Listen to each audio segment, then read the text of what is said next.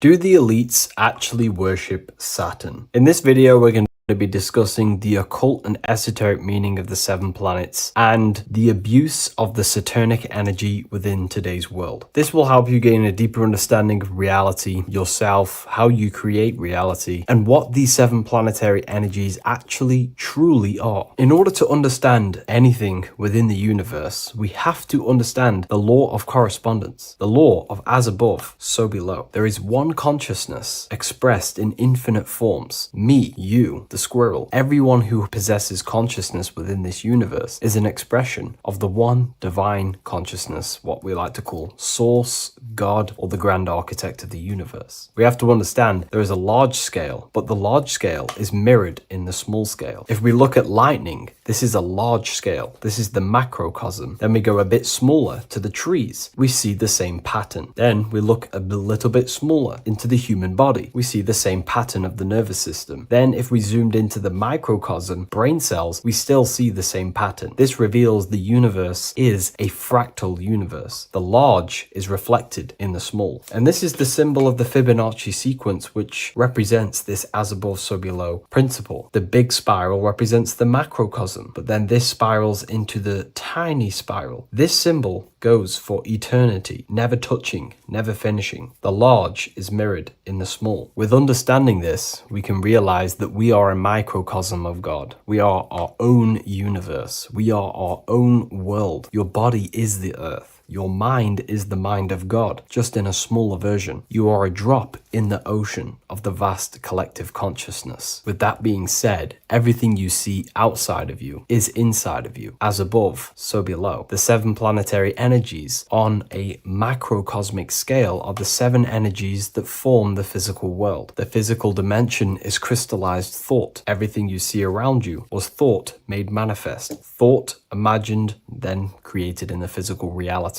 Therefore, these 7 planetary energies are 7 astral forces that create and weave the material existence. For example, if we look at a tree has 7 categories of consciousness, 7 creational forces that create the tree. This is the reason why we have 7 days of creation in the Bible. This is the reason why we have 7 days of the week for the 7 planetary energies. Monday is for the moon, Mars is for Tuesday, Mercury for Wednesday, Jupiter for Thursday, which is Thor. Thor is Jupiter. Venus for Friday, Saturn day for Saturn, Sunday for the sun. This is also the reason why we have 7 major energy centers within the body. The 7 life forces that flow through the body to give physical existence to the physical form. Man is a microcosm of the universe. With that being said, if we look at a tree is nature, and nature is the macrocosm, the creation of God's mind. And if we look at the tree, we can see 7 creational categories that go into create the tree. For example, the stem of the tree, the trunk, represents the sun. The root system, the base of the tree,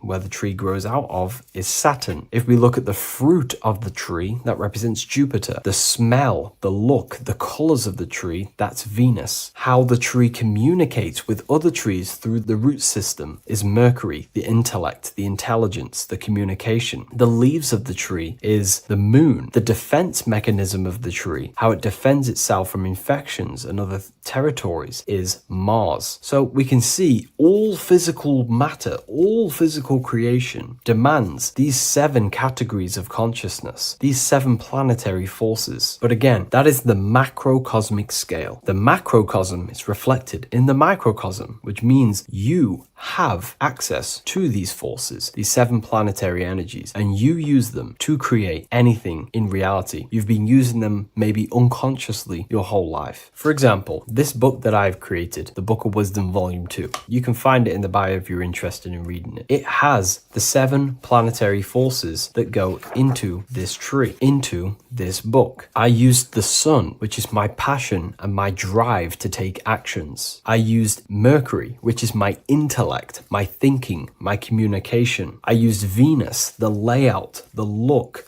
of the book. I use Mars, my defense of my work, my trademark, my copyright. I use Saturn. Saturn is my time, my discipline, my attention. I use Jupiter, which is the why, the reason why I created it. I used the moon, which is my care. My care is the generative force. Whatever you create in your reality is because you care. You care about keeping a house above your head. Therefore, you go to work and earn money. Care is the driving force to create anything in reality. What you see right now watching this video is because you care about watching this video. If you lose care about watching the video, you will turn it off and continue to do something else. All creation demands these 7 forces, hence why we have here a midsection. Sometimes we see the symbol of the earth, which is a circle and a cross in the middle, because these 7 forces create earth. But again, this video is specifically aimed to Saturn. We're going to be discussing Saturn's Saturnic energy because there is a lot of misunderstanding in today's world. And I'm going to give my perspective and my research on the energy of Saturn and how we use it and how it's being abused in today's world. Saturn externally, because remember, we have an external world, an internal world, a macro and a micro. Saturn externally in the material plane governs the foundational and enduring aspects of existence, such as the roots of plants, the bones of our body, even the insects that dwell beneath the ground. It represents the dull, hard, unyielding forces of life, symbolizing structure, limitation, and conditioning. Under Saturn's influence, things become rigid, bound by the god of time, bound by restriction and boundaries. In Roman mythology, Saturn is revered as the god of time, ruling over the cycles, beginnings, and endings. This connection with this emphasizes Saturn's role in marking the passages of life, aging,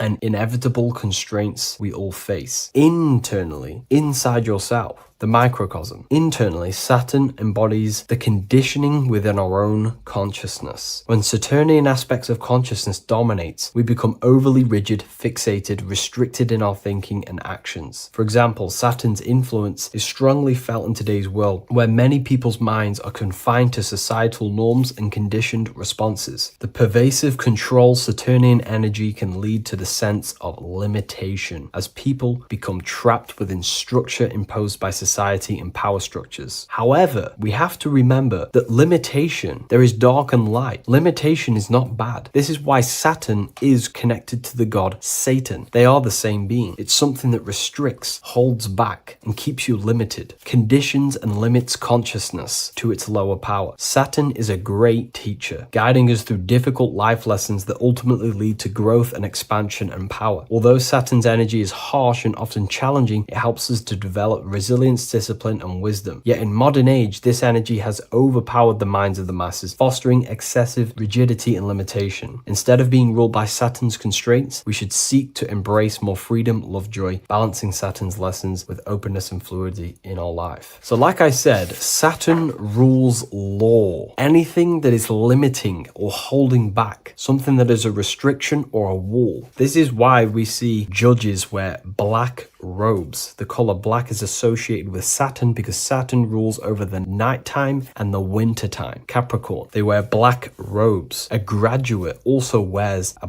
black robe with a black square cap on its head because black is associated with Saturn, restriction, limitation. University graduates wear this. Personally, not to offend anyone, these educational systems that we have in today's world are not here to give you power, to find you the power of consciousness or yourself. They are simply to restrict you, to keep the mind limited in a certain belief system. That's not to say the things in university are completely useless, but what I'm saying is it is a conditioning by the educational system. And if we actually look at the top of the hat, it's a square over a circle. And in Freemasonry, we see the compass on top of the square. In Freemasonry, we see the square underneath the compass on top of the square. The square creates squares and the compass creates circles. So this is symbolizing the square, which is matter, the circle, which is spirit, matter over spirit when it needs to be spirit over matter. This is a symbol of conditioning, limiting the mind into being being locked in the five senses and base consciousness. Saturn's energy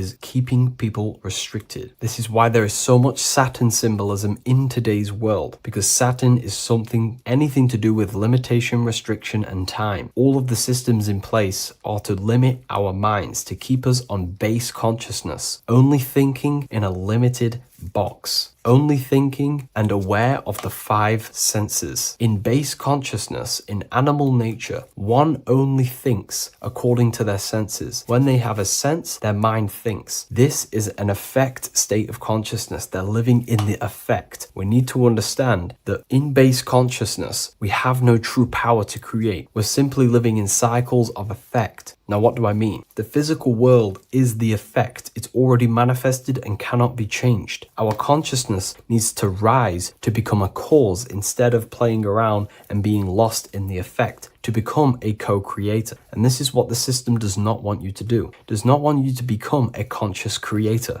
So they keep you in base consciousness, not giving you the awareness that you are literally a god creating a world right now. You are a world and you are shaping the world. Our consciousness needs to be mastered, controlled, and then we can become a conscious creator instead of running around in the world of illusion and effect. As above, so below. What happens in the mind happens in reality. We do not want to be matter over spirit, which means the external world over the internal world. We need the internal world to rule over the external. Saturn symbolism can be symbolized as a black cube. The cube symbolizes this physical world because everything has 6 sides. We can move forward, backward, left, right, up, and down. We are in this cube. This is why we say think outside the box. Thinking outside the box means to become a cause and not an effect. The mind needs to be a cause, an instruction center, and not just thoughts that are reinforcing the effect and lost in the effects of the material world. Instead of reacting, we need to become a commander. This is a symbol of conditioning and the physical plane. Black is dull, lifeless. The physical world is lifeless. It has no power to create. It has no power to do anything. It is simply a projection and an effect. You, the mind, consciousness, are the cause. You can create the effect. In today's system, Saturn's energy is heavily relied on, which is just simply man-made laws, restrictions, time wasting, and keeping people in base consciousness, only aware of the physical 5 senses. Let's get something straight about the elites. They do not worship Saturn. There is nothing to worship. They simply use the energy of Saturn to keep people limited. They're not using the planet Saturn, but they're limiting people in their belief systems and physically where they can go, restricting boundaries, countries, restricting people's minds through mass media, which is all symbolism of limitation and restriction of Saturn. They're not worshipping it, they're using it and abusing it. Saturn could be anything in your mind that keeps you limited. If you have a limited thought that does not allow you to take action on something, that is a Saturnic energy within your own mind. Anything that is indoctrination, anything that is boundaries on you, that is a Saturnic energy. Some people say that the Saturn and the moon are working together to trap our soul. This is highly symbolic. Saturn and the moon are not forming a matrix to trap your soul and keep you reincarnated. Again, this is symbolic, and in the esoteric version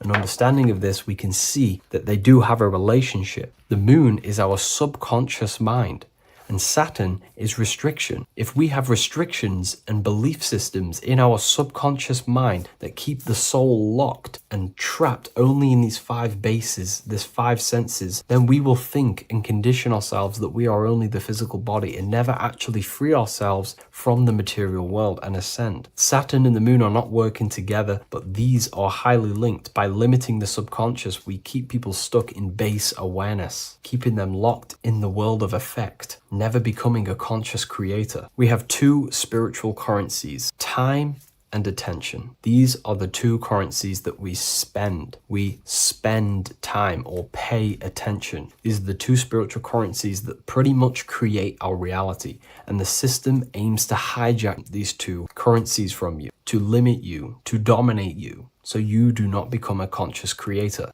So again, no one worships Saturn. It's simply just a symbol of limitation and restriction. Limitation has good and bad. Limitation can make us learn, overcome, become strong, disciplined, but when it's abused, it can keep people locked in base consciousness and stuck in their lower nature, never figuring out how powerful they are. You hold the power to shape a world. That's how powerful you are, to turn thoughts into physical existence. I'll see you in the next video. Please leave a like, comment, and a subscribe.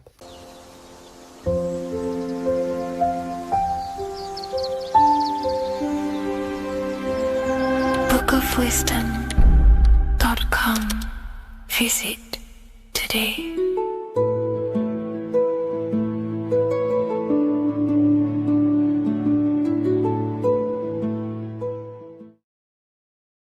How are we doing, people? It's Revival of Wisdom. We're back today talking about sun worship. Okay? And please enjoy, sit back and enjoy the video. First thing we need to understand is that the sun is the risen savior. It's the light of the world. Without the sun, we have nothing. Now, the sun is the Son of God. We didn't make the sun.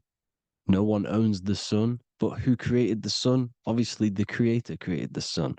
Therefore, it is the Son of God. And that is what Jesus is symbolizing in the Bible.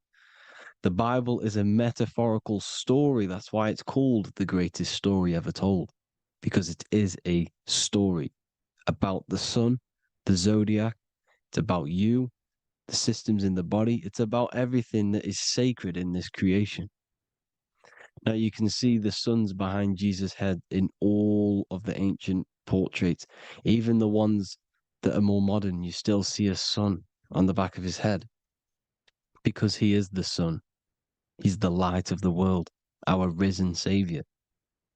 And this is what Christians are lost because they don't realize it's a symbolic story and they think Jesus was a historical person. He's not a historical person. Okay, this is what we need to get out of our mind. This wasn't a historical person. It's the Son, our risen Savior. The Son is the soul. It's the soul of this creation. Because what is a soul? A soul is pure life force, pure energy. Whatever a soul inhabits, it gives life to. Like our soul feeds our body. The sun feeds the earth because the sun is a soul, and that's why the ancients called it Sol. Because it's the soul and it's in you and it's the light of the world. It's the light of everything. It gives life to all things. Here's Jesus and his 12 disciples. The 12 disciples symbolize the 12 zodiac signs. Aries, it rules the head region because the 12 zodiac constellations rule specific regions of your body. Aries, the ram, you have a cerebrum in your head. This is Aries on the head of the table. His Gemini rules the arms and the lungs. The two twins, Gemini. He's holding up two hands for the two hands and arms. The twins. Cancer has a knife in his hand. It's not so clear, but he has a knife in his hand. Cancer is the crab. Crabs have claws. And he's pointing at Virgo's Adam's apple, saying there's no Adam's apple there. It's a woman. Who's the sixth sign? The sixth sign is Virgo, the Virgin, the only woman in the painting. Now notice how there are 3 people in 4 groups for the 4 seasons and for the 3 months and 3 zodiac signs in each season: spring, summer, fall, winter. Matthew, Mark, Luke, and John with the suns on the back of their heads because it's the 4 states of the sun. The 4 states of the sun. Now, 6th sign, Virgo, the Virgin, the only woman in the painting with no Adam's apple. Then we have the sun, Jesus, red and blue, red shift, blue shift, electromagnetism. The ancients knew this. He's got one hand open, one hand down, because the sun gives and retrieves. The sun rises and it falls. It gives, then pulls away. That's what the sun does, and that's what he's doing. His arms are out, symbolizing the rays of the sun, casting down onto the earth. giving and then receiving. Libra is two hands are equal, holding his arms out equally, because Libra is the two balanced scales. Libra is when the sun is balanced between the summer and the winter. It's being judged. The sun isn't balanced. That's what Libra is, the two scales. Capricorn is the goat. Goats have two horns, and you can see the two horns on his head here. See? So this is astrology. This is what Leonardo da Vinci is depicting here. It's astrology. He knew the story of the Bible is all astrology. It's all based on astrology. The Son of God, the real Son. Now here are some Bible verses. I am the light of the world. Obviously, that's the sun. What other light is there that lights up the world? The moon can't do it. It's the sun, the one and only Son, our risen Savior. Because if the sun didn't rise, we'd all be dead. So it's our risen Savior. And it dies for our sins every night and then gets reborn every day. Now, Jesus calms the storm. Mark 4:35-41. The disciples are all on a boat and there's a heavy storm. But Jesus is asleep. The disciple says, Jesus is asleep. We need to awake him. They wake up Jesus, and Jesus got up and rebuked the wind and said to the waves, quiet, be still. Then the wind died down and it was completely calm. Well, when Jesus was asleep, this is the sun not being risen. It's not risen yet. Because in the night times, that's when the storms happen on the sea, in the ocean. And when they awake Jesus, Jesus rises because he's the sun. He rises and everything calms. Because when the sun comes, the storms go. You see? So it's the sun. It's all about the sun. Here's another, Luke 22:10. A disciple asked Jesus, when will we know it's the end times? And Jesus says, as you enter the city, a man carrying a jar of water will meet you. Follow him to the house that he enters. Well, this is clearly talking about astrology, the topic that Christians think is satanic, when they don't realize the whole thing's based on astrology. Because the end times is the end of Pisces, which is the two fish, which is the age we've just gone out of. And you can see all these ancient churches here with two fishes, because they knew it was the age of Pisces. There's an ancient photo, ancient artwork with the two fish, Pisces. And the end times, as it talks about in the Bible, when Christians think the world's going to end or something. But no, it's just the end of Pisces. As you enter the city, a man carrying a jar will meet you. Follow him to the house. The house is the zodiac sign that he enters. And the zodiac sign is Aquarius, because that's what it is, a man carrying the water. We know this is astrology because a woman, that is a woman's job in the ancient times. In the ancient times, the woman used to get the water. You would never see a man collecting water back then. That was the woman's job, whilst the man builds the houses, for example. You see, so we know it's talking about astrology because astrology is the man holding the bucket of water.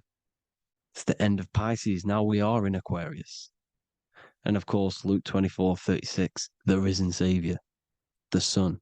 Now, the Son is also born on the 25th of December, a virgin, just like Horus, Mithra, Buddha, Krishna, Hermes, and thousands of other gods, all born on the 25th of December.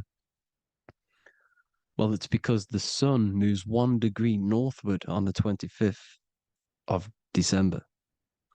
And on the 22nd to the 24th, it stays in the same degree because it's moving south. But then on the 22nd, it stays in the same degree on the Southern Crux constellation. And the ancients called this the sun dies on a cross, because the cross is the Crux constellation, the Southern Cross. And it stays on that same degree for 3 days on the cross. The sun dies on a cross, and then on the 25th, moves 1 degree northward, bringing back the summer, the light, the warmth, the growth of crops. And this is the sun being reborn again, a virgin, because it's pure.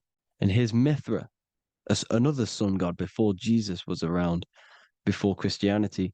It was Mithraism, and Mithra, Ra is Ra, the sun god, Egypt. It's all about Ra, the sun. You can see the crown of thorns on Jesus's head, symbolizing the rays of the sun. And here are the rays of the sun on the back of Mithra's head. Krishna, the sun. Buddha, the sun. Horus, horizon. All born virgins, all did miracles, all resurrected. Dead for 3 days. Well, here he is, dead for 3 days on the cross. And resurrected. Because it's the most ancient religion ever been on the face of the earth. The worship of the sun. And we should worship the sun, because without the sun we are nothing. The sun feeds us, feeds the earth, feeds everything. Without the sun we are nothing. It's been reversed, and now we're worshipping man. When we're worshipping a man called Jesus, was never real.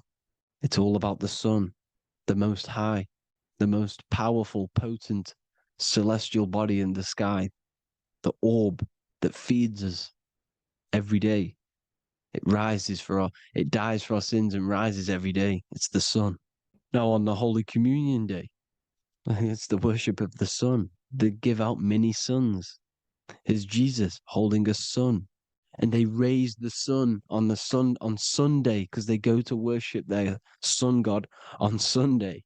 Not Saturn Day, not Moon Day, Monday, but on Sunday when the sun is exalting.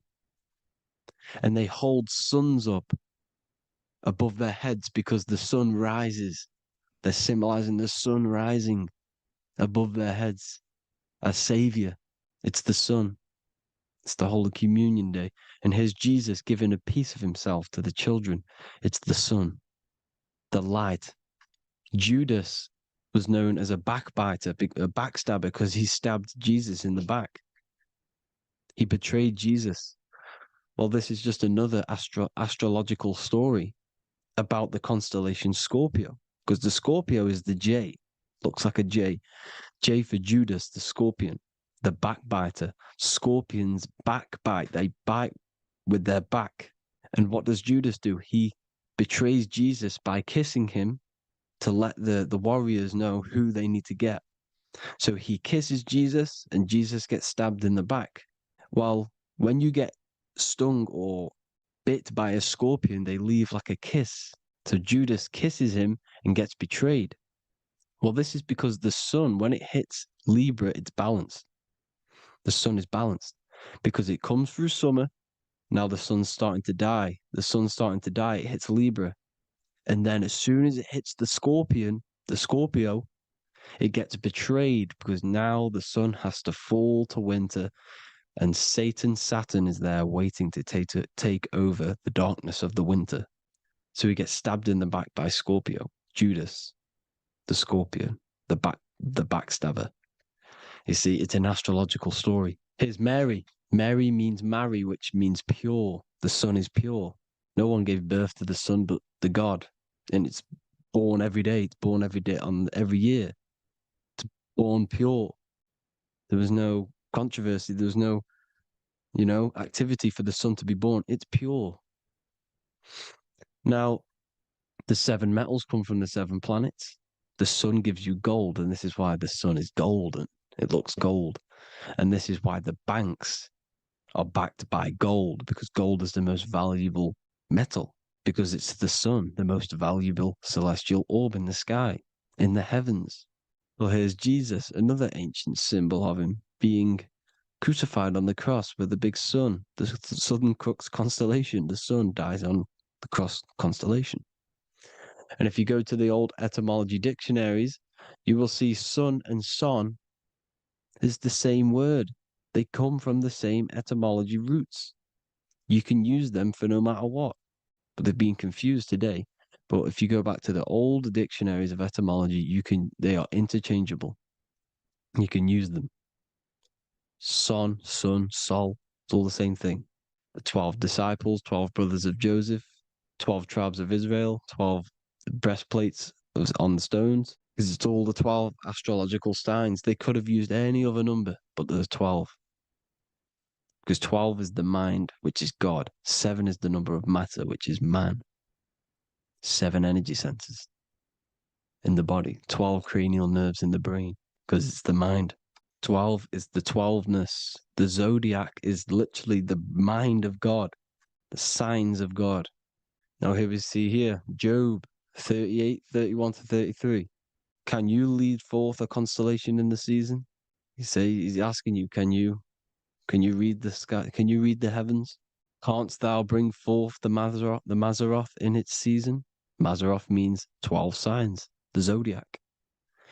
Why did they translated every single Hebrew word in the Bible into English, but they decided to leave out Mazaroth? Why? It's because if that said zodiac, Christians would have a different view on the Bible, but they leave that out. But Mazaroth actually means the 12 signs, the zodiac, and the stars means sign. The word stars means sign because the stars are signs, things to come, which is off in Hebrew, which means sign, things to come. You see a sign on the road, it's something coming. But God is saying, no, what does he say? To qualify as a director, a judge of man's life on earth, one must be able to govern the heavenly bodies that rule the earth. It's telling you to read the heavens. We need to read the heavens. Astrology, the 12 zodiac signs, the mind of God. It's telling you, read the Mazaroth, read the zodiac, because they are things to come in your life. They are signs. It's not satanic, it's made by God. God said, let there be lights in the firmament of the heavens to divide the day from the night, and let them be for signs. Signs are things to come. The 12 zodiac signs. It's all about astrology. Here's Mary holding the sun. His son, her son. It's the sun in the sky, the one and only, the most high, the soul, the solo because it's on its own, the most powerful, Ra, radiance. Here's the Pope holding the sun. All three popes holding the sun because they're sun worshippers and they know the true meaning and origins behind Christianity. Sun worship. Is the Vatican is a sundial. Yes, this is literally a clock. Your watch is a sundial. It's got 12 sections on it for the 12 zodiac signs. 12 hours, 12 Horuses. Now here you see Jesus walking on water. Well, it's the sun, and here's the beard of the sun. Here's the pyramid of the sun, the illuminated one, the all-seeing eye, the sun. Here's the Ankh. The sun creates these symbols. The ancients knew this. Now, when you see these headdresses, these are actually the days of procession of the sun. Aries, Cancer, Libra. It's all about the sun. Here's some more sun worship going back to Egypt. Ra, Horus, Osiris, and Set. Jesus and Satan is Horus and Set. The sun and Saturn. Saturn rules the winter, Satan. Jesus, the sun, the light of the world, rules the summer, rules the day. Satan's the night, Saturn's the night, the sun is the day. The evil brother, Satan. Well, Horus this is where we get the word hours from. There are 12 Horuses. The sun moves in 12 Horuses, 12 hours. Where's Horus? What hour is it? Where's Horus? His Ra, 12 noon, Ra, radiates, powerful, the most high sun. That's why he has a sun on the top of his head. These are the four states of the sun. Set, sunset. This is why we say sunset, because the sun is setting. His sunset, his Horus, horizon, the Horus is rising, Ra radiating, and the sunset. Then midnight is Osiris. Here's another ancient symbol for the sun, the scarab. Ra, the sun, scarab. It's got the word Ra in it because it's the sun. And here's the sun on top of the scarab with the wings. Because scarabs roll dung up hills and then they'll let it fall down the hill to gain more matter. To gain more bigger, like a snowball effect. And the ancients saw this as a process of the sun because the sun climbs up the hill and then it falls. So they used the scarab to symbolize the process of the sun. The sun climbs and falls. Here's an ancient Egyptian cat cutting off the head of the serpent. Well, the cat is cutting off the head of the serpent, symbolizes the sun cutting off the nighttime. When the sun rises, it cuts off the nighttime. It cuts off the serpent. The serpents represent darkness or evil. There's some more symbology of the sun and the heavens, the arch, the royal arch, the firmament, the sun inside the firmament. These are all ancient churches, and they all depict the firmament with the sun inside. Is the ancient cosmology, you see, because it's all about the sun. Everything's about the sun, because the sun is our orb made for us to sustain life inside of this creation, inside of this firmament, the royal arch of heaven. Here's the Freemasons depicting it. Here's the Masonic royal arch. But you can even see the zodiac signs. Here's Cancer, the checkered board. It's the royal arch of the firmament. Obviously, they don't want to tell you that. You live in space, apparently. Some more sun worship. Here's the beard of the sun on the water. They all have this long beard. And why do they say amen? Amen at the end of every prayer. Amen is a sun god, a creator god. It's all about the sun. So thank you all, people. Hope you all enjoyed. Hope you all gained some knowledge and insight. Please give me a follow, drop a comment, drop a like. Have a good day. Love you all.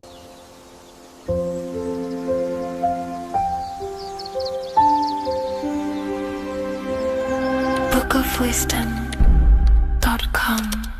Visit today.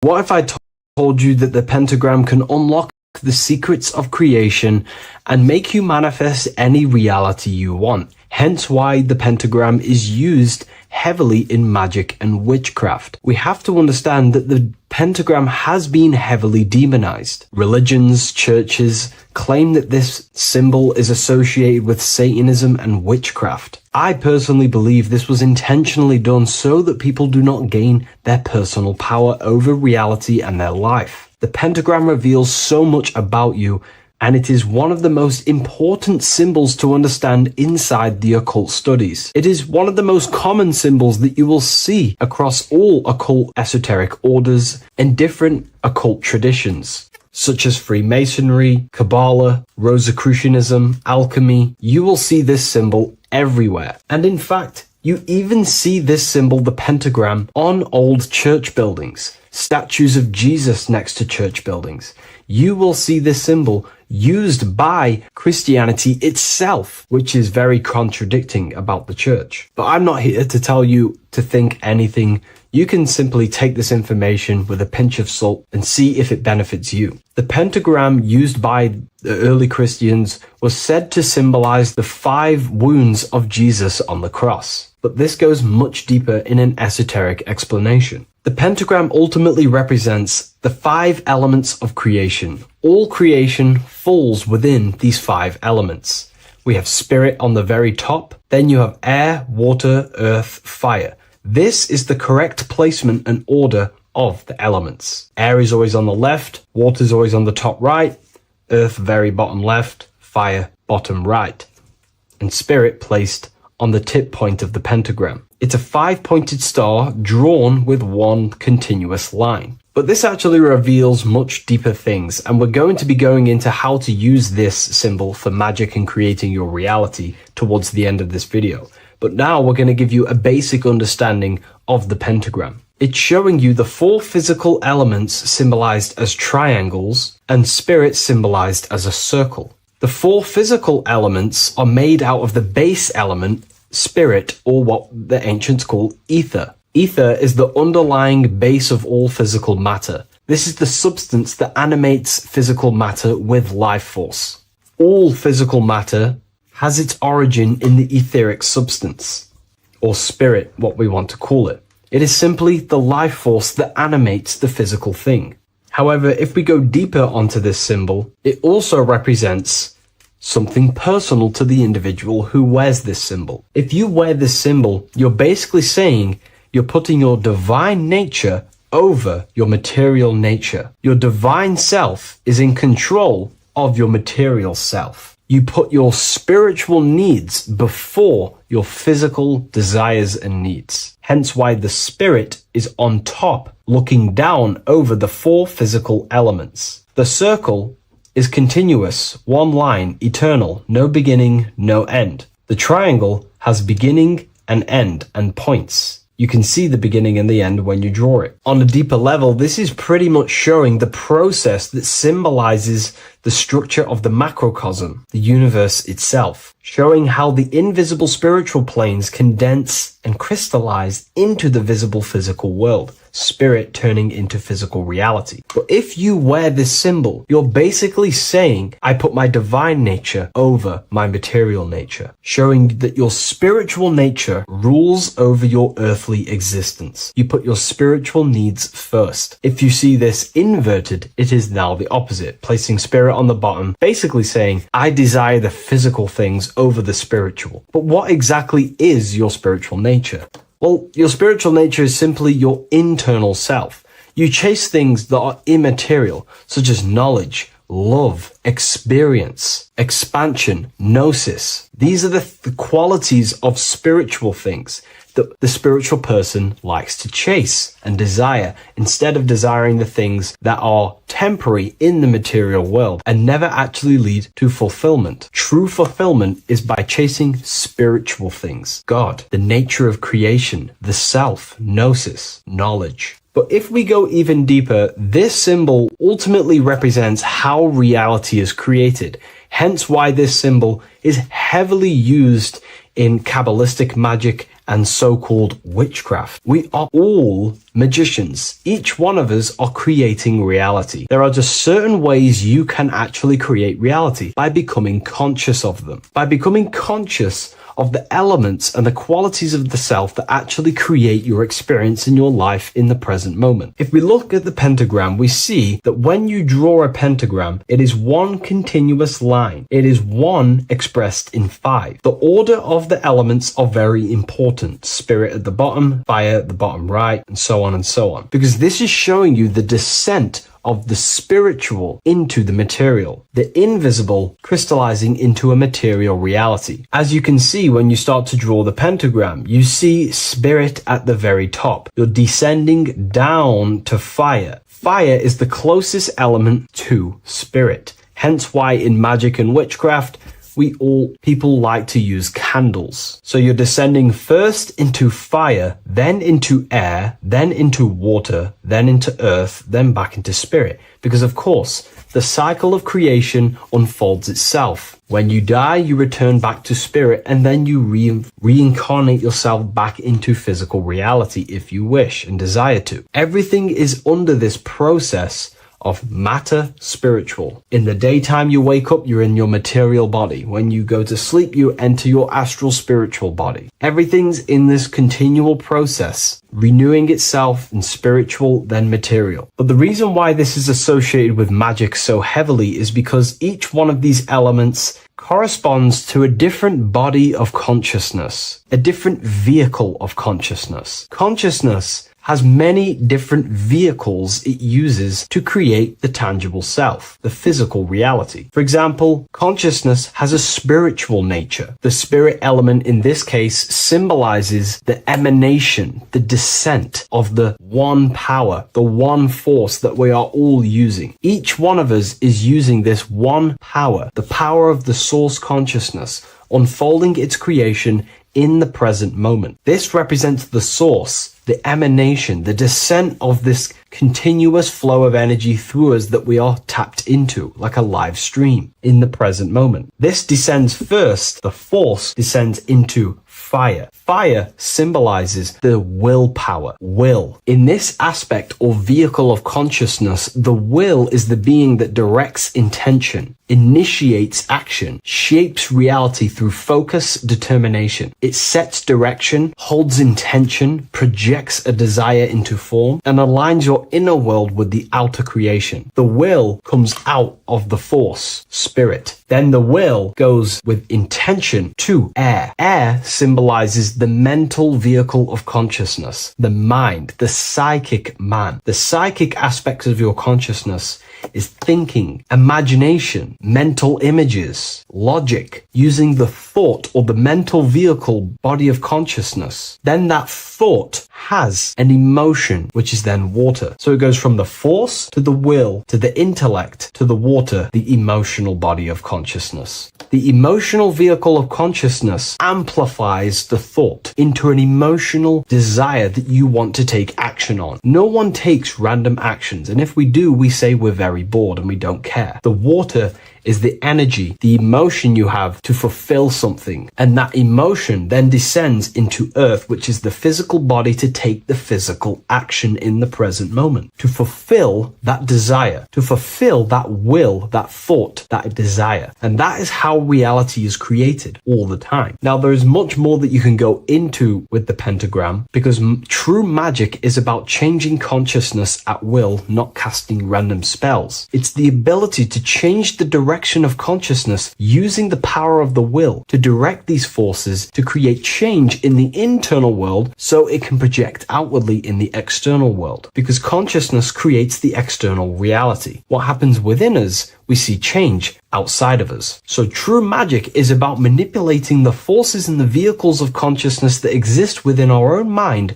to produce a change in the material world. There are other ways you can use magic, by purifying each body of consciousness or banishing each body of consciousness. Other forms of magic, you can dissect each body of consciousness and work with that specific body. If you think you're using your mind too much, you can start using banishing rituals to banish the power of the mind, to stop overthinking, for example. Or if you have lack of emotional connection with your emotional vehicle of consciousness, we can dissect this body, tap into this body, and invoke this body and strengthen it. We're dissecting each body and vehicle of consciousness so we can work with it to create a specific change inside ourselves, then to be mirrored outside of us. So pretty much this pentagram represents the descent of the spiritual turning into a material reality. Hence why sometimes we see a human figure standing in the point of a pentagram, because it ultimately represents the microcosm. You are the microcosm.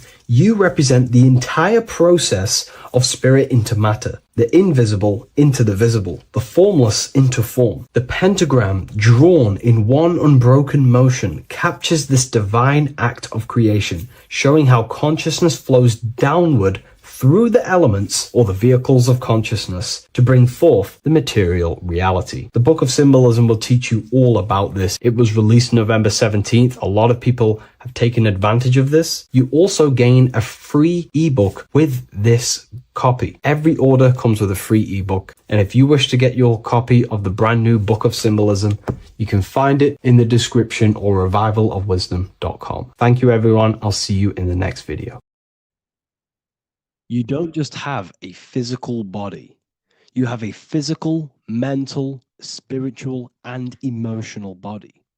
Each one of these aspects are a body of its own. Body does not just refer to a physical substance.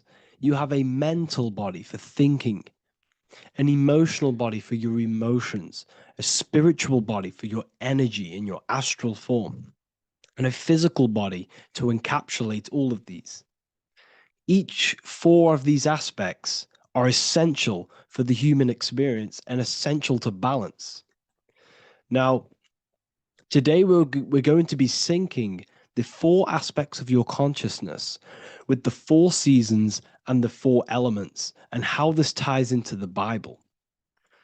So we have four physical elements. We have 5 elements in total, spirit being the most important, but spirit is pure invisible. We have 4 physical elements. We have air, fire, earth, water. Earth and water are feminine. Air and fire are masculine. Air and fire are active. Water and earth are passive. The air corresponds with the mental body of consciousness. This is where your intellect, this is where your communication, this is where your thoughts, intuition all comes from. This is the mental body of consciousness that allows you to think, allows you to process, figure things out, and have intellect and gain knowledge. This is your intellectual aspect of your consciousness, located in the head region. We have a fire nature, a spiritual nature. This is our astral body. Our astral body is all to do with the subconscious realms, the higher realms of consciousness. This is the body that allows us to be free from the physical body. Our spirit is more of our energy. Our energy. Water is our emotional body.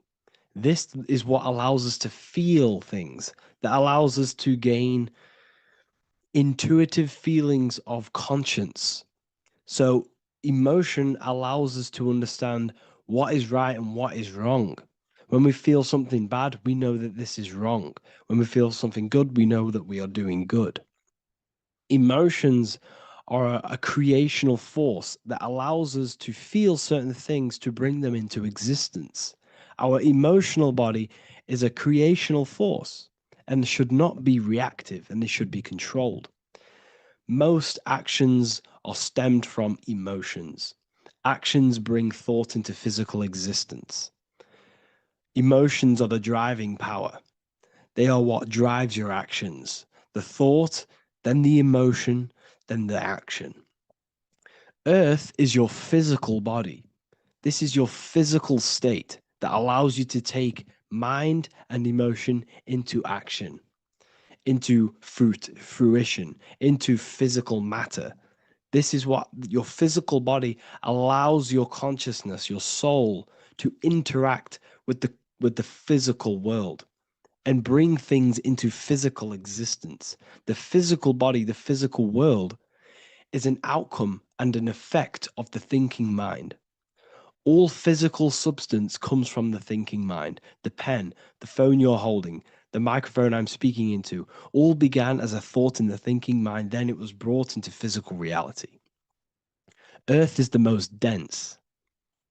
So it goes in this order: body, emotions, spirit, mind. The higher you go up, the more lucid and fluidic it becomes. The lower you go down, the more dense and dull it becomes. Air is the mind, fire is the spirit, water is the emotion, earth is the physical body. So this is why you are a microcosm. You have these four things within you.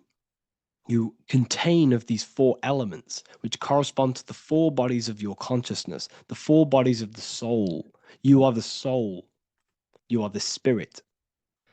So this is why in Theologians 4:17 it says, "Caught up together with them in the clouds to meet the Lord in the air." You don't meet God or the Lord in the physical air, in the clouds. This is clearly a parable. A human being cannot go up to the clouds and meet a mystical man in the clouds. This is obviously a parable, a metaphor. The air is your mind. You must raise your consciousness beyond the body, beyond the emotions, beyond the spirit, and enter in the mind during meditation, turning the mind inward to connect with the Lord. The Lord is the highest aspect of your consciousness, the one that exists beyond the physical body, beyond your emotions, beyond the thought. So you meet the Lord in the air, in the mind. The mind represents the air. This is why in America there's a saying called an airhead. You're an airhead. This means that you are stupid, or you don't think, or you have nothing in your mind. You have nothing in your head. When someone's very stupid, you call them an airhead, because air represents the mind. The air is elevated. The air is invisible. The mind is totally invisible to the human eyes. It is a metaphysical substance. In fact, it's not a substance at all. It's so fluidic, it's everywhere. The mind can be everywhere at all times. It can be anything. Nothing is impossible within the mind. Now, this is synced with the 4 seasons. The 4 seasons represent the 4 aspects of human consciousness, the 4 bodies of your consciousness, the 4 bodies of your soul.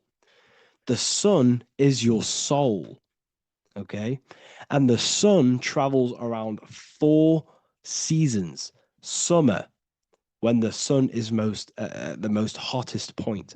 Autumn, when the sun starts to move away from the hottest point. Things start to die.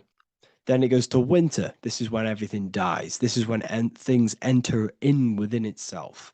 This is when darkness occurs.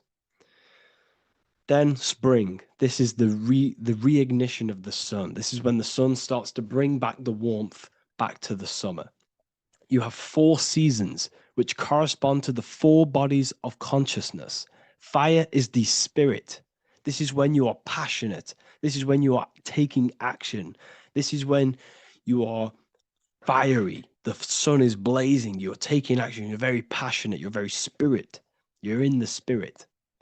Autumn is water, emotion.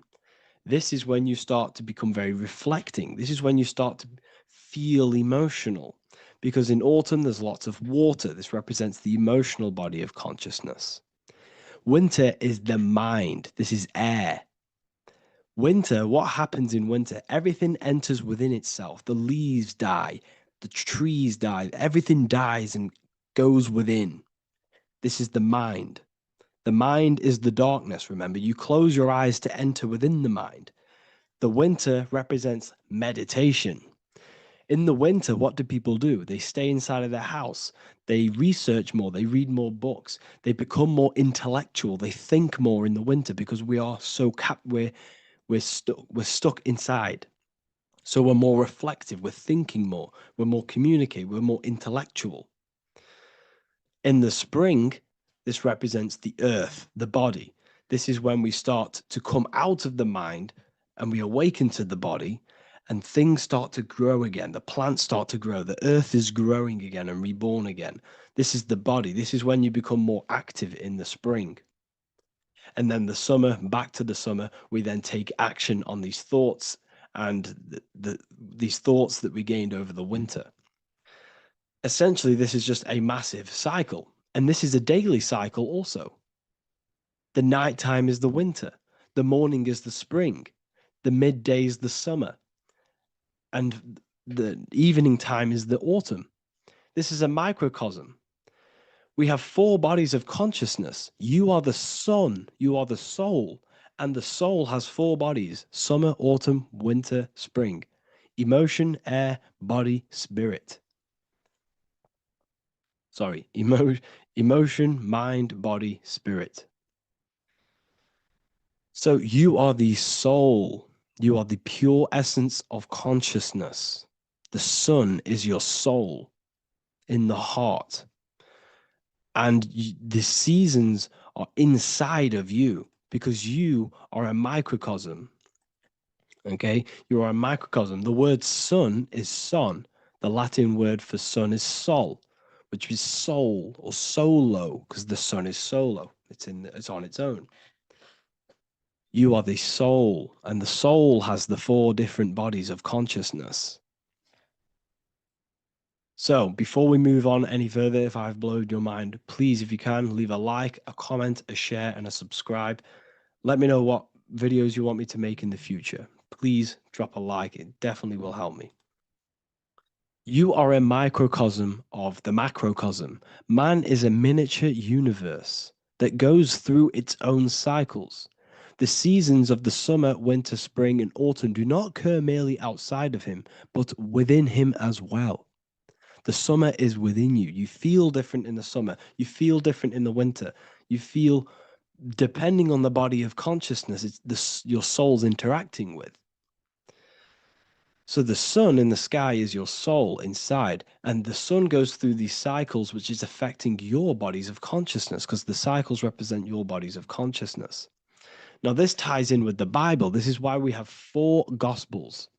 This is why Matthew, Mark, Luke, and John are always seen with the 4 different zodiac sign animals or symbols. So you always see each one of the Gospels. If you just type in on Google Matthew, Mark, Luke, and John, type in ancient pictures, paintings, or pictures of them, and you will find these 4 zodiac signs are always standing with each one. Taurus, the bull; Leo, the lion; Scorpio, the eagle. An old symbol for Scorpio was the eagle, and a man for Aquarius. Here you see very, very ancient paintings and artwork. Here we see Matthew, the man, Aquarius. Here we see John, the Scorpio. Same here. We also see it on the tarot cards, on the world card. We see the 4 fixed zodiac signs. Here we see it as well.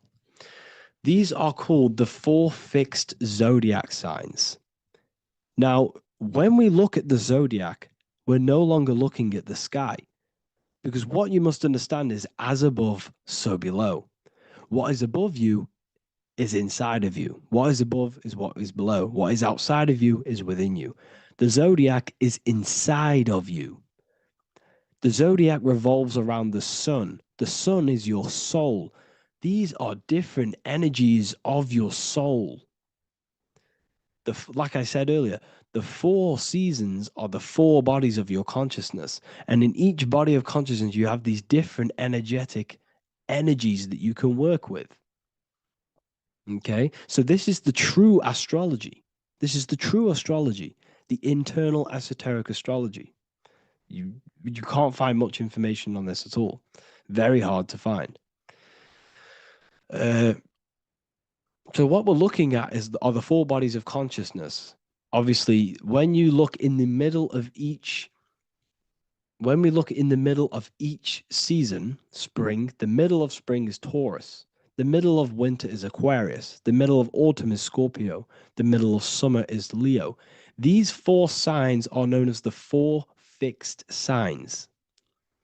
Okay, Scorpio is fixed. It's the middle of autumn. Scorpio is a water sign, emotion. Aquarius is the air sign, the mind. Taurus is an earth sign, the body. Leo is a fire sign, the spirit. This is why we see Matthew, Mark, Luke, and John with the 4 fixed signs of the zodiac, which represent the 4 bodies of consciousness. Leo, the spirit, fire. Luke, Taurus, earth, body. Matthew, Aquarius, air, mind. John, Scorpio, water, emotion. Each gospel is depicting Jesus and showing Jesus in each gospel. Each one of these gospels is showing and depicting Jesus according to the different body of consciousness. In John, this is when Jesus starts to turn water into wine. Water is emotion. Wine is transmuted emotion. This is when he does miracles with his emotions, water into wine. Aquarius, which is Matthew, air, the mind.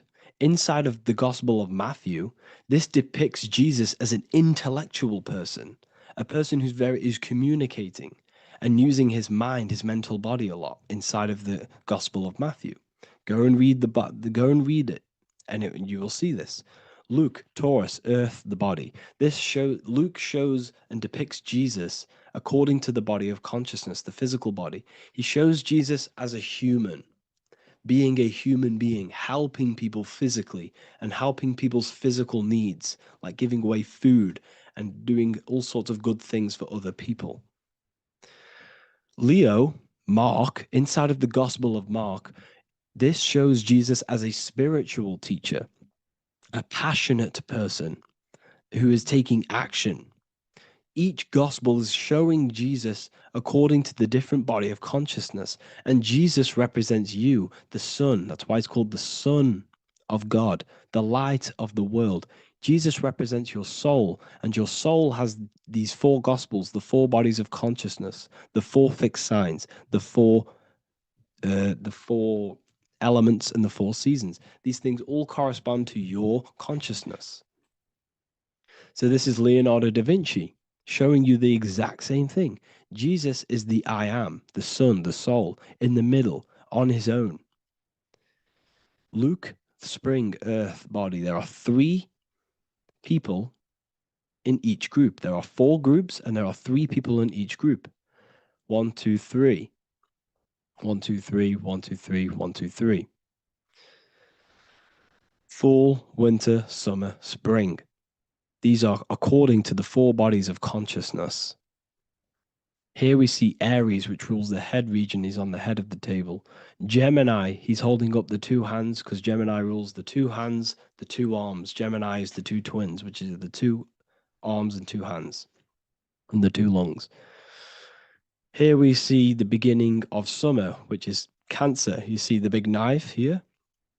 Cancer, him here, this gray-haired guy, holding a knife for the crab. Cancer, they pinch. You have a knife, symbolizing the crab. Leo, the middle of summer, showing dominance. The sun is very dominant. He's got his elbow on the table, showing dominance. Virgo has no Adam's apple. Cancer here is pointing at this woman's neck, saying there's no Adam's apple. This is Virgo, the virgin, the only woman. Jesus, the sun. This is Libra, the balancing. He's holding his arms out, balanced, showing the balancing of the sun, because when the sun enters Libra, the sun is balanced between winter and summer. So it's balanced. This is all astrology, but this is internal. Okay? This is Ezekiel's vision. Ezekiel had a vision in the Bible, and he saw the face of a man, the face of a lion, the face of an ox, and the face of an eagle.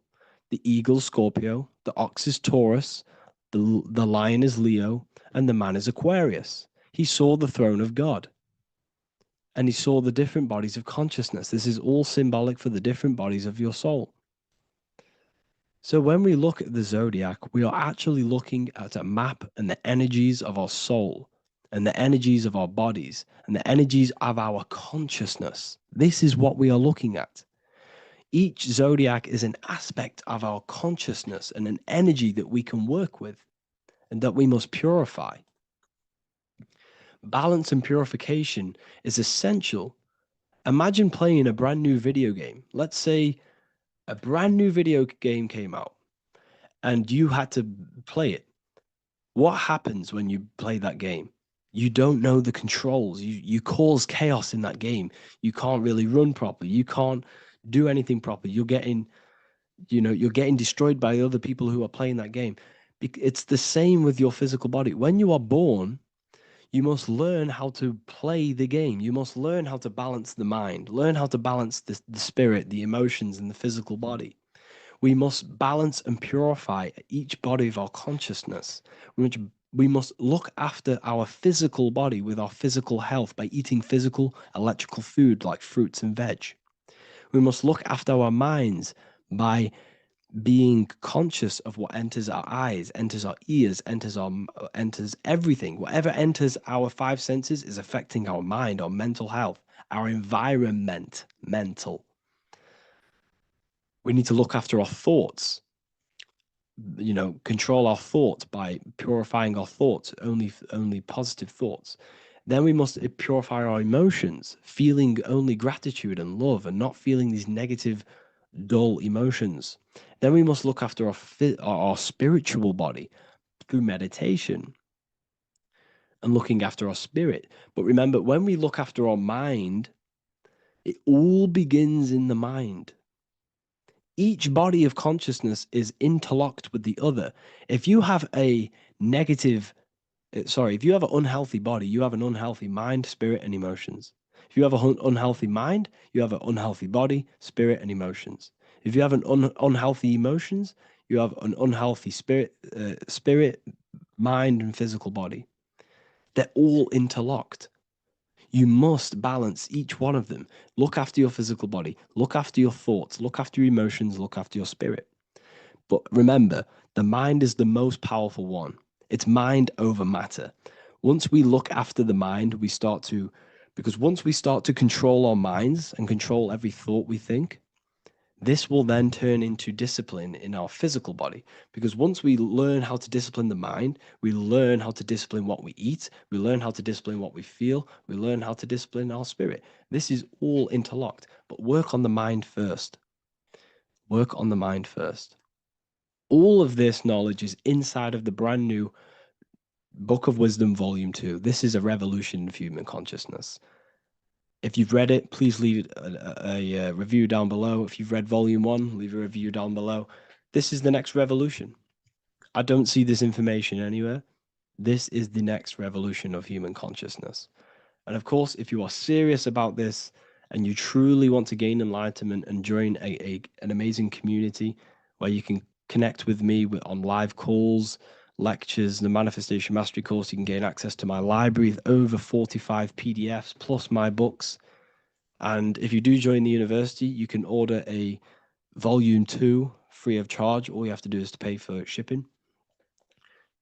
If you truly take your knowledge serious and you want to take advantage of life, join the university. This is where truth seekers belong.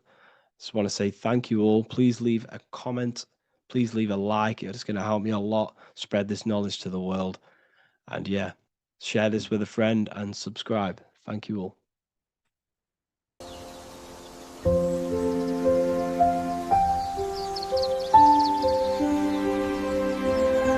bookofwisdom.com. Visit today.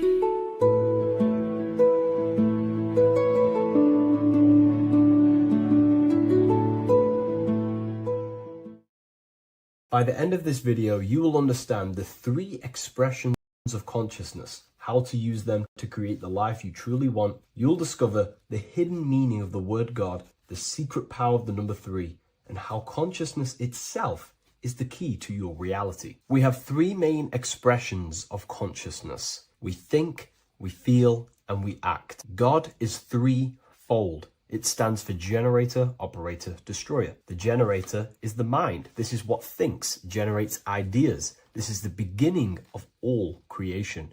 This is the first expression of consciousness. It is the first form of consciousness, not a physical form, but a spiritual form. Then we have the operator, which is emotion. When we think something, if we have care or any emotion towards it, then we take physical action. The body, the destroyer.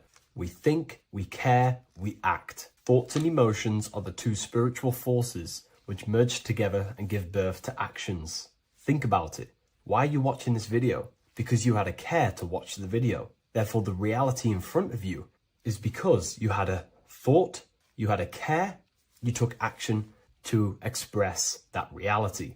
Everything goes through this 3-fold process.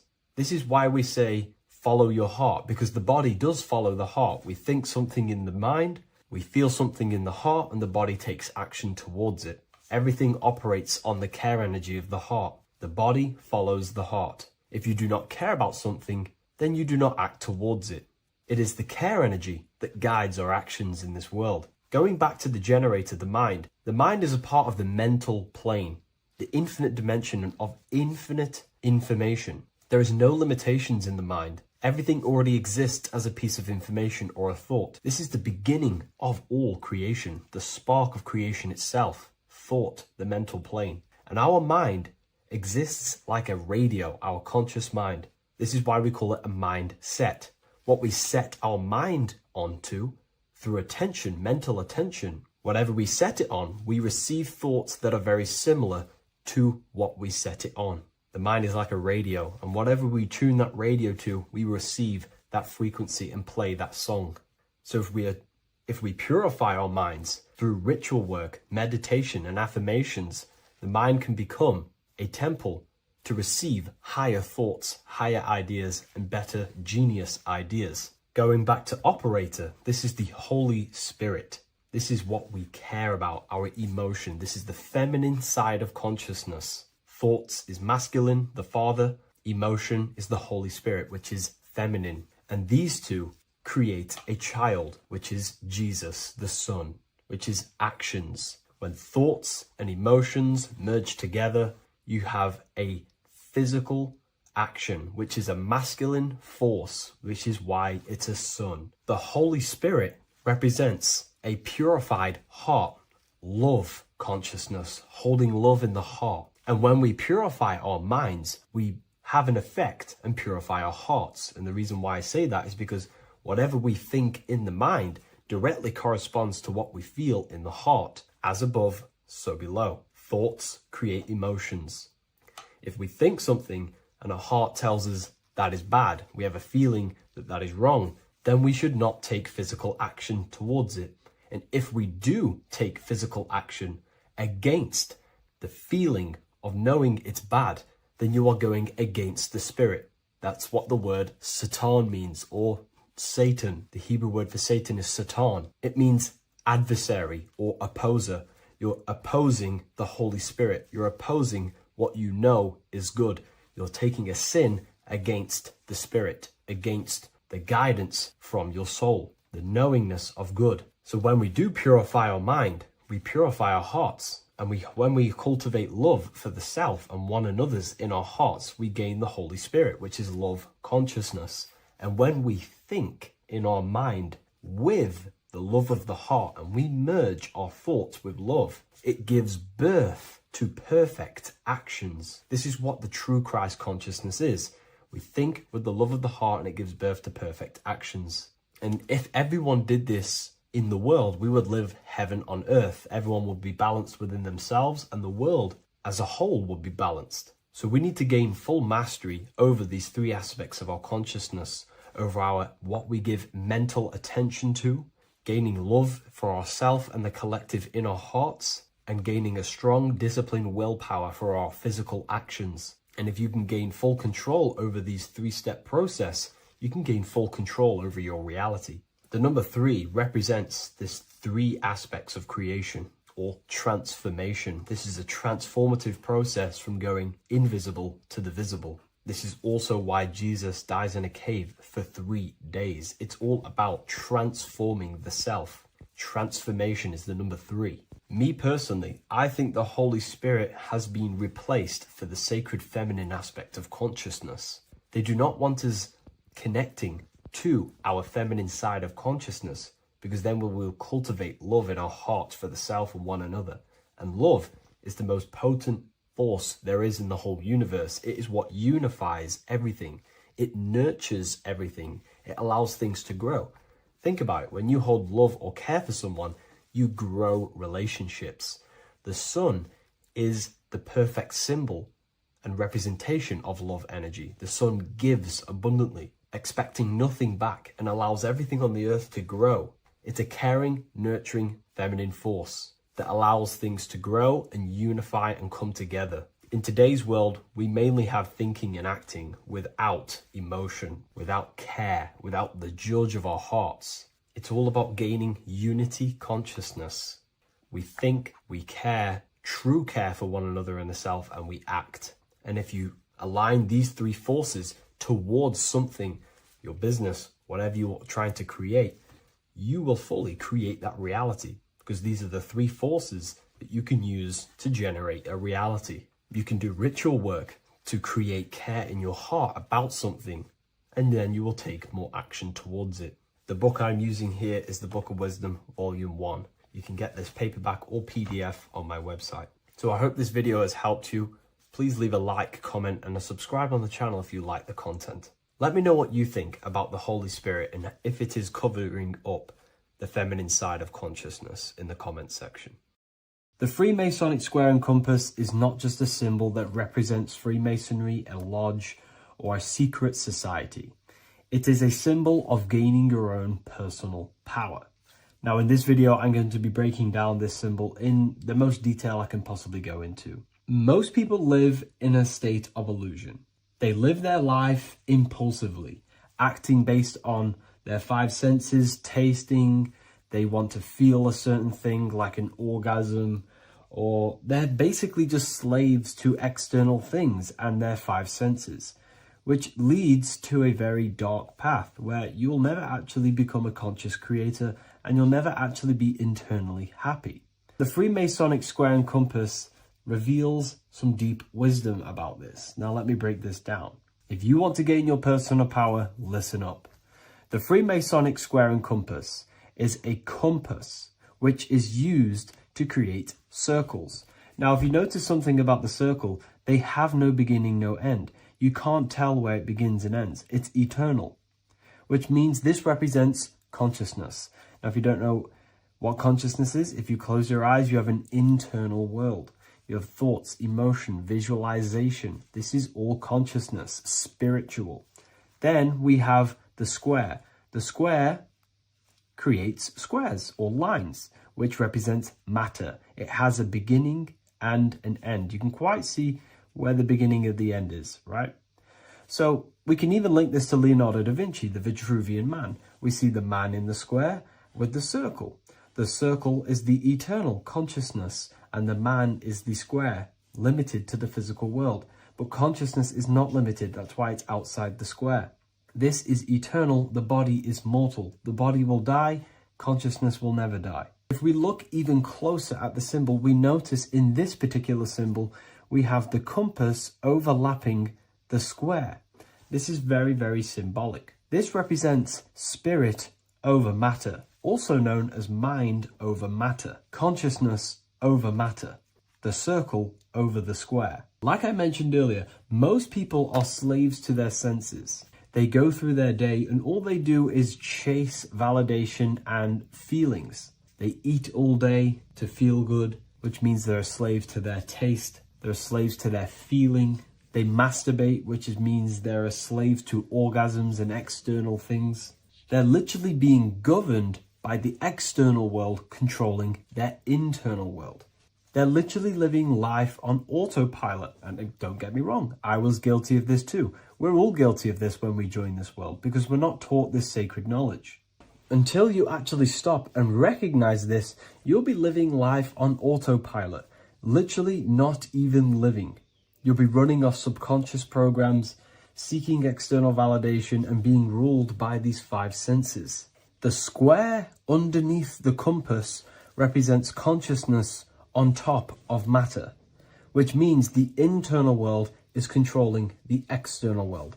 It is the mind controlling matter and not matter manipulating the mind. In the occult and esoteric world, it's very important that you are conscious of every action that you are taking in your day-to-day life. Never act subconsciously. Always be conscious. What are you thinking? What are you acting? What are you giving your attention?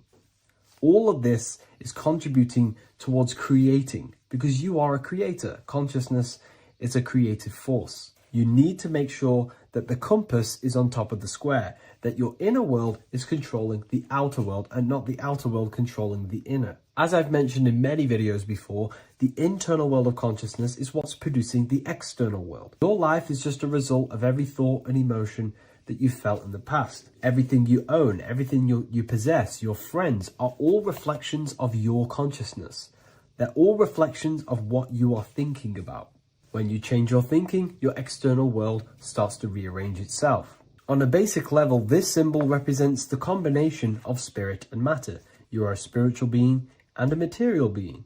You are heaven, the sky, and earth, the ground. You are heaven and earth, spirit and matter infused into one. You are a bridge between the divine and the earthly worlds. And you can bring down these higher realms of consciousness, thought, imagination, and emotions into a physical, tangible reality. To do this consciously, we need to make sure the external world is not manipulating the inner world.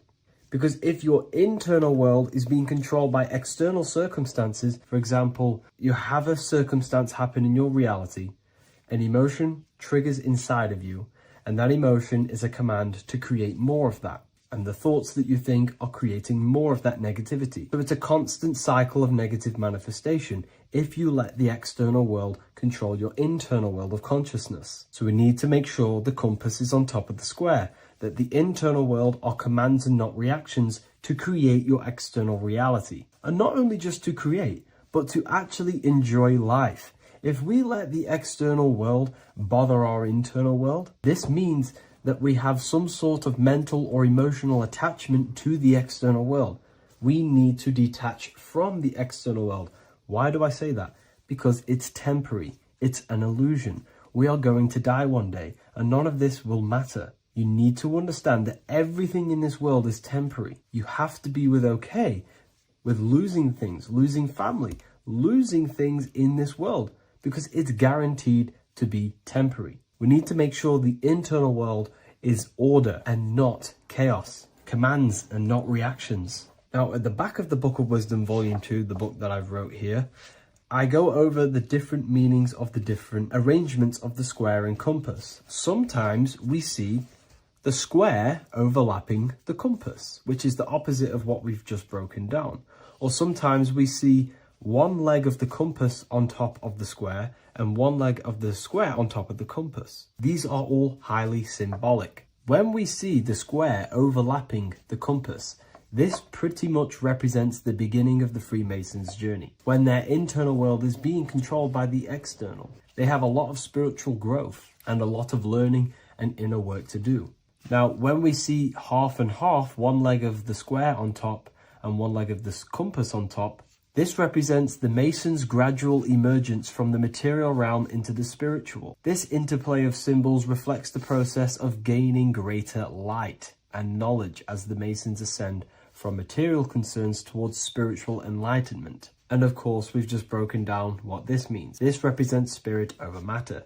They're not chasing external physical things anymore. They're actually chasing and gaining validation and happiness from spiritual growth, more knowledge and deeper understanding of consciousness and themselves. Most people chase external material things, which actually don't make you happy in the long run. You could be given £1 million today. In a week's time, you would be back to the same original state of consciousness and actually chasing more and more millions of pounds. It's because nothing physical in this tangible world will ever satisfy your internal world of consciousness. So through spiritual growth, we can actually become happy and seek higher understanding, higher consciousness, which actually satisfies us eternally. So when we see the compass on top of the square, it symbolizes the triumph of spirit over matter. This arrangement not only signifies the mastery of spirit over the material realm, but also represents the resurrection, ascent, and dominion of spiritual principles over all earthly conditions. It's all about gaining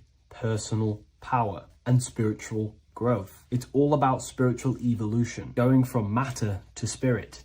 The external world controlling the internal world, to the internal world ruling over the external world, where the mind becomes a powerful tool to actually create and command reality.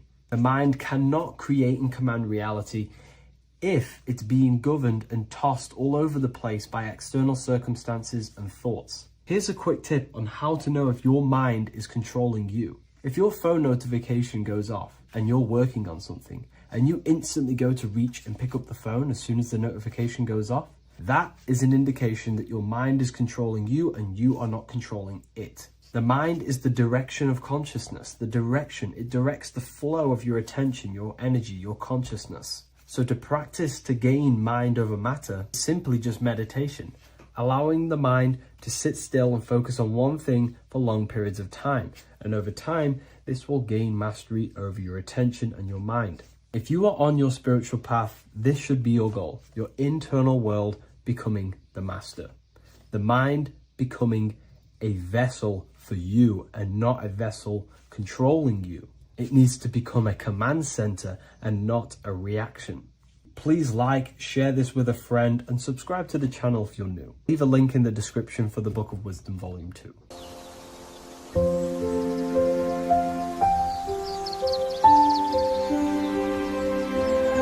bookofwisdom.com. Visit today.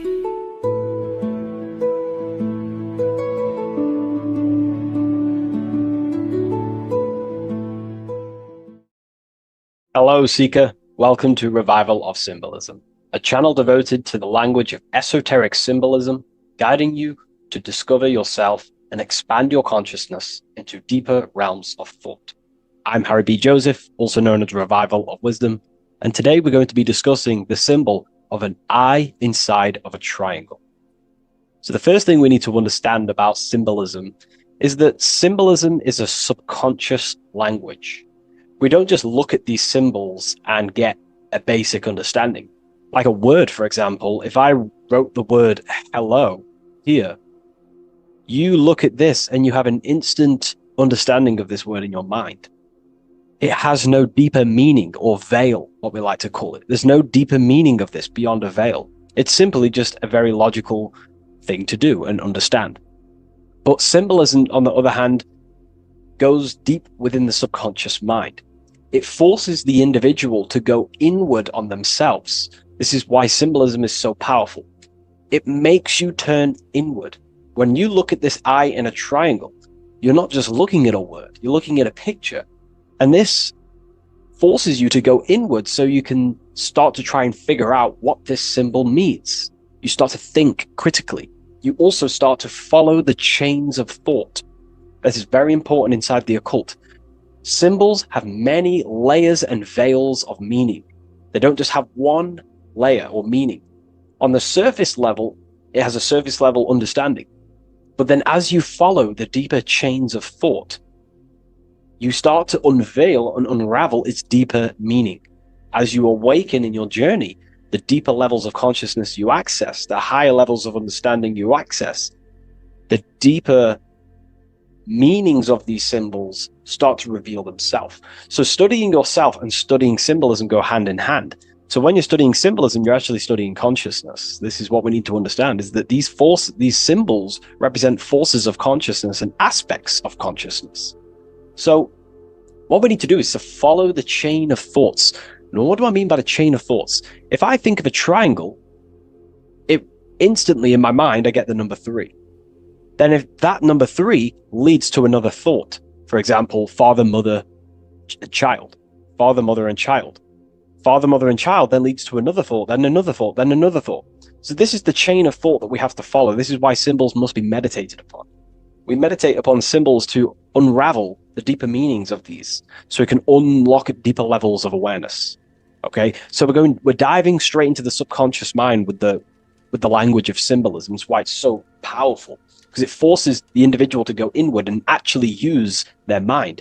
Symbols train you to think critically. They train you to think in a subconscious way, unlike words. So these symbols represent thought vibrations or thought forms within the individual's mind. So let's jump straight into this symbol of the eye in the triangle, and let's go, very surface level, and then towards the end, we'll go deeper into the deeper mysteries of this symbol. On this channel, I don't give spiritual fluff. I give very deep esoteric teachings. Okay, so it would be amazing if you could show some support. Simply just leave a like, comment, and a share on the video. Share this video to a friend. So, first of all, let's look at the number 3, because this triangle symbolizes the number 3, okay? 3. We have a father, we have a mother, and together they unify to create a child. So that's a triangle. So what does this actually represent? Father, mother, child. In order for creation, it takes 3 steps. We are born, we grow, we die. So this is how creation unfolds in a 3-step process. In order for you to have a child, you must have 2 people and then give birth to another. Number 3.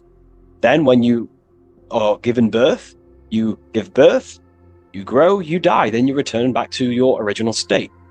So the number 3 symbolizes this transformation or creation itself, how creation is a 3-fold. We see this in Brahma, Vishnu, and Shiva. Brahma, the creator, you have the creator god, the preserver god, and the destroyer god. This is symbolizing the number 3. And inside the Christian tradition, we have Father, Son, and Holy Spirit. We're going to dive deep into that as well. But it simply just represents the 3-fold of creation, how creation is a 3-fold process. Okay? So let's go a little bit deeper now. That's more exoteric. That's an external teaching. I've just taught you something that's very external. But what does this represent to the internal, to the esoteric? The number 3 is the 3 forces of the soul. The three forces of the soul. The soul thinks. It thinks. We have a mental field. We have a mind. All around us is a field of mind. We don't just have a mind. All around you is a field of thought and a field of mind. Okay, this is what we have to understand. A lot of people just think they have a mind. Your mind is attuned to the mental plane, and the mental plane is surrounding you. There are thought forms surrounding you. There are ideas. There are, all of these things in the mind that exist in an infinite field made of mental matter. Mental matter. So the soul thinks. The soul feels. It has feeling. We have emotion. And the soul takes actions. So the soul has three ways it expresses itself. Consciousness expresses itself through mentalism, through emotionalism, and through actions. This is how the soul is creating, through three different dimensions. Before you take a physical action, you don't just take the action. You first think, you feel, then you act. You only take action on what you feel, what you have a love towards, what you have a care towards.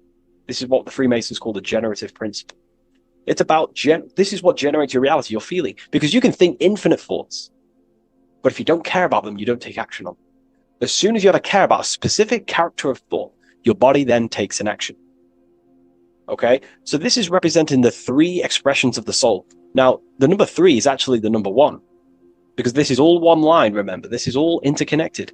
And here we have the number 1 in the middle, one eye. We'll go deeper into that. So the number 1 is symbolized by the eye because there is one eye. So pretty much what this symbol is the number 1 and the number 1, 2, and 3. So it's 1 and 3. The 1 is expressed in 3 ways, which is the soul expressing itself and creating reality through 3 ways. Thought, emotion, actions. Okay? These are all actually one force. These are all one force. When we think, we feel, we act. When we act, this gives birth to a new thought and feeling. They're all one. They're all interconnected. So if I take an action, that can lead to a different thought. Or if I think, if I start to feel something, I don't know, hate, that then gives birth to a different thought or a different action. So you can see how each body of consciousness is actually affecting each of them. If we have an unhealthy mind, this will affect having an unhealthy emotional state and an unhealthy body. Because what we think, the mind holds power over the body. Every single thought commands 50 trillion cells in your body. Think of that for a second. You are governing 50 trillion cells, and these cells religiously obey every single command you give. You are governing a whole universe. 50 trillion living conscious cells. Okay? Think of that for a second. 50 trillion cells, and you are commanding them, and they religiously obey you. This is what we mean by you are a microcosm of God. Your body is literally a whole universe. There is living beings in your body that you are commanding and controlling, and they religiously obey you. Very, very powerful. This is how powerful you are.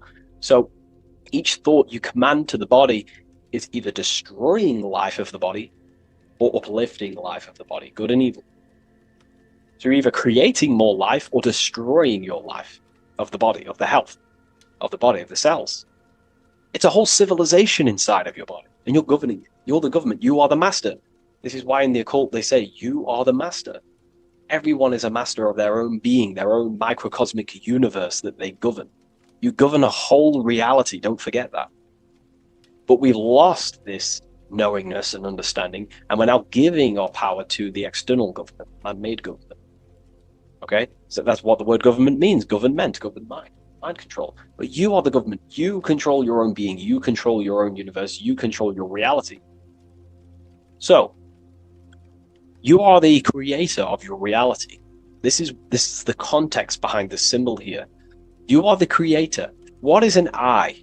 An eye sees things. What does that symbolize? So, an eye on a basic level shows looking at something.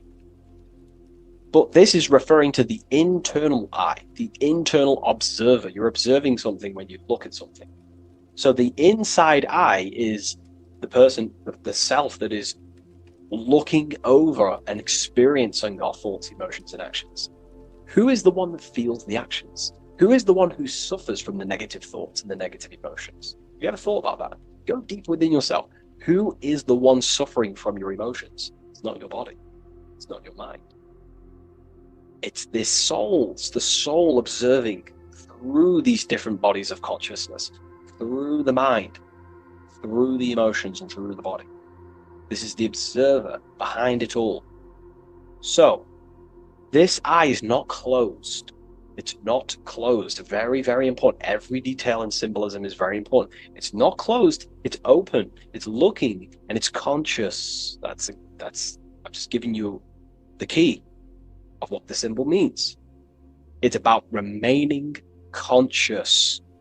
Now, this will go over people's head. They may not even understand this. Most people are unconscious, and it's fine if you are unconscious. We're all on a different level of our journey. We're all on a different level. I'm not trying to offend you. I'm just stating these facts. Most people are unconscious. They only think, feel, and act out of, reaction. They're not even aware they exist because they're so caught up in the external world. They have no idea they exist. They've never deeped how they exist, why they exist, what life is, what this piece of technology they're inside of is. So I'm giving you a bit of an insight of a person with a higher consciousness. A person with a higher consciousness is always looking. This is what the symbol means. Always looking, not with the eyes, but with the internal self, because they understand these three powers, the triangle, is creating their reality. Thought, emotion, action. Person with a higher consciousness and has mastered themselves is someone who is always looking and observing their thoughts and emotions and the actions they take in the world. I'll give you a bit of a key here. I'll give you a key. In my life, I like to govern myself, be my own master, through this way. Every action or decision I am about to make, every decision, I always say to myself internally, I remind myself of this symbol. This is what symbols are. You're meant to remember these things. There are tools to help you in life and gain control of yourself so you can ultimately live a better life and create your own reality. I remind myself, if I take this action, what is the effect that's going to come from this action? Is this action going to benefit me, or is it going to pull me away of what I'm supposed to do? And through that, I live through this law of law of cause and effect. We cannot escape that law. You have to deeply understand this. You cannot escape the laws of cause and effect. They are always infinitely creating your reality. Cause and effect. Every thought is producing an effect. Every emotion is producing an effect. Every action is producing an effect. Therefore, you must keep this in mind and stay looking. This is what the symbol means. It means stay conscious. Always look over your thought, emotions, and actions. Always look over them. Because if you are not looking at your thoughts, emotions, and actions, and you're living, you're thinking, you're feeling, and acting unconsciously, subconsciously, without conscious awareness, you're unknowingly creating your reality. You can reach a level of mastery. There is a level of mastery. I'm not fully there yet. I'll openly admit that. But it's a goal in mind. There is a level of mastery that one can achieve where they are conscious of every single thought, every single action, every single emotion they feel throughout their day. Very, very difficult because we think around 7,000 thoughts a day, But this is ultimately the goal of mine anyway. It's completely up to you what you do. I'm just giving you this insight that's helped me in life. So it's about being conscious. This is a very overlooked thing in today's world. No, most people are unconscious, that they're walking around as zombies. They don't even realize they think. They don't even realize they have a mind. They think their mind is their brain. If the mind was the brain, then how can the mind go in the past, present, and future? Which means it exists outside of time, but the body remains in the present moment. If the body remains in the present moment, that means it exists underneath time, underneath the law of time, but the mind transcends it. which means the mind operates outside of time, space, and matter. So, that is a key. You are a high dimensional being manifesting in a physical form, and you're looking into the world. This is also another veil of the eye. The eye symbolizes your higher dimensional being. You have no true form. This is one of the biggest secrets. You have no true form. You form what you think, feel, and act. In the astral plane, you become what you think about. You can become an owl. You can become an owl with goat heads or, T-Rex arms. You can be anything you wish. Anything you think about, that's the form you take in the astral and imagination. But beyond the very causal plane, the higher dimensions, you are formless. You are nothingness. But that formless is connected to God. That is the unmanifest. That's the source of all creation. So you are something but nothing. Very difficult to get your head around, but essentially you emerge out of darkness. Emerge out of nothingness. Okay, and that's what the mental plane is. The mental plane is kind of like the first dimension that basically expands into infinite realities. The mind can think anything. There's nothing impossible in the mind. Nothing. But there are things impossible in the physical plane, because the physical plane is more dense and it's governed by more laws. So, again, this is symbolizing staying conscious of your thought, emotions, and actions. Now, another veil, if we go deeper on this symbol now, another veil, another chain that's connected to this symbol, a chain of thought, is that this symbol represents unity consciousness. Person who thinks, feels, and acts in unity. Their soul is operating in one force. The soul is operating in one force, which means they think, they feel, they act.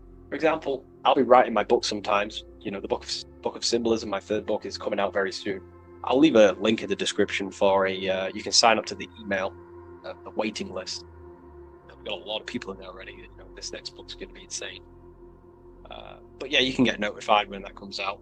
I'll put a link in the description. When I'm writing my book, I'll get an idea to, go play Call of Duty or go play the Xbox. But then I instantly remember this symbol, thought, emotion, action. Instantly, I then unify my consciousness, my three powers to create reality. These are your powers. These are your rights. These are your things that you have full control over.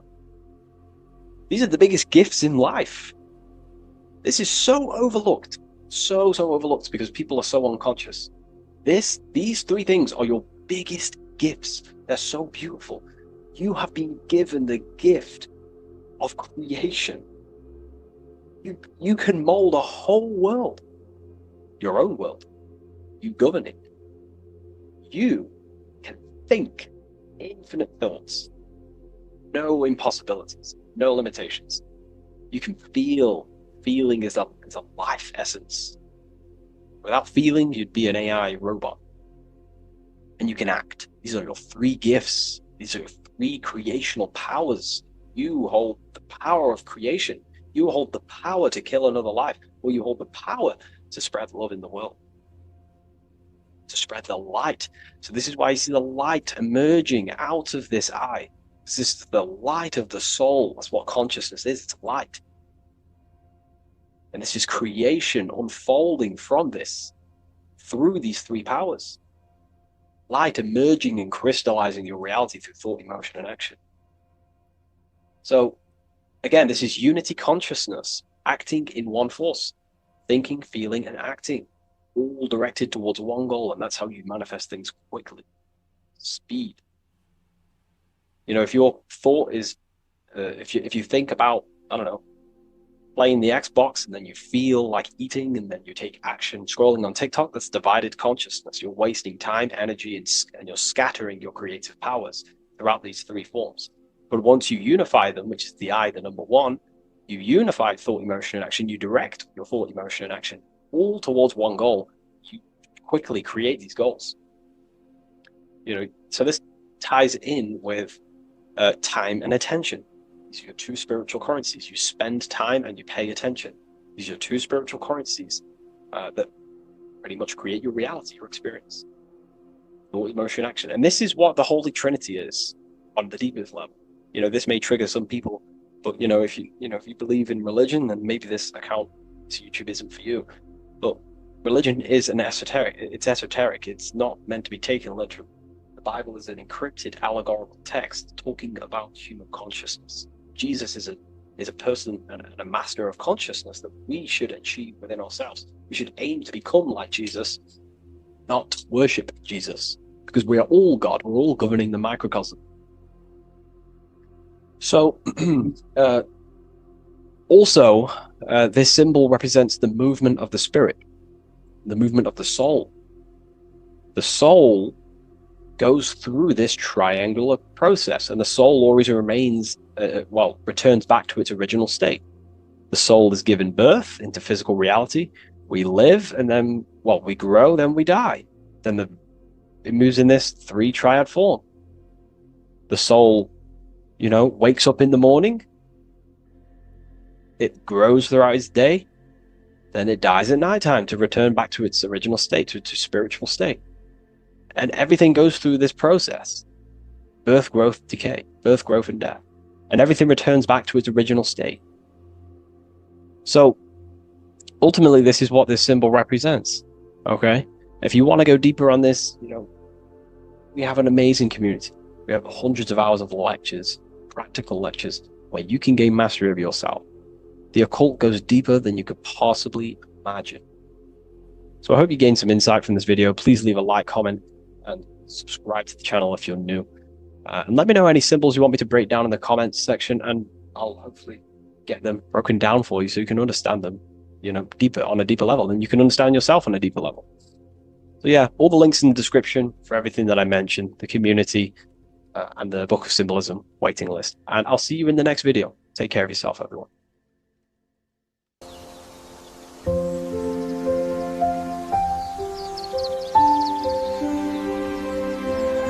bookofwisdom.com. Visit today.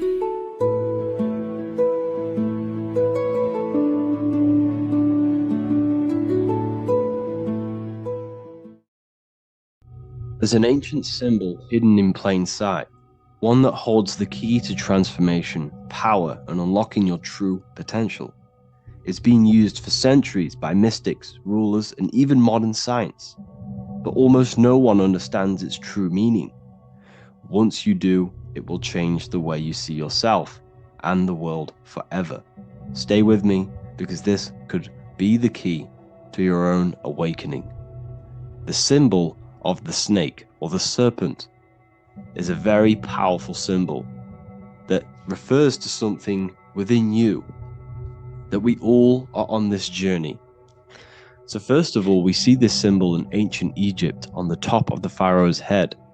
We also see this with Buddha, with the snake on top of the Buddha's head and below. We also see this in Rome, with the Roman god Mercury holding the staff with the snake. We see this in Adam and Eve's story with the snake tempting Eve. We even see this today on the medical facility. What does this mean? Why is this symbol being used for thousands and thousands and thousands of years? It has a very deep esoteric meaning. We see this in the caduceus staff, and we even see the snake representing the Kundalini. What does the snake actually mean? A lot of people think it represents the Kundalini, which it does. However, there's a deeper interpretation of this symbol, and it goes very far beneath the surface of what the snake actually represents. Okay? So first of all, when looking at symbols, we need to observe what the snake does in nature. The serpent sheds its skin. The serpent shedding its skin is a sacred symbol of an inner transformation. It transforms from its old self to a new self. It sheds layers of itself. As the snake discards its old exterior, it mirrors our own journey of realizing outdated beliefs and patterns, paving the way for a renewed, authentic self on the esoteric path of awakening. Essentially, it represents transformation, but not transformation of our physical bodies, transformation of our inner world. Now, this is where things get a little bit tricky and you may become a little bit confused, but I'm going to make this very clear for you. The snake symbol or any symbol can be used for different context. For example, the Kundalini. We see the snake representing the Kundalini. We all know that energy can't be destroyed, only transferred. Like I said, this is a transferring of energy. It's a changing, a transforming, shedding its skin. It represents transformation. Sexual energy is energy, and we can transform the sexual energy into a Kundalini awakening to activate dormant brain cells in our brain and to activate the human light body, which is the spirit. We can cultivate, save, and retain our sexual energy, transmute it up the spine to activate the brain. This is a symbol of transformation, of energy in this context. However, when we go to the emergency services, this does not mean the same thing as the Kundalini. The snake in this context represents transformation of health. When we are picked up by the emergency services, we are looking for a transformation. We are unwell and now we need to transform to well-being. This is why they use this symbol. It represents transformation, especially with the pole and the snake climbing. It's climbing, it's transforming from the bottom to the top, shedding its skin, shedding old layers, transformation. We see this in the Bible with the snake tempting Eve to eat the apple of the tree of knowledge of good and evil. Well, what does this mean? Where's the transformation in this? Well, this is a very hidden one. The transformation takes place in Adam and Eve's consciousness and their mind. They go from a pure, whole state of consciousness, from being tempted by the snake, and they eat it and they transform into knowing the good and evil, into the dualistic ways of thinking and the dualistic meaning of this world. Let me rephrase that. They understand the dualism of this world, and they now understand the two good and bad ways of thinking. They know the knowledge of good and evil, of duality. They shifted from a whole state of consciousness into their consciousness being split into good and evil. This represents the journey of every single soul that incarnates into this world, including yourself. When you were a child, you were whole. You had no understanding of good and evil. But as you grew older, you eaten the fruit. You grew to understand the knowledge of good and evil. Your consciousness split from a whole into a separate and divided way of thinking and divided understanding of the world. We suppressed aspects of ourselves to fit in with society norms. And we just limited ourselves with limiting belief systems. We knew the knowledge of good and evil. Our consciousness split from a whole state. This is what Adam and Eve is symbolic of. We see this with the Roman god Mercury, with the snake. Mercury represents intellect, communication. He's always flying in the air, which represents the air, the mind, the intellect. He's holding the snake to represent transformation of the mind. This is what we call mental alchemy, turning base metals into gold, turning the unenlightened aspects of our mind into enlightened ones, turning our negativity into power and control. We see this with Buddha, and Buddha is all to do with transformation of the inner world, transformation of the mind and the soul and the emotions. And it also represents the Kundalini.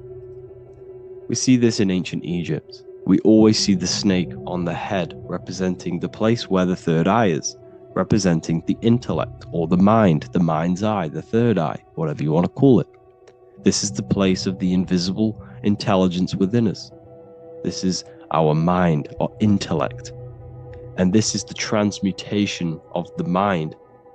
This is why the snake is on the head, representing the transformation of the mind, going from the unenlightened into the enlightened, going from the uncontrolled to the controlled mind, so that we can control the very fabric of reality. I've kind of just given that away. Why is this important?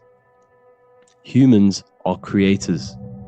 We're the architects of creation, endowed with the divine power to channel the fourth dimension, which is the imagination, into reality. Each thought and intention is a seed. when nurtured with focus and clarity, transforms the unseen into the tangible experience. This creative process bridges the gap between the ethereal and the material. Humans are creators. It's impossible for you not to create. Whether you're doing this consciously or subconsciously, you've been creating your whole life, turning non-physical thought into physical reality.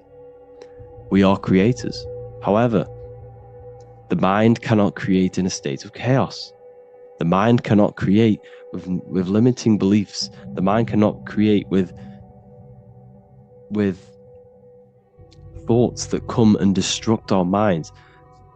The mind cannot create consciously and effectively if there are impulses within our mind and we have no control over the mind.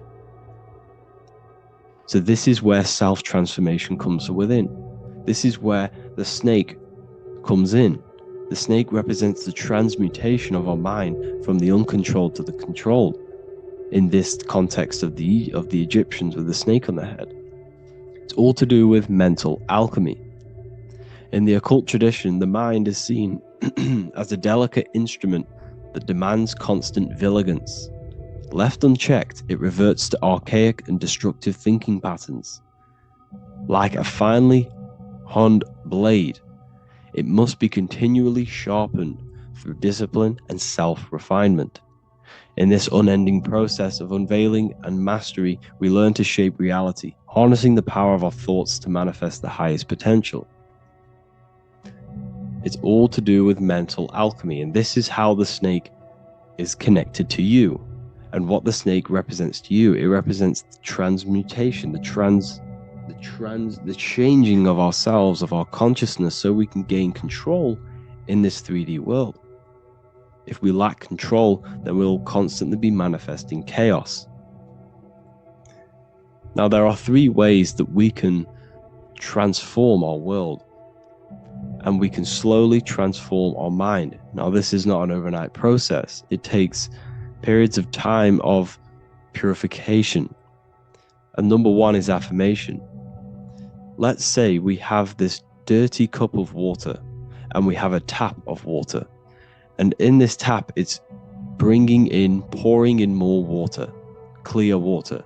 Over time, if I keep pouring clear water into this cup, it's going to slowly purify this cup. And then in the end, it will look like the cup on the right. It's the same with your mind. The cup represents the limiting beliefs, the negative thoughts, the negative mind, the uncontrolled mind. But if we keep repeating affirmations over and over and over again, such as I am disciplined, I am powerful, I am limitless. Over time, this can purify our subconscious and we can gain control over the mind, and we will become conscious of the thoughts that we are giving attention to. The second way is meditation.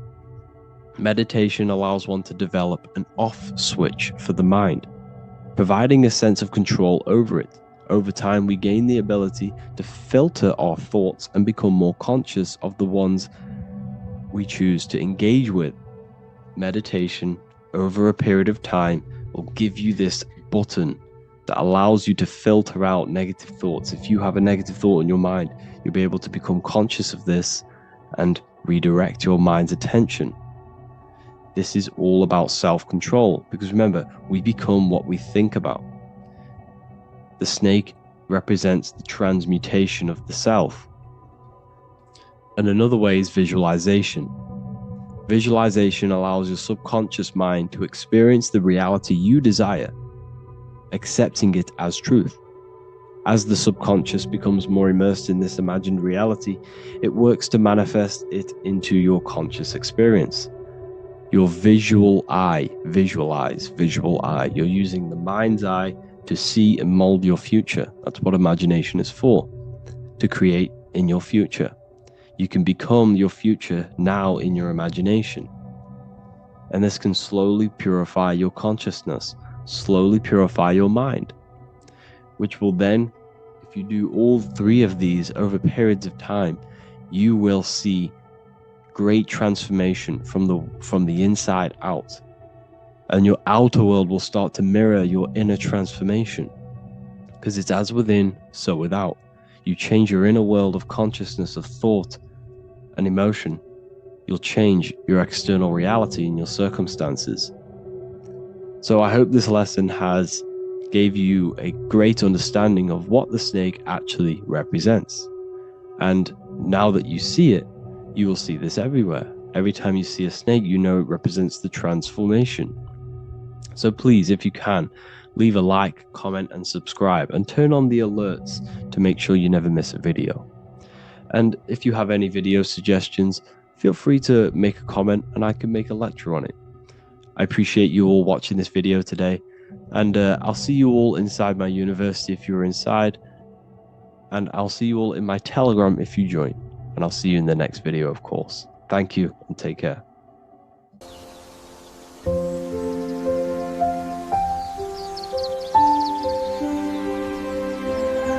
bookofwisdom.com. Visit today.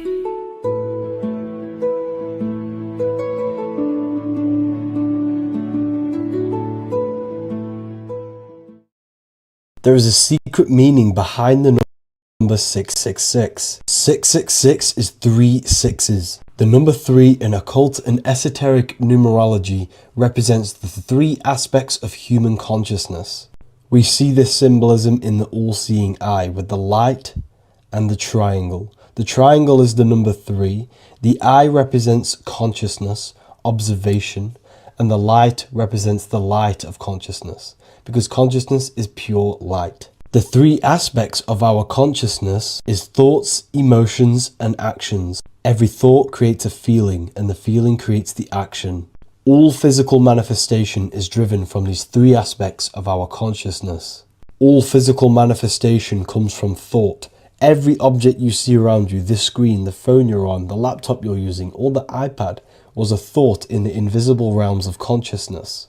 Then it was brought into physicality through feeling and action. This is because man is made in the image and likeness of God. We are all mini creators. We are all extensions of God's creative consciousness. Therefore, the number 666 represents 3 sixes. 3 is thoughts, emotions, actions. The number 6 represents the cube, because cubes have 6 sides. This material world that we experience, everything has 6 sides. Everything's created by cubes. We can move forward, we can move backwards, we can move left, right, up and down. This is the cube that we are stuck in. Therefore, 666 represents our 3 aspects of our consciousness, thoughts, emotions, actions, all contributing towards our physical self, material world, material pleasures, completely cutting ourselves off from our spiritual, true, divine self, which means 666 is representing a state of consciousness. A state of consciousness where we only operate from a place of material needs and survival things.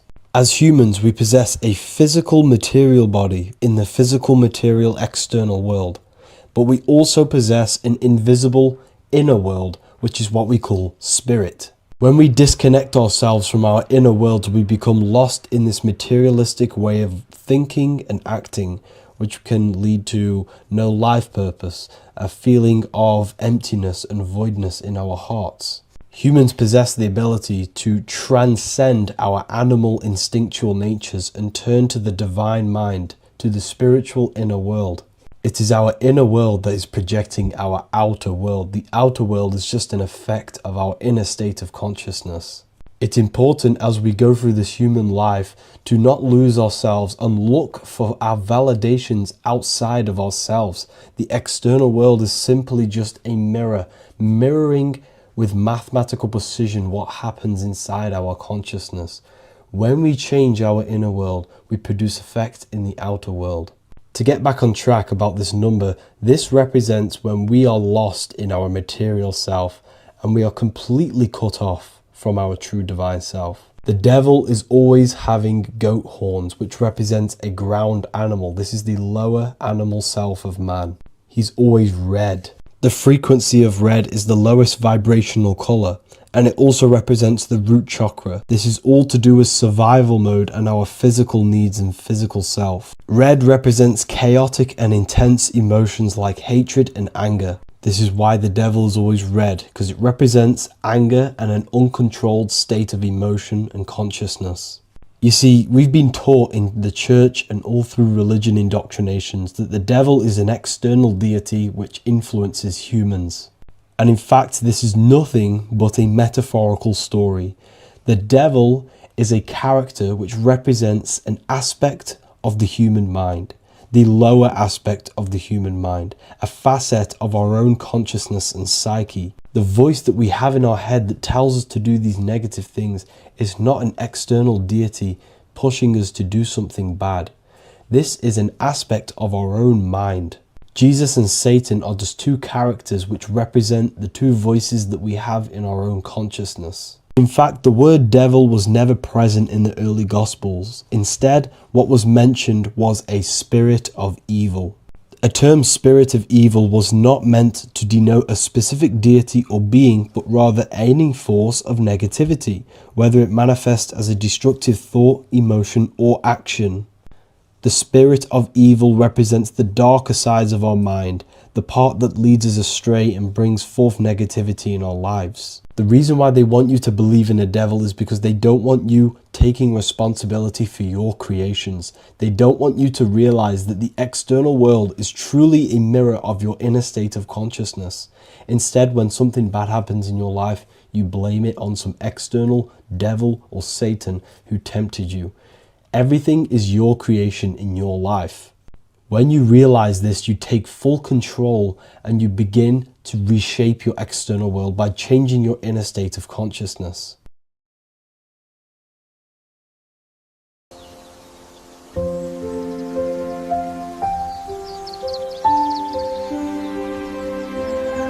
bookofwisdom.com. Visit today.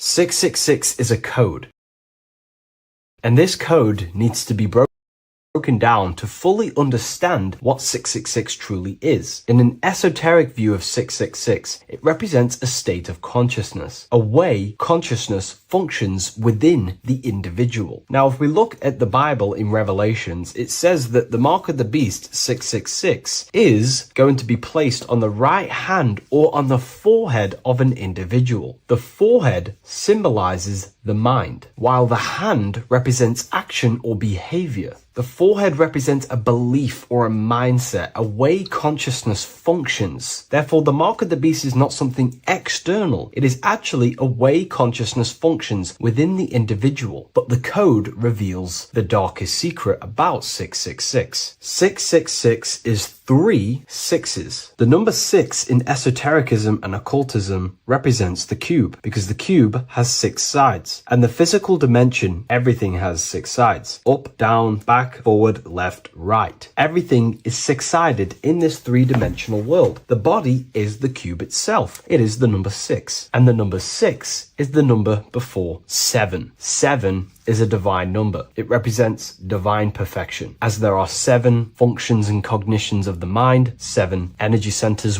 along the spinal column, 7 major planets for the 7 days of the week, 7 days of creation, 7 visible light spectrums, colors. The number 6, therefore, is often understood as imperfection, as the body is imperfect. The physical form is imperfect compared to our divine spiritual nature. But let's decode the 666 code properly so you can understand this. Now you understand that the number 6 represents the material 3-dimensional world, or the physical body of consciousness. We can then look at the number 3 because there are 3 6s. The number 3 represents the 3 ways consciousness functions. Consciousness thinks, consciousness feels, consciousness acts. We have a mental body, an emotional body, and a physical body. Most people confuse these things to be all one. They think their mind is their emotions and their mind is their brain, and they interlock all of these, but these are actually 3 different bodies of consciousness. Consciousness has many vehicles or bodies it expresses itself in. So the 3 ways that we ultimately create our life, the 3 ways that shift our reality, and the 3 full things that we have full control over are our thoughts, emotions, and actions. If you try and control anything else other than these three aspects of life and consciousness, you are then breaking natural law. If you try and control someone else, you are then breaking their will, their natural rights. These are the three things you have full control over: your mind, emotions, and your body. Therefore, the number 3 represents the 3 ways that you express consciousness in this life or reality. And the number 6 represents the material body. 666 is the mark of the beast. Therefore, the mark of the beast could be a state of consciousness where your thoughts, emotions, and actions are all directed towards the physical, material, three-dimensional world, leaving no room for true spiritual connection with your higher self, no divine connection to the source or God, giving no attention to your true internal nature, to the self inside the mind. All of your thoughts, emotions, and actions are directed only for physical pleasures, for materialism, for status, for egoism, leaving no room for connection with the divine. And this is the mark of the beast. When people's minds become so obsessed with materialism, chasing desires for the material things, they disconnect themselves from their true internal nature. And we can see this today. People are becoming so obsessed with materialism, money, becoming rich, whatever it is, they're gradually losing connection with their internal self. They think that they are the body. They think that they are these 5 senses. But ask yourself, if I remove my thoughts, if I turn off my mind, who am I then? Because who most people think they are is a bunch of beliefs in their subconscious mind. Their name, their job, their reputation, their friends. If you remove the mind and no longer think, who are you then? The observer, the pure awareness, beyond the mind, the body, the emotions. That is your true nature. You are the internal thinker. And when that internal thinker becomes so attached to the external physical body and does everything in its power to think, feel, and act only towards the material things, you become disconnected to your true powers, to your divine nature, to literally God. If you don't want to become the mark of the beast, then have balance. Now, I'm not saying materialism is evil. Chasing material things is wrong. Not saying that at all. We all have a different views. But me personally, I like to have balance. Yes, I love reaching goals. Yes, I love living the best life possible for myself, materially. But I also make room for my internal world. I train my mind to have self-mastery of meditations. I try and lucid dream and astral project as much as I can. And I try and perfect my thought processes and my internal world as much as possible. So I live a truly balanced life between my inner self and my outer self, which is what these 2 pillars, Jachin and Boaz, represent: the inner and outer world. And the middle pillar in the middle represents the unity of the inner and outer world, living in balance. Or you see a person standing in between them, they represent the middle pillar, or a ladder. This is all symbolic of living in balance between the inner world of consciousness and the outer world of consciousness. Yes, this is Freemasonic artwork. You can learn a lot from their artwork and symbolism, but I hope this brings a bit more clarity about the number 666 and the mark of the beast. Please leave a like, comment, and subscribe to the YouTube channel if you want to see more. And one last thing, the Book of Symbolism has finally been accepted on Amazon, so you can now order this on Amazon in pretty much any country.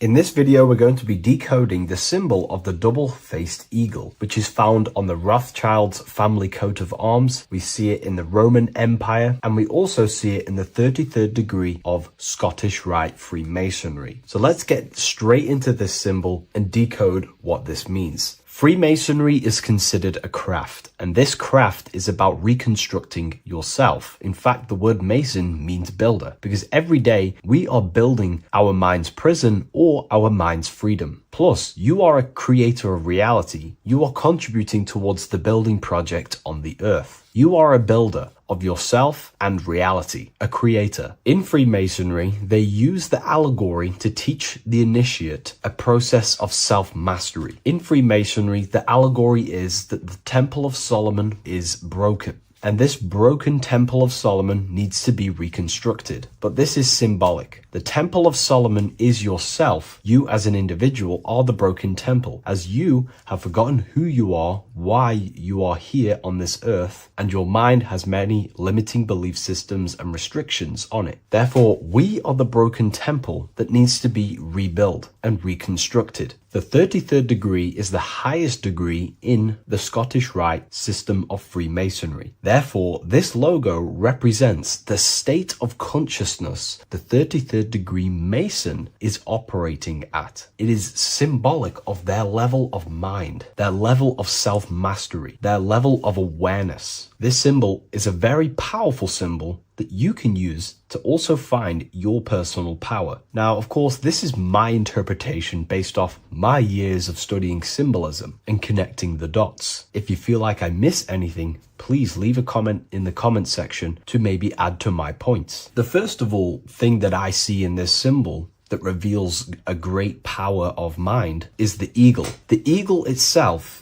is a bird, and a bird can go on the ground and in the sky. In a symbolic sense, this represents the body and the spirit, the ability to transform from this earth body and then also access astral projection and the spirit. The bird sees things from a higher perspective while it's flying in the sky. If you're only in the physical body, your perception of reality is limited to the ground. We do not see much from the ground. This is all symbolic to a level of mind. The bird can see things from above. It sees the earth from a top-down view and sees the whole, sees things from a higher perspective, symbolic of the mind of a 33rd degree Mason who understands who they are, what reality is, what consciousness is, and the human psyche. Their level of intelligence allows them to see reality from a higher perspective, and they also have the mindset of seeing things as a whole, which is a great truth. We are all part of a greater whole, the unfolding of creation that is taking place in the present moment. We are all unfolding creation as a collective consciousness, and we are part of a greater whole building project.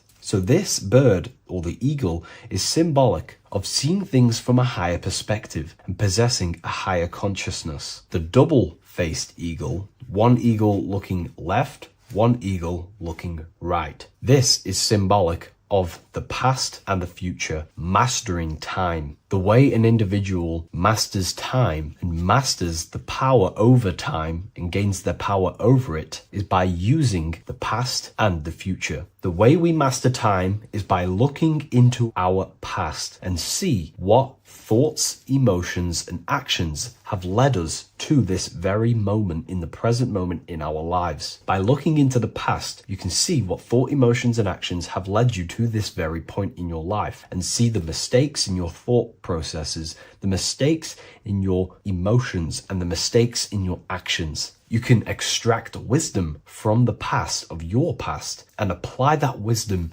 in the present moment to then change your future to a better future for yourself and the collective consciousness and your contribution towards the creation taking place on the earth. That is how an individual masters time. You can do this through memory work. Every time you go to sleep, go through your day backwards. Follow the events backwards. What this does is literally create new neural pathways in your brain and allows you to strengthen your memory so you can remember more. Memory work is massive in Freemasonry based off my research. They make you do rituals, memorize rituals, because they're trying to develop these different aspects and cognitions of the human mind. We see that the double-headed eagle is looking left and right, but then joins. This is symbolic of unity of duality, unifying duality. And the only way you can do that is by connecting with pure awareness without distortion of the mind and body. If you turn off your body, it goes to sleep. If you turn off your mind, you go to sleep. But if you can turn off your mind and body, then who are you truly? When you turn off your mind, you're no longer your belief systems, your name, your job, your reputation, your status. You are this pure awareness who's observing the mind. So in meditation, you realize you are not the mind. You are the awareness, and the awareness is singular, and the mind thinks in dualism. So this is symbolic of unifying and seeing things through the lens of the awareness and not the mind, because the mind can produce illusions. So this is symbolic of a state of consciousness of the 33rd degree who sees everything as oneness. We are all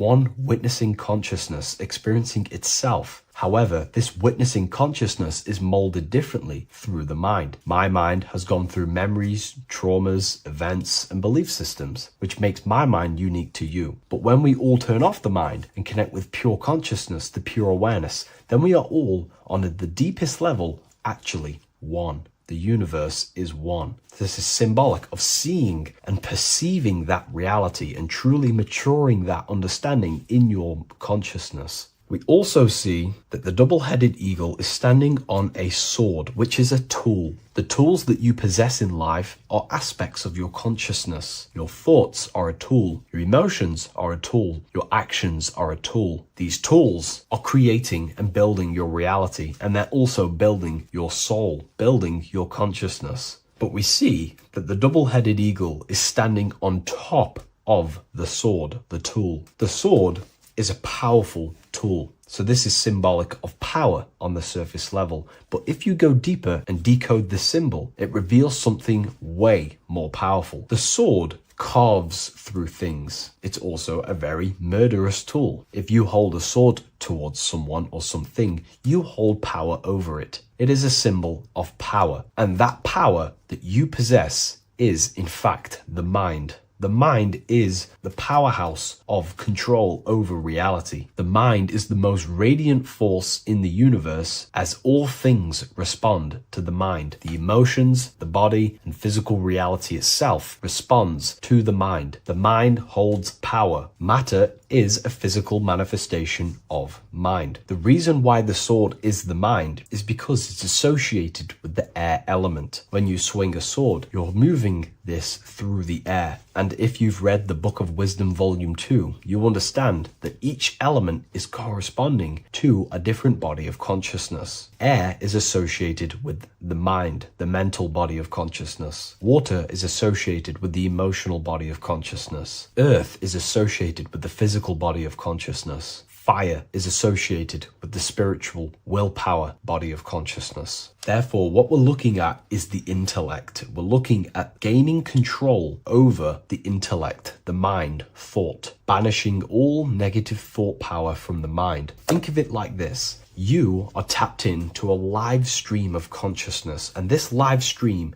is flowing into you in the present moment. Your mind directs this creational force, this flow of consciousness and power. You can use that mind to think about negative things, anxiety, depression, or you can use that power that's flowing into you for the positive only. The universe does not create what you want. It creates what you are. What you put in is what you get out. Your reality is a reflection of your mind. So it's about using this tool for the good. For example, no negativity even has any space in my consciousness. There is no negative thought that pulls me down. And if there is, I banish it instantly and remove it. So this is about gaining power over the mind and using the mind as a tool to carve your reality with the sword. This is your power. This is your sword. Below we see a banner that says Ordo ab Chaos. Most people see this and understand it as order out of chaos. And yes, it is linked to, obviously, molding society, manipulation. However, on an internal understanding of order out of chaos, it's something much more powerful to the individual. Most people see order out of chaos and see the manipulation that takes place on human consciousness, which is very true. The ruling powers create chaos or a problem in society, then they produce an order and a solution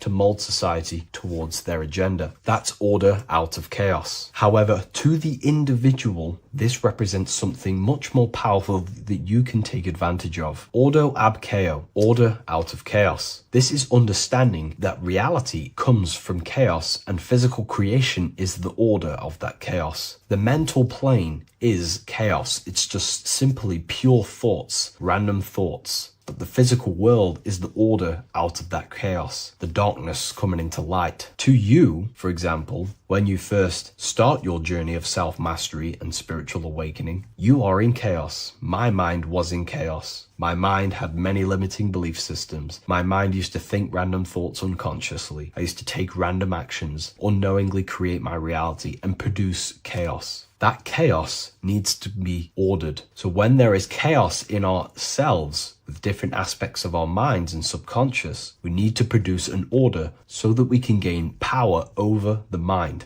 and over our thoughts, emotions, and actions, the three forces you have 100% control over in your reality. If you try and control anything else other than your thoughts, emotions, and actions, then you are breaking natural law. The only things you have been given power over and to control is your thought, emotion, and action, your mind, your heart, and your body. Order out of chaos is about transforming yourself. When you're in a chaotic state, you have to produce order to transform yourself and change your level of consciousness. If you have chaos in your life, you must produce order. And this is how self-transformation occurs through an individual. Order out of chaos. Now, yes, it is also linked to human manipulation, as this applies to everything as above, so below. Above, we see a triangle with the number 33 and light emanating around it. This triangle is highly symbolic of the element of fire. The upright triangle is fire. The downright facing triangle, the opposite to this triangle,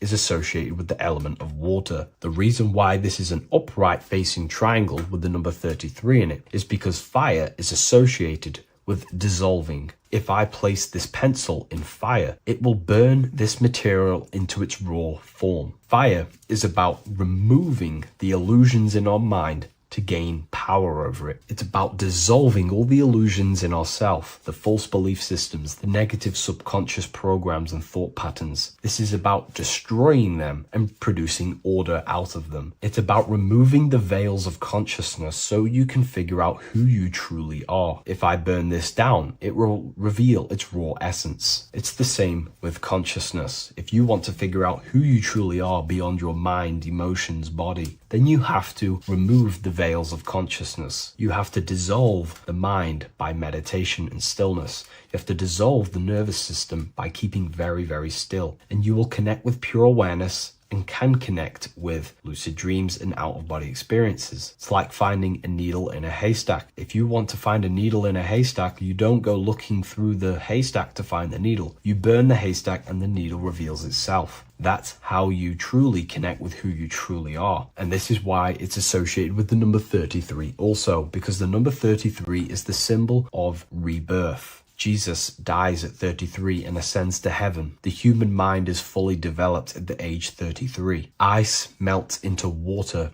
at 33 degrees.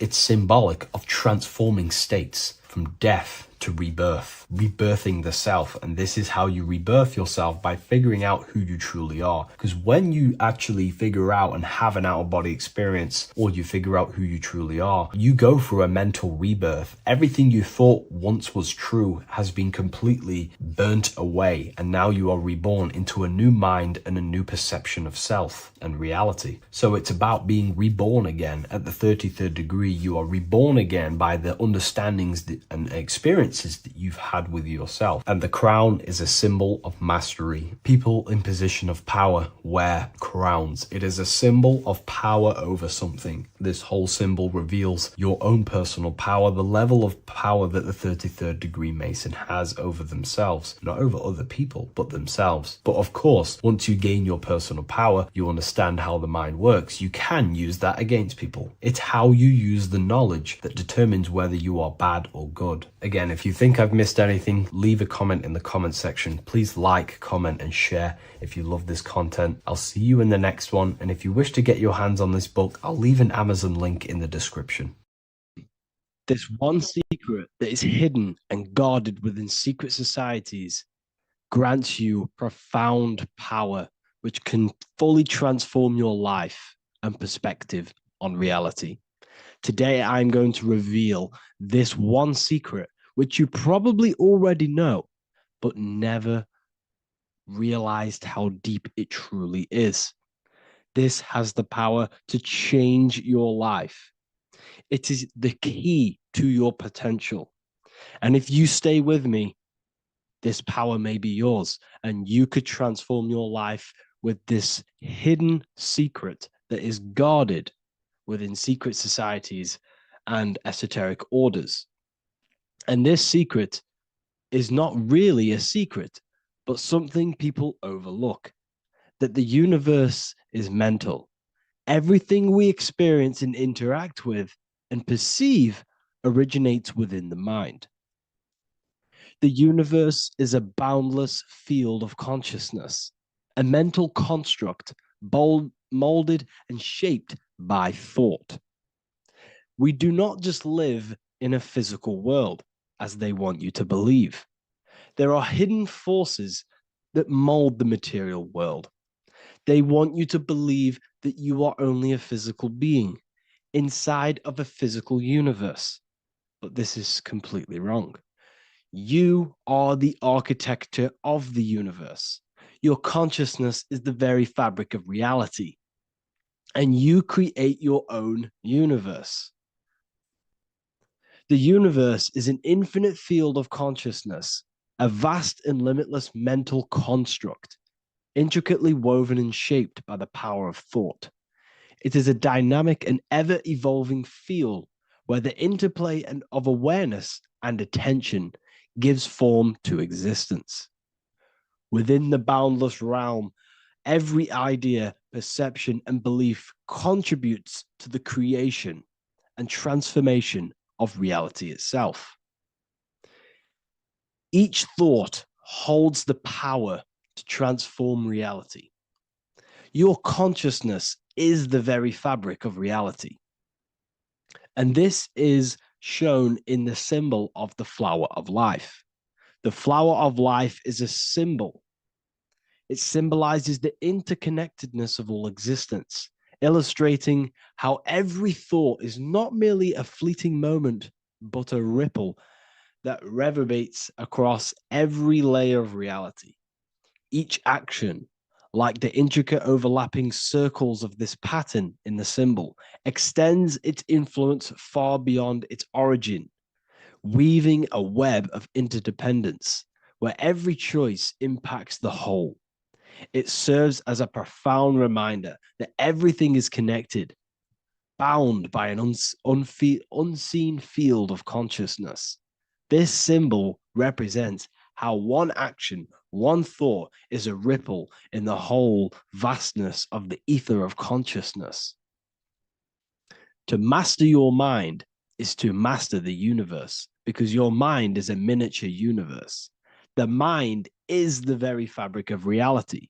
So if we gain the hook, if we gain the power and the mastery over our minds, we have now gained the power to create reality to your will and intent. You see, most people live in a cycle, and this cycle is the outer world manipulating how they feel on the inner world. People's external circumstances are creating their thoughts and emotion in the inner world of consciousness, which is producing a constant cycle of negative manifestation. For example, let's say something negative happens to me in my external world, then I start to think negative and feel negative. What that is actually doing is manifesting and projecting more negativity because our thoughts hold the power to control and weave our own life. Your life is a direct correlation of every thought you thought in the past. What we need to do is stop and not let the mind control you in your reality. You need to control the mind so you can control reality. So, what does this actually mean? Reality is an externalization of consciousness. Consciousness and matter are one, they're not separate. They are inseparable and interconnected. Everything we see, experience, and observe is a manifestation of thought, beliefs, and consciousness, shaping the world around us. Now, this ties in with the secret fifth element that they have hid from you. They've hid from you this sacred and very important symbol and pillar to reality. And this pillar, this sacred thing they've missed, is called the ether. And they've held this from you for a reason, a specific reason. This is the true fifth element. Why do they hide the ether? Because the ether has the power to shape and manifest whatever we imprint upon it. Every thought is a vibration interacting with the ether and actively shaping our reality. The ether, you could see it as the codes to physical reality. It's like an energetic blueprint which surrounds all physical objects. It is the life force that gives life to all things. All energy comes out of the ether and returns back to the ether. Energy, it's 0 point energy, and it is an infinite source of energy. So this is why they hide the ether, because whatever our mind can imprint onto the ether, we can create into a reality. And we imprint the ether through thought and imagination. The mind holds the power. The mind is the very source of reality. The material realm is not separate from the mental realm. Rather, it is intricately shaped and influenced by it through the ether. This subtle, all pervasive medium bridges thought and matter, allowing consciousness to mold and manifest the physical reality. To transform our lives, we must first transform our minds. True change begins within, as our thoughts, beliefs, and perceptions shape the reality we experience. By shifting our mindset, we unlock the power to reshape our world and recreate the life we desire. This is the power of the mind, and this is the power that's been hidden from you. We're not taught these things in schools for a reason, because they don't want us all to be conscious creators.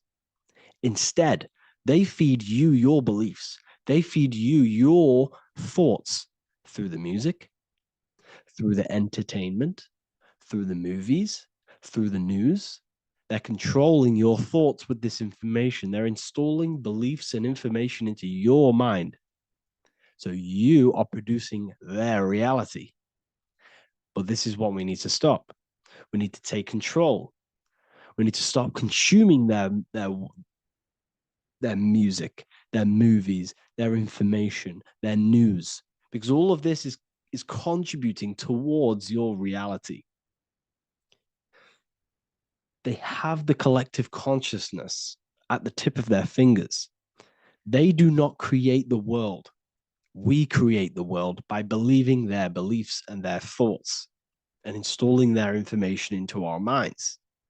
You see, it's mind over matter, and most people live in matter over their mind.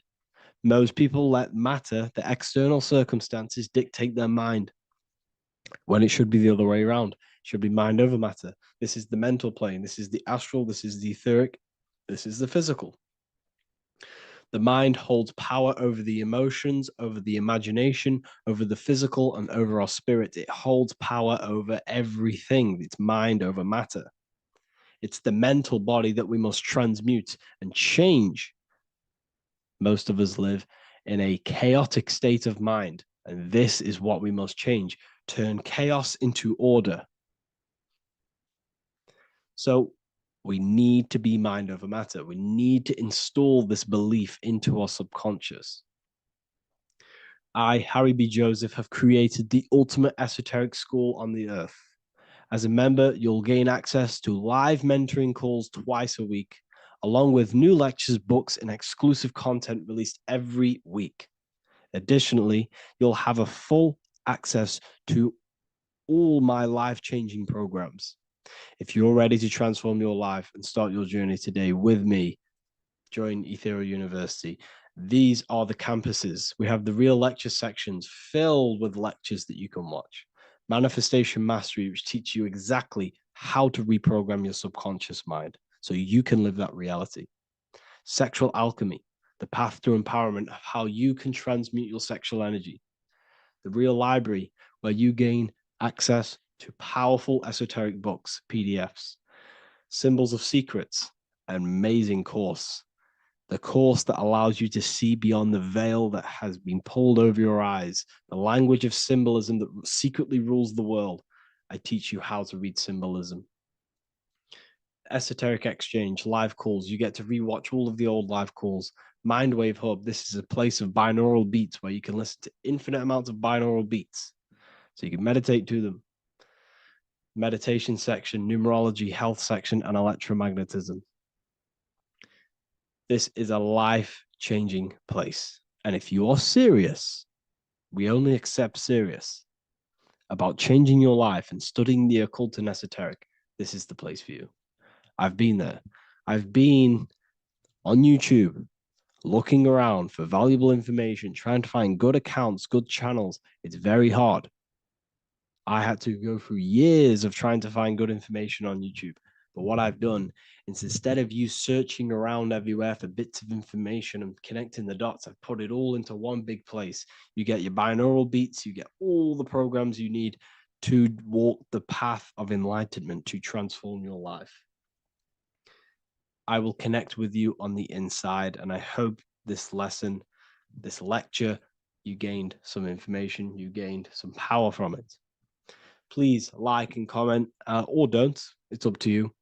If you have any reviews, if you have any ideas of lectures that if you don't understand certain things, make sure to leave a comment and I can make a lecture about it. I can make a video about it for sure. I don't mind taking recommendations for videos. So I thank you all, people. Have an amazing day.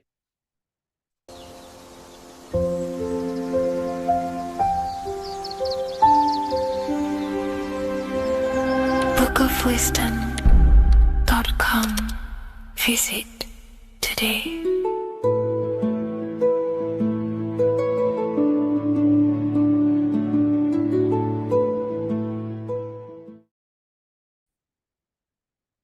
Hello, Seeker. Welcome to Revival of Symbolism, a channel devoted to the language of esoteric symbolism, guiding you to discover yourself and expand your consciousness into deeper realms of thought. I'm Harry B. Joseph, also known as Revival of Wisdom, and today we're going to be discussing this particular piece of artwork of the eye and the checkerboard together, and the esoteric teachings behind the veils of these symbols. So the first thing we must look at is, of course, the eye. The eye being a symbol of consciousness.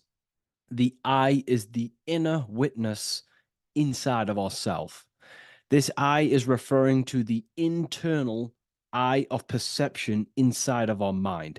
The mind that gives us the ability to perceive and to understand things internally. This is also the eye we use to vision things through our internal vision, what we like to call imagination. The screen in our mind that allows thoughts to be projected into a particular form. So this eye is talking about the internal eye of perception inside every single individual and form of life. Dogs, cats, squirrels, humans. Every single form of life has this internal dialogue, the inner being that no one else can listen to but themselves. This is a symbol of consciousness. And together, these two symbols reveal a grand teaching and understanding of the world and the universe, of how the universe is one consciousness, one observer. This is symbolizing the observer witness consciousness. Consciousness holds many vehicles and many dimensions that it exists in. As I've talked about previously in my previous lectures, we have a physical vehicle of consciousness, which expresses physical actions through the physical body. We have an emotional vehicle of consciousness, which is our emotional body or the astral plane. We have a mental vehicle of consciousness to express thoughts inside of, the thought body of consciousness. We also have a witness side of our consciousness. This internal witness, like who is the one seeing the screen of your reality right now? Who is the one seeing it? Not looking, who's perceiving the screen of reality through your eyes? Well, that would be the inner witness. And that inner witness is also perceiving your thoughts. A lot of people become identified with their thoughts, and they let the changes, the ever-coming, unfolding changes in their mind, world, become a part of who they are. and they get caught up in the world and the changes that happens to them.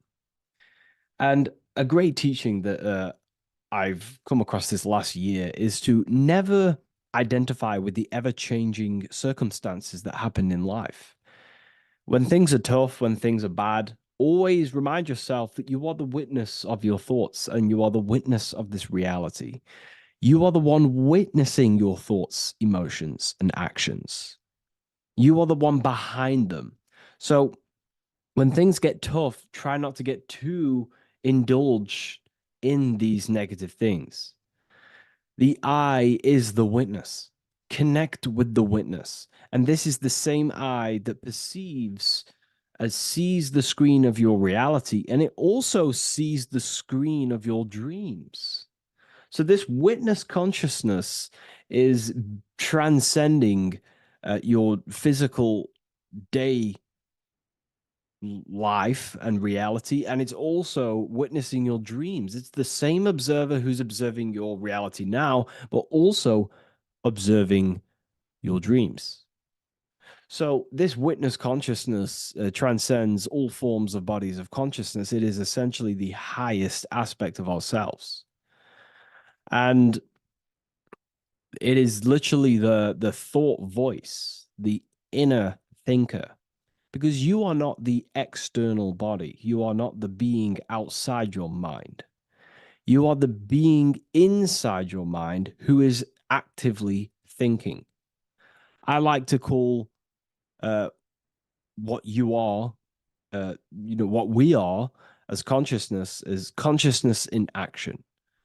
We are the thinking inner thinker, the inner being.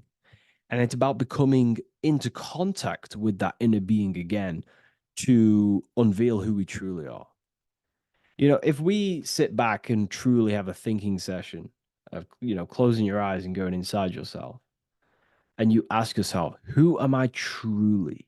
Who am I beyond all of my beliefs, memories, my body? Who am I beyond that? And it will lead you to the inner voice, the inner dialogue. But again, you are not the voice. You are the one hearing the voice. You are the silent, invisible one, the one behind the veil. So this is ultimately what the eye is representing. It is representing the inner self shining, looking down upon the earth, upon duality, right? But this also reveals a great teaching as well, is that consciousness is universal. It is not something solely given to you. It is universal. It is a part of a greater whole. Consciousness is personal and also impersonal. We have our personal sense of self. We have this inner voice. We have this sense of who we are in this world. And that is our personal sense of self. But you can also transcend the personal sense of self by turning off the mind and fading into the collective impersonal consciousness, which is ultimately what you call transcended states of consciousness, altered states of consciousness, or astral projection. When you astral project, you are simply accessing this impersonal aspect of consciousness. And this is ultimately what the symbol is representing with the checkered board floor, because the checkered board floor is duality, division. There is many, many different forms, but the I is singular. This is representing how the universe is one witness being, one consciousness expressing itself in infinite life forms and into division. But ultimately, division is an illusion. Consciousness fades into an impersonal consciousness. So the checkered board floor and the eye above symbolizes how consciousness fractals itself and crystallizes into many different forms of personalized consciousness, the self, the sense of self, right? And this is why we always say, I am. I. If we look at the word I and the word I, so we have I, which is I am, and you also have the word I, which is like the I you see here in the sky. The I, and if you look at the beginning of some words, you have inside. You also have internal, intelligence, all things to do with the inner self. Most words begin with an I, which is, I find, is a great connection because it's referring to the inner intelligence, the inner being, the inner sense of self. So the universe is essentially one being expressed in many different forms. That's also found in the word universe, uni, coming from the root word unite, meaning oneness, unification, united, and verse being a verse of a song, because we're all playing the song of consciousness, which is an ever unfolding song, an unfolding vibration, an unfolding creation.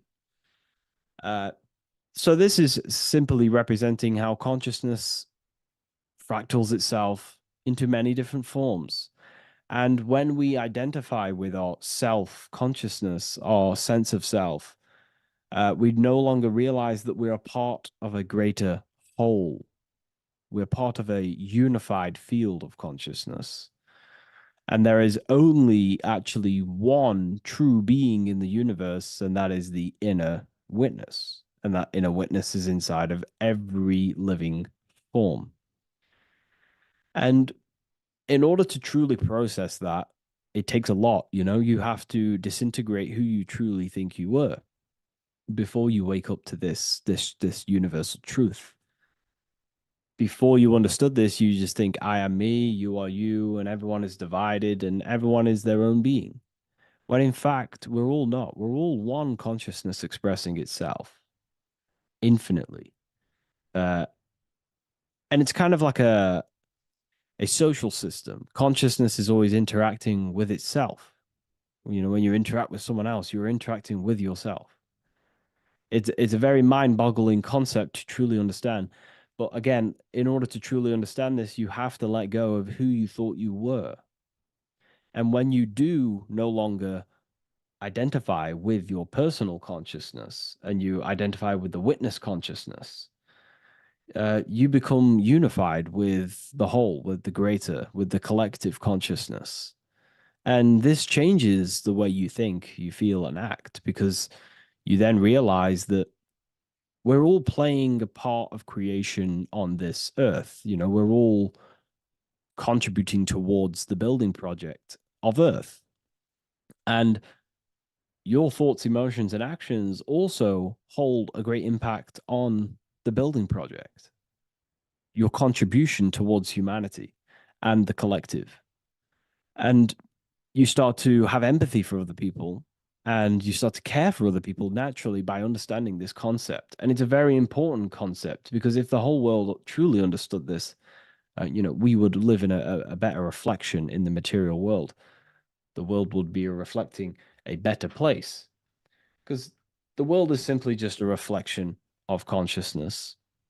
And the world today is so bad because people's thoughts and consciousness is not in the greatest state of mastery, of self-realization, and people don't understand who they truly are. And a religion plays a massive part in this. Our whole lives, we're stuffed with someone's going to come and save us. Jesus will return and save the whole world. It's, to me, to be honest, it's complete utter nonsense. We have free will. We are the ones holding we hold responsibility for the creation that unfolds on the earth. Us as a collective consciousness are God manifesting, unfolding this creation and steering it in the present moment. And that's another thing. Reality was never created thousands of years ago. God is creating the world right now through the present moment, and it's unfolding. It's in a continuous state of becoming, just like you are in a continuous state of becoming. Time is evolving. Time evolves our minds. It evolves our sense of self. And we evolve over time as an individual and as a collective consciousness. And so does the earth go through this change as we change. So it's important that we are becoming more self-aware in the world so we can actually start to reflect a better world. But the checkerboard floor, again, is just reminding us of the duality and the illusion, because it looks like an illusion, a checkerboard floor. It's an illusion. The physical world, if you only look at the world through the eyes, you will live in the veils of illusion and never see the light, the higher understanding of the world. You will see everything as divided. You will see everything as I am me, you are you, and live in division. But in truth, we are all one. We all come from the same source, and we're all the same infinite witness expressed in different forms. And this brings me back to the concept of love. Love is the force that unifies consciousness. It unifies yourself. It unifies your relationships with people. If you love your partner, you love your brother, your sister, your whoever it is in your life, it unifies. If you have a care for someone, it brings you two together and you grow the relationship by expressing care into the other person, and it grows. So love is a very expanding, it allows things to grow, and it unifies things. And when you start to love yourself, you start to unify with yourself. And when you start to when you start to love nature, you start to unify with nature. So if we understood this, the world would be a better place. And love is the force that unifies the collective consciousness. If we truly hold love for ourselves, for others, other individuals, nature, then the world will become more unified. It unifies consciousness. This is the force of love. It's a very, very powerful, powerful force. And I do truly believe and come to understand now that love is the reason of all creation, which is the generative principle. All action is coming from a place of love or care. We only take action on what we care about. So even the sun is a symbol of love. It just expresses life, gives away all of its light, life, and energy to the earth and asks for nothing back. It is love. It is the expression of care. And that is what unifies consciousness. So, again, this is just talking about the inner witness and how consciousness expresses itself in many forms. And the checkerboard floor also transcends that idea that I've just described of how it's consciousness divided in many forms. It also represents a state of an individual's mind. The checkerboard floor is symbolic of being divided, you versus me thinking, walking down the street and thinking everyone's a threat. It also represents their thoughts, emotions, and actions not being aligned, not being unified. Their thought, emotion, action are scattered, and they're not creating things consciously. It also represents many, many different personalities in our minds, the divided personas and personalities in our mind that we have. And the eye represents the unification of that. It's about unifying our mind pretty much to not have all of these different characters and sides to ourselves and actually being a whole mind, becoming conscious of the unconscious aspects of ourselves and transmuting them. And when we become conscious of something, we then hold the power to change it. If we have an unconscious part of ourselves, and we never truly realize it, we don't change it, and that unconscious thing can actually seek to control our thoughts, emotions, and actions. from that place of the unconscious mind. So ultimately, that's what darkness to light represents. Darkness symbolizing things we are unaware of, because when something is in dark, you cannot see it. Most people are in darkness of their imagination. They don't realize the power of their imagination. They're unconscious of it. They don't use it. And to become conscious of that is to put it into light. Shedding light on something reveals something. If I shine a torch on an object, it's going to reveal it. It's the truth. So it's about becoming conscious of the aspects of ourselves that we may be unconscious of, and actually using them and transforming them as tools. And again, we have the eye with light, with white and black. This is duality. You are also the witness consciousness, as previously mentioned, and the witness consciousness thinks in duality. We think we are the hater and the lover. We are the deceiver and the truther.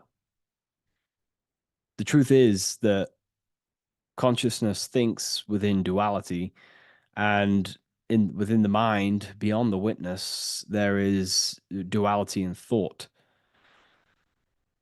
But in truth, you are not either. You are neither the positive or negative thought. You are the witness of it. There's a great saying in the Gospel of John, and I can't remember exactly the words, but it goes something along the lines of, lift the wood, I am there. Lift the stone, I am there. It's basically saying that everything is the I am, everything is the same consciousness. No matter where you go in the universe, you're talking to self. You're talking to the same thing. You're seeing the same thing. It is the same consciousness that is everywhere. So consciousness thinks within duality, and it is the light and the dark, and we have the ability to transform between them. And some people think that, darkness is all evil. Darkness is not inherently evil. Darkness is not inherently evil. There are dark aspects of the world that help you actually progress into the light. Without the darkness, consciousness can't move into the light, into knowingness. Without bad, there is no evil. They are needed. Both of them are needed. So in order to understand the light, you have to understand darkness. And there are some forces of some forces of darkness in the universe that are purposely there to cause certain things to then push you and activate the good or the light. Some Gnostic texts talk about how there are very powerful beings that purposely descend themselves into darkness on purpose to make things happen in certain people's lives, so it actually pushes them towards the light, towards the good. So, this is ultimately what the whole allegory of Satan is. Satan was created by God, and Satan is necessary, which is symbolic of darkness. It's symbolic of evil, the evil forces of the universe, because the universe is simply just one force of consciousness, and that one force can express itself in good and evil. The power of the mind can be used to kill, or the power of the mind can be used to create amazing things. So there is only one force in the universe, symbolized by the one eye, the one force of consciousness, and that one force can be used for light and dark, which is the checkered board. It's also symbolic of the checkerboard being on the ground, symbolizing the earth, which is base awareness, duality thinking, base consciousness, stuck in division consciousness. And the one eye symbolizes unification of the mind, a balanced internal perception. We're rising from the ground to the sky, symbolizing from heavy to the light, from darkness to light. The eye is also symbolizing perception, what we perceive, and this is ultimately the end goal of all occult and esoteric research, is to gain more light, to gain a higher perception of the self, to gain a higher eye, a higher perception. That's why the eye is always raised above, symbolizing you're chasing the eye, you're chasing a higher perception of yourself and reality and the universe. It also reveals the teachings of the eye that is always watching you. There is an eye always watching you, and then that eye is the laws that governs consciousness. Consciousness, or your mind, is governed by certain laws that your mind cannot escape, such as cause and effect, vibration, mentalism, correspondence, rhythm. The 8 universal principles that pretty much crystallize consciousness into a reality. Your mind cannot escape the law of cause and effect. That force is too powerful to escape. Therefore, this is the eye watching you. This is the eye that has governance over you. It is the laws. But then again, on a negative context of the eye can then become a symbol of surveillance. Hence why certain organizations and companies in the world use the symbol of the eye, symbolizing surveillance, gaining, manipulation and surveillance over humanity and certain things and data. So there's light and dark of every symbol. It's just depending on how you use it. But ultimately, that is the teachings of the checkered board and the eye in the sky. If you wish to learn more about yourself, because that is the only thing that matters in the world, learning about yourself. The only thing you take with you after death is the knowledge that you hold in your mind. You can't take your car, you can't take your possessions, you can't take your money. The only thing you take is your consciousness, your level of mastery, and the things you know. With that being said, I'll see you inside Ethereum University if you decide to join, and I'll see you in the next video.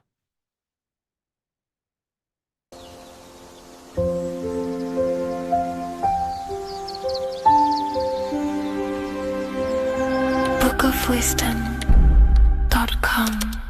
Visit today.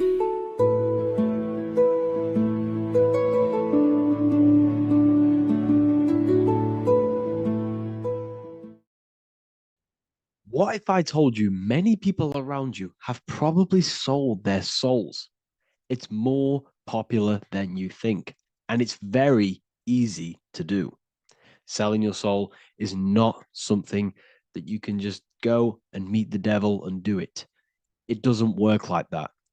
But before I tell you exactly how you can sell your soul and how not to sell your soul, what is the soul? So looking at Jesus, we always see 2 lights surrounding his head, one surrounding the heart. And as of course, if you've been watching my channel, you know Jesus represents you. He represents the divine essence of the universe made in human form. Each one of us possess a fractal of God's infinite consciousness. We are all God. We are all God experiencing himself in a 3-dimensional divided form, separated from his oneness. God wanted to experience himself, so he made this world. So each one of us possess a soul, and the soul is the spark of God's infinite loving consciousness, filled with God's loving moral law. So the reason why Jesus is always have a light above his head and a light on his heart is because this represents the brain and the heart. The brain is not the mind. The heart is not the soul. The brain is the physical manifestation of the mind. It is the physical mechanical computer for the spiritual mind. The heart is the physical manifestation of the soul. The heart is a brain. In fact, it contains 40,000 specialized cells, which are the exact same cells found in your cranial brain. Yes, your heart is an emotional brain. Your cranial brain is a thought brain. It's a computer. Okay? Everything that exists physically exists non-physically. This is what the ancients called spirit, just means invisible force. The mind, the thoughts are not made of atoms. You can't touch, you can't find tangible thoughts, imaginations. These things exist spiritually in metaphysical counter space. It's the same with your emotions. The emotions are spiritual.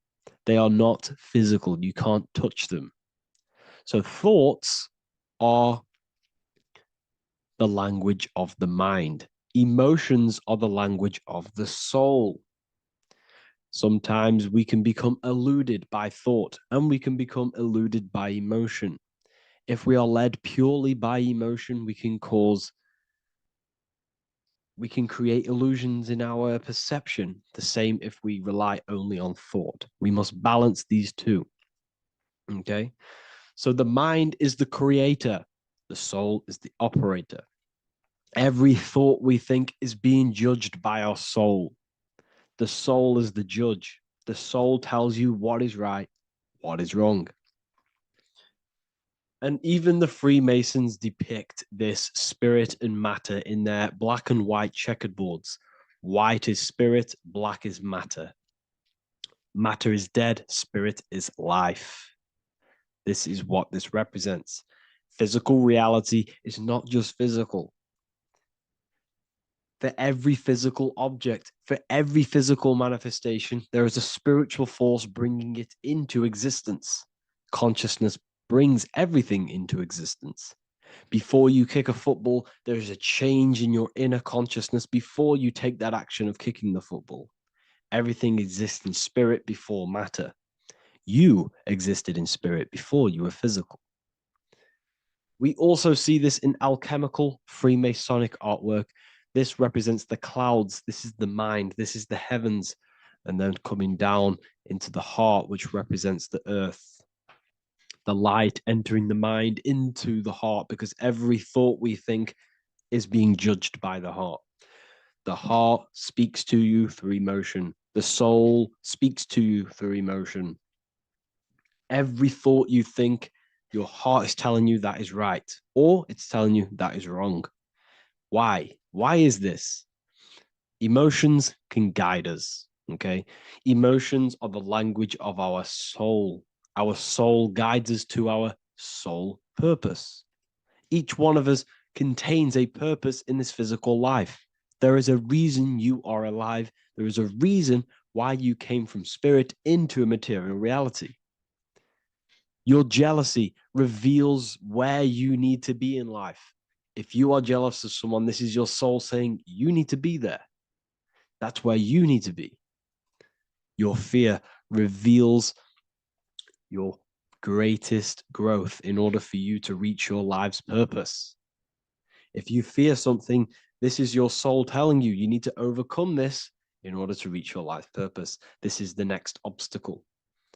The soul, your life purpose is not found in your passion. It's found on the other side of your greatest fear. The soul's always seeking, it's always seeking truth. It's always seeking to expand, to learn. The soul must go through pain in order to overcome, in order to grow. That's why we are here, to grow and expand and create. You also see this in alchemical artwork. Again, the mind in the clouds, the heart and the soul. They must work in unity. Each one of us contains the spark of the divine, which is the soul. Okay? Which is the soul. This is the operator. God, generator, operator, destroyer. The generator is the mind. The operator is the soul. The destroyer is the body. Everything will generate, everything will operate, and everything will die. That's the Trinity, the Father, the Son, the Holy Spirit. There's always a Trinity, Brahma, Vishnu, Shiva. Okay, so each one of us contains God's law, and it's encoded within our consciousness, within our soul, within our heart. That is what's judging everything you do. Every time you hurt someone, you can feel it. If you've ever punched someone, you can feel it. You know it's wrong. If you've ever stole something from someone, it doesn't matter what you've learned in the past. If you steal something, you know deep down within your soul it's wrong. This is because each one of us are encoded with God's law of love and integrity. I don't care how tough you think you are and how hard you think you are and what you've done in your life. I don't care. You know what is right, what is wrong, because you are encoded with love. Does not matter how far your mind can take you away, how corrupt your mind can become. There is always a spark of love and empathy in your heart, in your soul. You know this when a child. When you're a child, you're not racist. You don't want to hurt anyone. You don't want to steal. As a child, you're pure love, you're pure awareness, you're pure. You would never think about being racist. It's the corruption of the mind that leads us to corruption. Our soul always wants to do good. So the soul is encoded with God's law. And when we go against this law, this destroys our body. Yes, because your body is electromagnetic, and that's being casted from your heart. So every time you go against the heart's guidance in moral law, we weaken our electromagnetic field, which weakens our body. If you've ever looked at someone who's very negative, you can see them. You can see that they are aging quicker. You look at Scrooge, for example. If you ever watched Scrooge, look at how corrupt he looks. That's his heart. You can see the people's hearts on their face. People who do negative things and have negative thoughts, negative emotions, you can see it in their eyes and their face. It's because it corrupts you. It corrupts the body. It ages the body. Goodness is life. Okay. So can you sell your soul? You cannot sell your soul physically. But what you can sell is your conscience. What you can go against is that moral law. And you can exchange physical material things such as money, fame, cars, houses, business, in order for you can exchange that to go against your inner dialogue. For example, these rappers, celebrities, what are they doing? They're not selling their soul. You can't sell your soul to some entity on the astral plane. But what you can do, you can take money to say, I'm going to go against my heart. I'm going to go against my inner moral law. I'm going to take that money and I'm going to do something wrong. It's basically going against your soul. It's selling your soul's guidance of moral law. That's what selling your soul is. And that's what these rappers are doing. That's why they're so sad. You know, this is why all these rappers are on drugs, doing all sorts of things to escape, to short-term escape what they've done. They're going against their inner guidance for money. And yes, short-term pleasure may be happy for now, but in the long run, it will leave you feeling voidless because nothing material can ever satisfy your soul. Nothing. You could gain £1 million tomorrow, guaranteed within 2 weeks, you'll be back to the exact same position mentally, emotionally as before, because nothing physical can ever satisfy you. Guaranteed, if you received $1 million in, yes, if you received $1 million now, in a week's time, you'd be hunting for the next million because it does not satisfy you. There's a reason why these billionaires don't stop working, because they're so addicted to earning and earning and earning. It doesn't satisfy you. The only way you can satisfy yourself is through Christ consciousness, is through self-love, is through loving thyself, knowing thyself, and becoming balanced internally in consciousness instead of seeking external validation through material things, which end up leaving you feeling voidless. empty inside and sad and depressed and anxiety. Everyone's looking outside of themselves for validation, when true validation comes from within. True satisfaction, true happiness comes from within, reaching Christ. Christ is a state of being, a state of consciousness that we must cultivate within ourselves so we can live a happy, balanced life. You can have all these material things when you're satisfied inside, but don't rely on them. Me, I enjoy material things, but I don't desire them. I don't chase them. I don't rely on them for happiness, for validation. You can have big cars. You could have your favorite watches. You could have Lamborghinis. Yes, it's fun, but don't let it give you your happiness.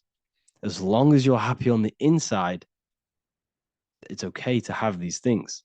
You should seek balance with your inner world and outer world. Okay, so this is what they are doing.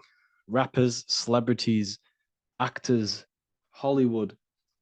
This is what they've done. They've exchanged their inner integrity, their inner law, their inner moral compass for exchange for material wealth, fame, money, and cars. That's what they've done. And power. It corrupts you. They slowly corrupt you. So yes, you cannot sell your soul.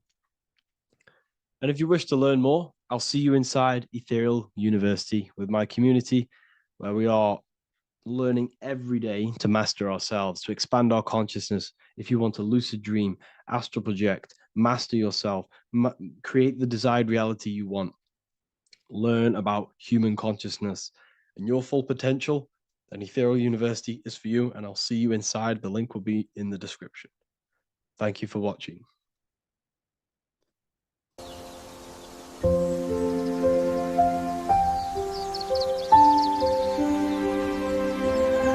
bookofwisdom.com. Visit today.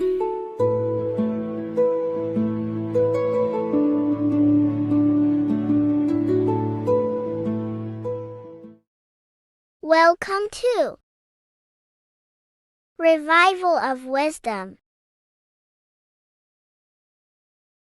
This video is going to be about the flat earth and the breakdown of the whole cosmology. We're going to be digging very deep. I've got a lot of pictures and images to show you, and a lot of dots to connect. So let's start with the Freemasonry art. So this artwork we have here is the Freemasonic cosmology, as they know and believe. So what is it symbolizing?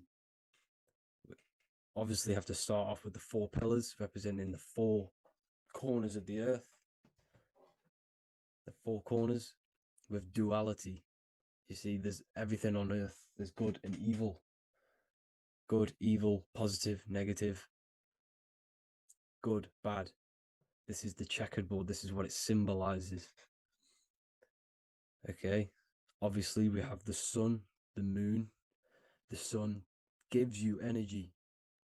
It's the anode. The moon is the cathode. It's the opposite. It takes your energy. So therefore, you become sleepy when the moon comes out. You see, everything on Earth, everything in the universe is balanced. There's complete balance symbolized by duality. There's always 2 opposites. We have the all-seeing eye, and obviously 7 stars representing the 7 planets, but not planets as in we know planets. They're not physical spinning balls of gas. They are energies. They are lights emitting from the realm above this realm. They are lights through the firmament, through the electromagnetic field. So let's go through that again. The 4 corners, duality, positive and negative, cold, dry. Everyone on Earth has an opposite. Everyone, there's 2. Okay, and then we have the sun, the moon, the 7 planets, with a 5-pointed star. What's the 5-pointed star? Of course, it's the 5 elements: spirit, water, earth, fire, and air. Okay, that's what the 5-pointed star is symbolizing, the 5 elements of earth. And then, most importantly, we have the compass. The compass is very, very important, hence why it's in the center.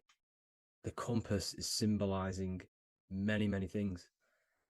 And one of the most important things, but we'll get into that after. We have a boat with water outside of the earth. So we have a boat on water, symbolizing the waters separated by the firmament, the waters above, separated by the firmament from the waters within the firmament, the earth. So this is what it's symbolizing. So the compass, what's the compass? This is where the compass comes from. The Polaris, the most important star there is, because it's in the center of Earth, the sun, the moon, and the black hole, black sun. Because all creation comes from center, the seed center. Okay, but we'll get into this after. But also, this is a very important Masonic symbol because they use this symbol a lot. This is one of their main symbols, hence why Neil Armstrong has the Masonic ring with the compass on it. The people who supposedly went to the moon, which obviously they faked to push this globe model, because the globe model is based upon fear. Because the globe model, if they can sell you the globe model, they can sell you anything then. You don't know where you actually are. The globe model is to push fear upon the masses, because the globe model means there's not enough resources. There's also risks of asteroids hitting the planet. There's also risks of space extraterrestrial invasions, global warming, asteroids. You see, this is all the fear that they can gain off selling you the globe model. Okay, because they don't want you to know that this is an intelligent design. And also, they're hiding God, the creator, the source. This is why they are satanic. They are opposites. They are lefty, Lucifer, right, righteous, godly. Hence why they do the symbolism on their eyes. 666. This is another famous, what's it called? Sorry. Famous astrologer. Astronaut. This is another famous astronaut doing 666, showing that he's in the alliance of the occult. But even look at their 10th anniversary stamps. They have a Masonic compass on there. Also, the Order Out of Chaos. Order Out of Chaos, double-headed eagle. Okay, the Order Out of Chaos ring, which they wear. So all of these astronauts are in the occult. They are lying to you. They are in with this order, this Masonic New World Order, whatever you want to call it. So let's break this compass down a lot more. Because as I showed you here, the center, okay, this is what the compass is symbolizing. Let's go into the North Pole map. This is from 1595. This is a rough estimate of where this map came from. It's from around the 1500s to the 1600s, maybe 1400s. There's not an actual set date on this map because obviously our history has been tampered with. But let's break down this map and the symbolism that they use towards this map, because this map is the map of the North Pole. Okay, so in the center, we have the black rock symbolizing the tower, the pole, North Pole. And what's on top of the North Pole? obviously it's Polaris, North Pole and Polaris. Okay, with the 4 islands around the center. Okay, 4 islands around the center. And this is what blew my mind, right? They say that Santa sounds similar. And if you look at this pole that's pointing to the North Pole, you see this line here. So this is obviously from the 1600s. What color is Santa? He's red and white. Just like this map pointing to the center is red and white, and Santa comes from the North Pole. So it's not a coincidence that they use red and white. They're mocking this map because obviously they took over after the 1500s, 1600s. They took over around the 17, 1800s. So they're mocking this map with Santa coming from the North Pole with this red and white line to the North Pole. Notice the 4 islands. Okay. Like windows, their symbol, they obviously in the occult, they're part of the New World Order, is symbolizing these 4 islands with the blue behind it for the water. Okay, so this is another occult logo. They're symbolizing this center because the center is so important. Okay, we'll get into that. Also, we have the Mayan cosmology. This is the Mayan cosmology. This is what they created. This is their artwork, with also 4 major lands around the center. You see this 4 with green in between them all. 4 major lands with the underworld. You see this underworld is also symbolized by the Masons with the coffin of the skull and bones, the deceased, the dead. Okay, so this is also mentioned in the Book of Enoch. Okay, and it's called Sheol. Sheol, the underworld.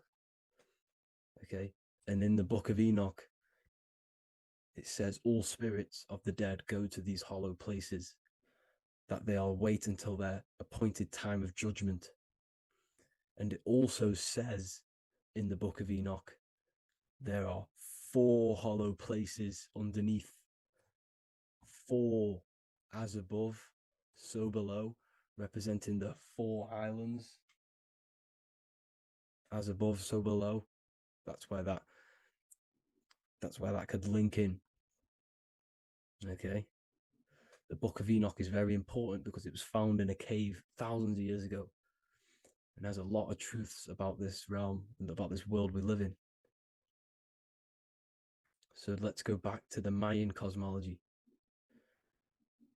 So the ancient cosmology, they all must have had some sort of communication. They must all be at peace with each other, because all of their cosmologies linked together. See, the Greek, Babylonian, Indian, Celtic. Okay, they're all linked in together. They all knew that they were in an enclosed system with an underworld and obviously a firmament. Okay, so this is what they all knew. They all must have had some sort of communication. They were a lot more advanced than us. They knew the center of the realm. Okay, and obviously the United Nations flag also symbolizes their center. You see how it has like a grid with a circle around the center. It's symbolizing that center of the realm, because that center of Earth is so important. The United Nations flag, all have it. See, some different ones all have that circle around the center. Because the center is the seed. All things come from a center. So the torus field is so important because it is the spark of life. It's the building blocks of the universe, this creation. Because all things have a torus field. just like an apple with what's in the center of an apple, a seed, because the center is where the energies hold, is where the energies meet, and it creates that spark of life, just like your heart is the center of your body, and it has an electromagnetic field. Because the center, all things come from the center. So this is why the North Pole is so important, because this is why it's so important, because this is where the creation sparked from, the center. This is where the most electromagnetic energy is stored. So this is why the northern lights come from the center. It's electromagnetic energy. This is what the northern lights are. It's being emitted from this black hole in the center. Okay? And obviously, what else is on the center? Polaris. Polaris is the center star. Okay? So the center star is what sits on top of this North Pole, Polaris, because it's a pole of electromagnetic energy, symbolized as a black rock, a black hole, pole. You see, because all creation comes from void. Light is born from darkness. Without light, darkness can't be born from light. You see, but light can be born from darkness. This is why darkness is so important. And this is why there's a black hole in the center of our realm, like the black sun. The black sun, the Polaris star, the North Star. You see, so this is this North Pole, Polaris. This is what they're talking about. And this is why compasses are an 8-pointed star, because Polaris is symbolized as an 8-pointed star. This is where a compass will point you to. It will point you to that center. So notice how a compass has this black hole in the middle, you see, and it will point you to this meeting point, the north, because in the center is the center of the torus field of the earth. This is where the most electromagnetic energy is. You see, everything gets sucked into the black hole. Okay, this whole reality is being projected from that center point, just like your eyes suck in light. It's a black hole. Your eyes suck in the light of this light being emitted from this center place, this electromagnetic energy at the center, which is the seed of everything, of everyone. You see, just like an apple has the seed in the center in darkness, because in the center of the apple, it's dark. It's black. It's pitch black. But that's where the seeds are. That's where the life is. But Polaris is so important because it's that center star which lines up. It is the pole, it's the top of the pole of the torus field. So Polaris would be here at the very, very top. And this is where the compasses point you to. And this is why the star of Ishtar, the 8-pointed star of the Sumerians, also talked about this 8-pointed star, and it's called the Star of Ishtar. Okay, and who is Ishtar? Ishtar is the goddess. Okay, so she's not a male, she's a female, because every creation is brought through a female, a womb. Every single human on earth is brought through the womb, the sacred feminine energy. And the womb is pure darkness. There's no light in a womb, just like the center of our realm. It's a black hole. Okay. And guess what? She's the god of fertility and sexuality. She is responsible for all life. Okay. So the star of Ishtar is the star of Polaris, which is symbolizing the responsibility for all life, the center of our realm, the black sun, the black hole. Okay. So this is what that god of Ishtar of the Sumerians is talking about, the goddess, the womb, the seed of creation. So this would be the portal, more than likely the portal in and out of our realm, because it's the top of the Taurus field. And what's above this realm is the heavens. So this is where you get sucked in from the heavens. Your soul gets sucked in and brought onto this plane of existence called Earth. These are some space NASA symbols. Look how much Polaris symbolism there is. And notice how it's at the center. You see this circle? This is like a half circle. And at the center is an 8-pointed star of Ishtar. It's the same thing. It's Polaris. It's at the center. And notice on some of these, look, this one is a bear holding the key and an arrow pointing to the Polaris star, so that they hold the key to Polaris. Another one with like a demon holding a key to the what? Polaris on top of him. Also an eagle, which is a Masonic symbol. The eagle holding a key on top of the center. You see, and notice how there's an arrow going up to the Polaris and an arrow down, as above, so below, to Earth. So you can go out of Earth and into Earth through Polaris, and the eagle holds the key. You see? The eagle holds the key, just like this. This demon dragon holds the key to Polaris. And look at this one, Earth, with an arrow up to Polaris, an 8-pointed star. So Polaris is more than likely that portal which the Anunnaki used, the Sumerian gods used, because the Anunnaki symbol is also an 8-pointed star. Okay. And like I said, that center is the seed of creation. The center is the black hole.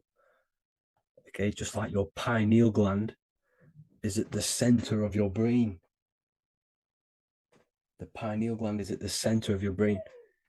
And that's what connects you to that spirit realm, to the source. That's it for this video, guys. Thank you all for tuning in. I hope you all learned something today. Please leave a like, a comment, and please subscribe to the channel for more content. God bless you all.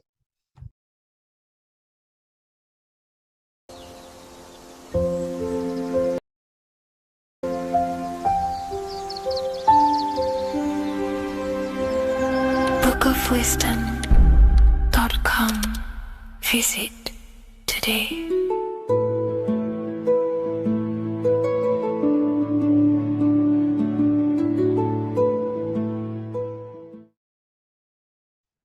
Hello, everyone. Today we're going to be discussing the esoteric and occult meaning behind the story inside of Genesis, the story of Adam and Eve. This is a widely known story, but not many people know the true esoteric meaning behind it. Okay, so today we're going to be breaking this symbolism down. Before we get into this, please leave a like and a subscribe on the channel. I would greatly appreciate it. And please comment below any lectures or anything you wish to know, and I could maybe make it in the future. The first thing we must understand about the Bible is that it is an esoteric and occult book. It is written in allegory. It is written in such a way that we understand the book compared to our level of perception. Now, what do I mean? If a child read the Bible, they would gain a standard meaning and story behind it. They would gain a normal interpretation of the book, of being good, praise God, and be a good person. However, me, who have studied the occult and esoteric and symbolism for a very long time, when I read the Bible, I see a deeper meaning. I can read between the lines of the allegories, which means the Bible is written in such a genius way that it speaks to your level of intelligence. Depending on how advanced you are mentally and with knowledge, will depend on how you decipher this book and how the parables inside the book can speak to you in your personal life. Okay. So the Bible is the greatest psychological book ever written in history. This is why it's known as the greatest story ever told. It's a story. What we must understand with the Bible is that the Bible creates on the surface a logical way of thinking, which is what we call religion. We read the Bible and if we think logically and we take that book literally, then we gain a religion. But if we look beyond the surface, this is what we call esoteric, metaphorical, symbolic.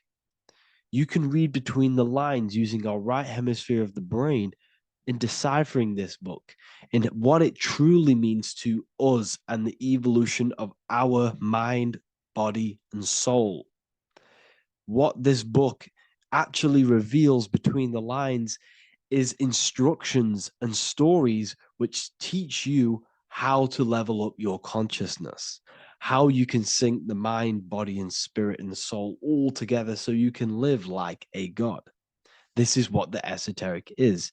It's the purification of consciousness. Now, when it comes to Adam and Eve, okay, what we must understand is that this is the beginning of creation. This represents the beginning of your life in an esoteric way. This is symbolic for the beginning of your incarnation into this physical world. Okay. And we have Adam, masculine, Eve representing feminine. These are the two masculine and feminine energies which create the whole material universe. Okay. And as we are born with a pure consciousness. We are born with pure consciousness. Well, now, what do I mean? As a baby, we have no knowledge. We are pure essence of the soul. You know, we don't gain the knowledge of good and evil.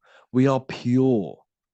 Yes, we're not happy all the time as a baby, and we're not sad all the time, but we have no ego. This is what I mean. Our consciousness is not split. As a baby, you are whole. You have a whole consciousness. You are yourself. You have no false identifications, no limiting belief systems, nothing. You are pure awareness and the pure soul and the pure mind. Now, this is what Genesis is representing.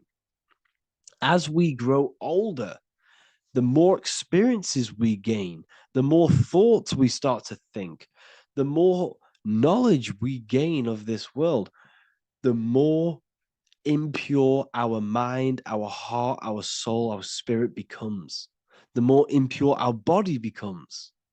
As we grow older, we're infected with negative beliefs, negative thoughts, and society norms. This is a big one. As we grow older, we are molded by society. We shut off areas of ourself and we push them away so that we fit in with society. We all know this. We all did this in school. We pushed away parts of ourselves to act cool or to fit in, whatever it may be. Whatever type of person you were in school, we all went through this because society and culture is programmed. So as we grow older, our consciousness splits. We gain a persona, an ego, and we and we gain a shadow self, the subconscious, and we gain an ego. Now, the ego is what you show to people. It's that character that you show, that you put on to your culture, to your family, to your friends. This is a false identification. And we also gain a shadow self. The shadow self is gained through experience. This is the subconscious. Our ego is created through experience. And so is the subconscious and the shadow self. Okay. So as we gain age in this material body, we fall from the Garden of Eden. We gain the knowledge of good and evil. This is what the symbolism represents of us leaving the garden, us eating from the fruit. Now, the fruit represents the knowledge, it represents the insight, the experience, which splits our pure consciousness. Our soul splits. Okay? We lose connection with the divine. We lose connection with our pure self through material experiences. We may lose ourselves in material experiences. We may lose ourselves in lust and material gain, wealth, and all of these lovely things that the material world offers. We lose ourselves in this. Okay? And not only that, there's another symbolic thing that we're missing with being a child. There's another symbolic meaning behind this tree in this story of Adam and Eve. And this is sexual energy. Okay. As we are a baby, we have no ability to create another human life. We have no sexual urges. We have no desire for the material things as a baby. Nothing. As we grow older, our sexual energy cultivates around the age of, it's like 10, maybe earlier for some people or later for some people. This is what we call puberty, when our sexual energy activates. This is when the masculine and feminine energies are present within the body. And we are now given the ability to create human life. We're now given the ability to bring in a soul into the material world. Now, this is what we believe and know in the esoteric world. That is what sex is. You're bringing a soul from the astral into the physical. Okay. So as you grow older, you gain this ability to use the power of creation. You gain this force within you that allows you to open a portal in the astral and bring in a soul to the material. Now, this power can be misused. This power is very powerful and should not be misused. In occult and esoteric teachings, we teach and learn sexual transmutation, how we transmute sexual energy into different areas of our life so we can grow and create. Because sexual energy is creative energy. It creates a whole new human being. So if we retain it, we can transmute it into creativity. So this energy is kind of corrupting us as well. And now I'm not saying growing up is evil, all this thing is evil. This is a natural cycle that we must go through. The soul of us must go through this cycle so that we learn, so that we overcome it, so that we gain mastery over ourselves, so that we expand ourselves. I recommend you watch the Evolution of Consciousness lecture that I did on my YouTube. An amazing lecture. It talks about the evolution of consciousness and how we're on a never-ending cycle of life and death and expansion. So leaving the Garden of Eden is symbolic. You see, Eve represents emotion. She's feminine. Adam represents action. That's why he bit the apple. You see, Eve takes the apple and tempts Adam because she's the emotion. She's the sexual desire. And Adam eats it. He releases. He misuses the power of his creation. He misuses his consciousness because of material illusions and material desires. This is natural. Okay. As we grow older in this life, our soul has to experience sin. We have to experience negativity. We have to experience evil. Okay? And we have to misuse this power within us to learn about it so we can overcome it and gain control over it. Now, this is why the Bible says in Genesis 3:6, "For God doth know that in the day ye eat thereof, then your eyes shall be opened. Ye shall be as gods, knowing good and evil." This is very, very, very symbolic. We come into this world to experience a dualistic way of reality. We come into this world to challenge ourselves so the soul can grow, because the soul comes from pure love from God. But we come into this world so the soul may know what it's like to be evil. You see, we are like a seed. Our soul's like a seed. And when that seed grows, okay, and it's planted, them roots must grow to hell in order for the top of the tree and the roots to grow to heaven. In order for the soul to reach the highest states, it must descend down into the lowest states. Good and evil. This is the story of good and evil, okay? And this is the story, a psychological story of how the human mind has functioned in this life. This is what this story is representing of how our soul and mind is functioning, how our consciousness is splitting and growing up and evoluting. Okay. Like I said, snakes represent sexual energy. They represent, snake, when you've been snaked. This is why we say you've been snaked, because it represents a temptation of sexual energy. This is why the Kundalini is symbolized as a snake. This is the serpent within us that we can rise to activate dormant brain cells in our brain. Now that's called the Kundalini awakening. I'm not going to get into that into this video, but this is what it symbolizes, the tree and the knowledge of good and evil, because our body is the tree. Our central nervous system is the tree. The snake is our sexual urges and this false temptation that tempts us to interact with sin, the material world, okay, and go against our higher divine self. This is what it represents. Now, it's very, very symbolic. Not everyone is going to agree with this, but this is my interpretation of Genesis based on my research of occultism, symbolism, metaphors, and me studying the Bible. This is my interpretation, and I hope it resonates with you. It might not resonate with you, but this is what makes sense to me, and this is what has made sense to many other occult researchers who are in this space as well.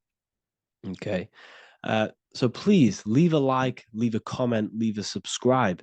I'd greatly appreciate if you could, just give me some support on this channel. We're nearly at 100,000 subscribers, which is insane. I just want to say thank you all. And yeah, I will see you inside the university. If you join, I'll look forward to mentoring you, connecting with you on the live calls. There's a new symbolism course which is going to be available very, very soon. And yeah, if you join the university, you also get a 30% discount on all of my products, astrology readings, one-on-one calls, all of my books. Yeah, so I hope you gain some insight on this video, and I'll see you in the next video, and I'll see you inside the university. Have an amazing day.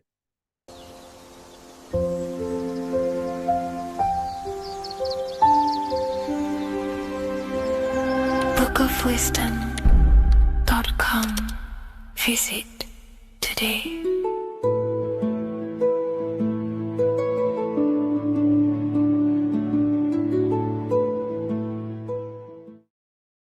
Welcome back everyone to another video. Today we're going to cover everything that you need to know about the mind, starting with the two aspects of the mind, the conscious and the subconscious. The male aspect of your mind is the conscious. This is the 10% of your mind. The conscious part of your mind is only aware of everything around you, your vision, your sight, your smell, your taste, your hearing, and your current state of emotion and thought. Every thought that you consciously think about has an emotion directly attached to it. That emotion is then impressed onto the subconscious part of the mind. The subconscious part of the mind is the female aspect of your mind. It is also a whopping 90% of your mind. Subconscious mind is controlling all of the subconscious processes which happen within your body. For example, your subconscious mind is controlling your heartbeat, your digestion of food, and all of the things that you do not have to tell the body to do. It is the hidden part of our mind which is controlling all of the hidden things. The subconscious mind is like a recording supercomputer. Everything that you have experienced in your life is all recorded and stored within the subconscious mind. One of the most important things about your subconscious mind is that it stores your mental programs. Everything in the subconscious mind manifests into behavior and actions within the body. Your daily basis routine and habits are all mental programs within your subconscious mind. These mental programs are created by mainly two ways. 1, repetition, and 2, emotional impact. The repetition is fairly simple to understand.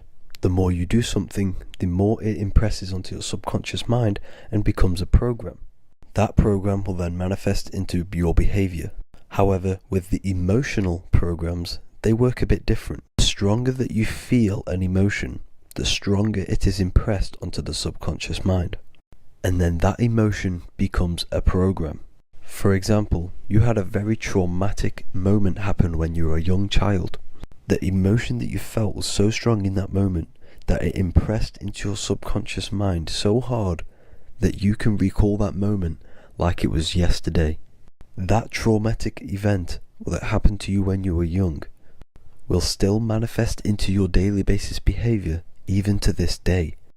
However, it manifests subconsciously. For example, if you were in a car crash, you will be wary to enter cars with certain people.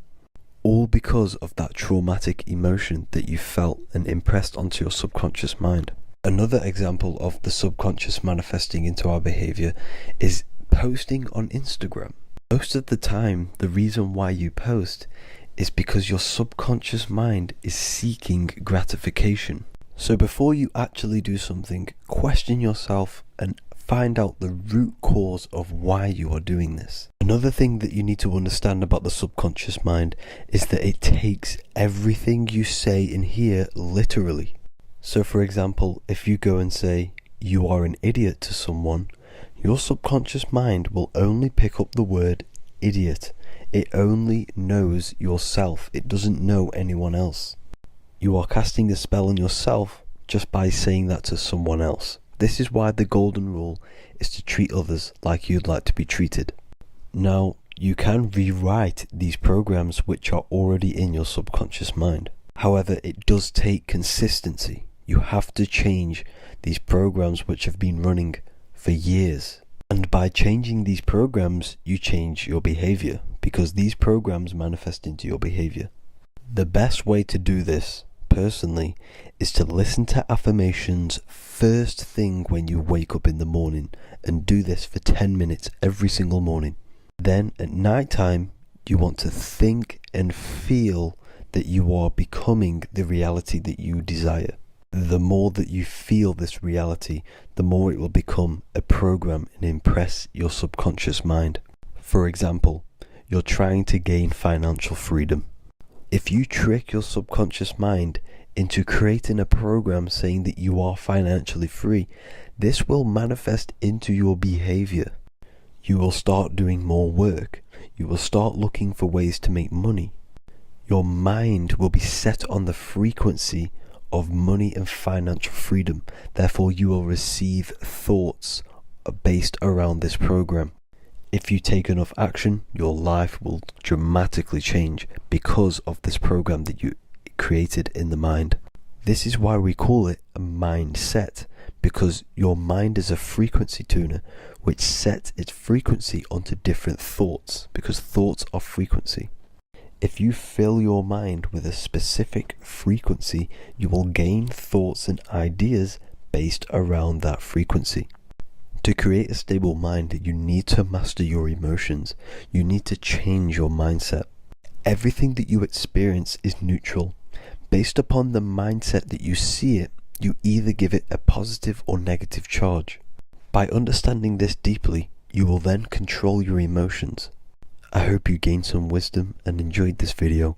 Please, if you can, leave a comment and a like, and subscribe to the channel if you like this content. Love and light to you all.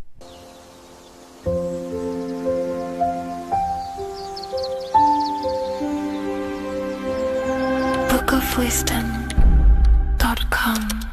Visit today.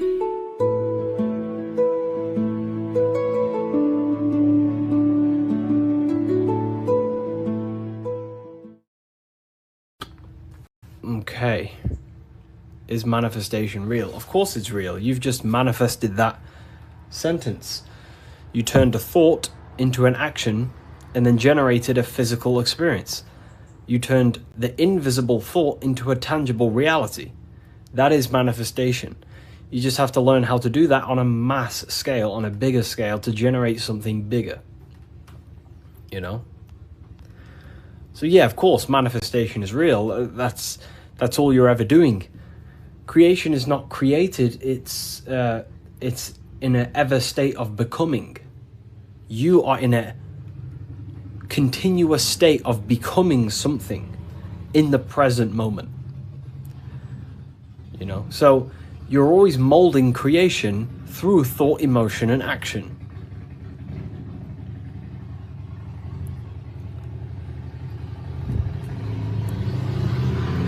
Let's let the Harley Davidson go past my house. It's a very loud bike. It's a cool bike. But yeah, you're in a continuous state of creation. And that's what this symbol ultimately represents, right? Hi, if I order your book today, will it be here before next Friday? You mean not this Friday, but next? Yeah, it should be there, for sure. So, this is what this symbol ultimately represents.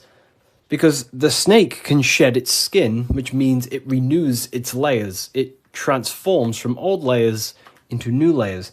It removes old layers of skin, symbolizing transforming. But the snake is eating its tail. The end gives birth to a new beginning. And this is what the present moment is. The present moment is the continuous state of becoming and unfolding of creation. We're all tapped into the live stream of consciousness, like you're tapped into this live right now. And you are directing them life forces in the present moment through thought, emotion, and action. You direct the life flow, the life force that you're tapped into.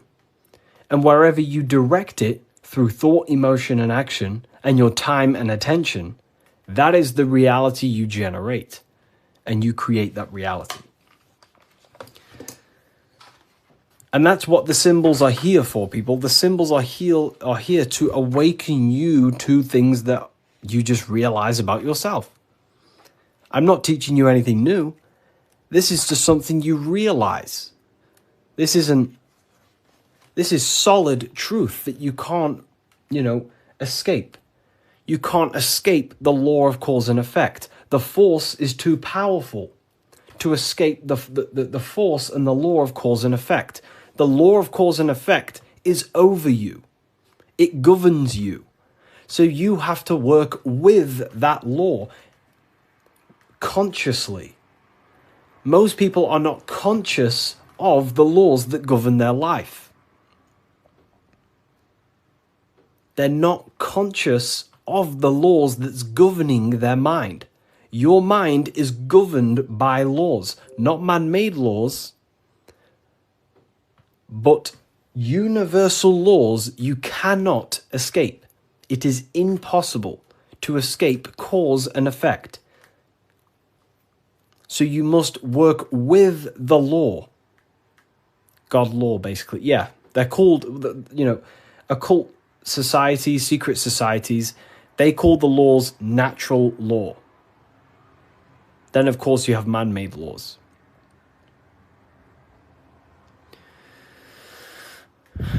So you have to work with the law. If you do not work with the law is going to be working anyway.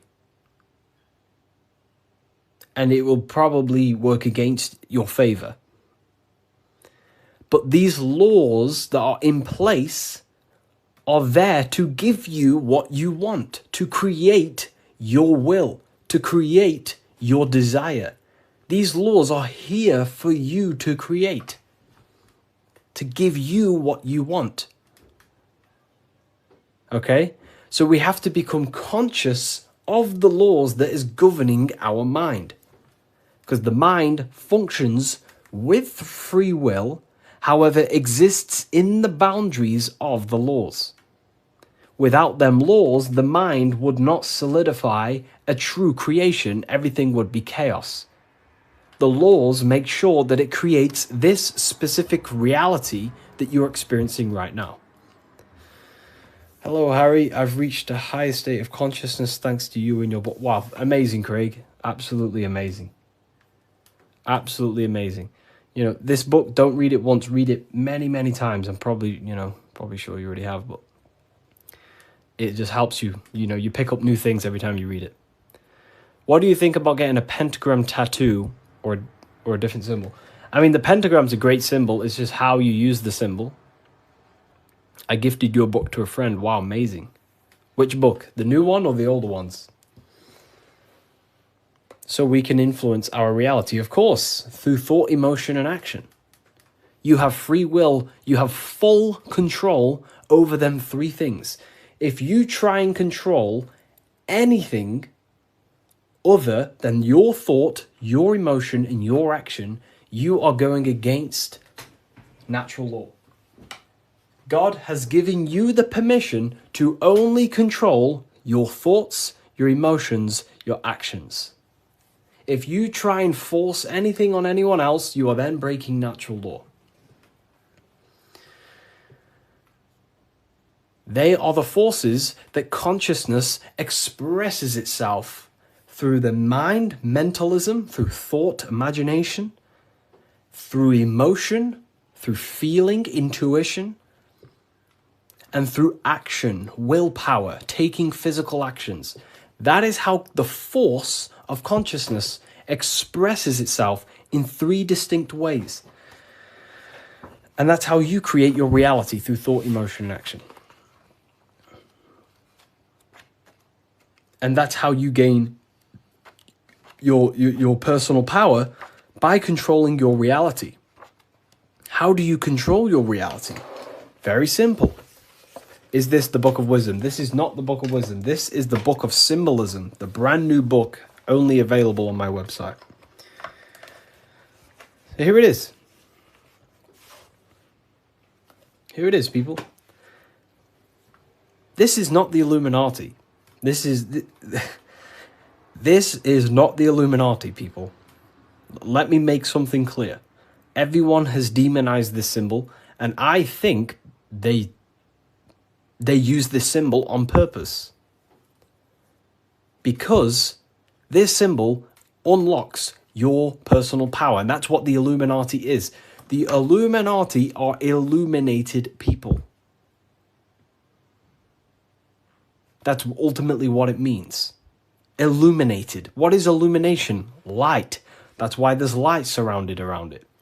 Light in the eye. What is the eye? The internal perception. The mind that allows you to perceive information. The internal eye. The person in your mind who thinks. That's the real you.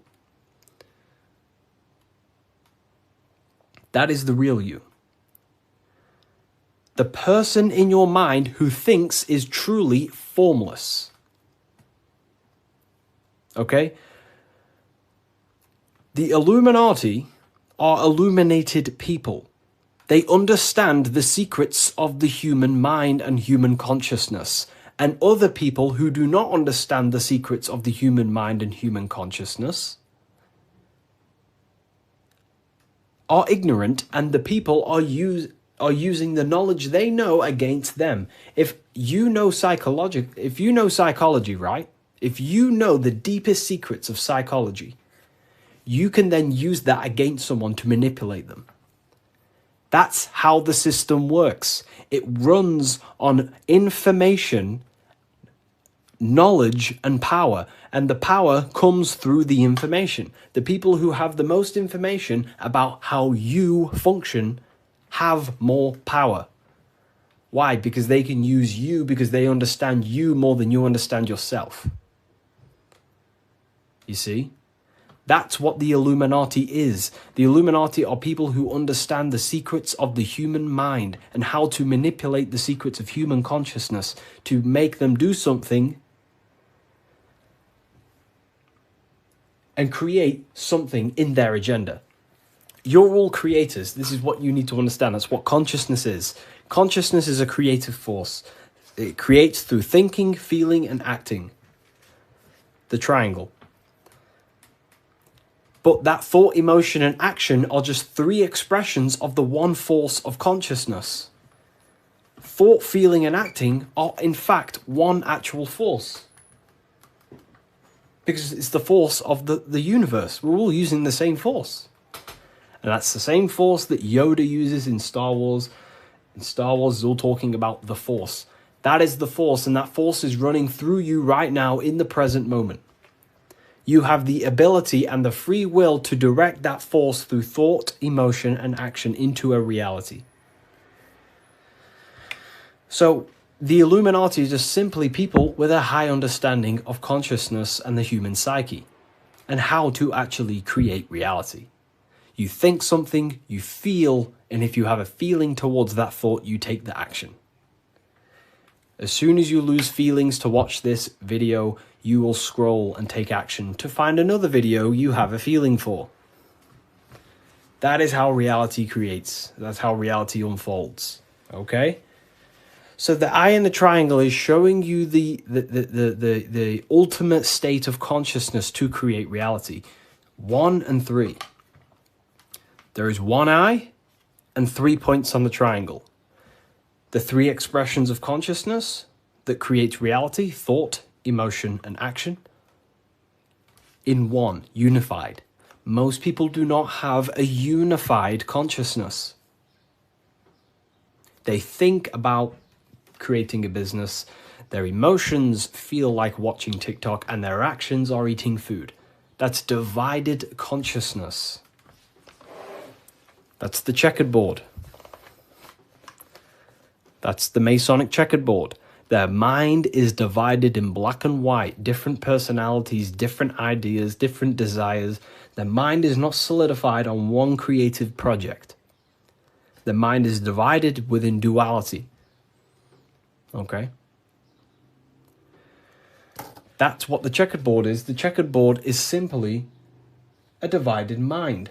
Because this checkered board is all, this whole piece of artwork you see here of the Freemasons is showing you how someone's mind functions. That's the secret. Very simple. Symbols, occult symbols, Freemasonic symbols are basically showing you mind states, how you think. Divided pillars, left and right pillar, sun, moon. Sun is masculine, the masculine mind, and the feminine mind, the conscious and the subconscious. But here, there's an eye in the middle, unifying them in the middle. Unification. Unifying with the true being inside of you. Not being left or right. Not being too masculine, not being too feminine, but unifying the masculine and feminine principles to become a unified consciousness so you can create your reality. The masculine principles symbolized by the sun, and this left pillar symbolizes willpower, your will. Your willpower is very, very, very powerful. Willpower is ultimately everything you create, your will. So this sun represents the masculine forces of the mind, such as willpower, taking physical actions, intelligence, intellect, thinking. That's all the masculine. Then on the right side, you have the feminine qualities of consciousness on this right pillar. symbolizing imagination, emotion, desire, intuition. These are the feminine forces of consciousness. And what happens when a male and a female comes together? They give birth to a new creation called a baby. What happens when you merge your masculine and feminine qualities of consciousness? You merge your willpower, your thought with emotion and action. You give birth to a creation, a baby. The same principle. It's the same principle. Freemasonry is very simple. It's about bettering yourself, working on the temple, and the temple is symbolic for you, for your mind. The stonework Freemasonry, Freemasonry is about stonework, and that stone is you. You're perfecting a stone, and that stone is your mind. You're perfecting the Temple of Solomon, or you're rebuilding the temple, which is rebuilding yourself, because you are the broken temple. The thing is, your teachings is destroying my life. It's not destroying your life, it's destroying your old view of the world, which will then give birth to a whole new, beautiful life. You have to go through destruction. You have to go through the darkness to see the light.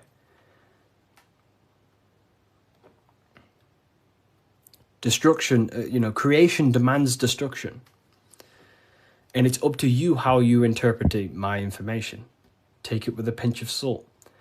Go and do your own research. I'm not saying everything I'm saying is, take what I say and apply it to your life and see if it helps.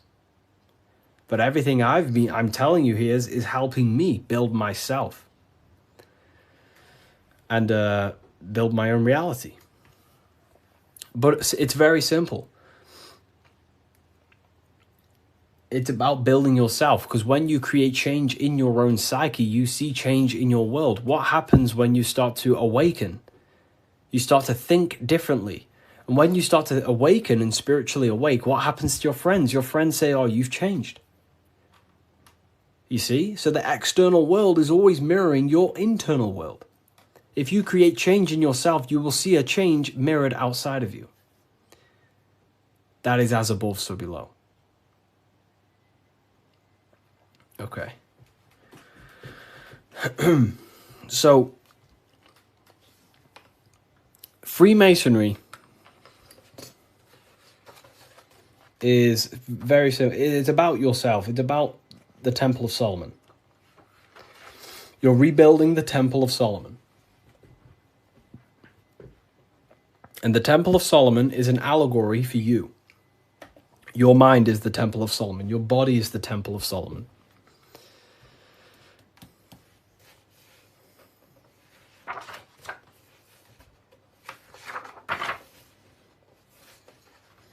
So why is it the Freemasons wear this apron, right? So you see the Freemason here wearing this apron. Well, this apron originates from stone masonry. Stonemasons. What are stonemasons? Stonemasons chip away stone, and then they use the stone to put on a building or, wherever. But Freemasonry teaches in metaphors.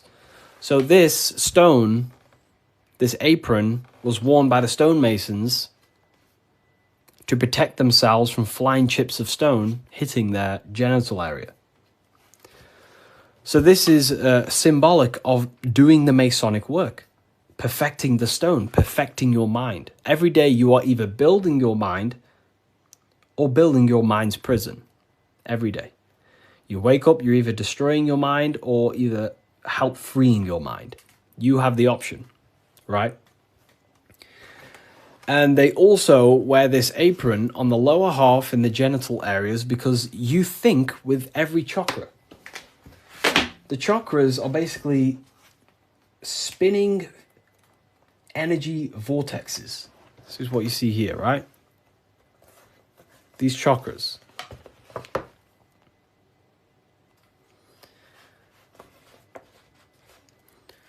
You can think with every single chakra. You think with your head. You can think with your heart. You can. These are centers of consciousness. Okay? These are centers. These are each center that you see along your spinal column has a high amount of nerve centers. It's like a nerve center. But that nerve center is then powered by the etheric body. Now that's very advanced. Not many people understand that. But your body is not just you. You have many subtle vehicles of consciousness, bodies of consciousness, which you'll learn about in the Book of Wisdom, Volume 1.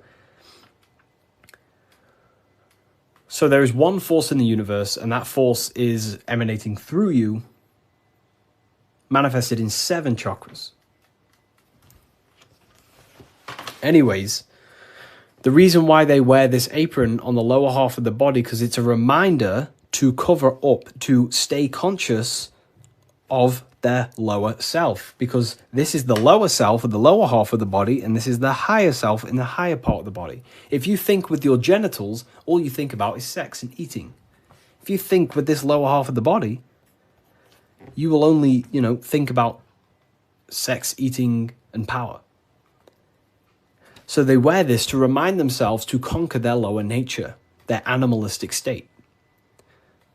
Because the Mason is aware that they need to build themselves to a higher consciousness, to the higher mind. They need to align their will and mind with the higher mind. Because ultimately, the reason why all of these teachings stem from is because it's preparation for death. This is where all this comes from, okay? You never die. This is the truth. In the daytime, you're in your physical body, and in the nighttime, you're in your astral body, and it's just a massive cycle. So daytime is life, nighttime is death. Wintertime is wintertime is death, summertime is life. As above, so below. It's just bigger and smaller, right? So, with that being said, you never truly die. You are not the physical body. You are the internal being in your mind who thinks. You are not the thought. You are the one who hears the thought. The thinker. The knower. You are the being inside your mind, not the being outside your mind, which is this physical body. So Masonry is about working with that internal self, mastering that internal voice, because that is the architect of your reality. The internal dialogue. That is the stone that they're working with. They're chipping away at, they're perfecting, they're smoothing. The inner dialogue. No one pays attention to this. The inner thinker, the being who is thinking in your mind. Who is that being? Who is the person in your head? It's not your body. Your body is acting out the commands of the internal being.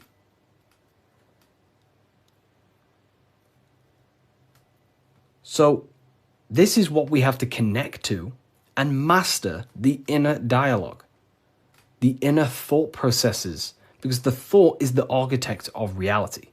Thought creates everything. Thought creates everything in the whole universe. The whole universe originates from thought. So Freemasonry is basically about mastering the inner dialogue and working on the inner self, the person in your mind. And the deeper you get to know that inner voice, you start to realize that there are many different vehicles of consciousness. You don't just have a physical body, you have a physical, etheric, astral, and mental and spiritual body. The physical body is just the lowest dimension there is. The physical plane is the lowest dimension there is. Your mind operates above all of them. A thought is just a thought. It has no true form. That thought takes on the body. That thought wraps itself in imagination. So the thought alone is just a thought. But then that thought then wraps itself in something we call astral matter, which is your imagination. The light, the screen in your mind that allows you to vision a specific object. The thought wraps itself in astral forms. That astral form becomes like an emotion in your heart because you want to then take action to generate that mental image you created. Then it turns into a physical reality once you start to take the action to fulfill the desire of that mental image you created. So these are the many different vehicles of the mind. And the mind is not just in the brain. This is the whole wrong thing with science.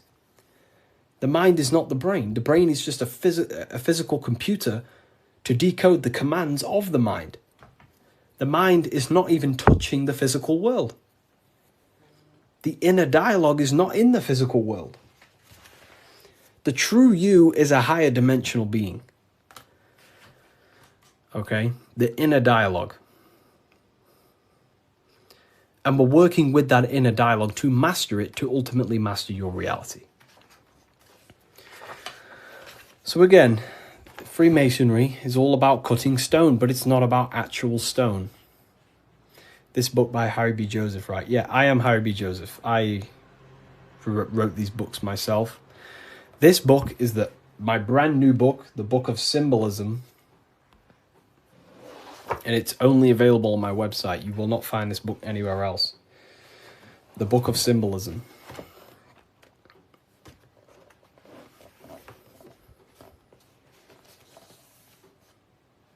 So, nice to meet you. Welcome. Okay, so, again, what does this represent?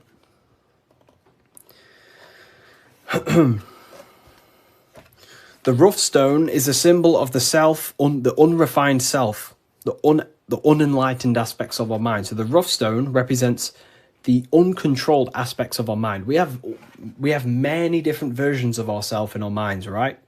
We have a version of ourselves who's perfect. We have a rough version of ourselves that we can become. There's many different things in our mind. But the aim of the Mason is about unifying all of them different personalities into our higher self. It's about learning the secrets of the mind. So this represents the perfected aspects of the mind, and there is also there is no such thing as perfection. We will never actually truly perfect ourselves. But the aim is to be perfect. So the Freemasons show you the checkered board. I'm ordering all your books this week. Oh, wow, thank you. You will look, your whole life will change. Your whole life will change.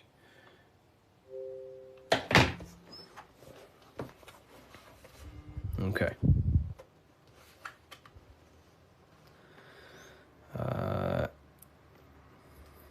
The checkered board floor. This is symbolizing on a base level. So symbols have many, many, many different interpretations. So on a very basic level, this checkered board floor represents duality, how everything is dual, positive, negative, day and night, hot and cold. But the deeper you go into the layers of the symbol reveals the secrets about the human mind. So this is all showing you the mind. Different states of mind. Because that's what the universe is. The universe is one singular consciousness expressed in many different forms, in many different clothes, what we like to call people. Me and you are cut of the same fabric, which is the universal mind experiencing itself.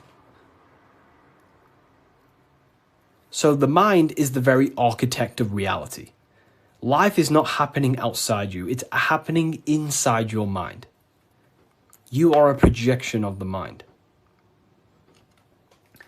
However, you have the ability to identify with your ego. Your ego is very simply just a false version that your mind, it's a version of yourself that your mind has created through experience, thoughts, words, memories, and traumas and belief systems.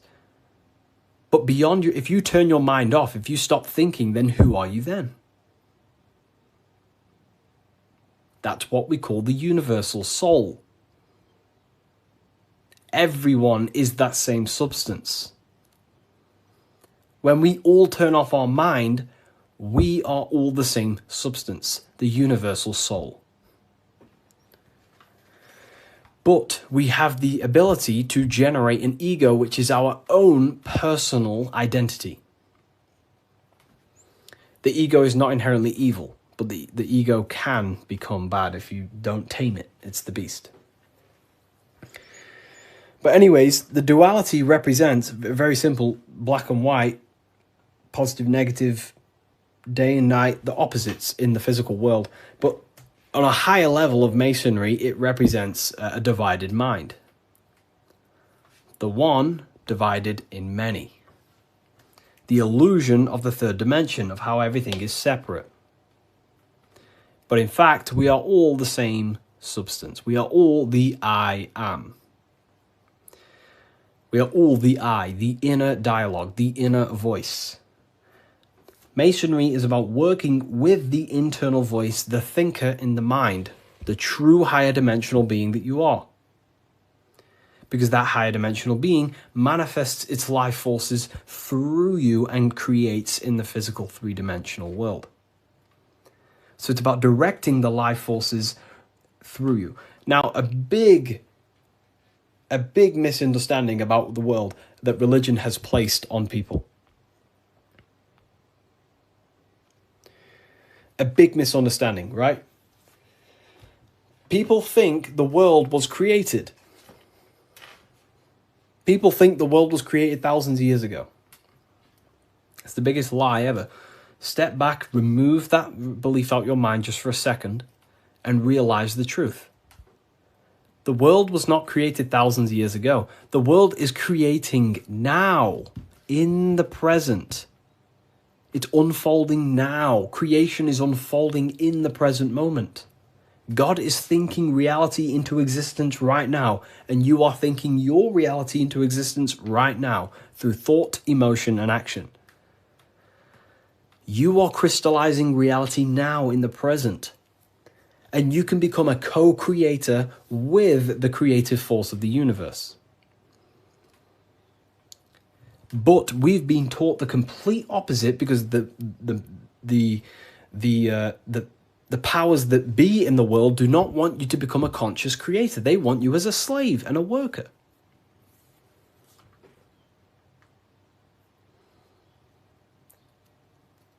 You see, so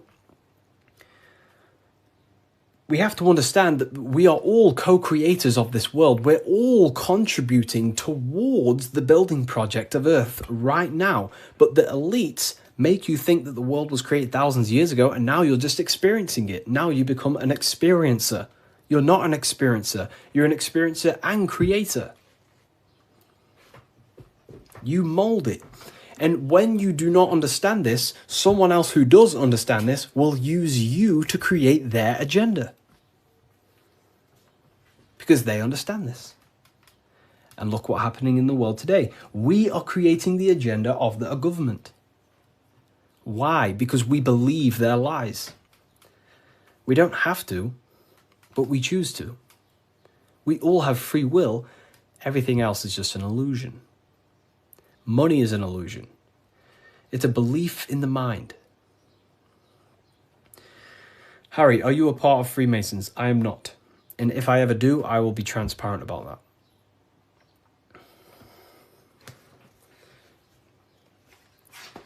So this is representing your mind divided.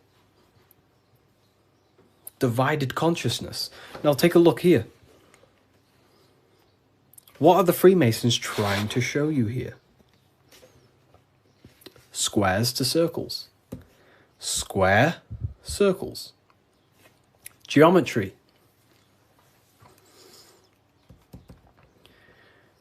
Geometry Harry, my book came, thanks. It's a pleasure. It's an absolute pleasure. Enjoy the book. Take your time, read through it, enjoy it, read it over and over. You know, I can't wait for you to read this. Was it the third book you got?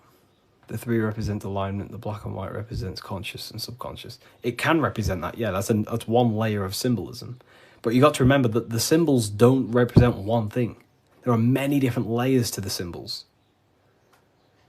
Many different layers.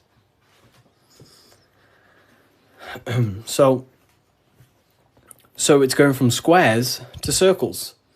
So you have to understand geometry for this. There's different codes to this. A square. Can you measure the surface area of a square? Of course. Very easy. You just measure this side and that side and times it. Right? Very simple. Then you have the surface area of a square. But can you do that with a square? No. You can't find the surface area of a circle. It is impossible. You can get very close by using pi and different mathematical equations, but you will never exactly find the exact surface area of a circle. So what are the Freemasons trying to show you? Measurable and immeasurable. What you can physically touch and measure down here, the squares, and what you cannot touch and what you cannot measure. And there is a ladder going from what you can measure, the physical world, the squares, up to what you cannot measure, the circles. So this is about the upliftment of the mind. This is about the mind raising from only a physical state of awareness, raising the mind so it can function as a spiritual mind and use the higher dimensions of consciousness, such as imagination, thought. Most people's minds are stuck in the measurable, the squares, limited. They think inside the box. You have to raise your mind and think outside the box. This is what it's about. Raising your mind and using the higher dimensions, which is imagination. You cannot measure imagination. It does not exist in the physical plane. You cannot measure thought. It does not exist in the physical plane. So it's about raising consciousness to actually use the cognitions of the mind. Most people are not using the mind. Climbing in consciousness. We're going from squares to circles, measurable to the immeasurable. Okay? And that's the key. Look at the key. How do you go from the circle, the squares to the circles? You got to go through the woman, the green woman. Who's the green woman? Who is the green woman? The feminine. The feminine aspect of consciousness.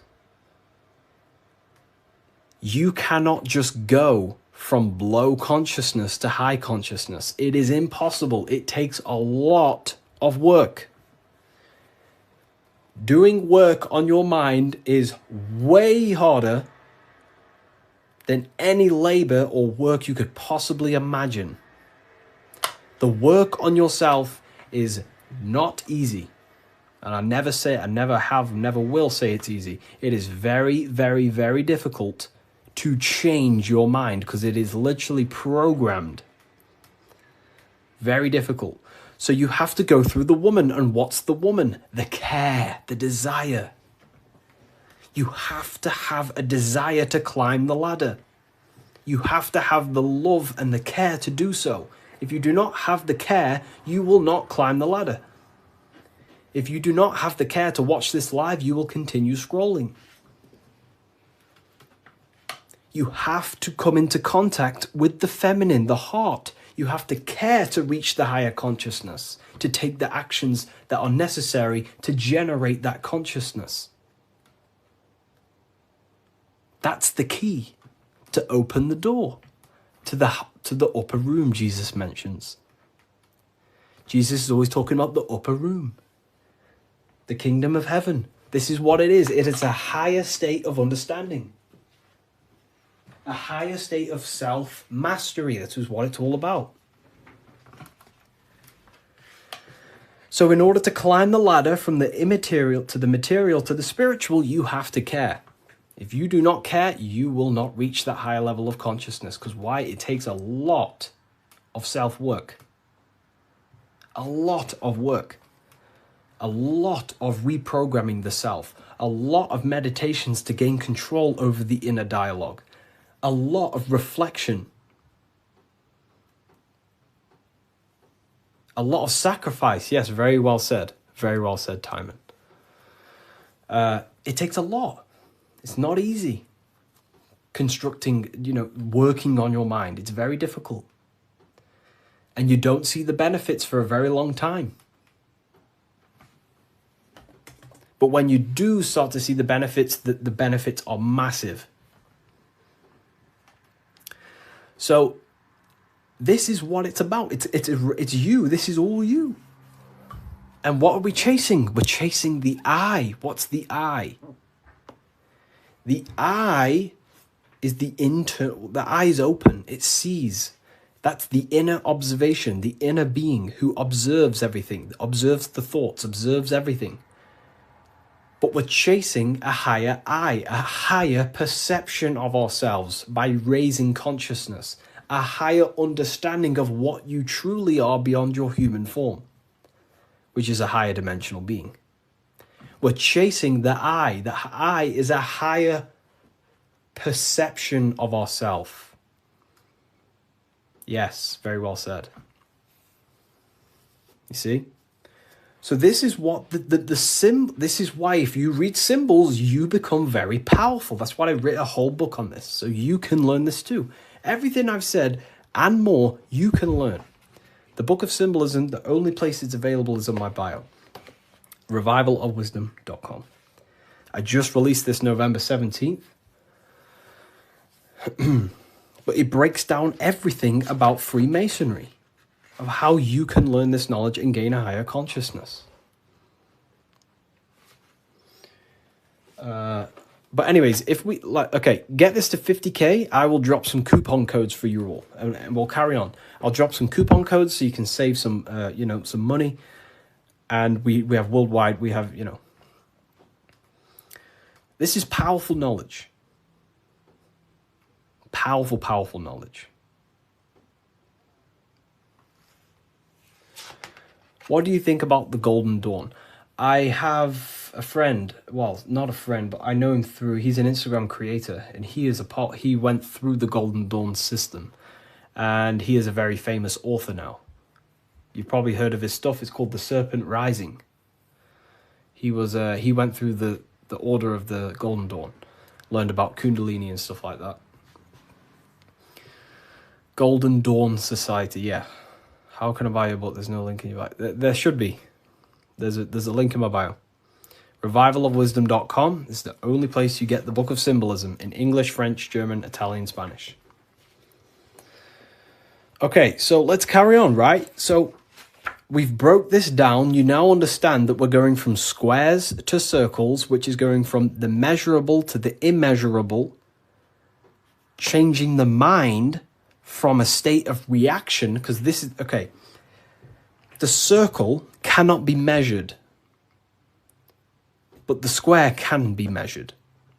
So this is the material, this is the spiritual, this is the seen and the unseen. This is the cause, this is the effect. The cause, effect. What does the sun do? The sun causes effect on the earth. This is why there's a sun here. It's showing cause, effect. The sun produces changes in the plants and the nature on the earth, which means as above, so below. The cause is above, the effect is below. So this is talking how to change the inner dialogue of yourself, the inner self, the inner voice, from a reaction mind to a demanding causal mind. Most people live in reaction mind, the square. They're reacting to the world outside of them, when the world outside of them is simply the effect. You cannot change it. It's already affected. It's already manifested. The only thing you can do to change the world is to change the cause. The inner world is the cause, the mind is the cause, the external world's the effect. The inner world is the cause, the external world is the effect. Most people have something bad outside them. You know, I'm not perfect. I'm not saying I've reached the highest level of consciousness. You know, I'm still working on myself, and I'll always say that.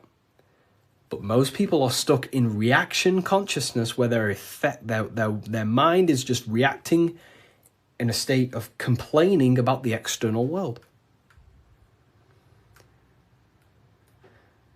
When the mind is the cause. The cause, the mind needs to be a cause and a demand and a command. But that's fine, you know, I was in that state. And I still catch myself now and then being in that state. But we have to train our minds to understand that the outside world is the effect and the internal world is the cause. And we need to raise that ladder towards the causes. Make the mind a powerhouse of control. A powerhouse of control. Okay? Awareness, yeah.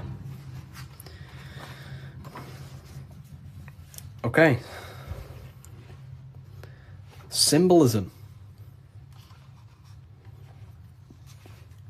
The winding staircase. You can't see the room.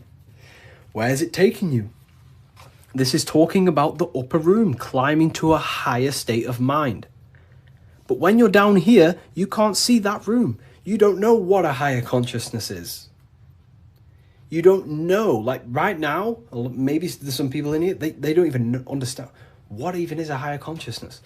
You will never understand until you start to do the work on yourself, until you start to see what it's like to understand yourself. When you understand how you work, you know what to do in every situation. You have the tools to use in life. So this is about climbing the staircase of higher consciousness into the inner room that you can't see. Beyond the curtain. The curtain is the veil. This is about entering in yourself. Walking past these two pillars is about walking into the internal self. It's a journey inward.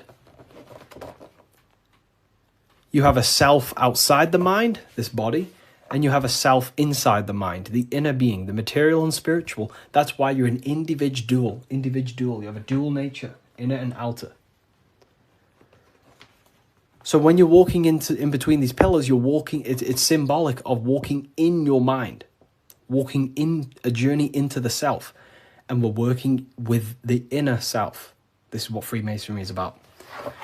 But it's a winding staircase, which means you can't see where this staircase is taking you. You don't know what a higher consciousness is, what it's like to be in a higher consciousness or a higher understanding of reality in the self. So you must have faith. Faith, not faith in a God, but faith that the staircase or this journey, this work you're doing on yourself is going to lead you somewhere. You must have willpower. It takes willpower to walk the stairs. You must have care. Faith, will, and care are the three forces that help expand the mind into higher levels of consciousness. So it takes faith, will, and care to walk this staircase, to walk this path, to do the work on the self, to master the self. And a spiral staircase also represents time. It takes time. Time moves in a spiral. Yesterday there was 12 o'clock, but today there's also 12 o'clock. But today is higher than yesterday. So it's just a continuous spiral upwards. Yesterday was 12 o'clock, today there's 12 o'clock, And we're just going to continue this spiral. This is time. It takes time to walk this staircase. It takes time to reach a higher consciousness. It takes faith, will, care, and time. It's not an overnight process. Okay? So I hope this understands, hopefully you people are taking this on. Darkness to light. This is a massive phrase in Freemasonry, from darkness to light. But what is the darkness? Darkness, you can't see. When the room is dark, your eyes can't see. Symbolizing ignorance. There are parts of yourself that are in darkness. You are not aware of these parts of yourself. Most people are not aware of their imagination and the powers of the imagination. That means it's in darkness. Darkness to light is about becoming conscious of the things inside you, the aspects of yourself that you may not be aware of. Exposing a light. If I turn on a light on something, you expose it. You see it clearly. So Freemasonry is about going within the self and finding the things that you are unaware of and becoming conscious and using them as tools to help you in life. Your imagination is a guiding force to shape your future. Your intuition is also a guiding force.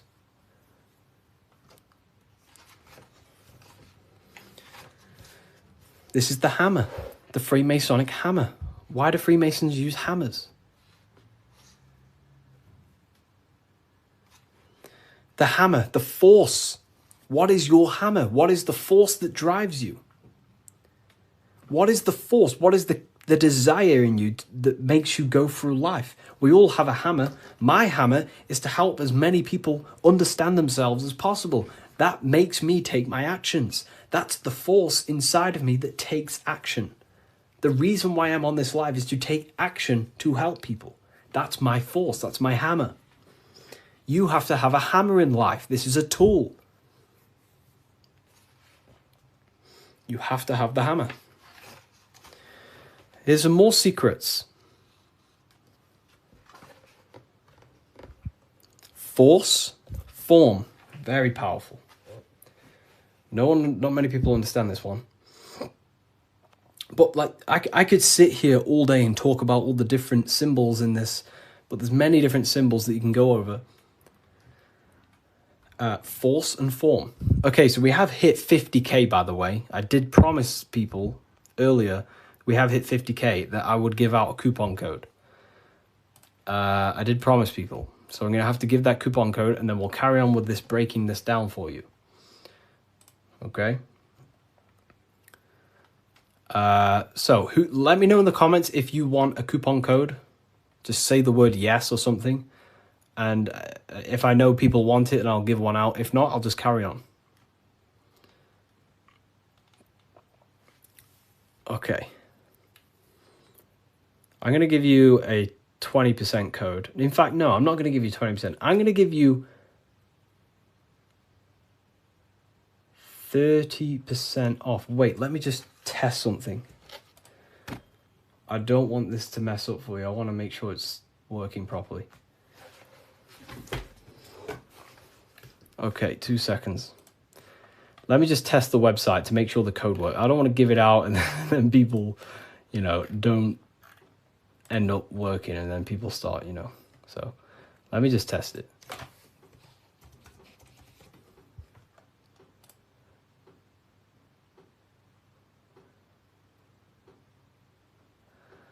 Okay.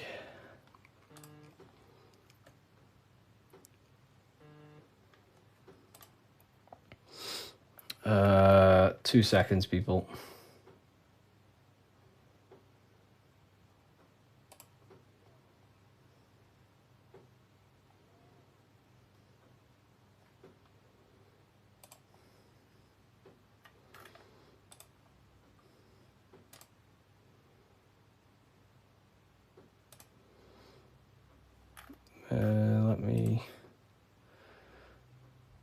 You said 50%. I didn't say 50%. I said if we hit 50k likes, I will give a coupon code. And that's what we've hit, 50k likes. I can't give 50%, then that would be pointless. I wish I could, but it's literally, I'd probably lose money. I'm just testing the code out for you.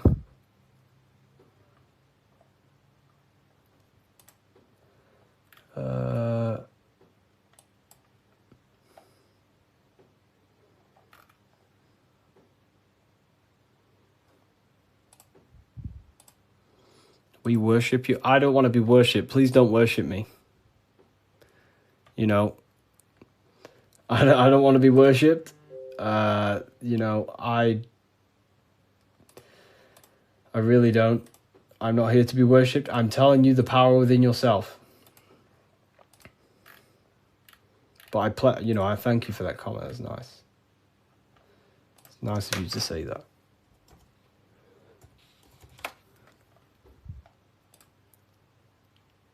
Okay, so it is working. Okay, nice. So the code is working, and the code is, I'm not giving you 20%, I'm going to give you 30%. Do I have a pen? I can write it down for you. The code is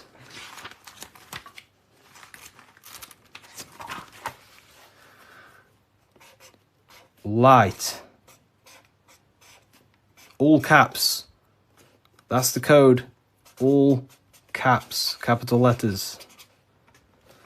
And you'll save yourself 30%. This is the brand new book of symbolism. You're going to save yourself 30% on the brand new book of symbolism. Is this where 607 Unk gets it from? I don't know. I've been around for a long time talking about this stuff.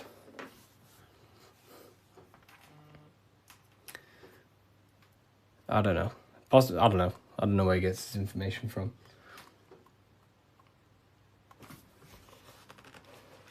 Force and form. Here it is. Website name, revivalofwisdom.com. Revivalofwisdom.com, or the link in the bio. No book is going to help you just meditate. You know, I used to think that exact same thing. But unfortunately, that is I used to think that, but then I realized my ego was keeping me back. The ego wants to say, I don't need anything. I don't need someone else to tell me anything. But then you have to come to a realization that there are people out there with knowledge way beyond what I knew. There are books out there that I need to read. There are people out there with knowledge way beyond mine. And you have to suffocate your ego and let go of that to actually grow. I used to think that exact way.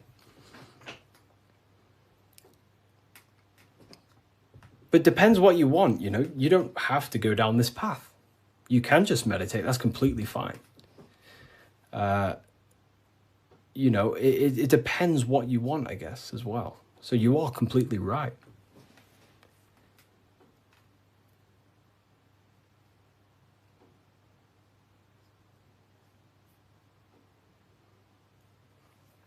You are completely right.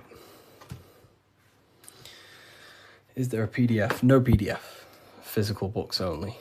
You know, we ship worldwide. What's your fave part of the book? You know, no one's ever asked me that. You know, that's a very good question. What is my favorite part of the book?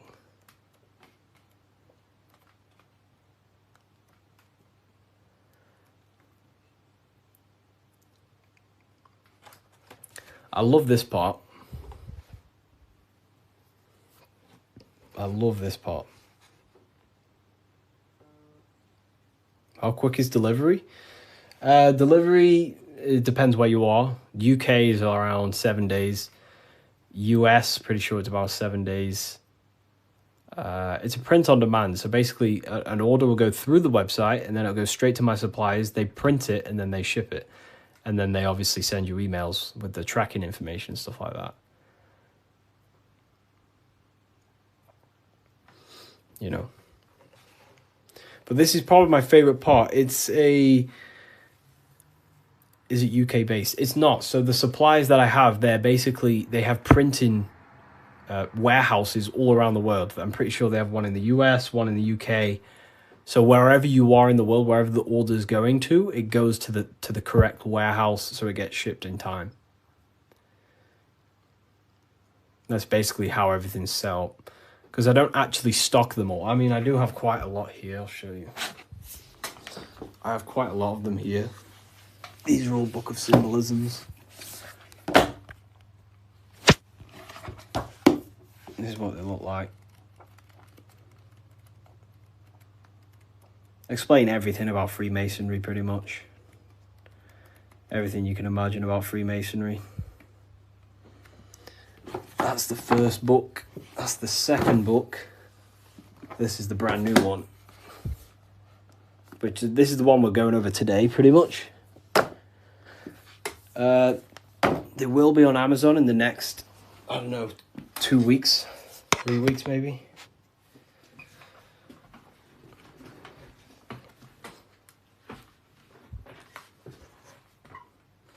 How can we use the book to live a fulfilling life? That's pretty much, the book teaches you, it's a guide to higher consciousness. It helps you understand and unlock aspects of yourself that you never knew was there.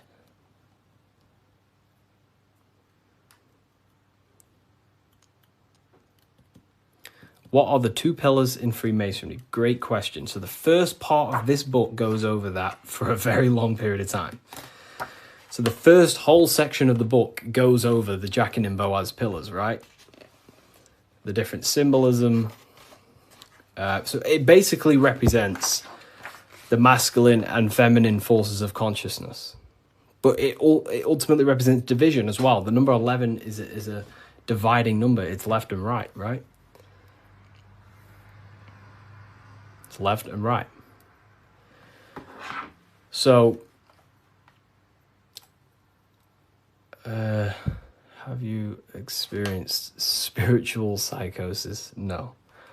If you met me in person, you would never even realize, because I don't talk about anything to anyone. People who know me don't even understand what I do. I don't talk about, I'm just a normal person. They probably think I'm asleep. Well, just a regular person who's not aware. But, I only talk about this stuff to people who ask me. To my family members, I'm just a regular person. But then obviously if they ask me about this, then I can tell them things. So yeah, in person you would never even know. I'm just a regular guy. I work throughout the day. I make videos. I work on my YouTube. I help my affiliates. I come on live. I help people. I speak to my university students. And then I go to the gym, see some family members, and, I'm just a regular person.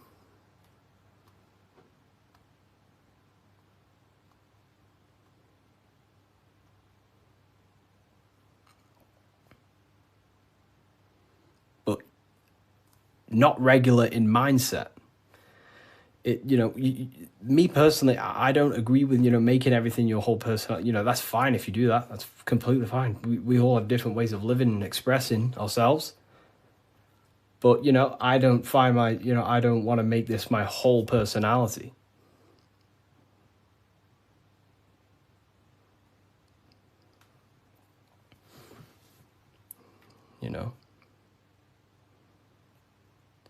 I love to read books in my spare time. I watch a lot of, listen to a lot of audiobooks. I don't really listen to much music. Whenever I'm in the car, I put on an audiobook. And just by doing that alone, you'll gain a lot of information. Just type in Masonic books or esoteric books. You will find so much on YouTube. Just listen to everything, and over a period of time, you'll start to develop pattern recognition, and you'll start to decipher your own truth.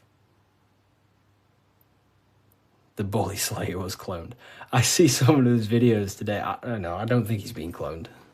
I think I don't know. He stayed off the internet for a while. He might have changed and stuff like that. But I love his stuff.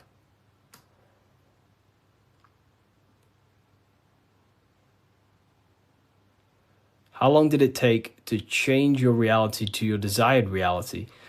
Good question. For me, it was...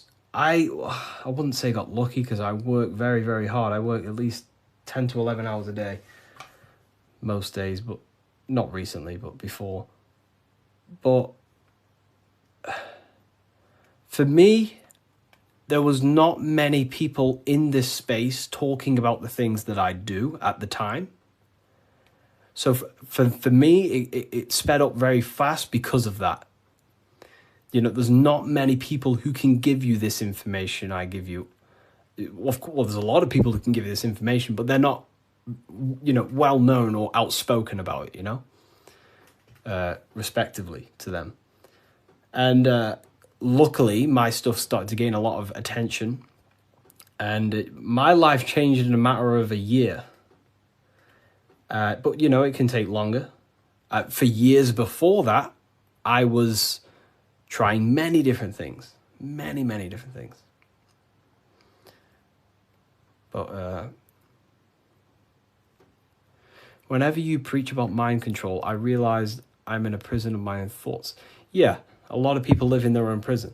Like I say, every day you wake up, you're either building your mind, you're either building your freedom of your mind or building the prison of your mind. Every day. You're either building your prison or your freedom. How long have you been on this path, Harry? Long since way before 2020. Way before 2020. I was talking about, I can't say the thing on here, but you know, the virus. I was talking about the virus way before 2020. And there may be some people in this live who watched my very first lives. I used to go live all the time. But I was looking into conspiracy theories when I was year 7, year 8. And then I got really deep into like conspiracies 6 years ago. And then after about a year of that, I started to switch into like esotericism. And then for like the past 5 years, since 2020, it's been all esoteric stuff, pretty much. You know, like Masonic, the psyche, human psyche, human consciousness, metaphysics,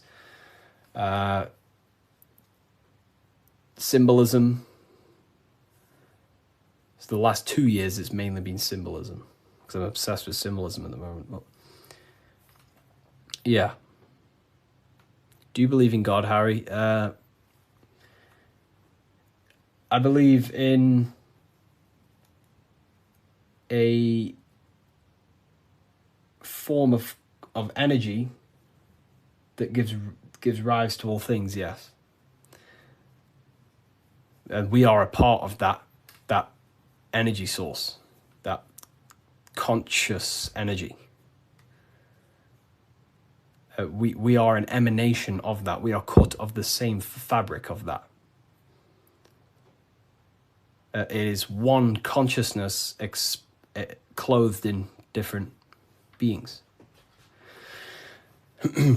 Harry, you said faith, will, and care and time. Didn't you say time doesn't exist? Can you explain this? You know, time is the present moment. It's an eternal now.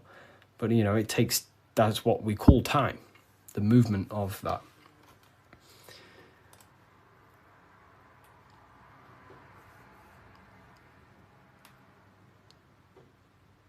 I don't believe in a God outside of us. You know, well, God is outside of us, but he's also inside of us. God is everything. I like how you put that. Oh, well, thank you. If we visit a Masonic temple, we'll see a lot of these symbols in the building architecture. Oh, yeah, of course. Everywhere. You'll see this everywhere.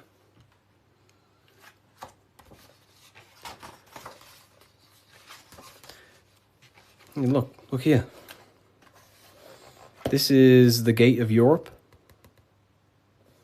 2 pillars. The gate of Europe, 2 pillars, middle pillar.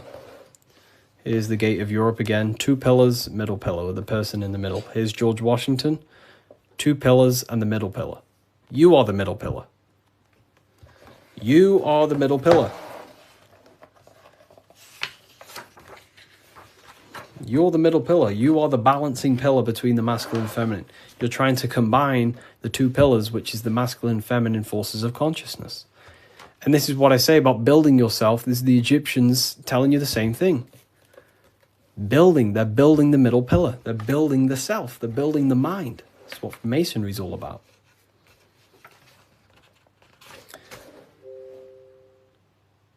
You know? So look. Here's the Anunnaki showing you 2 pillars, Jachin and Boaz. And look at the person in the middle pillar, which is balancing the masculine and feminine forces of consciousness, trying to become whole and unified, a unified mind. And he's stepping up, symbolizing raising consciousness, stepping up to a higher level of understanding. Here's Buddha, same thing. Buddha, Vishnu, Sumerians, Egyptians. Wait on, we still got more. Jesus with the 2 pillars. Egyptians again, they're building the self. This is what it's about. It's about building the mind.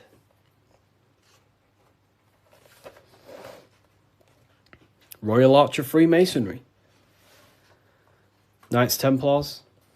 It's everywhere. This symbolism is everywhere. It's in every tradition because this is the universal system of constructing the mind. This was way before religion. This is what it was about. It was the religion of the serpent. The serpent used to symbolize this knowledge about the serpent can shed its skin and transform. So it's about transforming the mind. The serpent was the universal symbol of this spiritual journey. What does the G mean? So here, you see the G. It wasn't a religion of the serpent. I wouldn't say religion, but I in my conclusion, you can take this as a pinch of salt. In my conclusion, I think the serpent, found in every religion. It's the Vatican. It was in the Garden of Eden. It's in every religion you can possibly imagine. There's a serpent, and there's serpent symbolism all around the world. I personally think the serpent was the symbol for gnosis, for the I don't like calling it religion, but a spiritual system that was universal before religion. It was the wisdom of Kundalini. It was the wisdom of awakening. It was the knowledge of the self. And then I think the serpent got demonized because then religion took over and started to externalize all the spiritual teachings and then following man-made gods and gods in the sky and stuff. But before all of that, I believe that me personally, I believe the serpent was a symbol for the universal spiritual system of knowledge that was before all the religion. That's my interpretation. It's about self-transformation. Yeah. Someone asked about the G.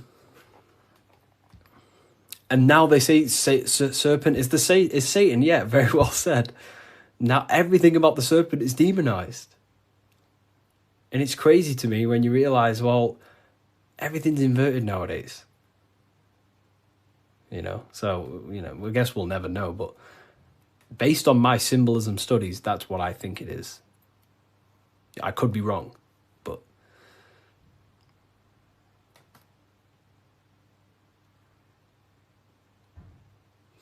so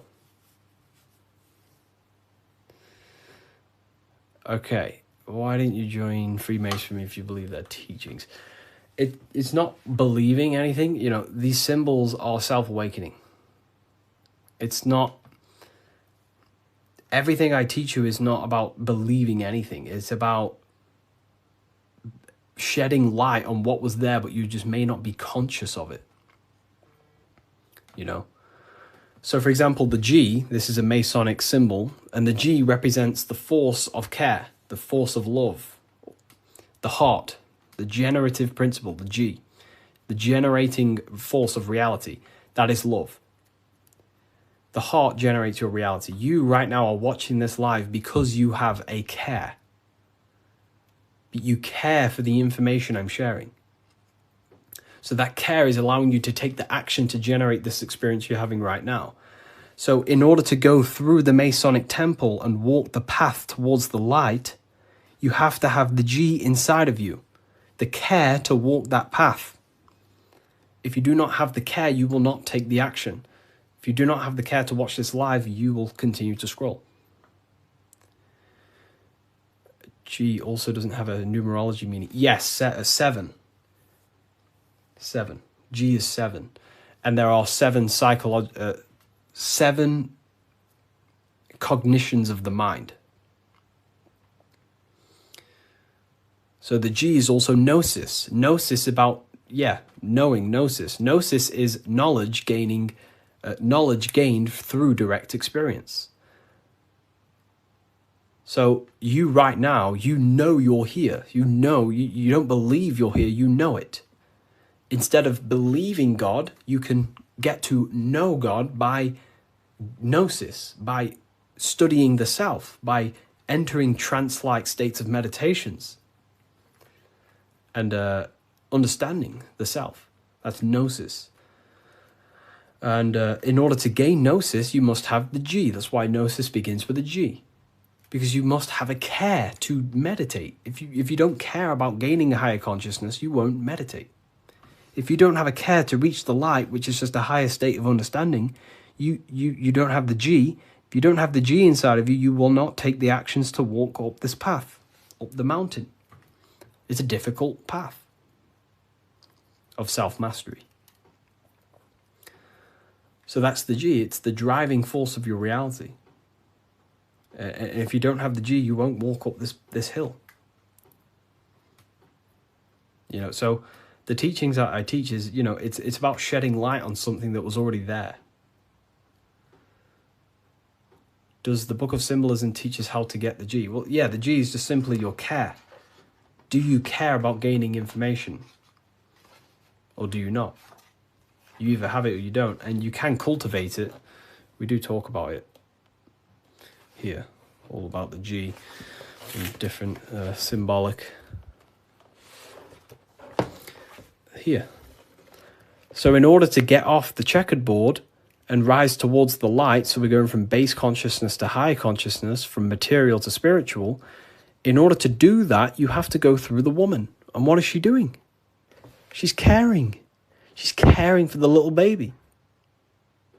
So it's symbolizing, in order to go from low consciousness to high consciousness, you have to care. You have to go through the feminine, the heart. You must have a desire in your heart to truly raise your consciousness. That's why there's a woman here caring for a little baby. You have to go through the feminine to reach a higher consciousness. So anyways, is that why religion is against women? You know, there's so much that goes into that. I believe they don't want us in contact with the feminine energy of consciousness. We're all masculine and feminine. We all have feminine qualities. We all have masculine qualities. They suppress the feminine aspect of consciousness because that's what unites. If we all loved each other, we would be united. They don't want us to love each other because that creates division. And divided people are easier to control. If we all united, we'd all realize we can take over the government. So they destroy the feminine because that's all about caring, nurturing, growing as a community and as humans with the earth, caring for the earth and things, but it's just completely demonized nowadays. And now it's just a masculine-dominated world. But Freemasonry says that the G is geometry or God. It's all the same. God, what is God? God is a creator. How do you create something? Through the G, you have to care. If you don't care about something, you will not create it. If you don't care about the live, you will take action to scroll away until you do find something you care about and you take the action to watch it. So it's about generating reality. God, which is a G, which is about care, creation. Geometry is the same. It's all about creation. The mathematical codes. But it's all to do with the G principle, the generative principle. If that makes sense. So most words with G are all to do with care, gift. If I gift you something, it's because I care. I have a G. I have a care towards you, and I'm gifting this.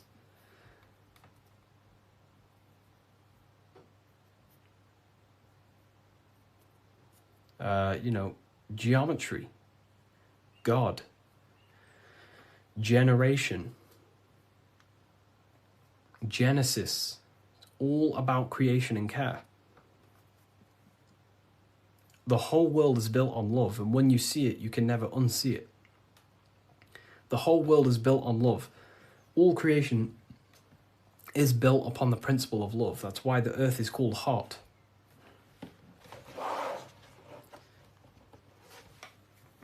Earth is heart. Because the whole world is built through the heart, the love energy. You only take action on what you love. Some people love twisted things. Some people love hurting people. But, we have to purify our love. But,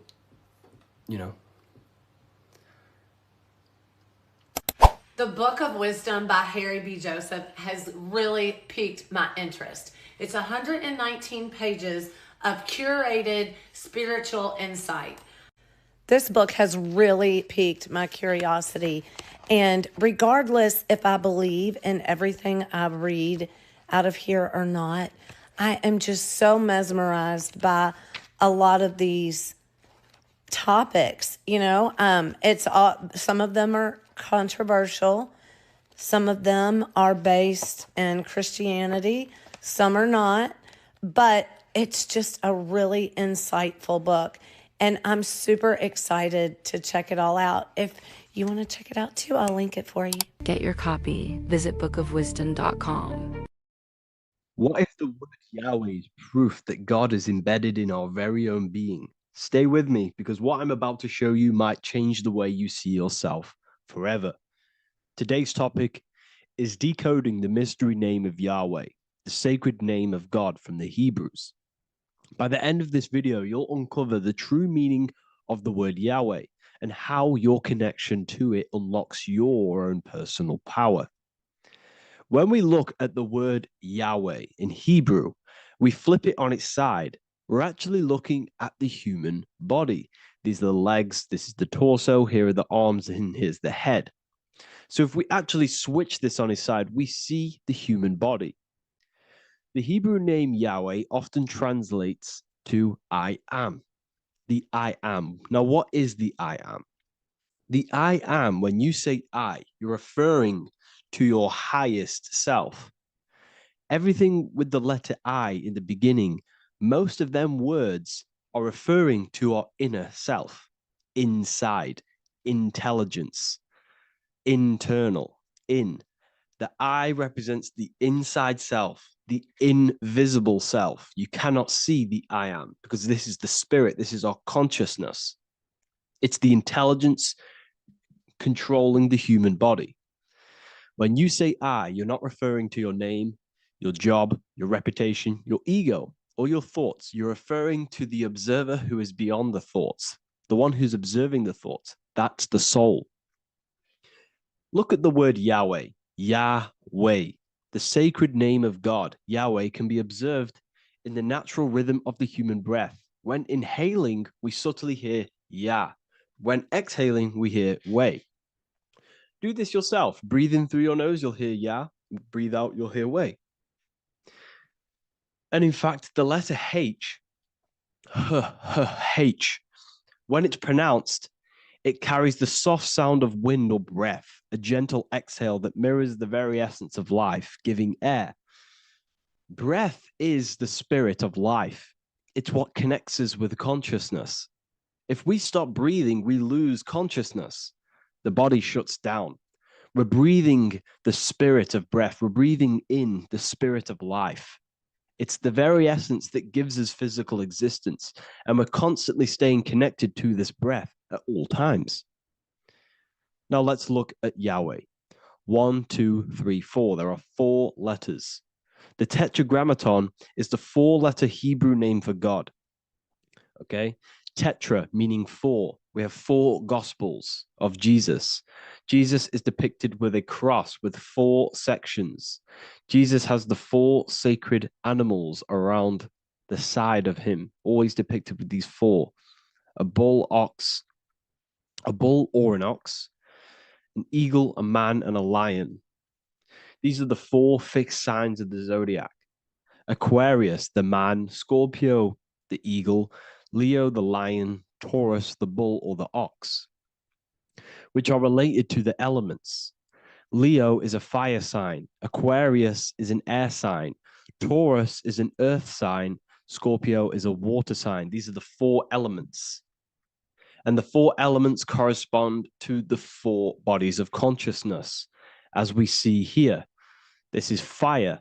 This is air. This is water. This is earth. So we are made out of the 4 elements, which represent the 4 bodies of consciousness: mind, emotion, spirit, and body. The soul is incarnated into 4 sections. Hence why Jesus has 4 gospels. Hence why Yahweh is a four-named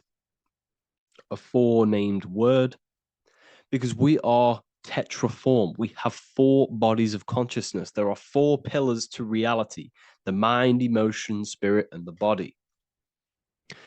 So what we're actually looking at here is the name of the very essence of the self. Yahweh represents the universal consciousness that we're all tapped into, because the body is like a radio. The body is basically a radio antenna, which is picking up the stream of consciousness, and we're all the same consciousness, just experiencing it in a different body. And Yahweh is the name for this intelligence that we're all acting out, that we're all manifestations of. So now let's look at the word Yahweh, where we read it this way in Hebrew, which is 10565. 10565 in the Hebrew letters and the numerical values. And the DNA is made up of 4 bases. These 4 things which create the DNA. This basis is the genetic code for all living things. Each DNA strand is held together by sulfur bridges that appear in a repeating pattern of 10565. This pattern matches the numerical value of the Hebrew letters of Yahweh, Yod, He, Va, He, which are 10565. This means the structure of DNA, the code of life, follows the same number sequence as the sacred name of God, Yahweh. This is a factual observation. So we're looking at 10565. So let's look over this one more time. Yahweh represents the breath, Yahweh, inhale, exhale. It translates to I am. It's written in our DNA. The word Yahweh on its side looks like the human body. Now, this is where things get a little bit deeper. 10565 adds up to 26. The number God, well, the word God adds up to 26. Allah adds up to 26. There are 206 bones in the human body, 26. 26 adds up to 8. 8 is the number of infinity. We are all the infinite consciousness. Consciousness will never die. It's immortal. It's infinite. We are all infinite. We are not these skeletal structures. We are Yahweh, the universal consciousness. The creator of all things is our essence. We're all God with individual identities, but the highest versions of ourselves is God. The ego is our own personal experience of God. Does this make sense? So in conclusion, Yahweh is not the name of a separate God from us. but rather the reflection of the divine consciousness manifesting through the human form. The human body is like a receiver acting as an antenna that tunes into the infinite intelligence and life force we call consciousness or God. This means that rather than being external, the divine presence is within us, expressed through our very existence. It's very interesting when we look into this, and what religion has done has flipped all of this knowledge. All of this sacred knowledge has been externalized. They've externalized God so that we worship God and we view God as something separate from the human experience. They do this so that we don't find the God within us, so that we don't find that we have the power of creation. The mind is the creative force of God. The body is the will to act out that thought. They don't want us to figure out that we are creators and we're all creating our own earthly experience. We're all projecting this reality. And they don't want us connecting with the divine intelligence within us because they want to be the creators. They want to keep this knowledge. They don't want the masses to wake up to this powerful knowledge. So what they've done is that they've taken the scriptures, they've externalized it so that we start worshiping and giving away our power to these external things. And when God is external, we start to fear God because we start to think that God has power over us. He can send us to hell or heaven. So this is what's going on. They've been externalizing this for thousands of years to keep us in a suppressed state. Okay? Humans are very advanced because we possess self-awareness. We possess the ability to move our awareness and our thoughts outside of the instinctual nature. For example, a cat or a dog. These things can only live in their instinct. They live based on instinct. They smell, they eat. That's pretty much what they do. But humans, we have the ability to rise above that nature and turn to our infinite selves, our higher selves. We can move beyond our instinctual nature and create very advanced things. That's why humans are made in the image of Yahweh. We are literally God in human form. So this is what we all need to realize. And I hope this video has helped. Please leave a like, a comment on inside of the description. I'll have some links to my books and my university.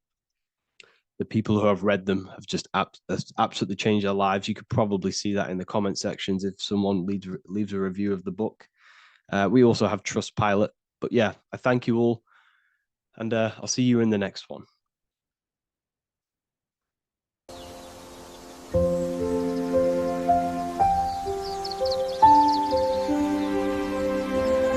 bookofwisdom.com.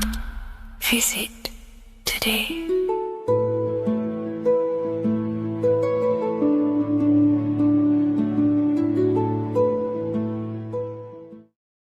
Welcome to Revival of Wisdom. Welcome people, we're back with another video. Please make sure to hit that like button, subscribe, and turn on notifications to never miss a video. The Earth is a giant torus field consisting of a positive and a negative pole. The Sun being the cathode with a positive charge and the Moon being the anode with a negative charge. This is why the Sun rules over the day, giving you lots of energy, and the Moon taking your energy from you, making you go to sleep. Now, the plane that we live on is called the plane of inertia, and at the center of this plane of inertia is the North Pole. This is where the two electromagnetical energies meet. Now, this is where the most electromagnetic energy is stored. This is why all compasses will point north, because it's the most magnetic place in this reality. So the Sun and the Moon is spinning around this center point, which is stirring the ether of this reality and making everything move in circles, meaning this is a cycle. Everything's recycling itself. It's an organic simulation. The ancients also knew about this sacred land at the center of this reality, known as the North Pole. As you can see on this map from the 1500s of the North Pole, you can see 4 islands around this center black rock. Ancient civilizations like the Mayans, the Buddhists, and ancient Chinese also depict these 4 islands. The endless symbology of these sacred lands at the center has been going on for thousands of years. These sort of secrets are now kept by the elites, but as always they have to show the truth in plain sight, and this is what they are doing with the Windows symbol and also the Wizard of Oz. Now in the Wizard of Oz, as you can see, there's something called Munchkin Land. Munchkins are these unusually short people. Then on the ancient 1500s map it says pygmy, and then the pygmy people in mythology are also these unusually short people. Just like Santa and his elves, they come from the North Pole, and elves are these unusually short people. These stories that we are told about Santa and Munchkins are putting truth in plain sight about this sacred land. This sacred land at the center of the earth is where the aurora borealis comes from and is being emitted from this black hole in the center, also known as the black sun. The aurora borealis is the earth's aura, hence why it has the word aura inside of it.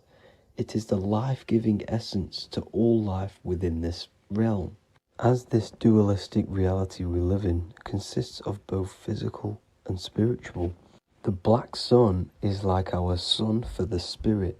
It's our spiritual umbilical cord, connecting us to the spirit realm. And the rising sun is the opposite. It's our sun for our physical 666 carbon suits, known as our human body, our physical aspect. As it states in the 40,000-year-old emerald tablets, deep in Earth's heart lies the flower, the source of the spirit. The flower of life is as thine own place of spirit, and streams through the earth as thine flows through thy form, giving off life to the earth and its children. So the North Pole is the core of this spiritual reality, and the closer you get to it, the more spiritual and lucid it becomes. So the elites have covered this up in order for us to forget the true nature of this reality. And they did this cover up by introducing the globe model. Nicholas Copernicus was around in the 1400s, and he introduced the globe model. As you can see, he is a Freemason. He depicts himself with a globe and a Masonic compass in all of his paintings and portraits. Galileo was also a Freemason, as you could see in all of his portraits with a globe and a Masonic compass. He was also a massive part of introducing the globe model after Nicholas Copernicus.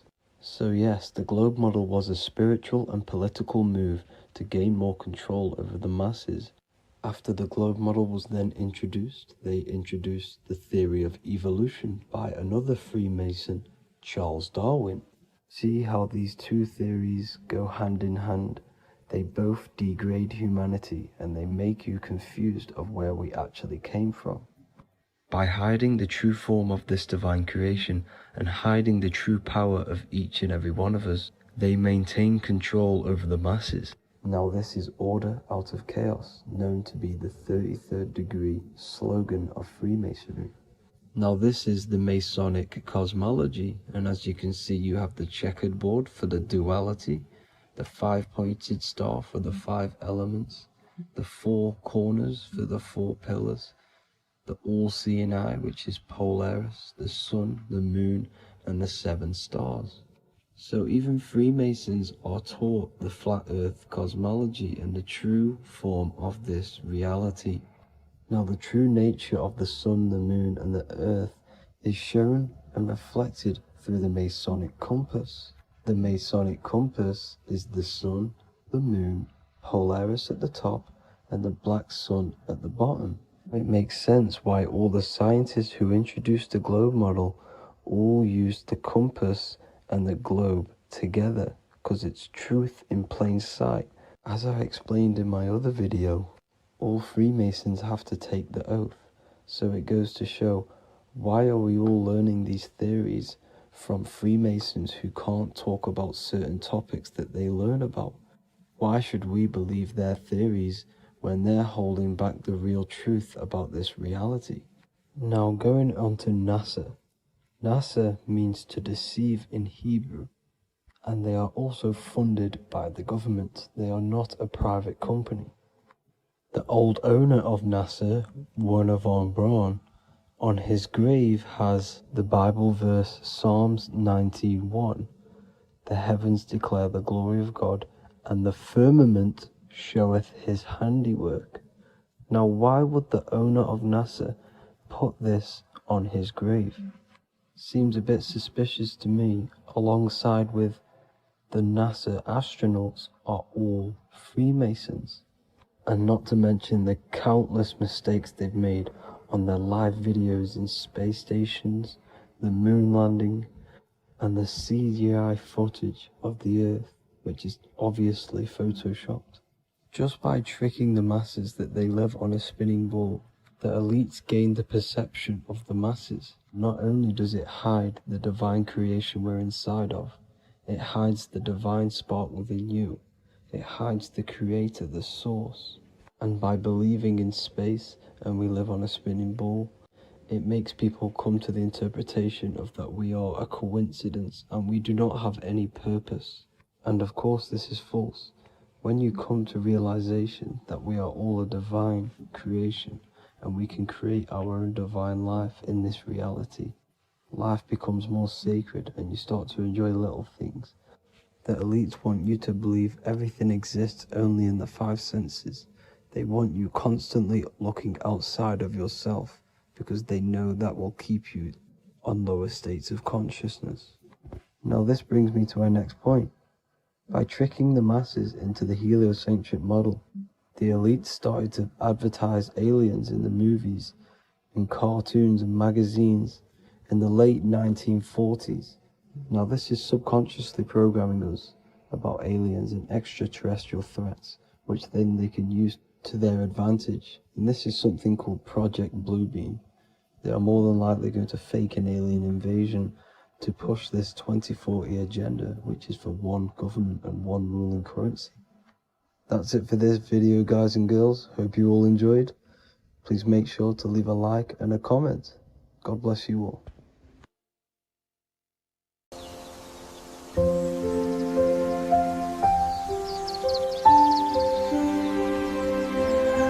bookofwisdom.com. Visit today.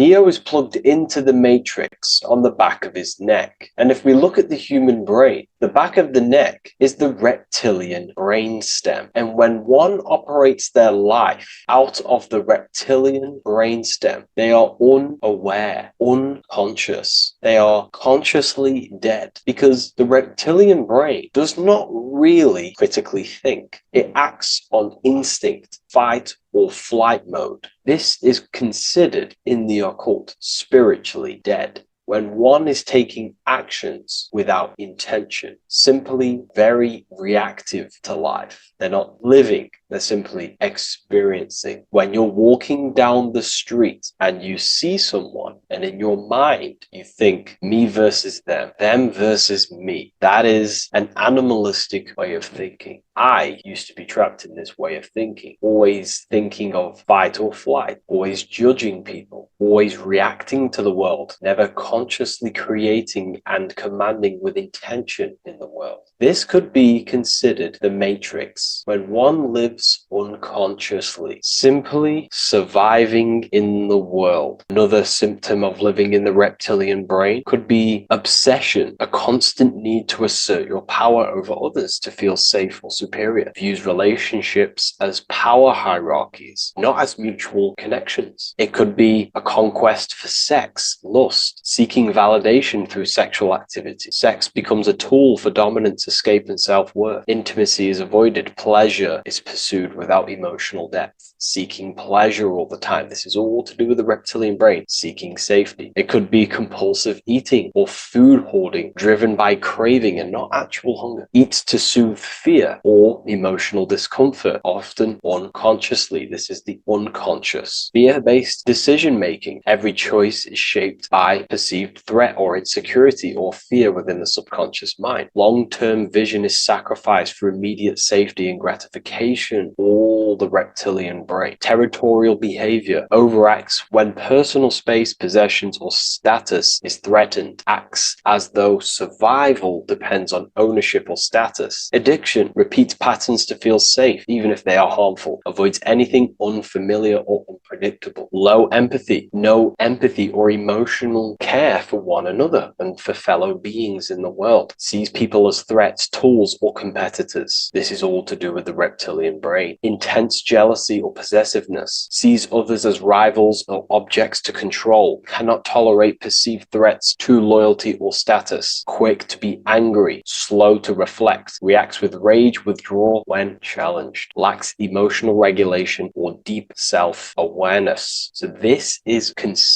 brain could be considered the matrix, hence why Neo is plugged into this brain. He's operating the life out of this brain, unconscious, simply navigating life like an animal. I was in this state, and you can only really realize this when you come out of this brain and you start to function from the higher regions of the brain, which we will discuss very soon. And my life was chaos because there was chaos operating internally. I was never thinking about the future. I was always operating life out of fear, out of lack. Never had care for another person. When you operate life out of this brain, the matrix, things outside you, can easily control you. This is why they keep us in a constant state of fear. So we operate life out of this. So we never gain full control over our reality, over our actions, over our thoughts. So Neo is called Neo, and he works at a place called meta cortex, very symbolic of the neocortex, the higher region of the brain. Now, this brain makes you human. It ultimately allows you to hold control over the animal urges, okay? The neocortex is the brain that allows you to have self-mastery, that allows you to control your urges, your instinctual survival urges. So humans can overcome their reptilian animalistic state and start to operate their life in a conscious mastery state. And Neo is plugged out of the reptilian brain, and he starts to use his neocortex, the human brain. This allows one to learn to have self-control, allows one to create, allows one to think about others. It allows one to critically think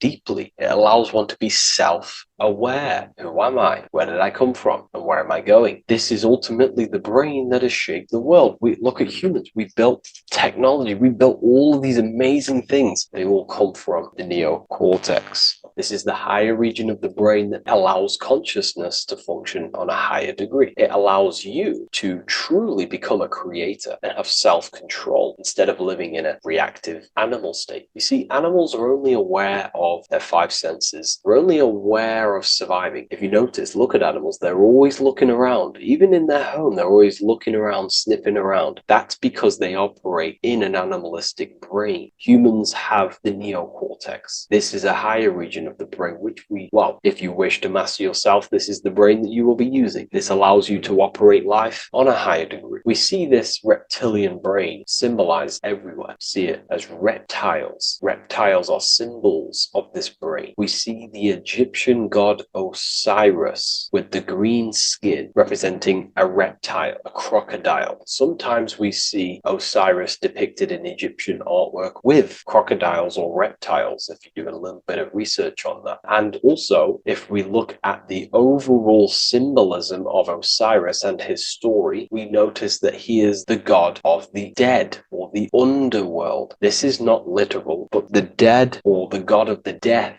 the god of the death of self, the dead of consciousness, because you are a divine being with limitless potential to create. And ultimately, to create, we have to master our reptilian brain. But when we function from this reptilian brain, we are dead to our higher powers of creation, of imagination, of actually gaining control and operating life from the higher mind, operating life as the divine being as you are. But if you operate life in Osiris, he is the god of dead. You are spiritually and consciously dead. You act unconsciously. You are dead, not physically, but mentally and spiritually. So what we're looking at here in the Egyptian artwork is the reptilian brainstem. We have the left hemisphere and the right hemisphere of the brain. Notice a curve. The feminine body is very curvy. This represents feminine. The masculine body is very liney. So if we study geometry, we know that lines are masculine, hence why the word masculine, line, and the feminine body is,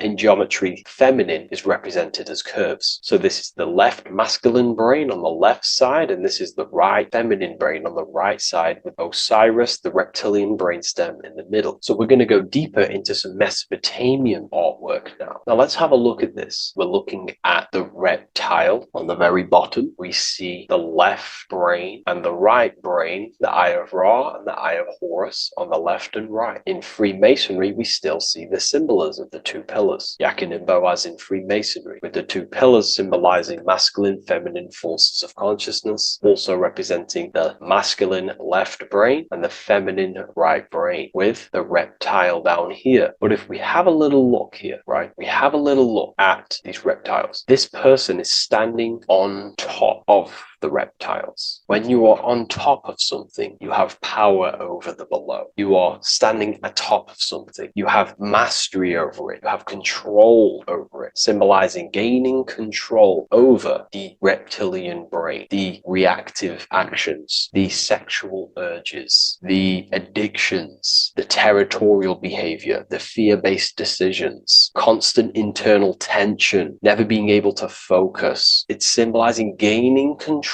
over these internal qualities that happen within us, in our mind, because the universe is mental. And if we do not gain control over this brain, it will dominate our mind, which will ultimately dominate our actions and destroy our life and live in an unconscious state. So this is basically instructions in this ancient Mesopotamian artwork of becoming self-mastery, to operate on a God consciousness level. So we have a person symbolizing your awareness, the internal you, having mastery over the reptilian urges, the reptilian brain, the reptile thinking. We have a person, a face in between, and it's standing in between these pillars, symbolizing balance of the brain hemispheres. Because the face, we see the eyes in the middle, we see the person is you, your consciousness, standing in the middle pillar. So representing seeing reality as neutral. Everything in the world is neutral. It's the mind's perception that gives it a positive or negative charge. When we adapt this mindset, this view of reality, this knowingness of reality, we see the world for what it truly is. And if you see things as neutral, it allows one to transform the situations in your life accordingly, instead of simply choosing a side.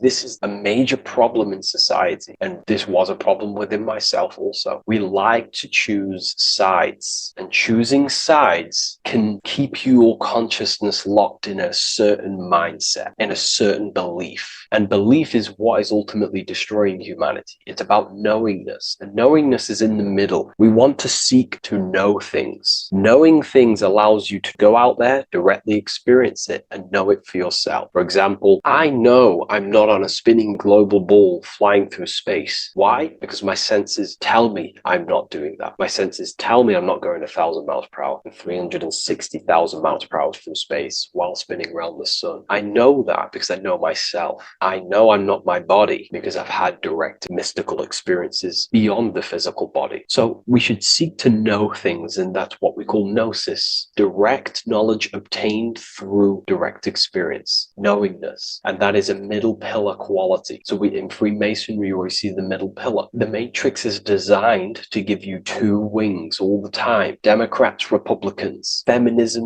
and then there's another side. There's always two sides that they're giving you because they want you locked in either way, which is seek the middle pillar, seeing things as neutral, seeing things as the middle pillar, seeking direct experience, gnosis. And this aligns with the brain because the brain gives us these two perceptions also. The right brain sees the woods, the whole woods, but the left brain sees the individual trees and branches and leaves. If we're too left hemisphered, we're going to see everything as divided. If you're too left hemisphered, you're only going to see yourself. You're only going to think about me, myself, my ego, my consciousness, my life. And I'm only going to operate in the world, take actions only towards me without considering the collective, which is the right hemisphere quality. The right hemisphere allows you to see the bigger picture, how we're all connected, we're all one family of consciousness, we're all one being separated in different bodies, one consciousness operating in different bodies. So it's about aligning these perceptions of the brain and standing in the middle, and also conquering the reptilian brain. This allows us to operate in the world and see the world for what it truly is and operate from a place of balance. We also see some more symbolism in Egypt of the Ram Sphinx in Egypt. Ram Sphinx. Please leave a comment and please leave a like and a subscribe onto the YouTube if you like my content. Smash that like button and we'll get straight to this. So this is the Ram Sphinx in Egypt, also symbolizing the brain. This is my research. These are my conclusions. You can take this with a pinch of salt and go out and do your own research. This is what makes sense to me based off my information I've gained, my symbolism that I can read. So take what you can from it. I'm not here to obstruct anything. I'm not here to place anything in your mind. I'm simply here expressing my research. Never take anything off anyone as solid truth. I've never have said everything I say is solid truth. This is my research. If the research aligns with you, that's great. Maybe it doesn't with some people, that's fine. Simply take things with a pinch of salt, go out and collect as much research and information from many different sources and place together your own understanding of symbolism and your own perspective on reality. But like I say, seek to know and not believe.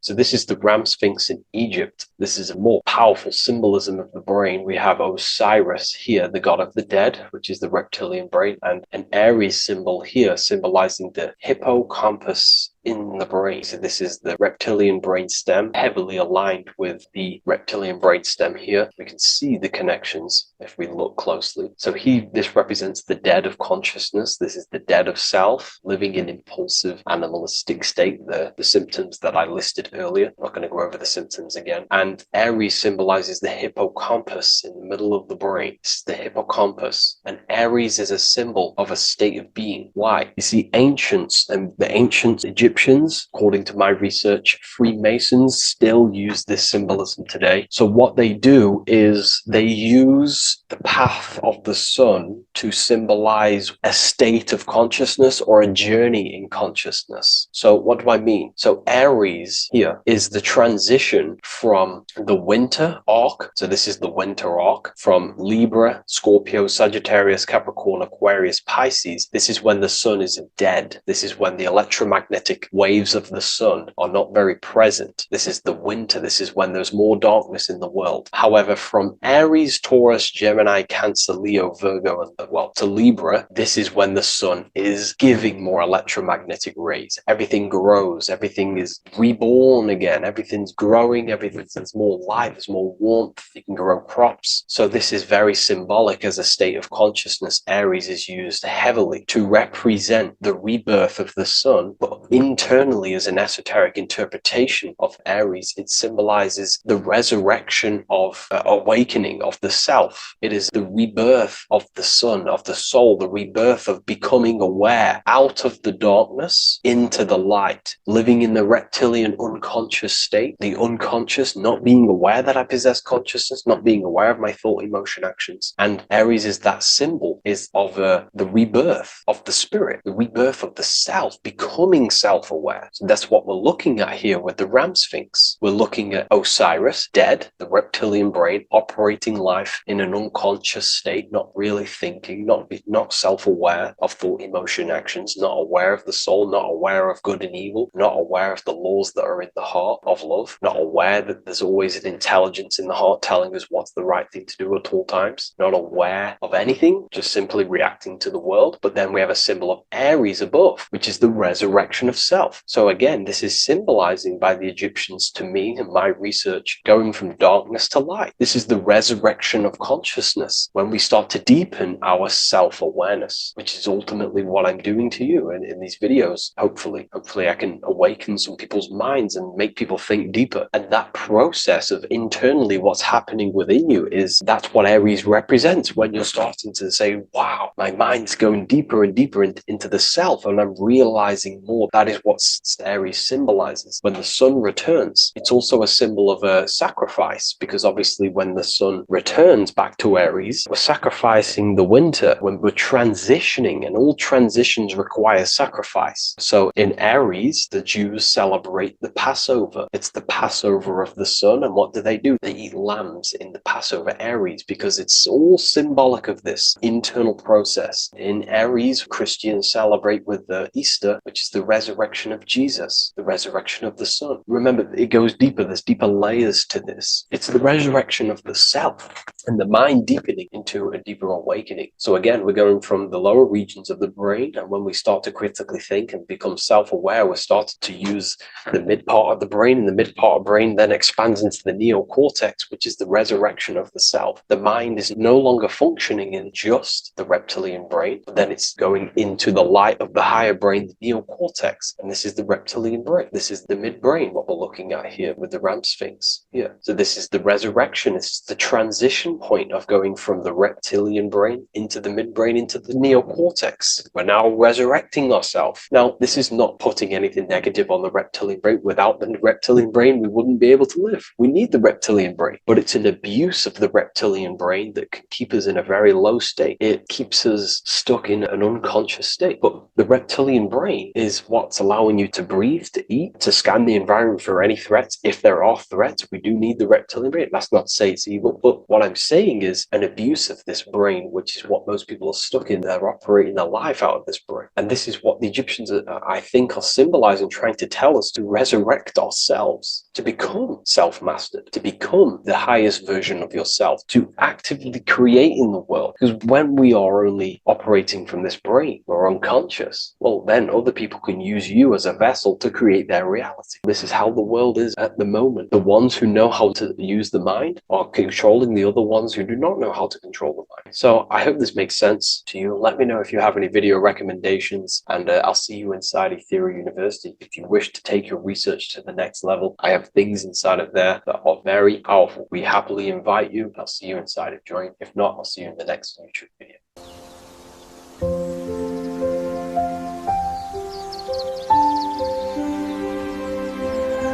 bookofwisdom.com. Visit today.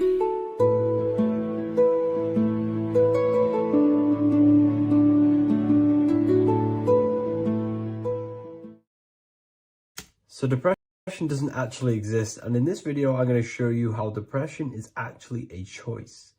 And I'm going to give you some solutions on how to deal with it. And this is probably going to change your life forever just by doing this alone. Okay, so the first thing you need to understand about depression is that it exists in your conscious mind. It exists in your thinking mind. So what is inside your thinking mind? You have your body, your name, your reputation, your trauma, your memories, your family, your worries, your interests, your bills, your passion, dislikes, goals, right? Most people identify their lives with this. They identify their lives with their thinking mind. They think they're their name, their job, their reputation, their memories. But this is not who you actually are. Who you actually are is the observer of that. What happens if you stop thinking? What is left? You're left with unconditioned consciousness. You're left with the self, which is what we refer to as I. We are the consciousness. not the thinking consciousness. You are not these labels. You are not your thoughts. You are not your job, your name, your reputation. Okay? And the reason why I'm telling you this is because it's very important, is that we are something beyond this body, beyond this name, beyond our thoughts. We are the consciousness. So depression exists inside of the thinking mind, the conscious mind. Okay? So if you want to get rid of depression, you must learn how to escape the thinking mind. And not only just escape, but that's step one. In meditation, you do meditations, right? We sit still and we have to learn how to control the mind and turn off the thoughts. And when we turn off the thoughts, depression goes out the window because there's no thought present in your mental field of consciousness to be depressed. Okay? You must understand, who is the one suffering from the negative thoughts? Who is the one suffering? Your mind is not suffering because the mind is producing the thoughts. Your body's not suffering from the negative thoughts. You are suffering. And who is you? You are a soul. You are that feeling. You are that person beyond the thoughts, beyond the feelings, beyond that. You are the one experiencing. You are that. Meditation gives us the ability to turn off the thinking mind. This allows us to escape our thoughts. Okay? And it gives us, over a long period of time after meditation, you'll be able to turn this switch. And this switch will be able to turn off your thoughts. And by doing this, we will be able to control our conscious mind directly by the hand. So when you notice yourself gaining them negative thoughts, we can then turn off the switch of turning off the conscious mind and rising to our authentic self and knowing the thoughts are just illusions. Now, let me tell you something that's very powerful. Most of your thoughts are coming from beliefs. Most of your feelings are coming from beliefs. So if you have a feeling of lack, this is coming from a belief that you don't have much. If you are feeling alone, this is coming from a belief that you are alone. So what we must do is restructure ourselves. We must restructure the subconscious mind, and we do this in many different ways. We can do this with meditation. We can do this with visualization, visualizing our desired reality as if we are living it. We can do this with affirmation. Now, a lot of people think, oh, I'm trying to speak something into existence with affirmation. No, you're not using vibration to try and change reality with what a lot of these new age people will teach you. Vibration, your words will not have much an impact on reality. That's the truth. But what they do have an impact on is reprogramming and recrafting and refining your mind. If you repeat, I am wealthy all day long, your subconscious mind, that word will be lingering inside your subconscious, and you will start to mold that into your conscious. You'll start to be consciously thinking about this. Most of your thoughts are coming from your subconscious. So if you want to get rid of depression, you got to figure out the trigger. What are you depressed about? What are you feeling? What are the beliefs that are making you feeling and thinking this way? And that's what you must restructure. You must restructure your subconscious mind through visualization, meditation, and affirmation. You do these all the time. You do these every single day, and you will slowly, if not surely, restructure your subconscious mind. While by doing the practice of meditation, you'll gain the off switch as well. Sometimes depression comes from not living in your authentic self. You're not doing the things that your soul is telling you to do. We all know what we should be doing at all times. I don't care what you have on. We all know we should be doing something. We all know that we have there's a higher aspect of our mind that tells us, oh, we need to be doing this, but I'm actually sat here on my phone. Oh, I shouldn't be eating this, but I'm doing it anyway. There's always that higher voice. And that is the voice that has to be connected to. And when your body's not acting out the voice of the soul, then the soul becomes sadder, and suffers more and more and more. There has to be a connection between the soul, the mind, and the body. They have to work in unison. Okay? So I hope this video helps. with depression, with whatever you're going through mentally.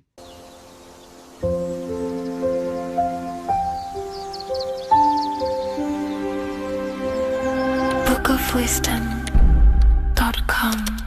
Visit today.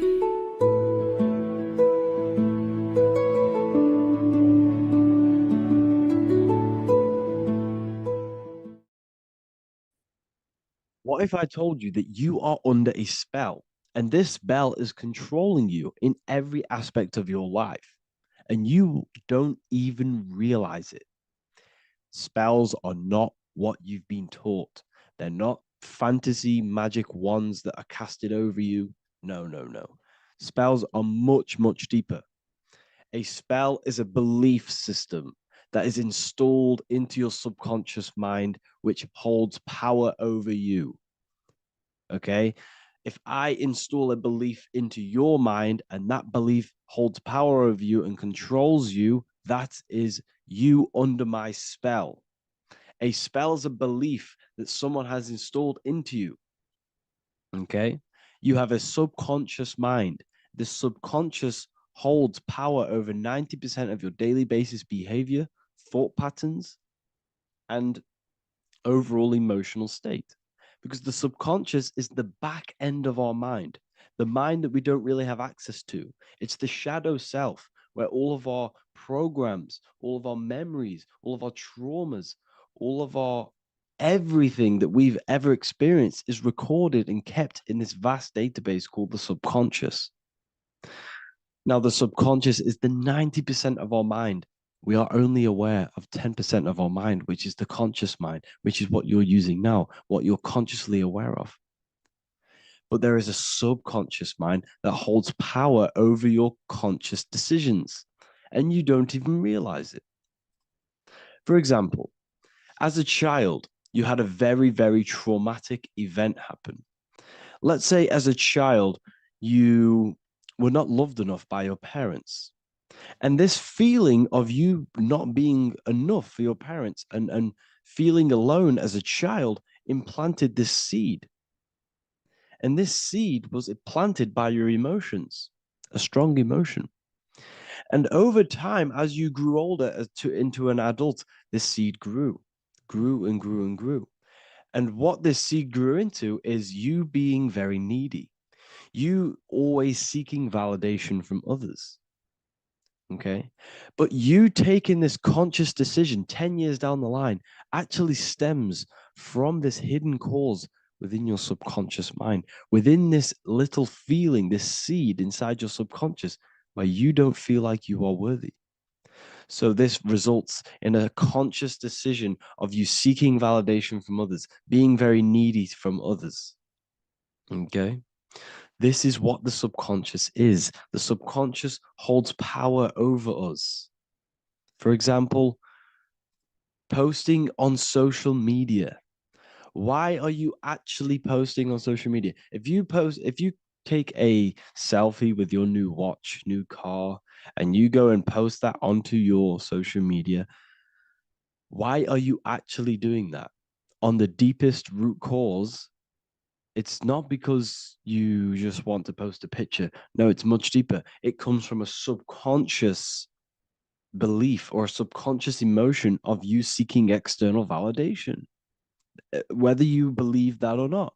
But that's what it is. If you're posting on social media, you're seeking attention, you're seeking validation from others on a deep level, on a subconscious level. You may not even realize this because it's subconscious. Now, this is what a spell is. Money is a type of spell. Remember, money doesn't actually exist. Money does not exist. Money is a physical object inside of the material plane. But the physical object has a belief in the mental plane. See, the mind is the highest plane. This is the root cause of reality, the mental plane. Okay? So our belief in our mind has given this piece of paper value and a meaning. But in reality, it's just a piece of paper with a belief behind it. But this subconscious belief behind this piece of paper It's controlling your daily basis behavior. It's controlling your emotional state and controlling your life without you even realizing it. Without you even realizing that it's all an illusion. Money does not exist. It's the belief that gives the piece of paper a power. And the way we break the spell is by realizing that the money doesn't actually exist. The whole world is under the spell of money, and it's controlling all of us. But the spell is the belief. Once we all wake up and realize money has no value, it doesn't actually exist, it's only a belief. There is no actual money. That's how we break the spell. The spell is broken when we figure out that we are under the spell, under the belief, under the illusion of this piece of paper having value, and it's controlling our lives. That's why the word money has mon within it. Mon is moon, and the moon represents our hidden aspect of our mind, our subconscious, and the sun represents our conscious mind. So you have two versions of yourself. You have the self that you show to everyone, the conscious mind, and you have a shadow self called the subconscious, which is the hidden aspect of you. For example, do you really love your partner who you're with, or are you just with them for, is there a subconscious fear of being alone? Do you really want to be with this person, or is it stemming from, are you staying with them because it's stemming from this fear of being alone, of being lonely? Or are you just with them because you have a subconscious sexual addiction? And all of your conscious decisions are actually coming from this little seed of wanting sex or not being alone. You have two versions of yourself, the conscious mind and the subconscious, the shadow self and the self that you show to everyone else. Okay? And the subconscious is what's holding power over you. When you drive your car, you don't consciously have to think about changing gear. You've done it that many times. It's on autopilot. That's the subconscious doing it. You can be walking down the street. Your conscious mind can be thinking about what you're going to cook for tea later, but your subconscious mind is controlling your body and walking your body. You don't have to think about moving the body. You just do it because you've done it that many times. It's a program. It's a belief in the subconscious that's giving this movement power. You see, the subconscious holds a lot of power over you. Our beliefs hold power over our daily basis behaviors and actions.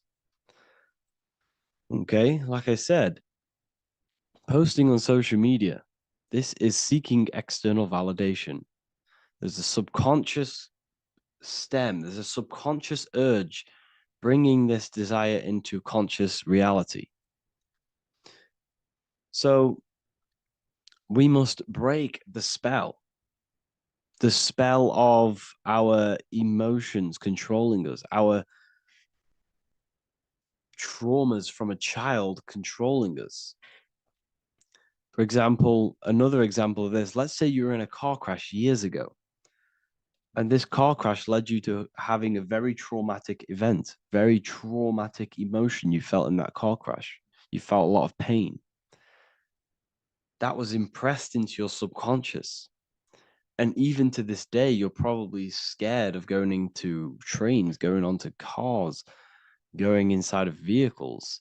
And you might not even be aware that it's actually stemming from this event that happened 10 years ago. That's the spell. That's the spell that's holding power over you. And you don't even realize it. You realize the spell when you realize you're being controlled by this old belief, this old trauma.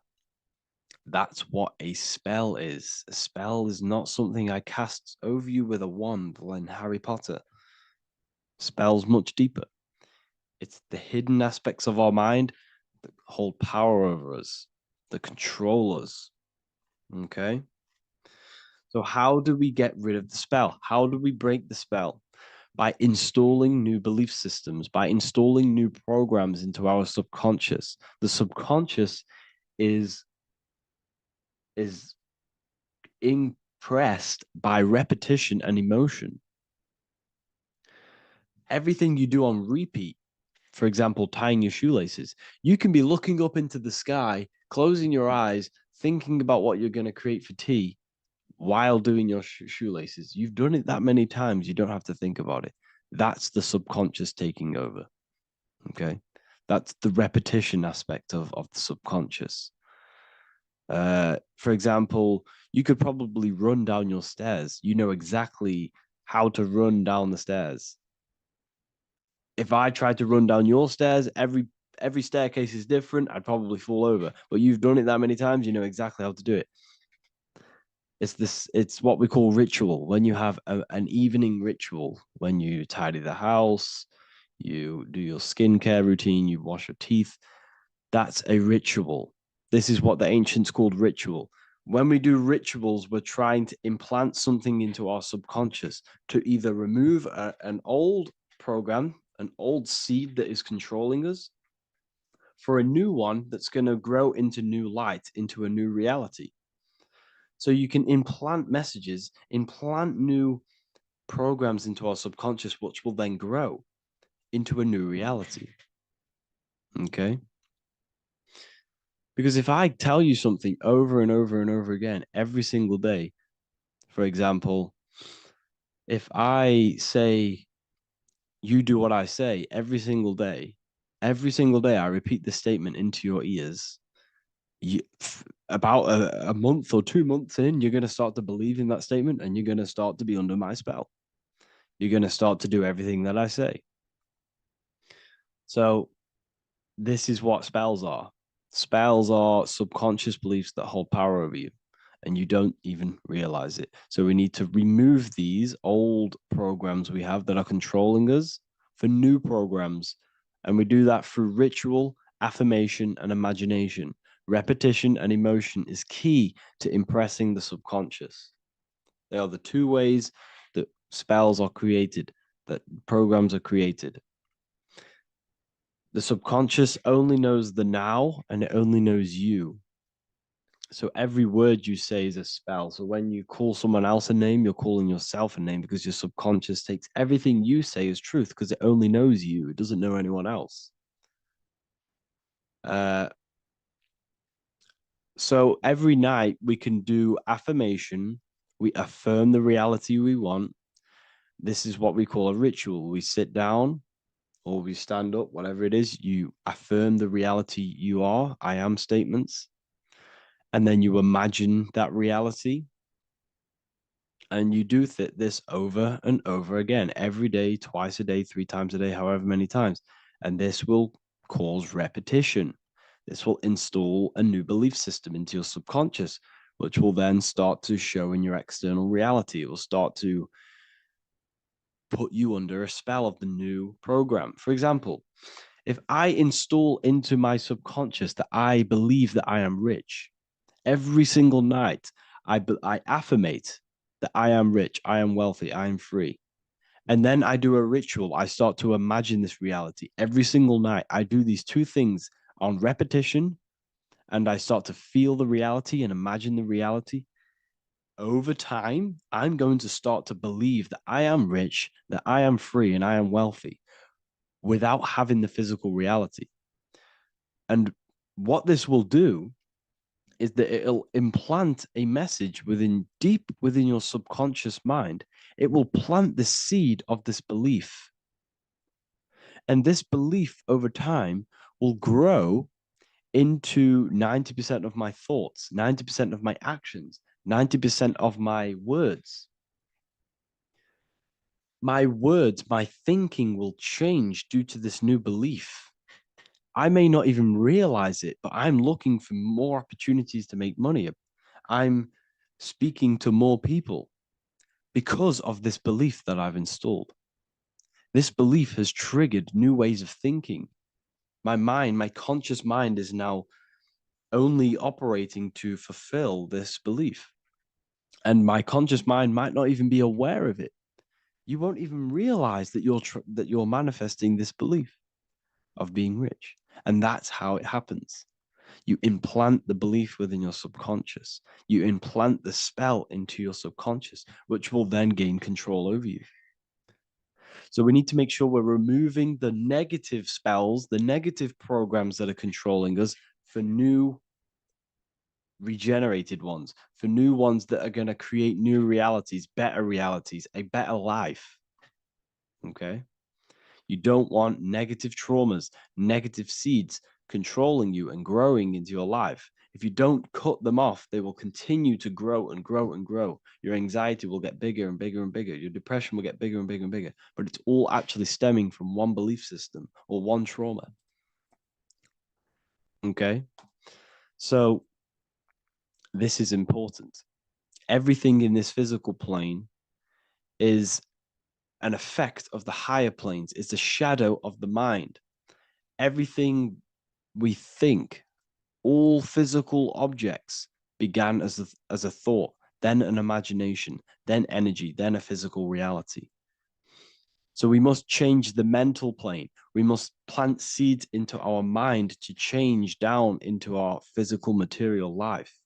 It's about manipulating this higher plane so we can create change and effect in the physical external material plane. That's what magic is. This is what spellcasting is. This is all what it is. It's not fantasy. This is the manipulation of the higher planes of consciousness, which your mind has access to. You have access to these higher planes. Okay? This is exactly what I teach in my university. I teach different rituals. I teach specific rituals to get rid of certain things, certain belief systems. I teach all different rituals, all different ways for you to create your own reality and live the best reality you want. We also have all of these different courses. We have activating the inner eye. This will teach you exactly how to lucid dream and activate your inner vision of imagination. We have the sexual alchemy course. This will give you the power of transmuting your sexual energy into creativity. We have electromagnetism studies. We have esoteric exchange, an exclusive live call that we do every single week. And I connect with all of the students. They can ask me questions, can speak with me one-on-one inside of these live calls. We have the real numerology section.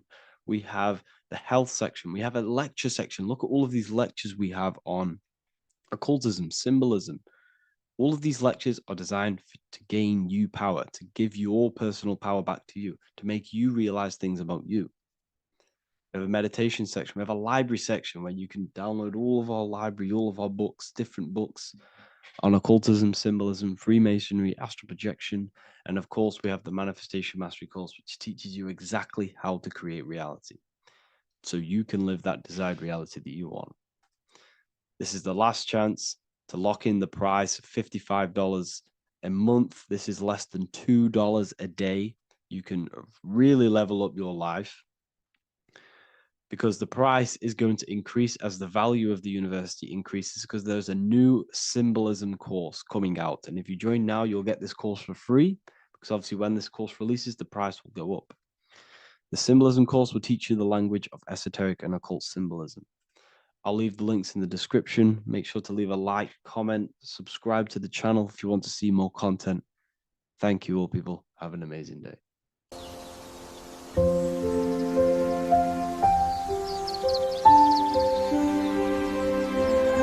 bookofwisdom.com. Visit today.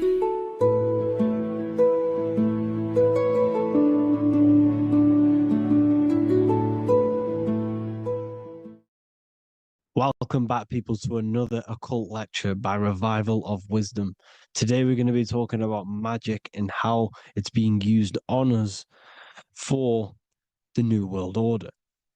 Magic has the word mag within it, which is magnetism. Magnetism is the force. Magic is influencing forces, natural or supernatural forces,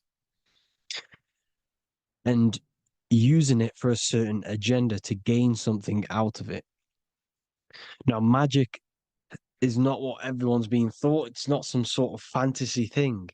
It's actually very common, and we all do it, whether you believe it or not. Magic is all to do with the mind.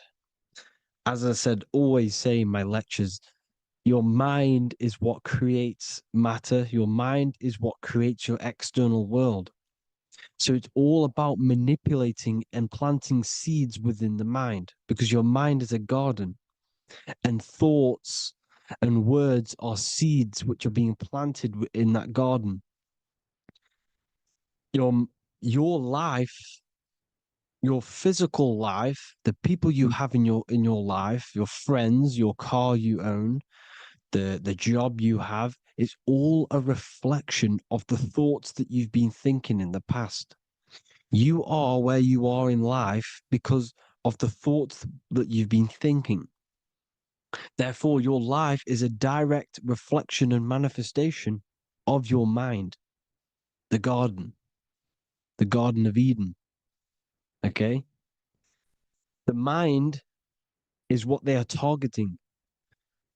What you see, say, and hear has a direct effect on your mind. Me talking to you is influencing you. The words I'm saying is planting seeds within your mind. Now it's up to you to consciously act on these thoughts or these words, or to maintain these words. As above, so below, as within, so without. What's inside of me is outside of me. What comes into the storehouse comes out of the storehouse. You have the left, you have the right, you have the up and you have the down, as above, so below. Whatever is in your mind will be expressed in some sort of way, consciously or subconsciously, spiritually or physically. The mind is what manifests everything. And this is what we need to understand. We need to understand is that the mind is not physical. All things spiritual manifest physical. All things seen come from the unseen. The words you're thinking, that everything you have is coming from the unseen. The actions that you do come from the unseen mind. Another expression for as above, so below is you are the universe itself. You are a universe, a mini universe. But just because you are mini does not mean you are the whole thing. If I take a little piece of infinite, let's say there's an infinite light source. Let's say I take a little chunk of that infinite light source. That little chunk I took is still infinite because it's been taken from infinite. You are the universe. Your awareness, your mind is the universe. It's information. You are the universe experiencing itself. This is why we say we are all God. As above, so below. What is in me is outside of me. The sun, the physical manifestation of the sun, is your soul. The 12 constellations are manifested in the physical body. The 5 elements are manifested in the physical body. They're manifested in the 5 fingers you have. As above, so below. This is manifested, well, this is a symbolized in Freemasonry and secret societies as the 2 pillars. The mirroring reflection, the reflection of reality, the mirror, as above, so below. What happens in the mind, what happens in the astral, happens in the physical. This is Aleister Crowley. This is all symbolism. This is the 2 pillars with the all-seeing eye and the triangle at the top. Aleister Crowley was a master magician, very powerful dark magician, black magician. There's 2 types of magic. You have white and black, just like the checkered board, the Masonic checkerboard. You have white and black, you have good and evil. White magic is influencing natural forces to gain something that will help the collective consciousness, help the collective, help the earth, help other people. Black magic is something you manipulate something so you can get something personal out of it. Doesn't matter if it's good or bad. it's still considered as black magic because you're being selfish. Everything you do should be contributing towards the collective consciousness and helping others. And this is why the ancients lived in a system where everything was in unity. We understood that I am you and you are me. What I do to you happens to me because I am you and you are me. We are the same mind substance on the inside. We're all the same mind substance being expressed in different bodies. So what I do to your mind will have a ripple effect on my mind because all of our minds are connected within the mental plane. So this is why they know all this knowledge. They know all this knowledge. So yeah, this is the mirroring effect of reality, the two pillars, or symbolizes the number 11. The number 11. We'll go deeper into that. The technology we're using is magic. It's a form of magic. Television is tell a vision. They're telling a vision into your subconscious mind, into your memory. And when you turn on the television, you get a program because they're telling a vision to create a program within your subconscious mind. You see, the conscious mind is only 10% of your mind, which is to do with your, what you're aware of, your five senses. What are you consciously aware of? Well, I'm aware I'm here, I'm talking. I'm aware of what I'm wearing, the five senses, what I can hear, taste, smell, hear.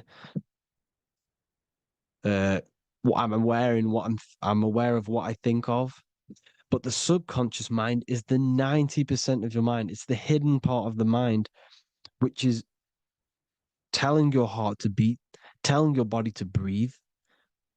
It's storing all of your emotions. It's storing everything you see, storing all the belief systems that you have. It has everything. It stores all of the habits you have, the values. It stores everyone's name that you know. All the words that I'm speaking right now is all coming out of the subconscious. Everything is subconscious. And it literally manipulates 90% of your daily basis behavior. Most people don't know this. What you did yesterday is what you will do today because of these beliefs and mental programs within the subconscious, stored within the subconscious. So the subconscious is what they're aiming at.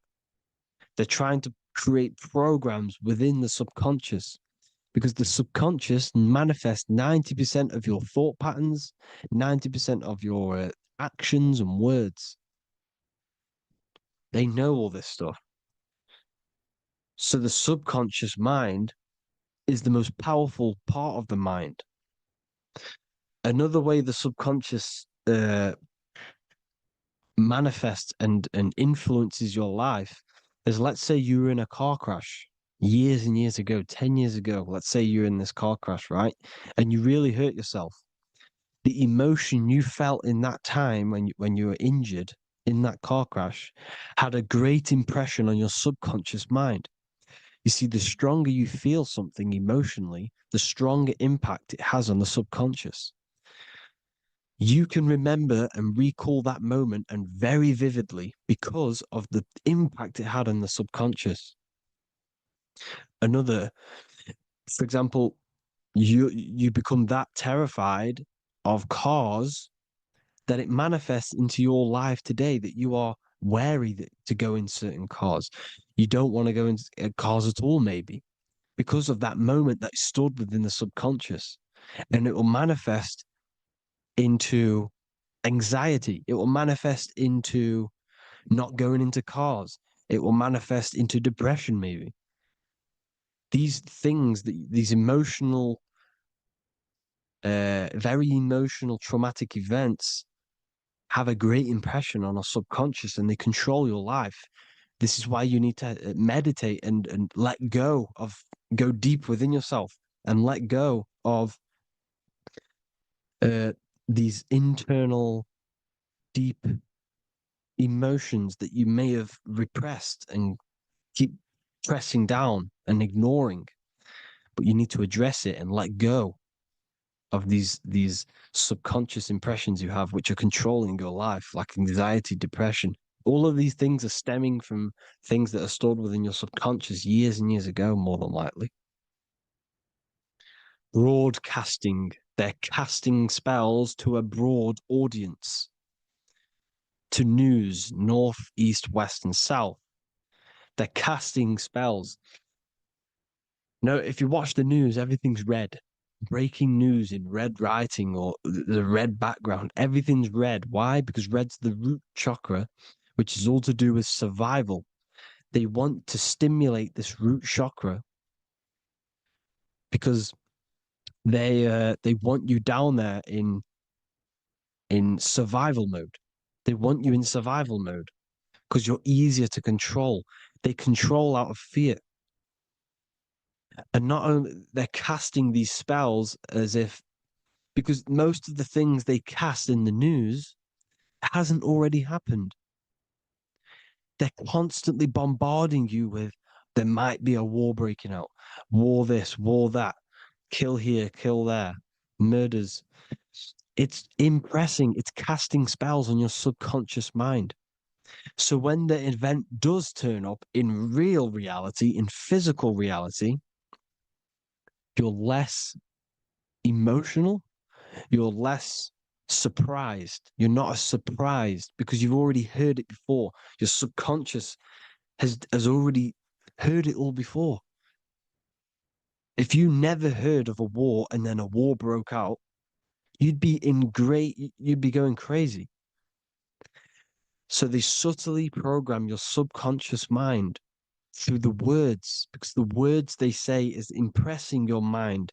It has an effect on your mind, which will have an effect on your behavior, your words, your conversations you have with people. They're casting spells to north, east, west, and south on the tell a vision. They're telling a vision by broadcasting, by saying spells. This is why we call it spelling. Even the word, listen, the words we say cast spells. Bless. Oh, bless you. That's be less. The subconscious mind only picks up literal things. You see, when I say bless you, your conscious mind picks that up as, oh, thank you, you're blessing me. But your subconscious picks up as be less. You see? Because the subconscious it has no filter. It's just, it is what it is. Everything is factual in the subconscious. Therefore, if I call you an idiot, your subconscious, my subconscious will think I'm talking to myself and calling myself an idiot, and it will take that as true. That is truth. Everything is truth within the subconscious. And the subconscious manifests your behavior. The devices this is the biggest one. Black scrying mirrors, device, the devil's vice, the device. Okay? Black scrying mirrors, black screen is scrying. Black scrying mirrors were used to communicate with spirits within the astral plane in the medieval times. They're still being used now by black obsidian mirrors. And look at your phone, it's a black mirror. And there's some sort of, I'm not saying this is facts, but personally, I believe these are portals for spirits and ethereal entities to come into your life, to come into your surroundings. So this is the next big thing: the TVs, your iPhone, your iPod, all black mirrors. And mirrors are very, very powerful. Even just a normal mirror. Mirrors have an effect. Whatever you say into a mirror, what you say is energy. And when you say something into a mirror, you're saying it into yourself. It's an infinite cycle of words of energy because it's being reflected infinite times. When you say something into a mirror, it has a massive effect. You're saying it directly into your eyes, into your mind. So what you say in a mirror should be said with precaution. Never say anything negative into a mirror, because mirrors are very, very powerful ways for you to reprogram your subconscious mind for the good. You can say very positive things into mirrors and it will reprogram your subconscious mind. Okay? Manifesting is all magic. It's all magic. Everything is magic. But consciously doing it is what they're doing. They hid this knowledge. Your phone is magic. It manipulates your mind. The iPhone, okay. See, magic isn't all of this with wands. See, Harry Potter, okay, that was created to give you this perception of a mystical and amazing form of magic with magic wands and all sorts of stuff like that. Yes, that stuff was true when the collective conscious minds were on a higher level and our belief systems believed in these things, because the universal mind, all of our minds contribute to reality. If the masses don't believe in magic, in if the masses don't believe in a certain thing, it's going to have an effect on physical reality. So when the collective minds are higher and have more open minds, things like Harry Potter can come true. See, it's all in the mind. The iPhone, the eye is the symbol for the mind, the invisible intelligence. The triangle is the ethereal plane. Okay. So the eye in the triangle is the eye that sees into the beyond the ethereal planes. The square is the physical plane. So the iPhone, your phone is a black box, just like the Saturn black cube. It's a black mirror. It's taking photos of you every 2 seconds. And it's your mind. Your mind is in that phone.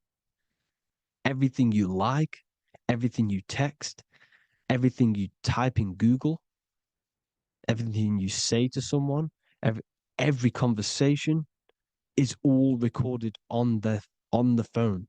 Therefore, it is a direct reflection of your mind. Your mind is imprinted into your phone because your mind, everything you think in your mind, you're manifesting into typing, saying, taking pictures into the phone, and it's collecting it and storing it. And what they're doing, and this is for all forms of magic, it's manipulating the mind. It's all manipulating the mind. Reels, Instagram, TikTok, this is all dopamine. It's all controlling the mind. Every like you get, every follow you get, every share that you get is dopamine within your brain. They're literally targeting your brain and mind. It's all manipulating, because what they're pushing through the phones, through the media, through the news, through the televisions is visions and programs. You are the one manifesting the New World Order. They're not manifesting the New World Order. They're giving you the information so you can manifest the New World Order. Everything they say is contributing to your mind. For example, digital money and all the information they put out for you to see is contributing to your enslavement. Your mind is manifesting the New World Order. They know this. They don't manifest it. There's billions of us. We could easily run over them physically. But on a mental level, these people have the knowledge and they hide it from us and they let us manifest reality because we are the collective. They give us the information which manifests their agenda. It's all magic through the phones, the media, the television. So your phone is a manifestation of your mind. It's a record of your mind.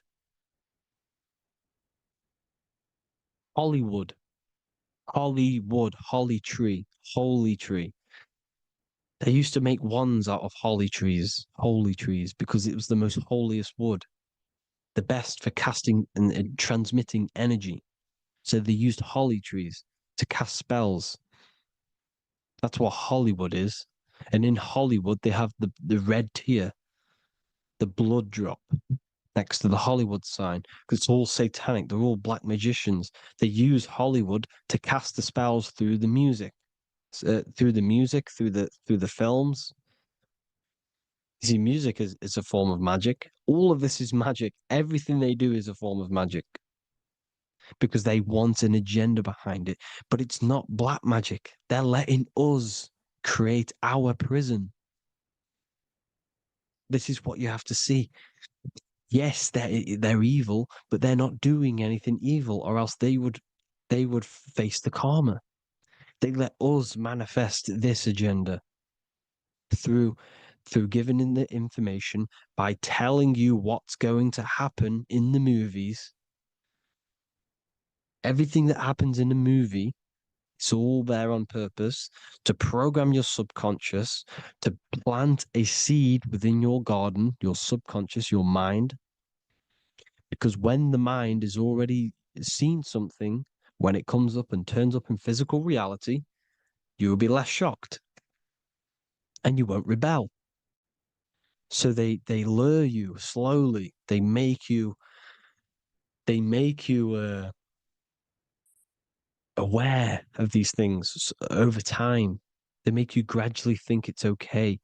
Like the technology, we never used to use these phones. How did we become so addicted and reliant on them? Well, because first they gave you a little flick phone. Well, no, sorry, they gave you a phone in your house. And then once you got used to that, they say, oh, here's the newest version of a little flick phone. You started texting your friends. Everyone was loving it in high school. They could now meet up without saying, let's meet on the weekend at this point at this time, like your parents probably did. Or maybe some of you watching this, you probably had to tell your friend to meet on the weekend at a certain time because you had no way of communicating. So everyone got these phones and got addicted to them. Then they slowly got addicted to the new iPod with the touch screen. Now they invented touchscreen. Then everyone got addicted to touchscreens. Then because all of this is producing dopamine in the brain, which creates you to become mentally addicted to things and physically addicted, chemically addicted. Because dopamine's a chemical. Your subconscious becomes a program within your subconscious, and your body becomes chemically addicted to these phones. And these phones are the enslavement of humanity, technology. Without this, we wouldn't be in this mess without technology. Because they're creating a hive mind. We're creating a hive mind. So back on track anyways, they program you. Look at the films, 9/11, 9/11, all produced by Hollywood. Here's the 11, like I said at the beginning, the two pillars which reflect reality. What happens in the mind happens in the physical. What happens in the astral happens in the physical. Okay, what happens in the physical happens in the mind. It's the two pillars, the mirrors. 9/11. 9 plus 1 is 11. Flight 11 was hijacked. New York is the 11th state. New York adds up to 111. This is not a coincidence. It's all a form of magic. It's a ritual, energy harvesting ritual, because your mind produces energy. Your mental attention produces energy. And they're feeding off this energy in the astral plane, these demons. Music is the most powerful. Personally, I think the music is one of the most powerful forms of magic they're using. Okay. Music is hypnosis. It puts your brain in a hypnotic state. It influences your electromagnetic field through vibrational energy. It reprograms your subconscious mind. Why do you think you remember the lyrics? You see, your subconscious stores all of the memories. Remember, the subconscious manifests 90% of your behavior. So therefore, the music you're listening to is manifesting your behavior. You wondered why some people wonder why they have drug addictions and they can't get out of violence and they can't get out of all this negative mind space. It's because the music they're listening to is creating a negative mind space. The words you listen to have plant seeds within your mind. So the reason you remember the lyrics is because that song created a program within your subconscious. Yes, that is what happens. You can use magic to reprogram your mind, but you can use music to reprogram your mind because it's all forms of magic. It's using natural mental energy forces to manipulate the physical reality. You manipulate your mind, you manipulate reality, physical reality. Okay. So the music, another very, very big one. When you turn on the radio, it's just all talks about alcohol, drugs, and sex because they want you down in the lower three chakras. They want your mind attached to matter when it's mind over matter. Your mind's not physical. You see, the word spirituality is the new trend. It's not about your spirit. It's not about your spirit. It's about your mind. It's not about, you know, uh, spirituality and looking after your spirit. And they've got you focused on your spirit. Why? Because they hide your mind from you. You see, a lot of people think their mind is their brain, but the mind is everything. There is no physical reality without mind. You can have a brain. Imagine if you had no mind but a brain. It wouldn't work. The mind is everything. The mind controls your avatar. It begins in the mind before it happens in the brain. Then the brain manifests through the body. The brain's just an electrical computer. So that they've got people scared. Or do I have a soul or not? And all this stuff. Listen, if you have a mind, you have a soul, because you are not the mind. This is why everything is sort of an illusion, because beyond the mind is your soul. But what is the soul without a mind? You can't have a soul without the mind. But if the mind didn't exist, the soul doesn't exist. You are the person listening to your mind.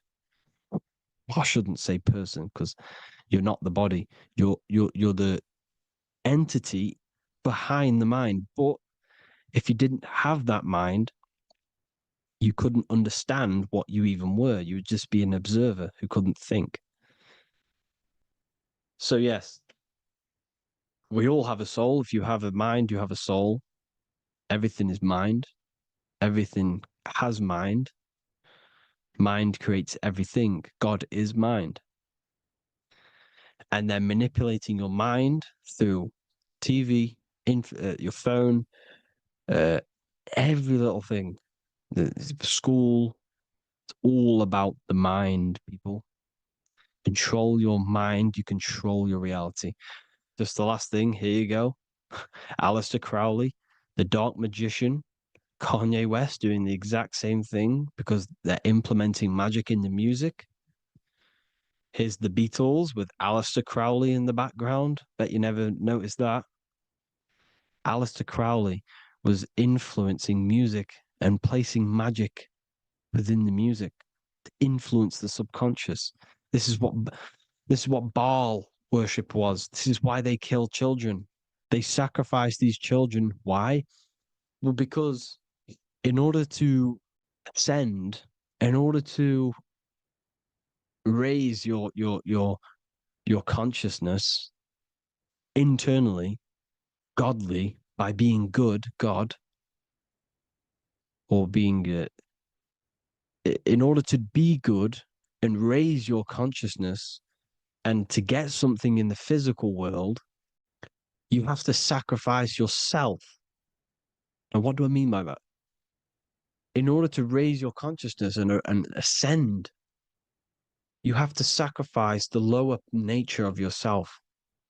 You know, you've got to abstain from having sex to retain your sexual energy, to transmute it, or staying away from some poisonous foods like meat.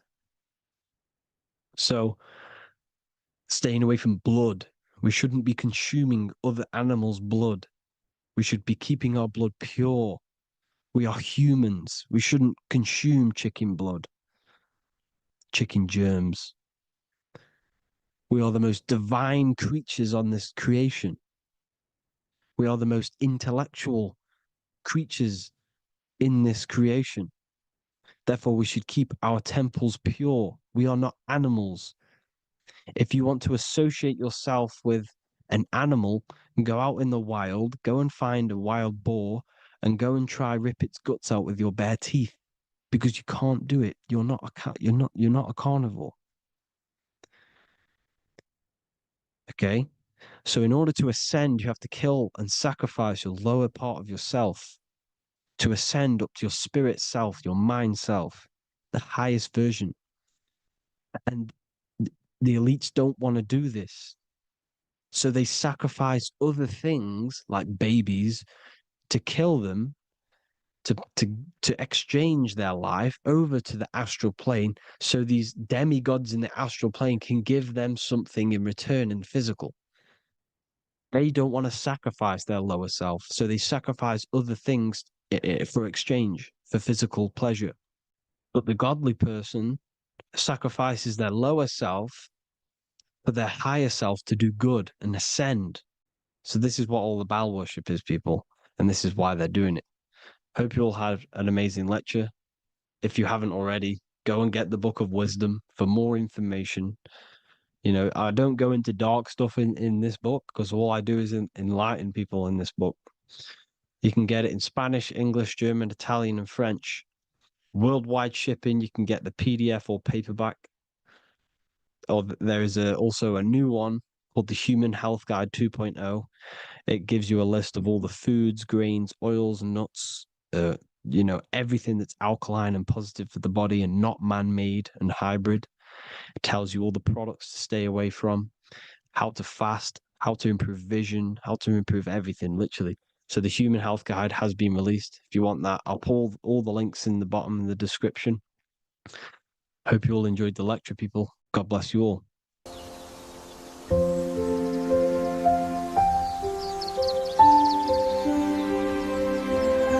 bookofwisdom.com. Visit today.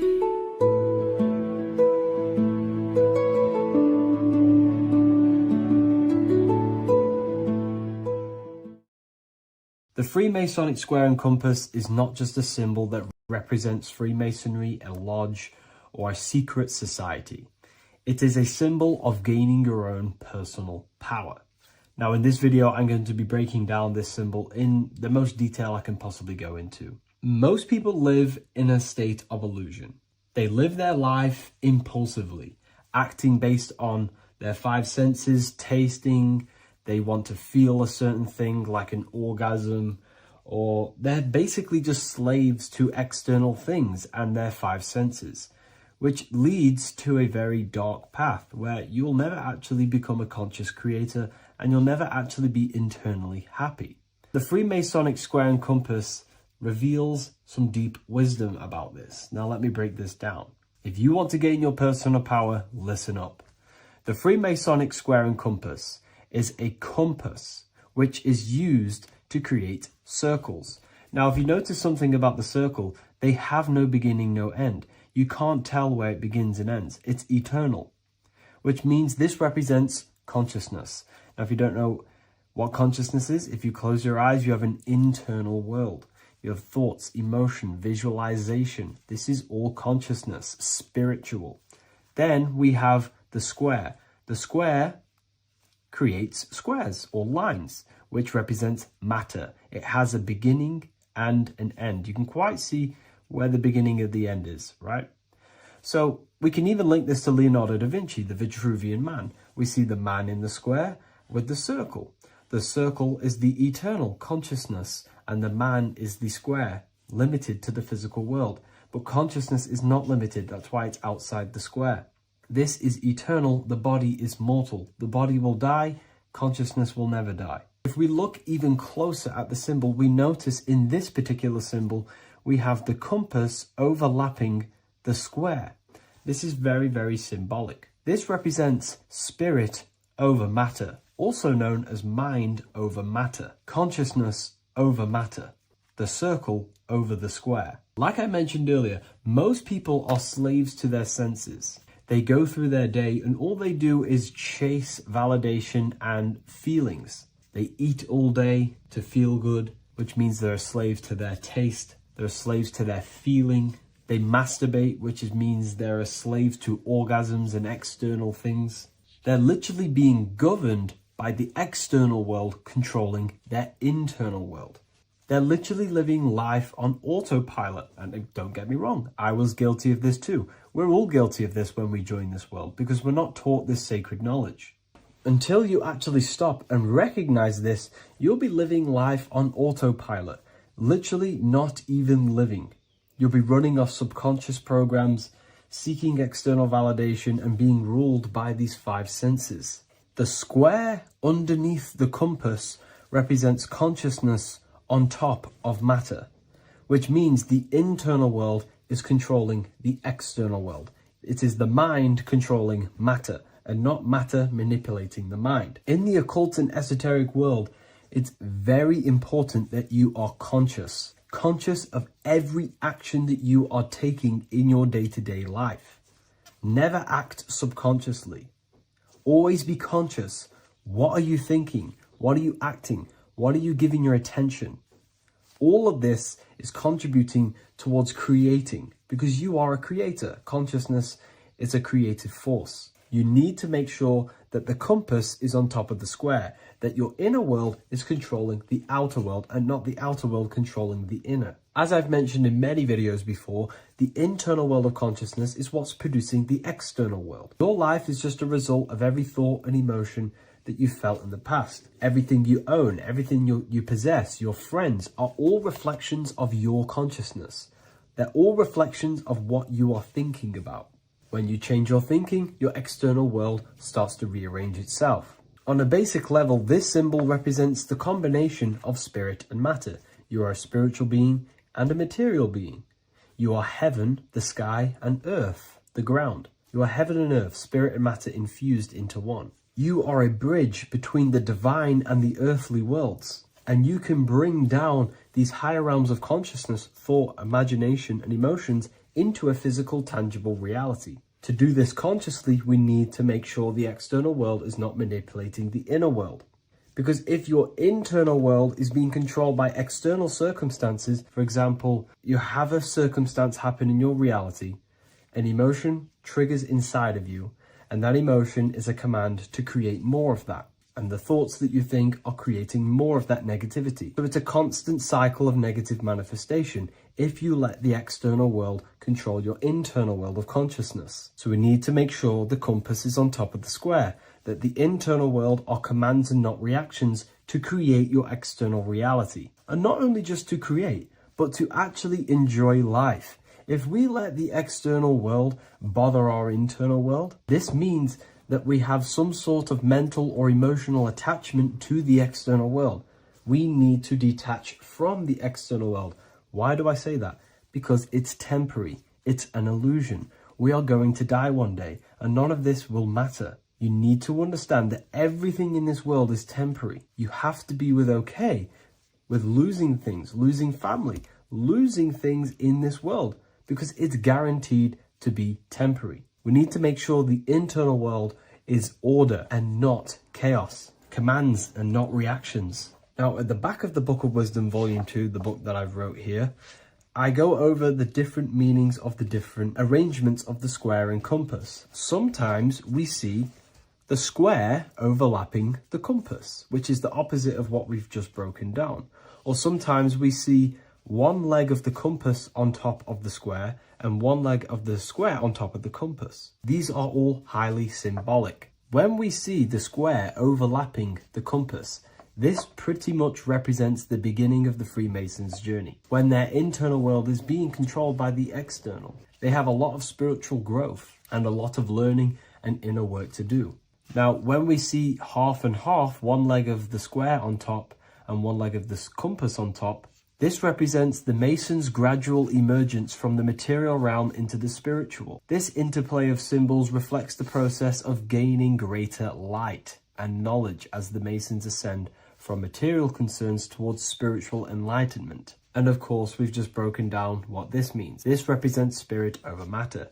They're not chasing external physical things anymore. They're actually chasing and gaining validation and happiness from spiritual growth, more knowledge, and deeper understanding of consciousness and themselves. Most people chase external material things, which actually don't make you happy in the long run. You could be given £1 million today. In a week's time, you would be back to the same original state of consciousness and actually chasing more and more millions of pounds. It's because nothing physical in this tangible world will ever satisfy your internal world of consciousness. So through spiritual growth, we can actually become happy and seek higher understanding, higher consciousness, which actually satisfies us eternally. So when we see the compass on top of the square, it symbolizes the triumph of spirit over matter. This arrangement not only signifies the mastery of spirit over the material realm, but also represents the resurrection, ascent, and dominion of spiritual principles over all earthly conditions. It's all about gaining personal power and spiritual growth. It's all about spiritual evolution, going from matter to spirit. The external world controlling the internal world, to the internal world ruling over the external world, where the mind becomes a powerful tool to actually create and command reality. The mind cannot create and command reality if it's being governed and tossed all over the place by external circumstances and thoughts. Here's a quick tip on how to know if your mind is controlling you. If your phone notification goes off and you're working on something, and you instantly go to reach and pick up the phone as soon as the notification goes off, that is an indication that your mind is controlling you and you are not controlling it. The mind is the direction of consciousness. The direction, it directs the flow of your attention, your energy, your consciousness. So to practice to gain mind over matter is simply just meditation, allowing the mind to sit still and focus on one thing for long periods of time. And over time, this will gain mastery over your attention and your mind. If you are on your spiritual path, this should be your goal, your internal world becoming the master. The mind becoming a vessel for you and not a vessel controlling you. It needs to become a command center and not a reaction. Please like, share this with a friend, and subscribe to the channel if you're new. Leave a link in the description for the Book of Wisdom Volume 2. What if I told you you don't have one body? You in fact have four. There's a secret hidden right in front of you, and most of you overlook it. And by learning these teachings today, this will change your perspective on life, on yourself, and completely change the conception of yourself. This is the key to your highest potential. If you stay with me today, you will find secrets about yourself that will change your life. But I warn you, once you step this path of esoteric knowledge, there's no going back. Once you see, you can't unsee. So stay with me, and we will discuss the four bodies of your soul and how you can master yourself to reach your highest potential. The first thing we must understand is that there is a sun. And just like the sun gives life to the earth, there is this life force within the sun that gives life to all matter. We must understand that matter itself is dead. It has no life potential. It has no ability to create or destruct anything. All of the life comes from above, from the sun, from the life-giving power of this infinite energy source we call the sun. No matter what model you believe, the sun still gives power to this physical realm, giving life to all of the crops, giving life to animals, giving life and growth to all things that the rays come in contact with. This is a macrocosm process. We must understand the teachings of as above, so below. This means that the macrocosm repeats itself in a microcosm form. Now, what do I mean? Humans are made in the image and likeness of God. You are a miniature version of God, a spark of the divine consciousness made in human form, in physical form. Just like the sun gives life to all physical matter and growth to all crops on the earth, your soul is a miniature sun, and your soul is giving life to the body. Your body is a miniature earth, which also goes through the cycles of the 4 seasons of the sun. We feel different in each one of these seasons. It's because our body does not only go through these cycles externally, but these cycles happen within ourselves, within consciousness. Your soul is the sun. The sun you see in the sky is an externalization of your soul. Your soul is the life force. You are the soul, not the body. And like the sun gives power to the earth, the soul gives power to your body. So first, let's look at the etymology of the word sun. The word sun comes from it's a Latin word solis or sol, which means the sun. Sol then became soul, sun, soul. And in fact, S-O-N and S-U-N in the old etymology dictionary mean the exact same thing. They are interchangeable. So when we look at the symbol of the sun, we look at a circle and a cross, which represent the 4 aspects of the sun, the 4 seasons of the sun: summer, winter, spring, and autumn. These are the 4 states of the sun. Like we said, this is where we get this symbol. You have the 4 states of the sun, which represent the 4 bodies of the soul. Now, this is where we get deep. Like I said, the sun you see in the sky is a macrocosm of your soul, an externalization of your soul. Just like your sun has 4 seasons, the 4 seasons within us are the 4 bodies. Our soul is incarnated and split into 4 sections. We have a mind, we have a physical body, emotions, and spirit. These are all interchangeable and they are all linked. In ancient alchemy, we have the exact same symbolism of the 4 stages of alchemy. But in this case, they're symbolized as the 4 elements: earth, water, air, fire. In this ancient alchemical symbol, we have the pentagram, with the top one representing the soul, ether. Our soul then has the 4 bodies, with the human here. We have the man, the eagle, the bull, and the lion. We see this on the tarot card, the Wheel of Fortune. The man, the eagle, the bull, the lion. We see this in Matthew, Mark, Luke, and John. The lion, the bull, the man, and the eagle. We see this with depictions of Jesus. Jesus, the man, the bull, the lion, and the eagle. These represent the 4 fixed signs of the zodiac: Taurus, the bull; Scorpio, the eagle. Scorpio was symbolized as an eagle. It's an ancient symbol. Now it's been changed to a scorpion, of course. Leo, the lion; Aquarius, the man. These represent the 4 fixed signs, which are 4 different elements. Taurus is an earth sign. Scorpio, a water sign. Leo, a fire sign. Aquarius, an air sign. Taurus is the earth. As above, so below. The earth is the physical body. Leo is fire. Fire is the spirit. Scorpio is water, which is the emotions. Aquarius is the mind, which is an air symbol. Air is the mind. That's why we call people airheads. Okay? So what we're actually looking at here are the 4 aspects of our soul. We have the sun in the middle and the 4 bodies of the soul. This is what Jesus is symbolizing. Jesus represents you. God made flesh with the 4 aspects of the soul. The 4 gospels are all depicting Jesus in 4 different ways according to the different body of consciousness. The wheel of fortune are representing the 4 bodies of the soul. This represents the 4 bodies. Now, how are they 4 bodies? They are 4 dimensions of consciousness. The mind is not made of the same substance of the emotion. The emotion is not made of the same substance of the physical body. The spirit is not made of the same substance as the physical body also. They exist in 4 dimensions of consciousness. They are 4 bodies of our soul.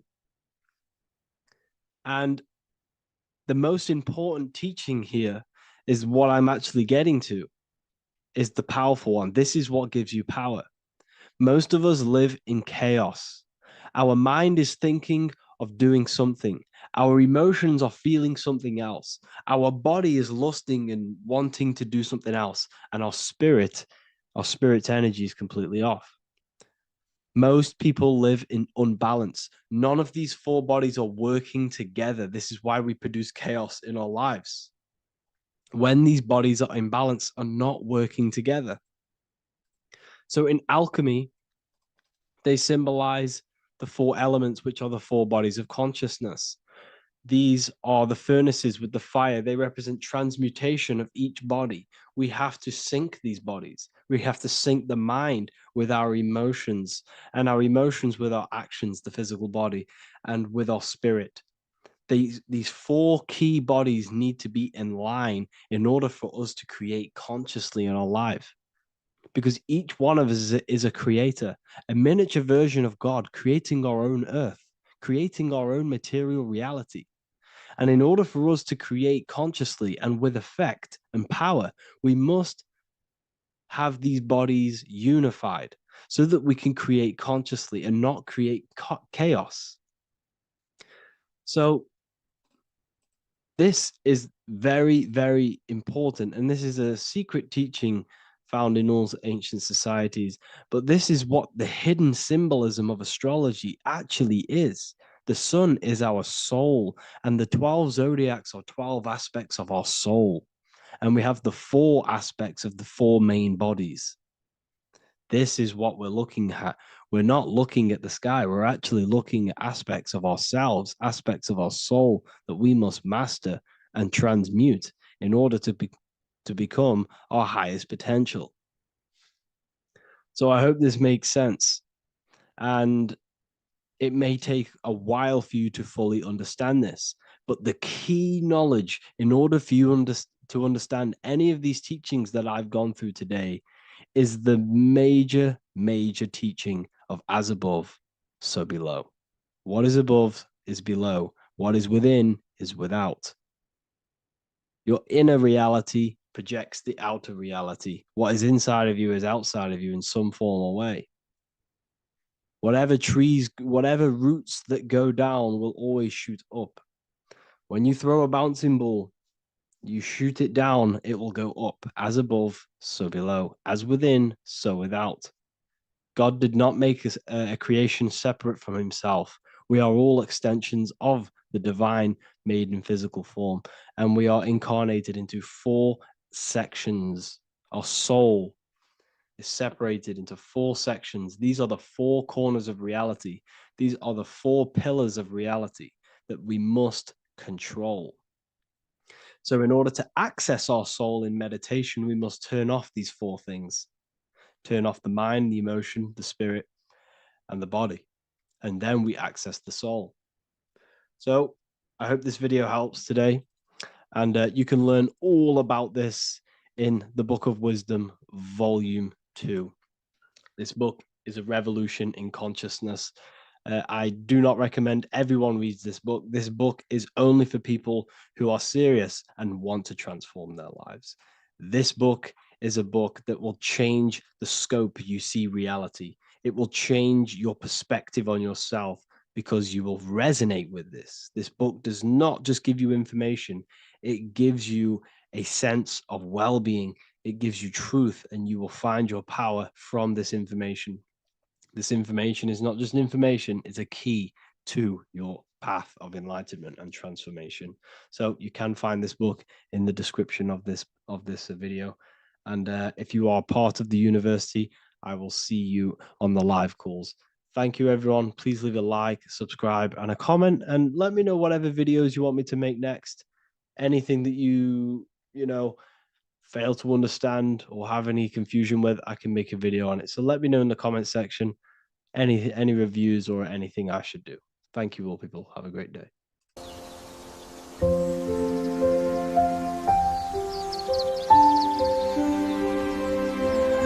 bookofwisdom.com.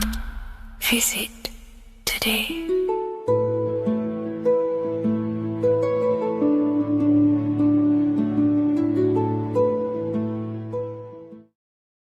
Hello and welcome to another video, people. Before we start, please like, comment, and subscribe if you wish to see more content. Today we're going to be talking about the mental universe and how everything is mental. This is the #1 law on the Kabbalion. If you've never read that book, it's called The Kabbalion. A very good book. It's the first law because this is the most important thing you need to understand, is how everything exists within the mind. Behind every single one of these eyes is the same consciousness expressed in different bodies. The mind is what gives perception to what you're experiencing. Behind every single one of these eyes is the exact same consciousness, but the brain that they inhabit is giving them a different perception, a different being, a different body. Now, this is the difference between humans and animals. Humans possess a advanced consciousness, an advanced mind that gives us the ability to be aware of ourselves mentally, physically, and spiritually. We can reflect on ourselves. When a dog looks in the mirror or an animal looks in the mirror, it doesn't know what it's looking at. It doesn't realize it has a consciousness. It can't reflect on itself. It can't say, I want to improve in this area. It doesn't have that consciousness. We have a divine consciousness. Take away the N for divine, and you get with a D, put it with a D, you get divide, because we have a divided two-way consciousness. An animal only has one. However, it's still the same mind. We're all mind. We're all mental. We all exist within the mental plane. Look at this person walking. The body, the brain is sending electrical signals through the 12 cranial nerves, which the 12 disciples that spread the gospel of Jesus, right? You have 12 cranial nerves in your brain.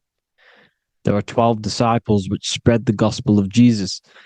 Jesus represents the mind, the intelligence, the invisible intelligence that we all are, the same intelligence, the same exact consciousness, which then sends a command into the brain. Then the brain sends these 12 electrical signals through the 12 cranial nerves to control the rest of the body through the nervous system. This person walking is not, the body is not walking. The mind is telling it to walk. And the brain is it's a supercomputer which is decoding these demands given to it by the mind. Because the pineal gland will have something to do with the ether, because the ether is physical and non-physical. The mind is sending the commands through the ether to the pineal gland, which is then getting broken down into electrical codes within the brain and sent throughout the nervous system to control the body. And this is why in the Sims simulation, because the body's the simulation, it's a false reality.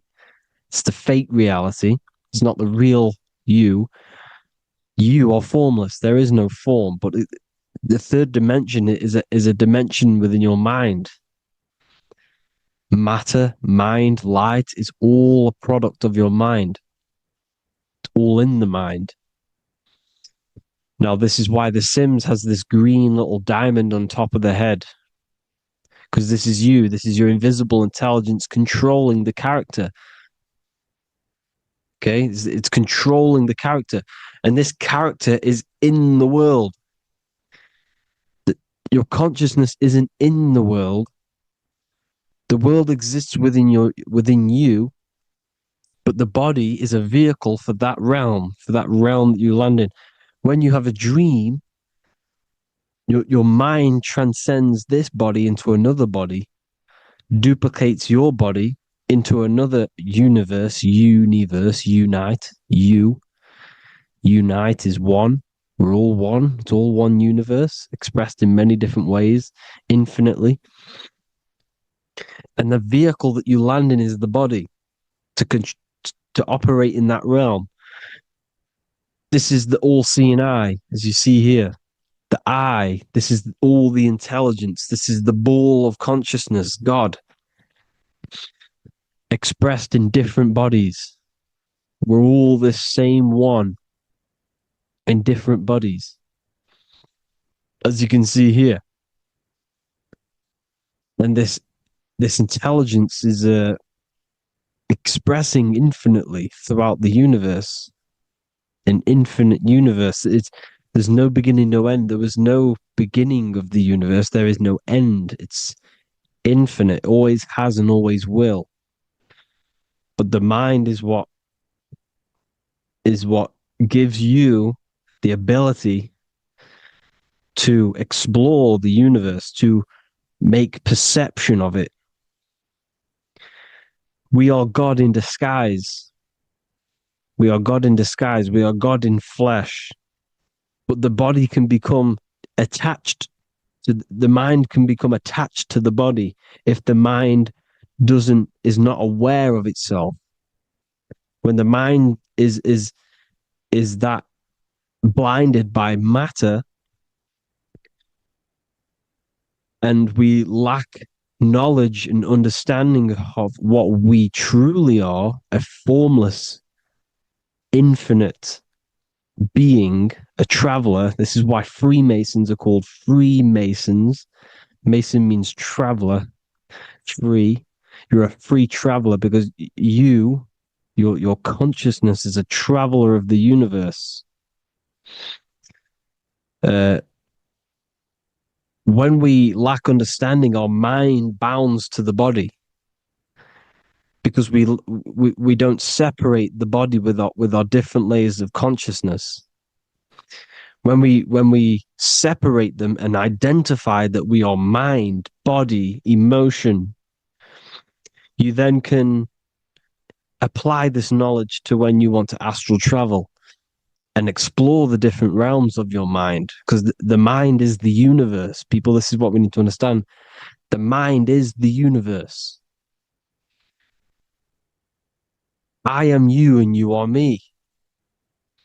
This is the Egyptians showing you this.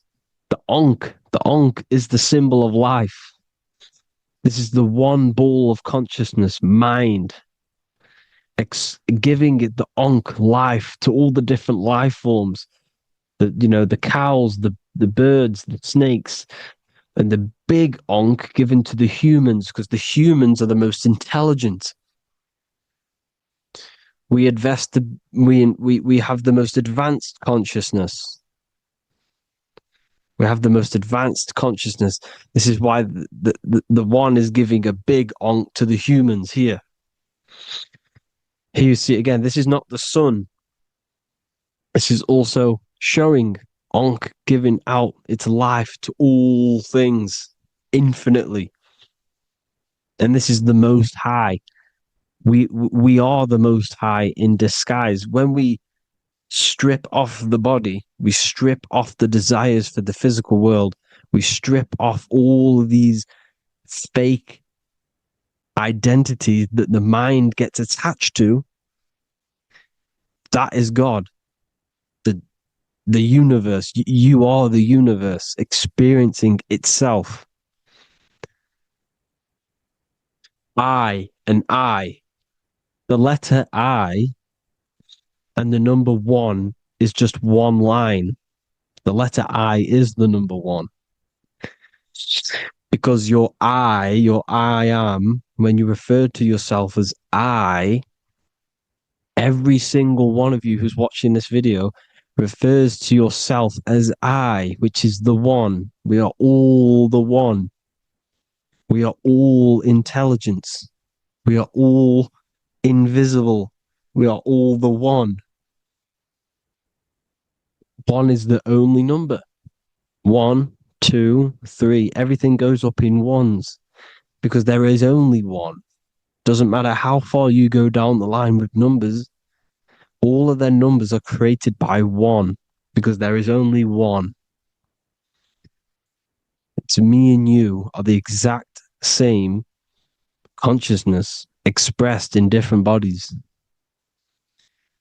Mind. Cause. There is only one cause. There is only one mind. There is only one being.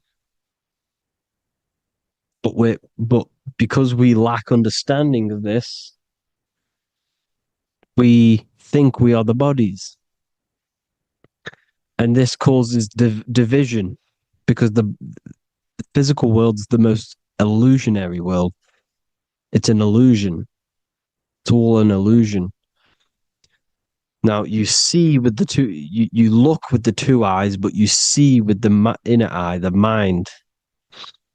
Okay, the mind is the mental plane is a shared plane, and it gives perception to what you're looking at.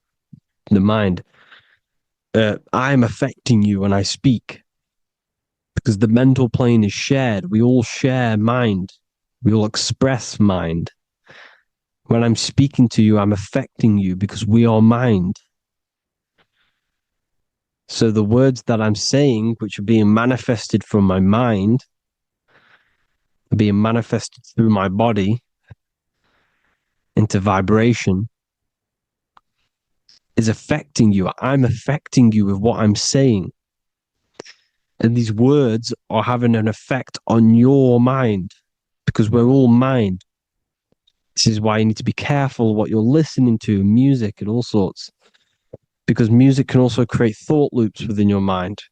Because the chorus, we shouldn't be listening to choruses. Choruses are loops. And what they're saying in the chorus is being looped. And this can create thought loops within your mind. Go and listen to an old song that you used to listen to about 5 years ago, 10 years ago, 20 years ago. Go and listen to an old song, and you guess what? You will get nostalgia. Why will you get nostalgia? Because that song will trigger the thoughts that you were thinking in that time of listening to that song. So songs with choruses create thought loops, and they reprogram your subconscious mind. It's important why music is very powerful. Mind and mind, same word. See, language is the truth, people. This is why I use language in all of my presentations, especially the English language. It's riddled with occult truth. I is my me. I, you, and me are I, one. We are not the name, we are I. Every single one of you is I because we are all the one, all mind. Now, the only thing that is truly mine is my mind. When you say something is mine, it's an illusion. It's not yours. The only thing that is mine is mind, my mind. Okay? It's my mind. It's the only thing. It's the same word, mind and mind. Like I said before, everything's one. Hot and cold is different degrees of the same thing, of the one substance, of degrees. The 7 colors are different frequencies of the one white light. Everything is one. There is only one. We are all one. Everything is one. Hot, cold, day, night. It's the same degree of one, which is mind. The mind's perception is what's giving it, labeling it hot or cold. The mind's perception of colors is what is giving it red or purple, hot or cold. There is only mind. The mind gives things perception. There is only one, that is mind. The conscious and the subconscious mind. The male and the female, these are married. The subconscious mind is your hidden part of the mind. Okay, it's hidden. You can't really, you can access it through different meditations and Reiki teachings, and dreams are manifestations of your subconscious. This is how you know mind and matter are one, because your mind creates matter in dreams. Your subconscious manifests everything in a dream, in the astral realms. The conscious is what you're conscious of, what you're consciously thinking of. So me, I am conscious that I am speaking into this mic and creating this video. My subconscious mind is the hidden part of the mind, which is speaking to my heart, telling it to beat. It's telling my food to digest. It's regulating all my blood. It's doing everything in my body without me being conscious of it. Without me being conscious. The subconscious is the feminine. The conscious is the male. The Bible, of course. Proverbs 12:4. Helpful, not helpful. An excellent wife is the crown of her husband, but she who brings shame is like rottenness in his bones. In the same way, husbands should love their wives as their own bodies. He who loves his wife loves himself. You can take that physically, you can take that literally, or you can take it metaphysically. See, the Bible's written in such a way where you can take it as your level of realization. He who loves his wife loves himself.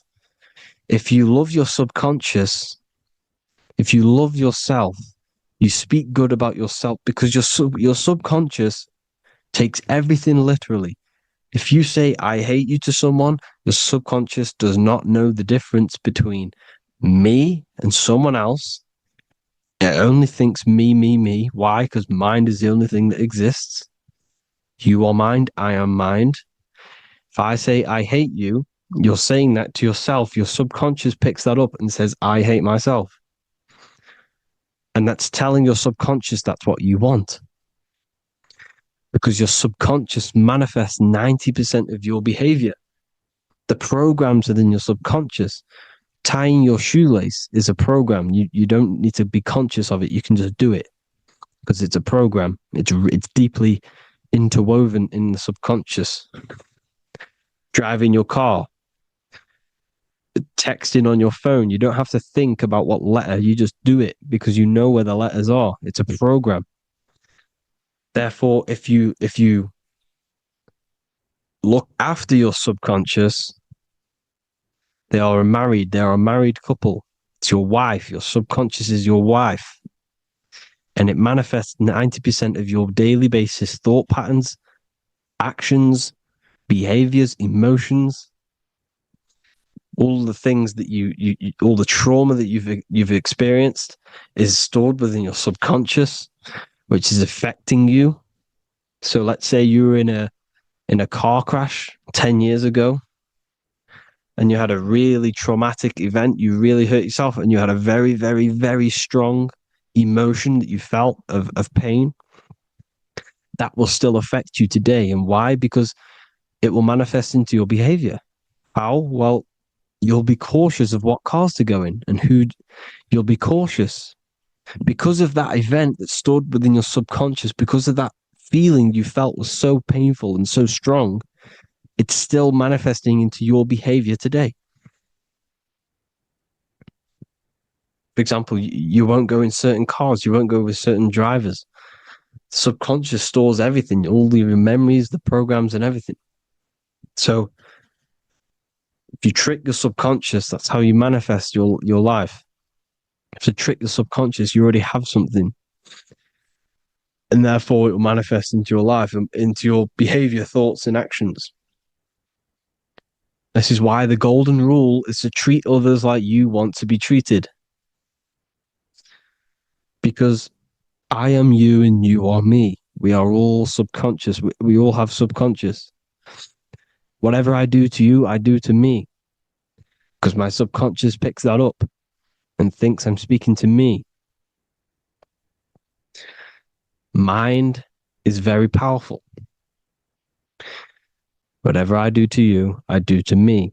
Treat others like you want to be treated. The golden rule. That is the only rule we need in this realm, in the universe. If everyone understood this rule and how the subconscious works and how karma works, we'd live in heaven on earth, the Garden of Eden, the golden age. As a man thinketh in his heart, so is he. Proverbs 23:7. Where your heart is, there will be your treasure. Your heart's the emotions. This is the storehouse of emotions. It is where you feel emotions. You have to let your emotions move through you, not become you. You can't let your emotions become you. Or except be like the sky and let them pass through you. Be like the clouds and the stars passing over. Let them pass through you. Do not let them become you. And this is how emotions can take over your mind. We are driven by, when a man is driven by emotions, he has no self to control. You must control the mind, because the mind can be corrupted. Because your thoughts are electrical in the brain. Your thoughts come from the mental plane. So how the mind works is that you place your attentions on something in the mind, and infinite information just flows in. Think about it. When you think of a certain topic, as soon as you think of that topic, information comes flying into your mind. Different ideas, ping, ping, ping. It's all connected. It's why we call it a mindset, because your mind sets itself to frequencies. And when we think of something, we tap into that frequency, and just the universe, the mind, the mental plane just flows in information based on that frequency and that thought. The universe is just information. All of the information out there, nothing is new. It's all there. You just have to tap into it. You can tap into these different thoughts, and it's all there. Everything already exists within the mental plane. You don't think anything. You receive thoughts. We all share the mental plane. We affect each other. I'm affecting you. Listening to me is affecting your mental plane, your mind. The physical plane is the lowest plane. It's the world of effect. Everything you see in the physical plane is the effect of mind. Like I said, the person walking is the effect of their mind telling the body to walk. The physical plane is the lowest dimension of your mind. Mother Earth, we are in a mother. We're in the womb still. The Earth is feminine. It looks after you. It provides you with food for free. It grows on trees with water. It's Mother Earth. It's the womb. The dome above your head is your mother's belly. Okay? Is your mother's belly. You're in the womb still. You're forever in the womb because your mind's constantly expanding. Because when the baby's mind figures out that there is a reality outside of its mother, it starts to hear the people on outside of its mother, what does it do? It figures a way out of the mother, and it becomes born again in the water. in a hospital, into the other world. It's the same with our minds. When our minds figure out there is other worlds beyond this physical, we explore them. The astral plane, for example. You figure a way out of the body. Because when you're the firmament, look at the word firmament, meant at the end. Firm is firm, something strong, something like a rock is firm. If your mind is firm like a rock, you will be stuck under the firmament. So, for example, people who are very programmed and can't think outside the box, they have a firm mind and they'll be stuck under the firmament because your mind is the only thing that's keeping you under the firmament. It's the only thing. When you're doomed, doom is dome. This is the dome, which is your head. Your head is the dome. Above your head, above the earth is the dome, the ethereal barrier. But that's just an external manifestation of your head. You don't leave the earth, you leave your body to leave the earth, because your body is the earth. It's a dimension within your mind. So when you're doomed, you're domed. Your reality is your level of realization. You realize something, or when you have an idea, the mind, and the EYE or I, same thing, mind, it's all mind. Reality is your level of realization. You realize there's other worlds, that's your reality. Your perception's your reality. Mind in Latin is mens. Jesus was known as the fisher of men, which is the fisher of minds. He was fishing minds worthy of knowing the higher truth, the deeper occult knowledge. Jesus figured out that we are all God. And he got killed for it because in that age they were trying to suppress this information. Jesus figured out he was God because we are all God, every single one of you, and they killed him because we're all mind. We are not the body. We're the invisible intelligence, which is God. But you are not God if your mind is attached to this physical world, to the worldly pleasures. If you master your mind and travel the depths of your mind, that is God.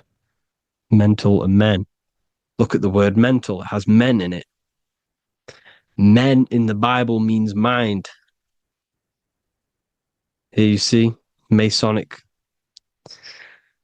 The Masonic symbol with the eye, the mind.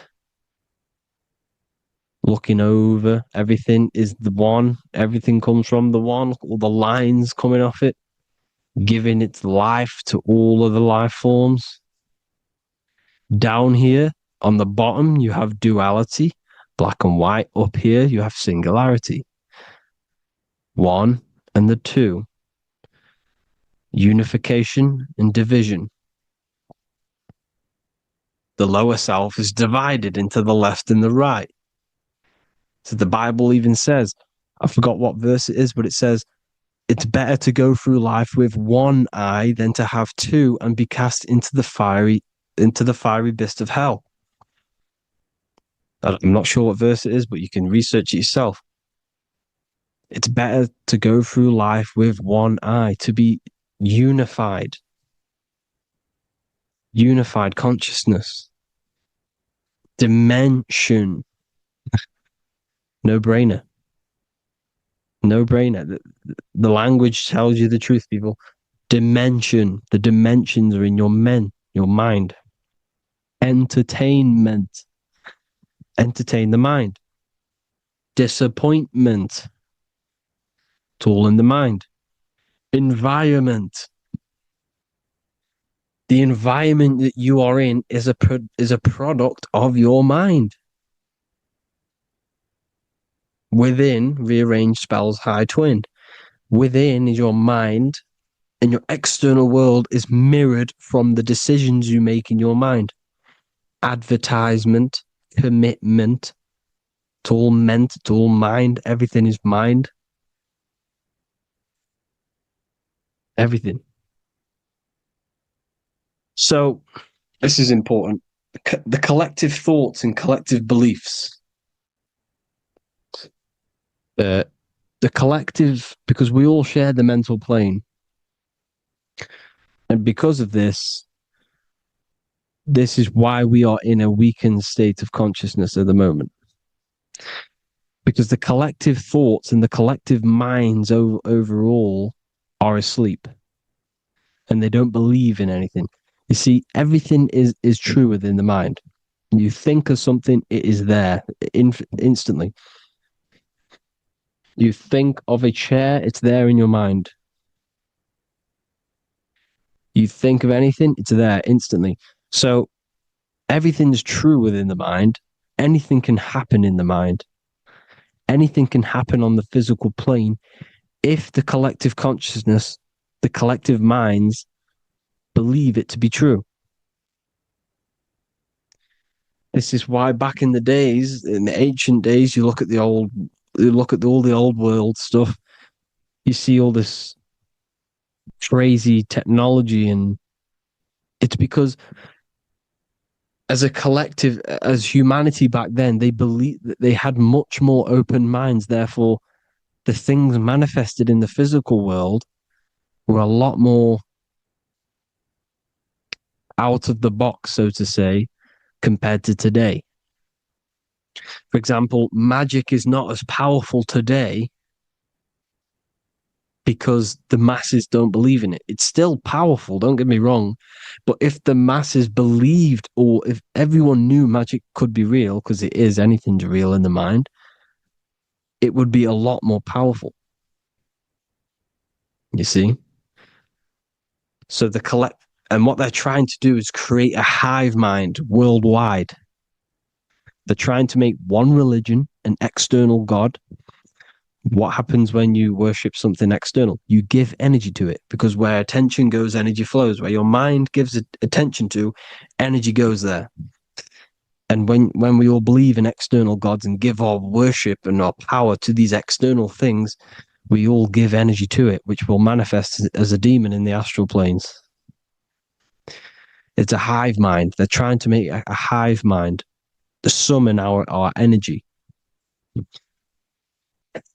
Trying to summon our energy. And it through mind, through collective thoughts, the hive mind. They want one religion, one government, one currency, one belief system. And that will create a hive mind, which will limit our consciousness, which will limit what we can do in the physical world. Because if everyone doesn't believe in certain things, it cannot happen, because it's all in mind. Mind is so powerful. I am you and you are me. I hope you all enjoyed this video, people. If you haven't already, join the Wisdom Academy. The Wisdom Academy, we have many occult lectures just like this one.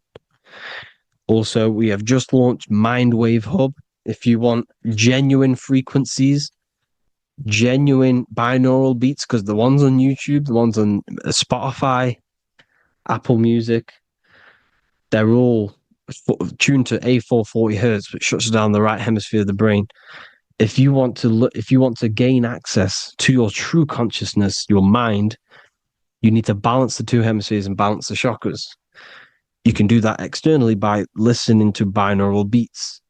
If you want true frequencies, true binaural beats to hemisync the chakras, hemisync the brain, to gain access to the different dimensions of your mind, well, you can gain access anyway, but it's going to help you if you're trying to learn this. Join Mindwave Hub. The link will be in the description. Listen to the binaural beats, meditate to them, listen to when you go to sleep. They'll massively benefit you. Thank you all, people. Hope you had an amazing, lesson. Hope you learned a lot. And please subscribe. God bless you all.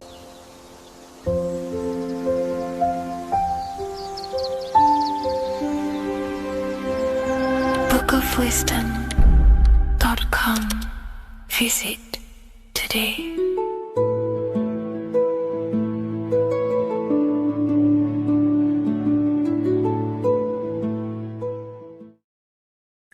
What if I told you that reincarnation is real and that there is a metaphysical, spiritual science behind this?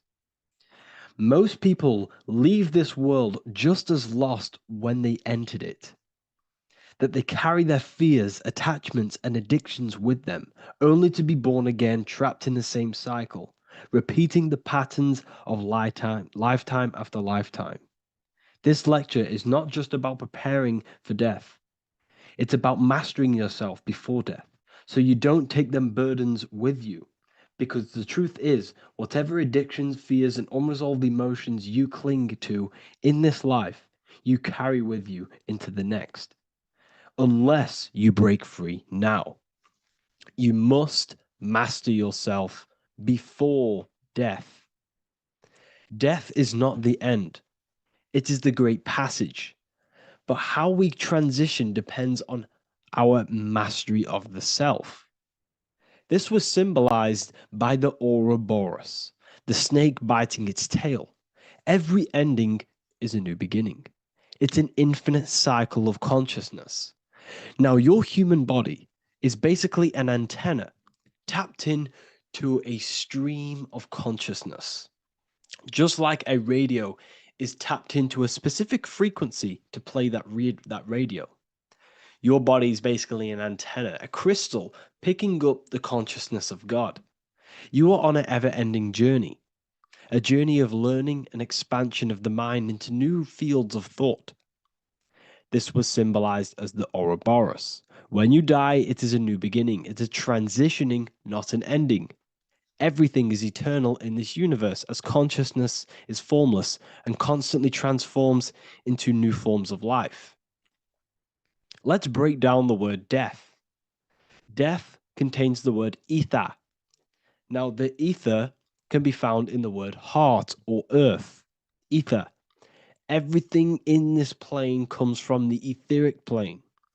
The etheric plane is the barrier between the physical plane and the spiritual plane, the astral plane. The astral plane is the screen that you have in your mind that allows you to imagine a red apple, for example. This is the imaginative plane where thought forms start to take form. Everything begins as a thought, then the thought form becomes an imagination, then energy, then physical. Everything in the physical plane is a shadow of thought. All objects manifested as thought. You came from the astral. You came from the stars. This is why we say reach for the stars. Or this is why you say you are a star. Cis star, miss star, fraud star, stir is star. And when you become famous, you become a superstar and you gain a star on the Hollywood floor. You are a star. The ether. The ether is the infinite energy source which all things come out of and return back to. This is the cycle of life and death, summer and winter, day and night, sleep and awake. The ether is the infinite energy source which all things come from and will return back to. Okay, sorry about that little error. The ether is the boundless source of energy from which all things emerge, to which all things return to. We can see this in the cycle of the sun. The sun does this wave of creation. It rises and it falls. We have the day and the night. The daytime represents our conscious mind when we are alert. The nighttime represents our subconscious mind when we are inside the spiritual realms. The nighttime is spirit, the daytime is matter, spirit and matter. Awake and asleep, conscious and subconscious. We see this in the yearly cycle. Summer is life, winter is death. Spring is the morning, summer is midday, autumn is evening, winter is the night. Everything is a macro and a micro cycle of being born out of the ether and returning back from life and death. Life and death is manifested within the cycles of the sun and everything outside of you, as within, so without. This is why we say sleep is the cousin of death. The macrocosm is death, the microcosm is sleep. Every time you go to sleep, you are essentially it's a miniature death. You're entering into spirit and then returning back into matter in the morning when the sun rises. Everything is a reflection of the macrocosm cycles. Preparation for death. The first thing we must do in order to prepare for death, for life after death, in order to stop being reincarnated in this cycle of materialism, in order to progress as a soul, because remember, you are a soul in a body. Just like the sun gives power and life to the earth, your soul gives power and life to your body. When you say I, you're referring to the soul. And your soul can be stuck underneath layers of false identifications. Who you believe yourself to be is merely a collection of subconscious programs running within your mind. Now that's very deep. That is very, very deep. Who you think you are is a part of your thinking mind. Your name, your job, your reputation, your family, your friends. These things are not you. They're all aspects of the thinking mind. What happens if you meditate and you turn off the mind? Then all these things do not exist. You're left with the pure soul, the pure awareness, the pure observation. If you turn off the thinking mind, you're no longer your body, you're no longer your reputation, you're no longer your friends, you're no longer your job and your labels. You are the soul. That's the true you, the observation of the mind, not the thinking mind. The ego is the echo. It's an echo of your true self. The ego is your mind's perception of itself shaped by experiences, trauma, emotions, and beliefs. It is merely an echo of your true soul self. The ego is not you. Your mind is not you. You are the soul. And this is the true self that we must express within our life and we must connect with before we die. Because when we die under the echo, under these false layers of the emotions, the traumas, the experiences, the addictions, the emotional attachments, when we die underneath all of this, when we don't know our true self, the soul is still hidden. The true you is hidden underneath these layers of false identification. We must remove these layers of false identifications. We must remove them. We must destroy the echo. Remember, the ego, you never had an ego when you were a child. When you were a child, you were pure. You didn't, you didn't show off things. When you were a child, you were pure. You expressed yourself freely with you didn't hide anything. You didn't hide any aspect of yourself. You didn't suppress any aspect of yourself to fit in as a child, as a baby. Because the ego was not here when you came here. The ego grows with experience. The ego is a false perception of yourself while being incarnated in this material world. It's your mind's perception of itself and it's created through your experience.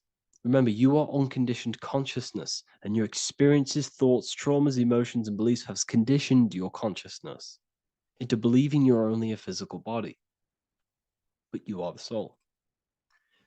We have to remove these layers. How do we remove these layers? Like I said, the best thing, meditation. Meditation. There is a great meditation that you can do every single morning and every single nighttime. You can sit there and repeat over and over before you meditate. You can repeat that you are not this, you are not that, you are not this. You can label them one by one. Start with, I am not my body, I am not my job, I am not my name. And then detach from absolutely everything until you are left with nothingness. And when you start to meditate, detach from everything. Nothing matters. I am here right now. And what will be left? The only thing that will be left is the language that your mind is using. Now, this is very deep. Not many people will tell you this, but I've lingered in meditation many times. And I can tell you from experience that the only thing left once you detach from everything is the language that your mind is attached to. So whether that's English, Italian, French. Once you detach the language of the mind that little voice in your head's using, you're left with the soul.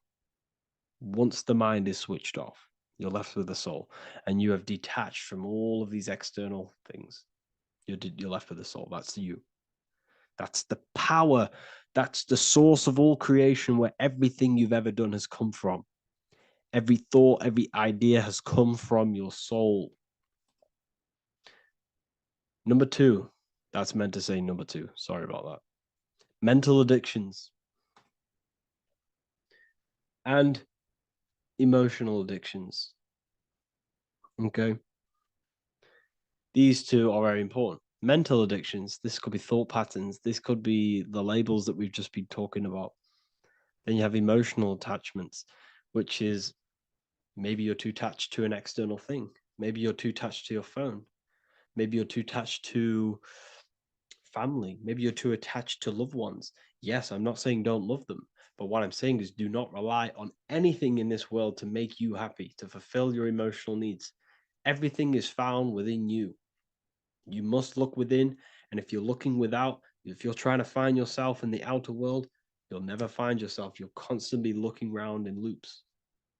Because nothing, you cannot find yourself in the outer world. Nothing will give you long-term validation. Seeking validation in the outer world will leave you soulless, leave you feeling empty inside and sad and depressed. You have to find yourself within. You have to detach from everything you are relying on to give you emotional stableness. You have to detach from all. Yes, love your children. Yes, love these people, but do not rely on them. Because everything in this world is temporary. Do not conform to this world. The Bible tells you this. Everything in modern society nurtures the body, but neglects the soul. They keep you addicted to as many things as possible. Smoking, you have to detach. Drugs, you have to detach. Alcohol, detach. You cannot rely on anything. This is why this path is very, very difficult to walk. But I'm showing you the way. These are the things you must do before death. You have to detach from absolutely everything. If you die and your mind and soul is still addicted to these worldly things, then you guess what? You're going to reincarnate. You're going to reincarnate because your mind is still thinking about these material earthly things. And if you are operating in that vibration, you're going to project that vibration and come back here. You have to detach. You have to master the soul and master the mind. Like I said, the matrix is designed to keep you addicted to as many things as possible. Your phone, food, smoking, drugs, alcohol, clubbing, all of these things. Everything in society is made to trap your soul and reincarnate in this world. That's why it's very, very, very difficult to walk this path. Very difficult. Matrix, matter, tricks. John 2:15 to 17. Do not love this world, nor the things it offers you. For when you love the world, you will lose God. Do not love this world, nor the things it offers you. Do not conform to the pattern of this world, but be transformed by the renewing of your mind. Great quote. Do not conform to the pattern of this world, but be transformed. Let this world transform you. Learn from this, expand from this, but do not be mentally and emotionally attached. Okay? What good will it be for someone to gain the whole world yet forfeit their soul? Like I said, everything in the Bible is telling you the truth. You just got to read it correctly. This is spirituality. This is spirituality. The Bible is spiritual. It's a spiritual text. We must disconnect from everything outside of us and connect with the true soul. Here we have the Egyptians showing you the soul leaving the body. Here we have the soul here. Here we have the Masons showing you the soul coming out. The soul is real. You are the soul. And when you leave this physical plane, you will go into the astral plane. That's where you came from. You came from the astral. You came from the stars. You incarnated into this physical body. Your consciousness fell into this material form to experience limitation, to experience a 3D world. So in order to ascend properly before we die, we have to let go of all the attachments. Every addiction you have, write them down. And one by one, tackle them. Before you die, you have to, or else you will reincarnate. This is the teachings of Egyptians. This is the teachings of Masonry. All of these addictions contribute towards life after death. Everything must be controlled, and we must be attached to the soul. I'm not saying I'm perfect. I'm not saying I'm perfect, people. We're all not perfect. We're all under psychological operation by the government. We're all in a very difficult situation with this awakening. I'm simply pointing out what I know from my journey and what I've been learning through occultism and research and reading lots of books and many different things. I'm on this journey just as you are. Maybe I'm further. Maybe you're ahead of me. We don't know. But this is what I'm sharing with the world. This is what I'm sharing with my research. And this is what makes sense. It's common sense. Look at everything around you. Everything's made to feed the body, not the soul. So, my beautiful watchers and fans and supporters, I appreciate every single one of you, and I hope this video has supported your journey. If you're feeling lost in life, if you're searching for deeper answers, whether you're seeking clarity, looking to expand your studies, or ready for personalized mentoring, this is your chance to connect with me live and receive insights tailored just for you. Start your path to self-mastery and enlightenment inside the world's best esoteric school. Your journey starts now. Tap the link in the description if you want to join Ethereal University, or feel free to check out my books. I thank you all, and I really appreciate for 100,000 subscribers on YouTube. I love every single one of you. Make sure to drop a like, a comment, and subscribe to the channel if you're new. Let me know some ideas for, lectures, anything that you want to know. I can make lectures on them.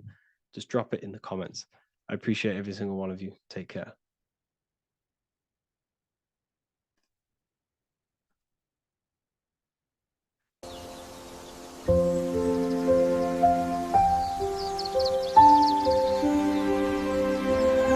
bookofwisdom.com. Visit today.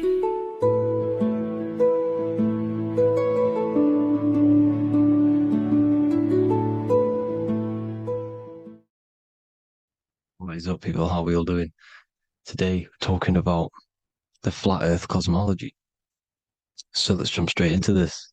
Please drop a follow and leave a like to help the algorithm. So we live in a torus field. Everything's made out of torus fields. And every torus field has motion. It's what it is. It's the motion of energy.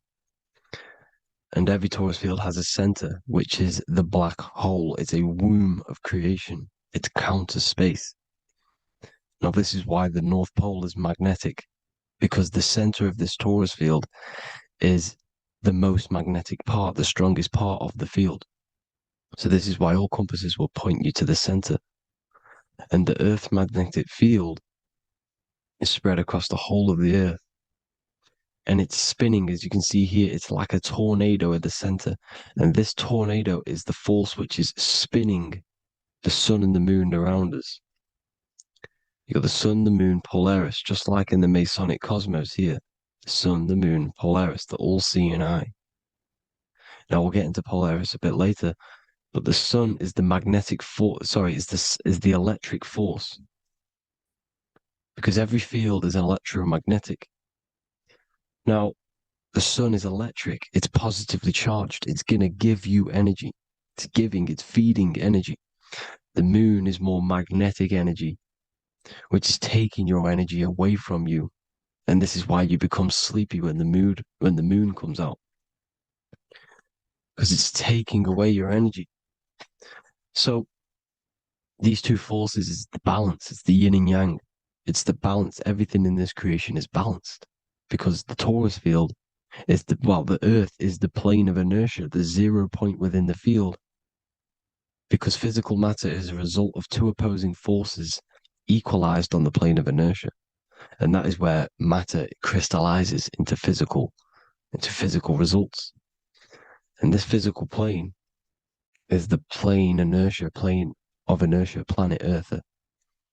And at the center of this plane is the black hole, the womb of creation. And outside of this black hole gives birth to light. So the torus field is constantly rotating, going into counter space, the black hole, and then out of counter space gives birth to the white hole, white light. You see? So it's going around, black hole, birth again, black hole, birth again. And it just keeps going around. It's an infinite cycle of energy. And this is where the infinity sign comes from. This is the motion, this is the force which is creating everything to spin inside of this circle. Okay? And it's making the stars spin. It's making the sun and moon spin around us, around this center point. Now here you see Horus and Set putting their feet inside of this dome. This is the royal arch, the arch of the dome above us, which like you see in the Masonic cosmos, the royal arch of Freemasonry. This is the dome above us, the firmament that the Bible talks about. You see, they're putting their feet in because Set symbolizes the moon and Horus is the sun. Horizon, Horus. Horus is rising, the sun. So they're both putting their feet around this center magnetic pole, which is the pole, North Pole. And above the North Pole, you have Polaris, the pole of electromagnetic energy. You see? And this is how we get the sun and the seasons. Because the sun, for us, when it becomes summer, it's on the Tropic of Cancer. Then it spirals outwards, going out and out and out, then goes to the Tropic of Capricorn. That's winter for us. Then it comes back in and creates summer again. So it's constantly spiraling around this center magnetic North Pole. You see? So this roof above our heads is the firmament, and this is what they've taken off of us. They haven't physically taken it, but mentally they have taken this away from you. It's a female energy, and this is what the Egyptians called Nut, the sky god Nut. And this is the womb. We are inside God's creation, God's womb. And the woman's womb, when she has a baby, is a microcosm of this, because everything inside of this creation is macro. It's a reflection of the bigger things, as above, so below. So the dome above our heads is the dome we are in when we are a baby. And you can see the sacred geometry of it is the exact same. It's the dome. And when we are inside of the womb, the woman, the sacred maker, which is the M, the Masonic M, this is the G-male symbol. The Masonic M is maker, mason, matter, male. She delivers the male, you see? She delivers the male because it's the maker, the female, the magnetic. The woman is magnetic in nature. The male is electric in nature. So when we are in this womb, the female, we are being fed by the center umbilical cord, by the center of the mother's stomach. We're connected to the center of the woman's stomach, just like we are when we are in the earth. The center is where the aurora borealis is being emitted from, the electromagnetic aurora borealis, the northern lights. This is our spiritual umbilical cord, connecting us to counter space, connecting us to the realms beyond this world. Because at the center of every torus field is counter space. And at the center of the earth is our spiritual umbilical cord, and this is the Earth's belly button, as you see. As above, so below. We had a physical umbilical cord. We have a spiritual umbilical cord, and this gets cut when we die, when we're cut away from the physical reality. You see, here's the ancient Egyptian tablet showing this female. You can see the hair, it's a female above us, because the female energy is nurturing, helping, looking after. And that's exactly what the dome is. It's protecting us. It's the Ark of the Covenant, the Ark covering us. You see? And this is what they've taken away from us. By you believing in space, it completely destroys the idea of this being a sacred creation. They've taken the roof off your head, whether if you believe in space, you believe that there's chaos, there's planets, there's asteroids about that could kill us at any moment. But this isn't true. They've made you fear your own creation that you're inside of.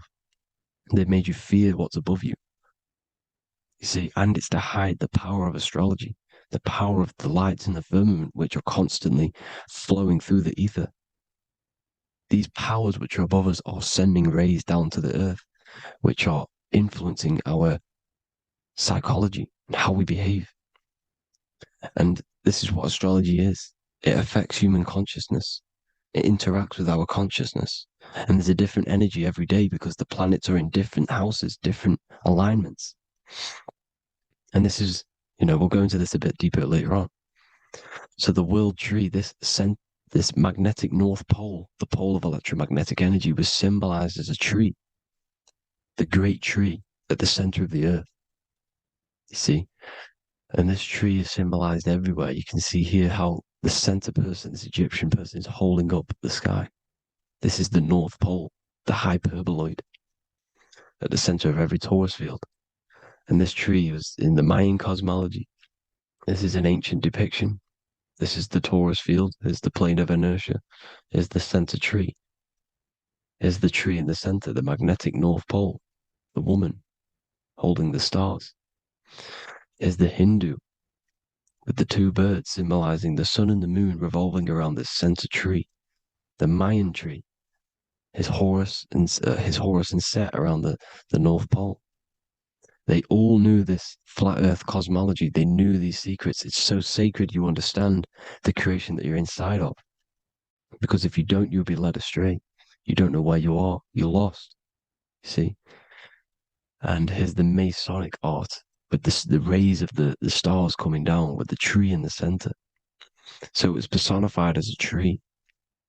And we are in Asgard, Midgard, the middle garden, where there's good and evil. So the 7 layers of heaven, which is talked about in the Quran. Each planet has a different layer of the firmament, and this is the 7 layers of heaven, and these are our 7 layers of the energy centers in our body. So we start in the stars, so we are stars in a physical body. And this is why we say Mr., Sister, Fraudster, Sinister. Stir is star, and we are in the stars, and our star descends into the soul system, not solar system. And as we descend into the soul system, we enter Satan's kingdom, Satan's world. As it says in the Bible, Satan is the god of this world. Well, if you've been into my research for a while, you know Satan is Saturn. Saturn's world, because Saturn's the outermost ring. He's the Lord of the Rings. And you enter his kingdom, the kingdom of time. And this is why Saturn's the time god. As soon as you go past the rings of Saturn, you're now in the soul system. You're now in time. You're now bound by space and time. And you're bound to the earth plane, the heart. Earth is heart. It's a rearrangement, it's an anagram for heart. And the heart of the electromagnetic color spectrum is green, and that's why the earth is green. And above green is blue, and this is why the sky is blue. In order to go to heaven on the macro scale, you have to go through the blue sky, through the 7 layers of heaven. In order to reach heaven in your body, whilst you're here, you have to go through the blue chakra to your head, which is heaven. It's micro, macro. Everything is micro, macro inside of this creation. Is an ancient. I think this is a French image, piece of art from the ancient French.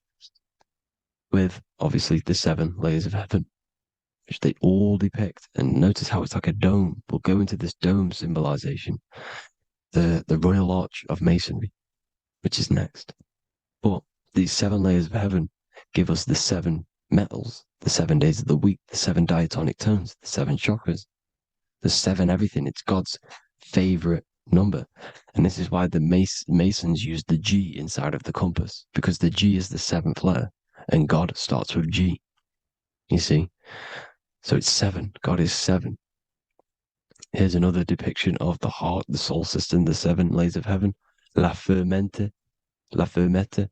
You see, la firmament, with the stars on the outermost layer. Here are the 7 planets: Jupiter, Mars, la Sophie, the sun, la luna, the moon.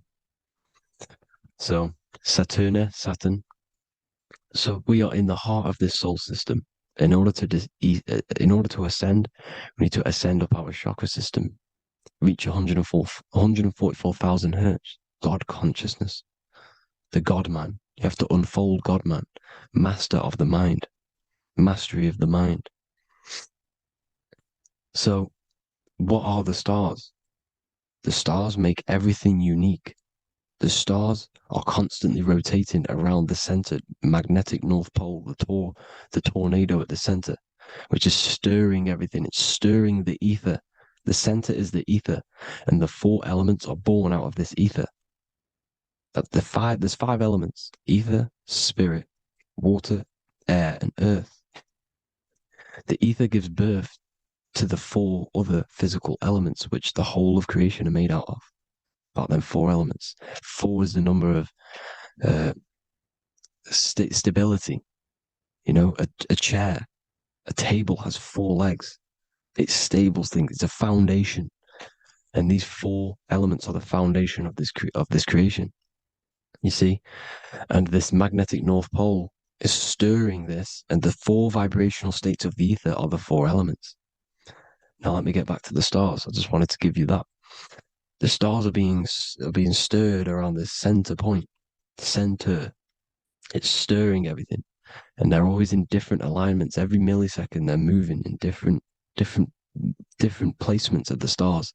And the planets are called the 7 wanderers because they're not fixed. The stars are fixed, but the planets are called the 7 wanderers, the 7 layers of heaven, because they move faster and slower than each other. Each planet is slower and faster, has a different rate of speed it's moving. So these alignments are mixing in with the energies of the different 12 constellations. And this is why you have a unique characteristic. You have a unique look, a unique energy, a unique personality. This is because when you were born and you took your first breath, that energy which was in the ether, because the ether is all around you, and energy travels through the ether. The energy that the stars were casting down and the energy that the planets was mixing in with the 12 constellations was in the ether. So when you came out of the womb and you your first breath, because breath is spirit, okay? So that first breath you took, that is the energy that is imprinted within your DNA, your soul. And you reflect that energy, you emit that energy. That's the energy that is with you forever until you die, till this physical body dies off. And that's what the stars are. The stars are giving a unique energy, characteristic, personality to every living thing. Every dog, every cat, every animal has a unique personality because it was born at a different time and place in the sky. Okay, the stars are your destiny. Now, the stars are constantly changing as well. If you look at stars through a telescope, they're constantly changing and forming different forms. You can see here, it looks like water. It looks like light through water because it's the ether above us, a sea of ether. And this light is being emitted through it, and it's just constantly changing, giving different energies, each star. So this is why this is what the zodiac is. It's the expression of energy. It's the expression of the stars. And each constellation has many different personality, different energies, different traits. Each planet has different traits, depending where your planets are, depending what energies you hold. No two person have the same energy. There's no one. It could be similar, but no one's the exact same. It's because of the stars. The stars are never in the exact same split place. The planet's always in different houses. So here's some Royal Arch symbolism. Here's the Royal Arch of Masonry, as it says here. The sun and the moon, the constellations. Here's Cancer, the 7 planets, the 7 stars. Here's the Royal Arch. This is the firmament. Here's the duality. Black and white, duality, good and evil, rest and motion, dielectricity, magnetism.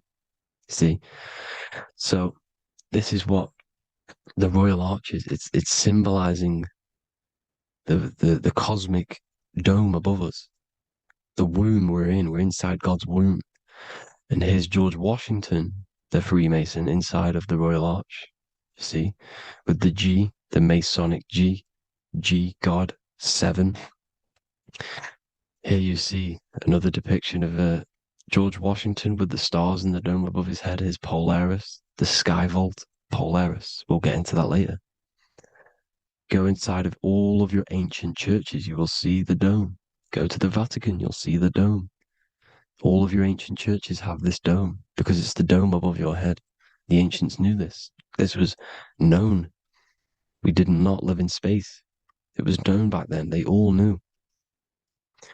This is Crown Court, which is one of the most important courts in the UK. You can see it's clearly so much Masonic symbolism. You've got the 4 pillars of Masonry. The Royal Arch is like an arrow pointing upwards to Polaris. His Disney World is under a dome. In his Polaris, the sky vault. You see? And also 666 in the symbol. Here's more 7 layers of heaven. Here's an ancient depiction. The firmament. Here's the astral plane outside of the firmament. The Royal Arch. You see? It's everywhere. Here's Polaris, the 8-pointed star. Polaris is in between the sun and the moon. It's at the center of the Taurus field. And Polaris corresponds with the pineal gland as well because it's the all-seeing eye. See? So is Polaris, the 8-pointed star, which is at the very top. It's the very center. It's on top of the North Pole. And it's an 8-pointed star that's always symbolized as an 8-pointed star. Here you see the Vatican. The Vatican is a giant key with an 8-pointed star. See, it's a key. Here's the dome. Here's the Space Delta, the USA Space Delta logos. Here you see the Egyptian god looking from the center of the North Pole, looking upward to an 8-pointed star, Polaris. An arrow pointing up to Polaris. Here's another, the bear holding a key with an arrow up to Polaris, 7. Holds the key to Polaris. Here's an eagle holding a key above the North Pole to Polaris. Polaris, and here's another one. There's another bird, like a dragon, holding a key to Polaris. Because Polaris is definitely something to do with leaving this creation. Okay, maybe, I can't say for sure, but maybe it's to do with ascension, and this is why the Vatican hold the key to the 8-pointed star. And this is why the space, well, we all know space is a lie, but they're showing Polaris and its sacred symbology. Maybe it's to do with something leaving this creation, going to another. Here's some North Pole symbolism. As above, so below.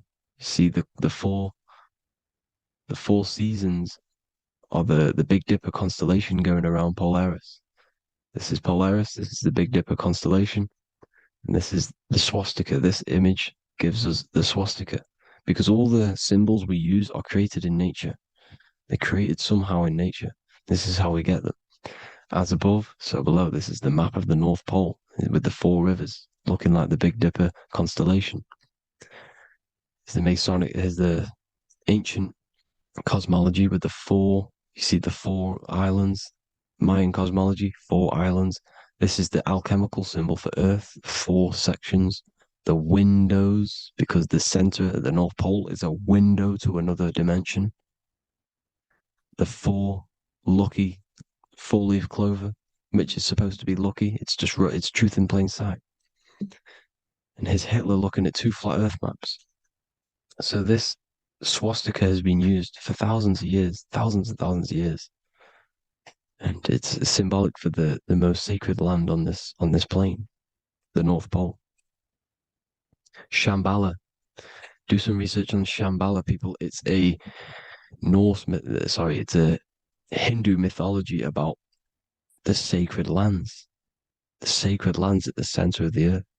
And it's known to be full of enlightened beings. And it's all symbolized at the center. You can see their paintings of Shambhala. It's all at the center, the North Pole. And it's known to be the most godly place ever because it takes you to a portal to the higher places. And maybe this is something to do with Polaris, connecting you to this sacred land at the very center. But anyways, people, thank you all for tapping in. Hope you all learned something. Have an amazing day. Please follow, subscribe, like, all the links in the description for the courses, the PDF. Please have an amazing day. God bless.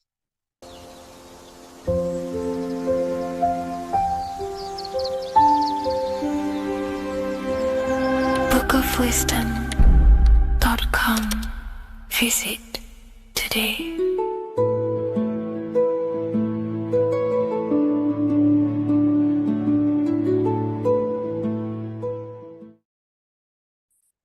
The Pope is supposedly opening 5 portals on Christmas Day. Now, I know this video is a bit late, but I'm going to be commenting on what I think this symbolism and this ritual truly means and what they are trying to do to society with this symbolic ritual. So the first thing we must understand is that everything these people do on a mass scale, all of these major events that they take place on, are all symbolic. They're all ritual. They all have purpose. Okay? So when we look at the locations of these 5 doors that are in Rome, we actually see the sigil of Lucifer when we connect the dots of all of the 5 door locations. This is the sigil of Lucifer. Lucifer is not what you think. Sigil of Lucifer represents the outline of the human brain and our visual perception field. Now, the human perception field is how our brain interacts with the external reality. Our external reality is not physical. The only thing that exists outside of you is pure energy, formless, vibrational energy and light. Your brain is an energy decelerator. Your brain decelerates this light, this energy, into a material reality or perception that you can interact with. You don't look into the external world. The energy, the light enters the eye retinas, goes through the optic nerve, and travels to the back of the brain called the visual cortex. And the visual cortex is what shapes your visual screen. Now, if you are seeing the screen, this means that you are not the body, you are not the brain, you are the perception observing the screen that you are seeing. You are the eye behind that, you are the person behind that. So, what this is actually symbolizing is perception. This is a symbol of perception, of perceiving the material plane, of how spirit interacts with matter. Now, what's Lucifer? Now, the word Lucifer means the light bearer. He's known as the light bearer. The word Lucifer originates in Latin. Luci means light, and fer means to bring. It's the light bringer. The eyes, the visual perception of the light bringer to your reality. You see, everything outside of you is light. You are made of light. The word hue man means light. Hue means color, which is a form of light. And man means manifest. We're light manifested into material form. Every single one of us is Lucifer. When we fall for the material world, the external world, is an illusion. It is the false world. It can elude you. It can make you fall in love with the material things, material pleasures, lust, money, fame. These things make you fall. This is the fall of Lucifer. This is the mythological story. This is the symbolism behind Lucifer. It's you. Are you falling for material pleasure because you are a divine spiritual being from the higher planes, not from this plane? Now, if you let your divine being fall for this material plane and fall for the evil that can take place in this plane, then you are Lucifer. It represents the false light, the false reality. This symbol, the sigil of Lucifer, it symbolizes the interplay between light, consciousness, and the perceptual experience of the physical reality. The external world is truly internal. What we visually perceive is essentially light waves carrying information, which then gets processed by our brain, the central computer of our nervous system. Okay? So, how many doors are open? 5 doors. So, 5 is the number of perception as well. 5 fingers on each hand, 5 points on the human body, 5 toes on each foot. We have 5 senses. 1, 2, 3, and 4, they're spiritual numbers. 6, 7, 8, and 9, they're material numbers. 5's the gateway. 5 is the middle bridge of how our spiritual self interacts with the physical self, how spirit interacts with matter. So this ritual is symbolic of perception. This is maybe bringing in a new perception. A new event will happen after this, a new perception of the world. Or personally, I think this ritual was to obviously shape the collective consciousness, because your reality is an externalization of your inner consciousness. It's simply just a mirror. Your material life, your material world outside of you is simply a mirror reflecting with mathematical and geometric precision of your internal consciousness. Your consciousness is creating and causing the effect called reality, physical reality. Your life is a result of every thought you thought in the past. Therefore, with that being said, everyone who perceives this ritual of, oh, the Pope's opening 5 spiritual portals, who's letting in demonic energy into the world, they're going to let demonic energies and demonic spirits all in the world. Well, what if I told you the only portal they're opening is a portal in your own mind for negativity? By you believing in negative forces coming into the world and going to possess everyone, that's opening up your own mind. The collective spiritual community has been brainwashed in thinking there's going to be demonic energy. Therefore, what will happen? There will be demonic energy. Not because the Pope opened up a portal to the demonic energy, it's because everyone opened up their own minds to the demonic energy. Therefore, we as a collective consciousness shape the external world on a macrocosm scale. For example, the microcosm is your personal life. Your personal life. You have created it through consciousness. Your belief system is just externalized in your world. But on a collective scale, we all believe in money, for example. And because we all believe in money and we believe that this piece of paper holds value in our minds, okay, in the mental plane, this has an effect on the physical plane by shaping the physical plane by being ruled by this belief on a macrocosm scale. Yes, I know that money doesn't exist. It's just a belief in my mind. But that doesn't have an effect because the collective consciousness believes that money has effect, has power. When it doesn't, it's just a piece of paper with a belief behind it. If the collective consciousness stopped stopped believing in money, then the collective consciousness would have broke the spell and we would have no longer had a material plane ruled by money. You see, our beliefs is ruling and shaping our physical plane. This physical world outside of you is truly just an effect of the mind, an effect of our consciousness, our inner world. So I believe this ritual was done to change our perception, to make us think the Pope is bringing this spiritual energy and negative forces into the world.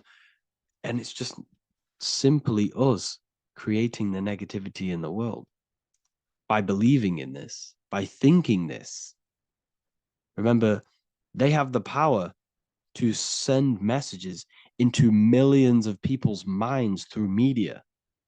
And then messages are then believed, and that belief is shaping our world. What have I told you? That the New World Order is not manifested by the elite, it's manifested by you and us. We're all manifesting the New World Order. They can't manifest it. We can, because we are the ones believing it. We believe it. It is reality. It shapes our own prison.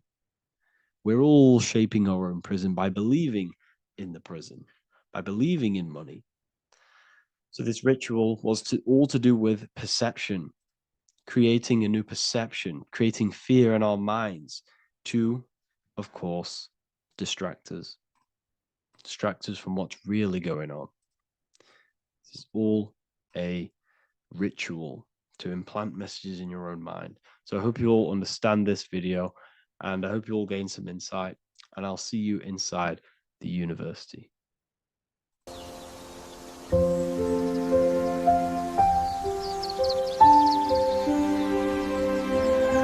bookofwisdom.com. Visit today.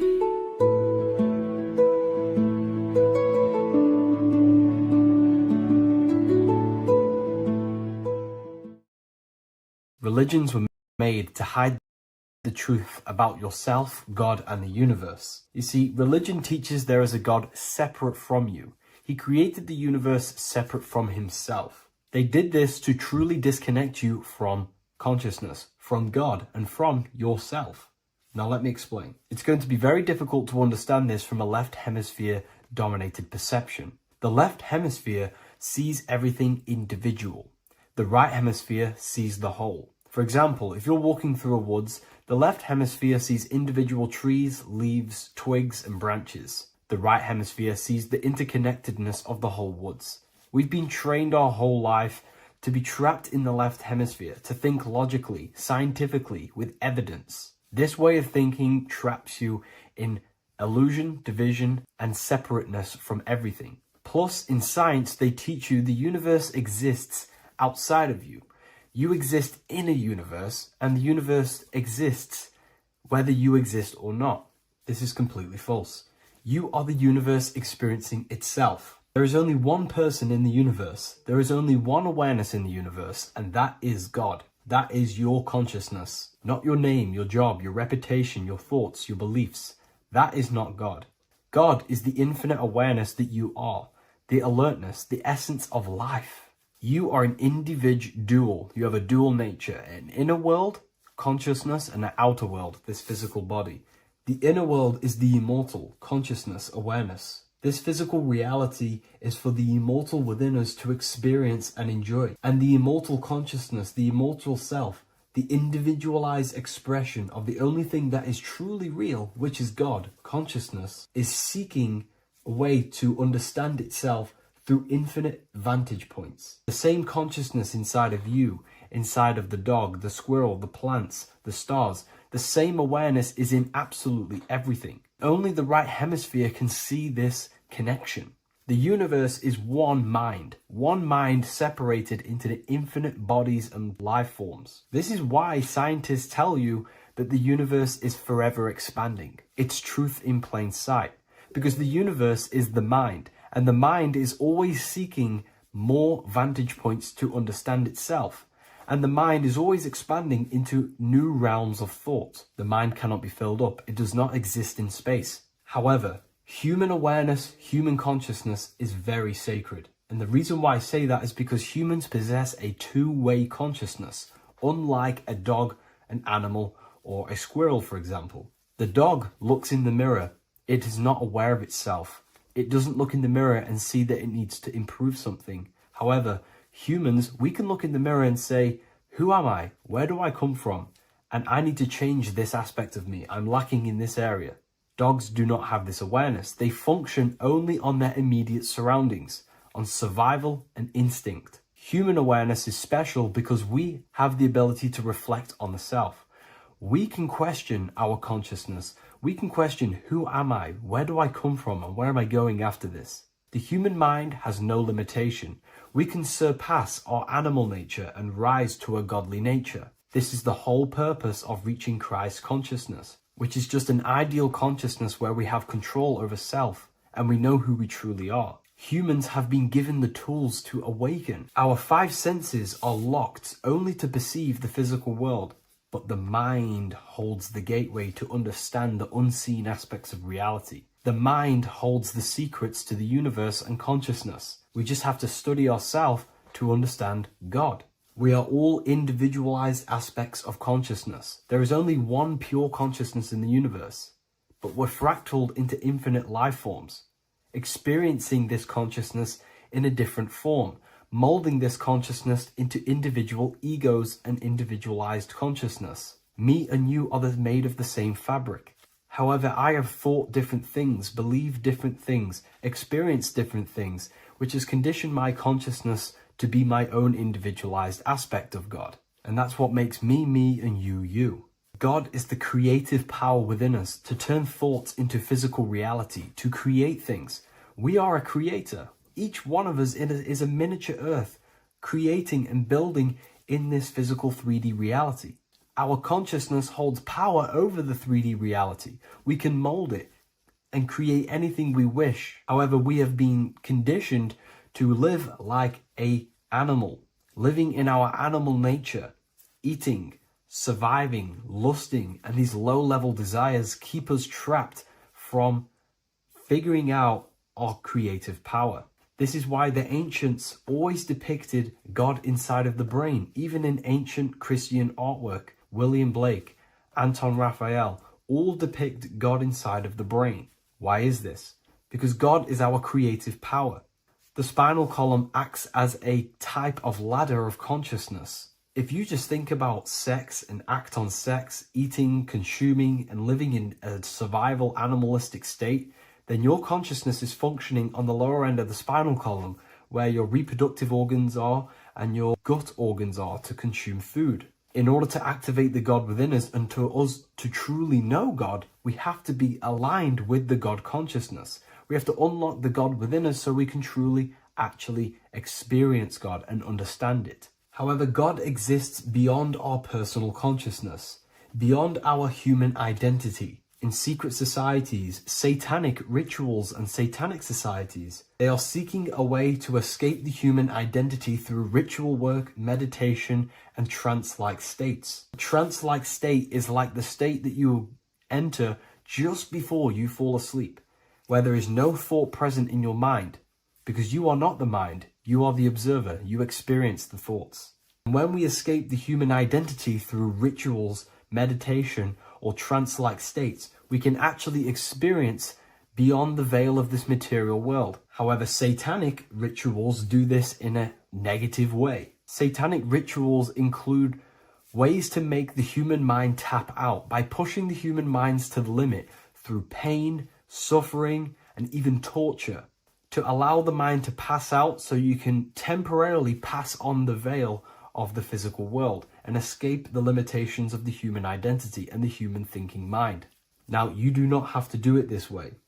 You can experience the divine and beyond your human identity through many different ways, such as deep, deep meditation, rising above your thoughts, and setting 3 alarms, one for 6 a.m., one for 6:30, and one for 7:30. And when you wake up at these times, what you need to do each time you wake up is allow your mind to stay awake but your body to fall asleep. And you will enter this trance-like state. And you can gain ideas, experience lucid dreams, and maybe even astral project. All of these rituals in secret societies and satanic societies is all about escaping the human identity and experiencing the divine planes beyond the physical. To wrap all of this up, this is all about consciousness. Consciousness is the infinite awareness of the universe, just fractaled into separate bodies. And this consciousness is seeking a way to understand itself in infinite angles and vantage points.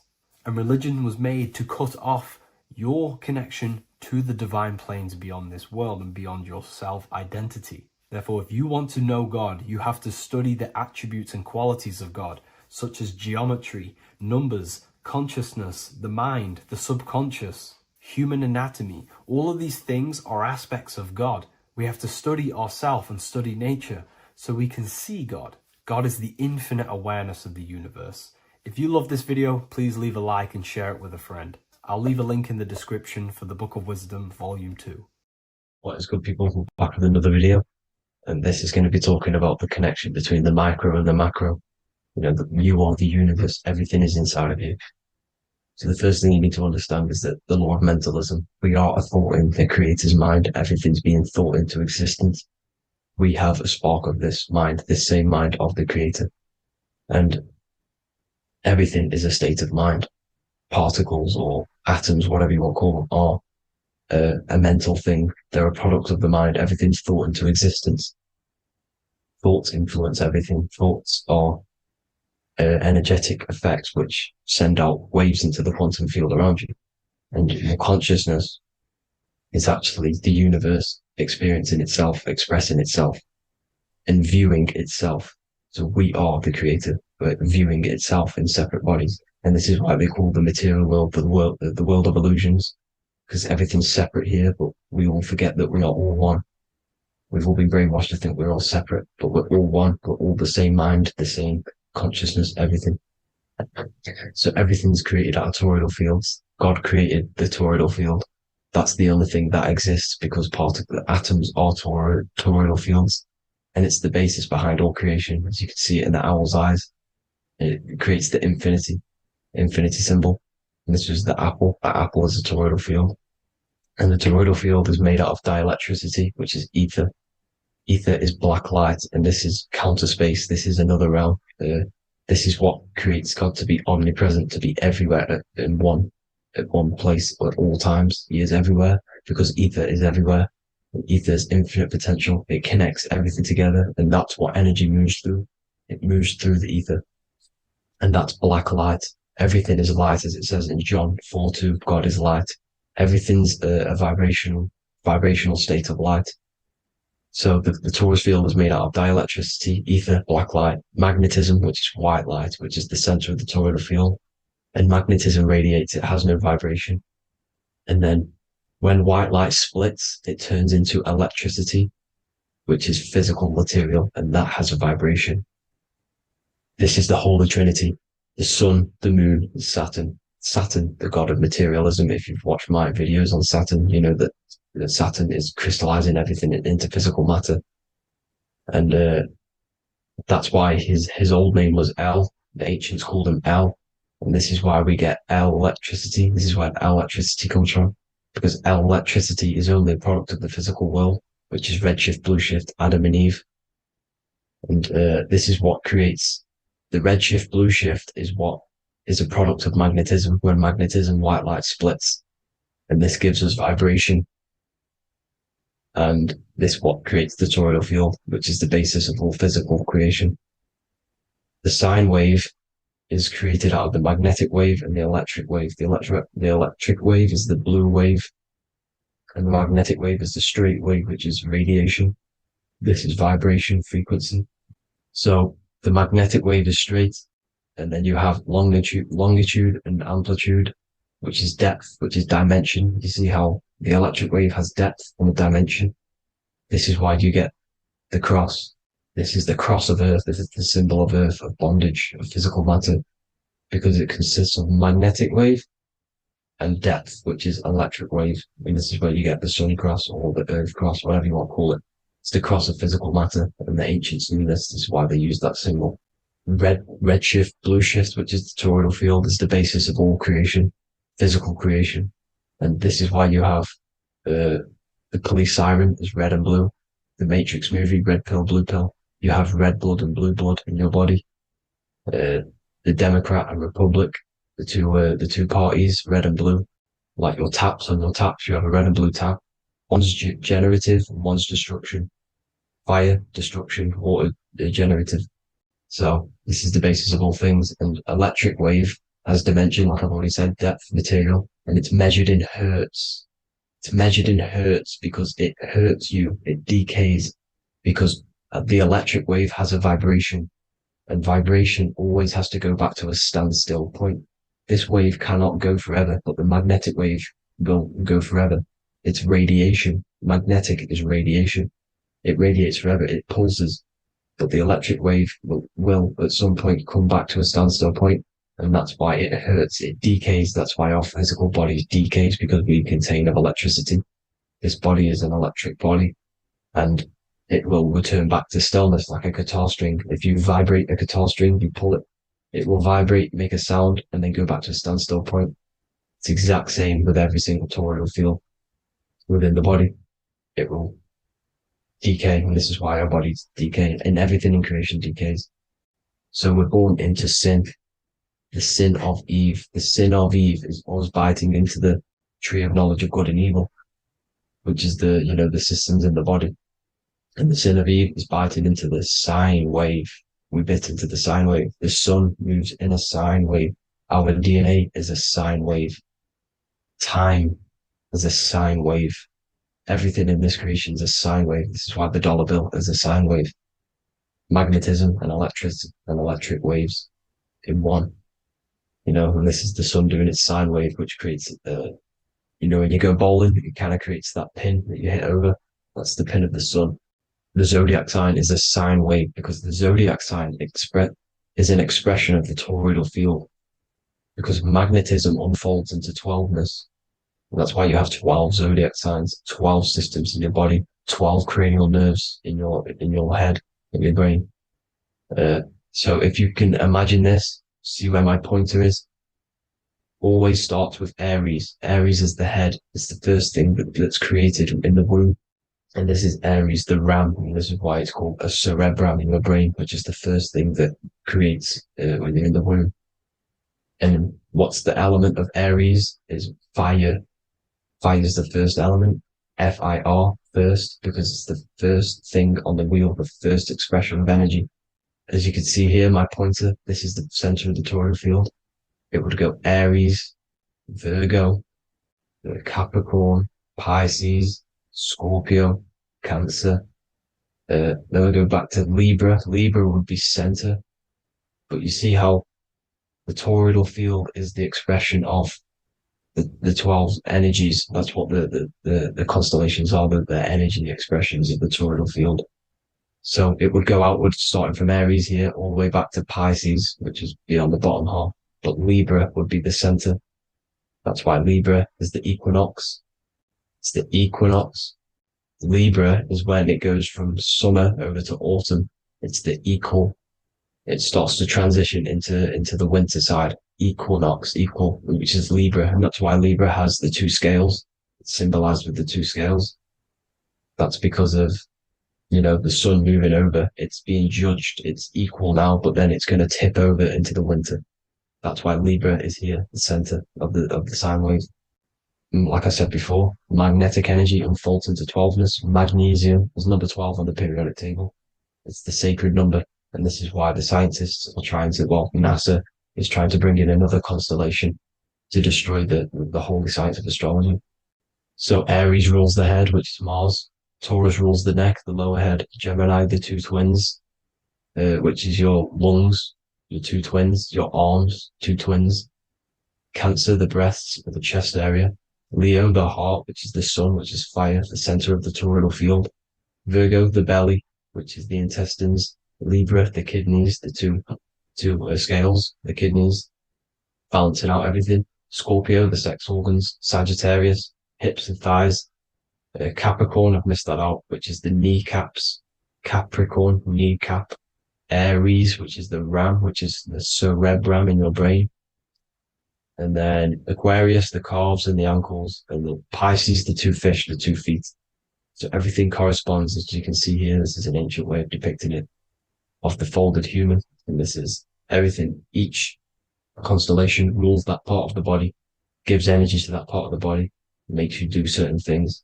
So magnetic energy unfolds into 12ness, electricity unfolds into sevens. That's why when you get electric, the light spectrum that we see, it consists of 7 colors. Why we have 7 planets. The 7 planets give us our 7 metals and the 7 solfeggio scale frequencies.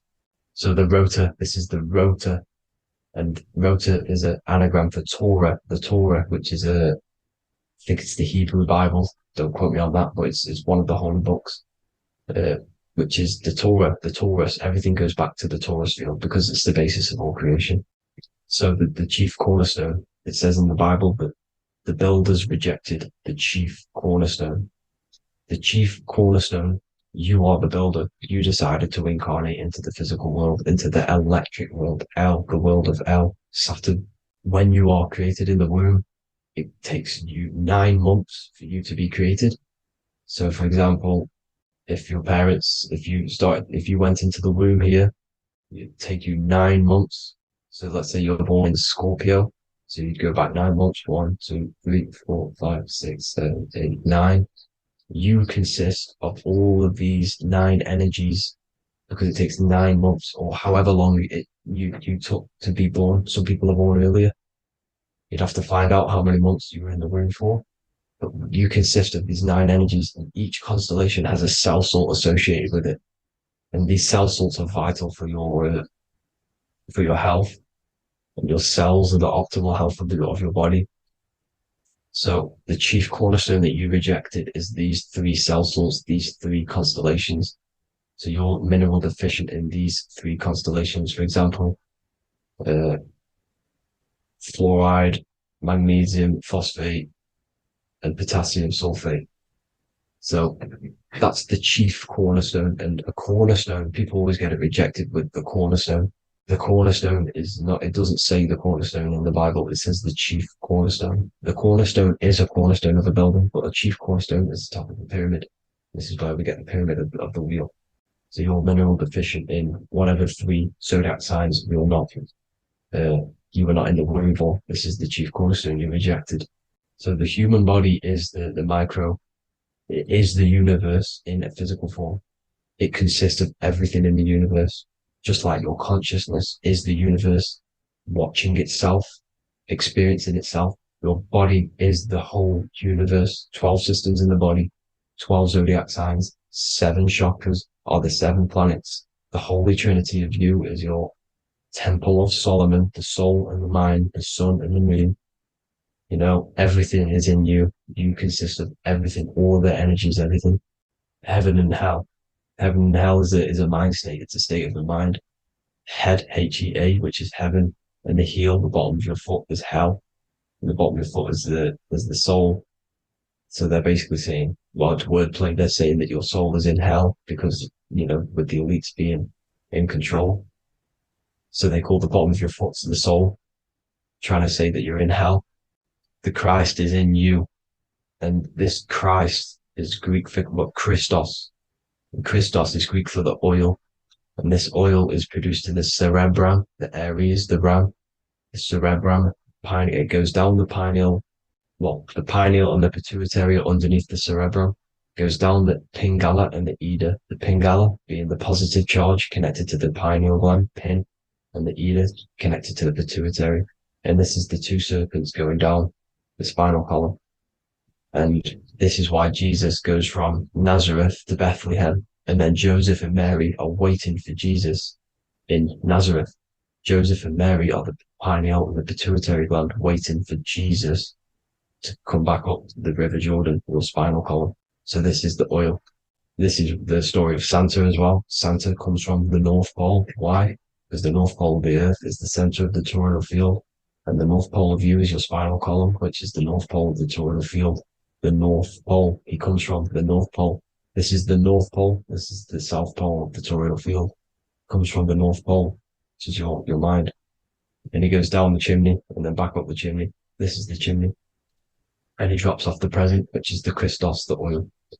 And this is why Jesus is crucified at 33, because he crosses over the vagus nerve at the top of your spine. When this oil comes back up to 33 vertebrae, these are your vertebrae here.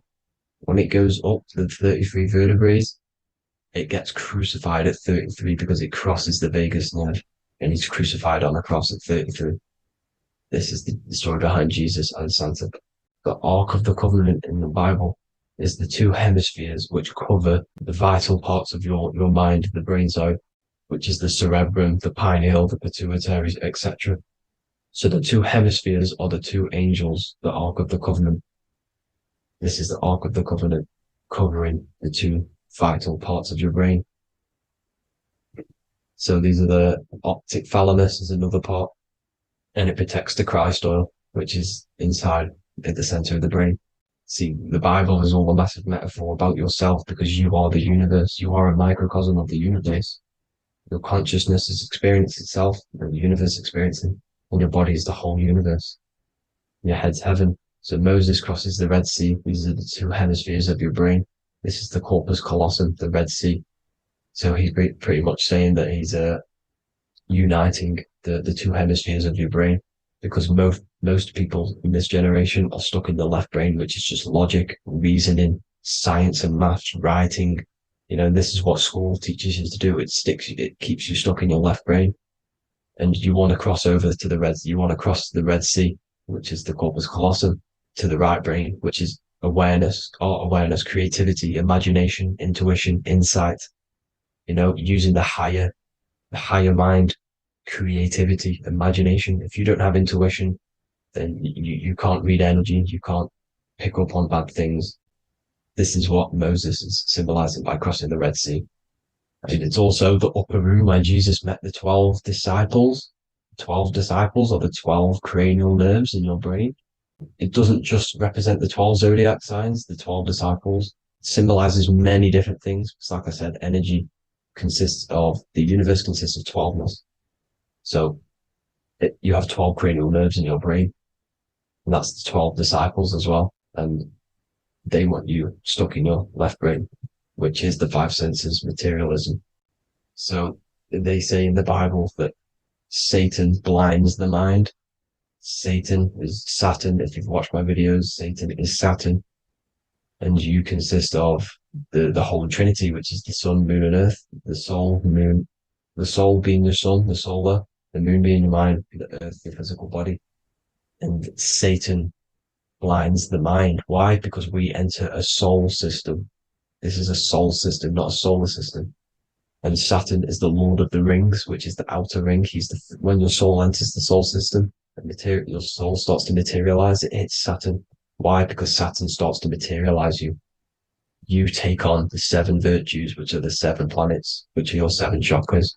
And to get out of this soul system, you must get out of your lower nature, your animal nature, which is lust, desire, greed. The number of the beast, 666, which is Saturn, Satan. So you enter the soul system, you take on the 7 energies, which you turn into physical matter. And this is your descension from heaven to what you say hell. And then you must raise back up from matter to spirit. They say Satan blinds the mind. Why? Because your mind gets materialized. Your soul and mind get materialized. And when you get materialized, it's an intense experience. You lose the divinity within you. You forget the divinity. So Satan, which is the first planet, the first energy you take on, the material body, he blinds the mind. He makes you forget everything, your divinity. Then you must ascend up Jacob's ladder, the 33 vertebrae, to heaven. And this is a microcosm of the macro, because you will ascend back up to heaven if you do this, when you leave your physical body, when your body decays. So when it talks about in the Bible, completely destroy them, the Hittites, the Amorites, the Canaanites, all the ites. This is what God says to the Israelites. It says completely destroy them. It's basically symbolizing saying destroy your lower nature. The Canaanites, cannibals. We're under a Canaanite system now, which is cannibalism. And this is flesh eating, lust, greed, all the demonic stuff, all the lower vibrational stuff. The lower nature, eating, sex, and survival, the lower 3 chakras. You must get out of these lower 3 chakras and return back to spirit, which is heaven, which is spirit, love, being holy, being truthful, being passionate, going back to Satan blinding the mind. All of the planets are made out of these three symbols. Satan blinds the mind. And that's why Satan's symbol, this is the symbol for Saturn, Satan, the symbol for Saturn is the cross, which is physical matter, the earth, over the moon. The moon is your mind. So the Saturn symbol saying matter over mind. He blinds the mind. Satan blinds the mind once you enter the soul system. And you must remember, in the Bible, it talks about the Genesis, which is Eve, the sin of Eve, which is biting of the tree of knowledge. With the serpent, which wraps around the tree. It says the serpent placed himself on the tree. Well, the serpent is the spinal column. It's the serpent telling you eat from the tree of knowledge of good and evil, which is your nervous system.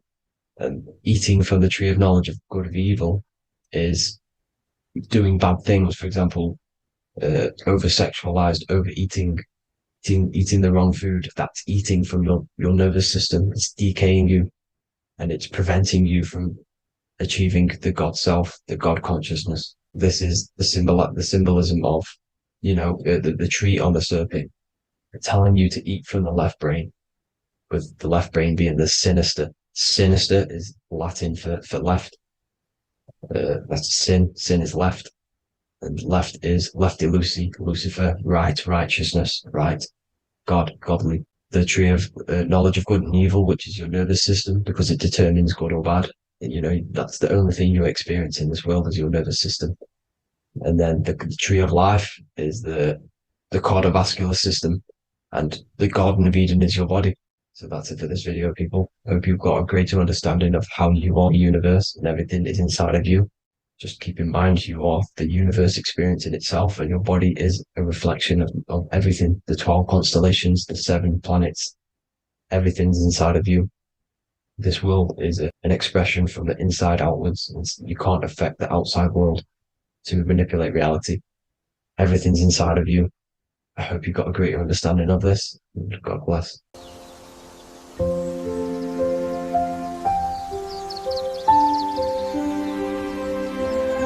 bookofwisdom.com.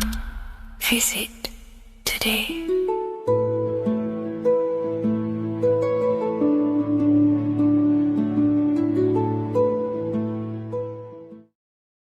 What is good, people? It's Revival of Wisdom. I hope you're all doing well. And this video is how to raise your holy oil or your kundalini. Let's get straight into this. So this is a monthly cycle. Every month, when the moon is in your zodiac sign, this oil is released.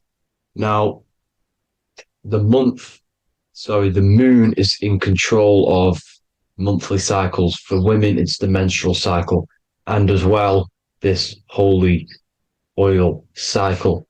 The moon changes sign every 2.5 days and passes through the zodiac signs in 27 days. So the moon tells the day, the sun tells the time, the stars tell the month.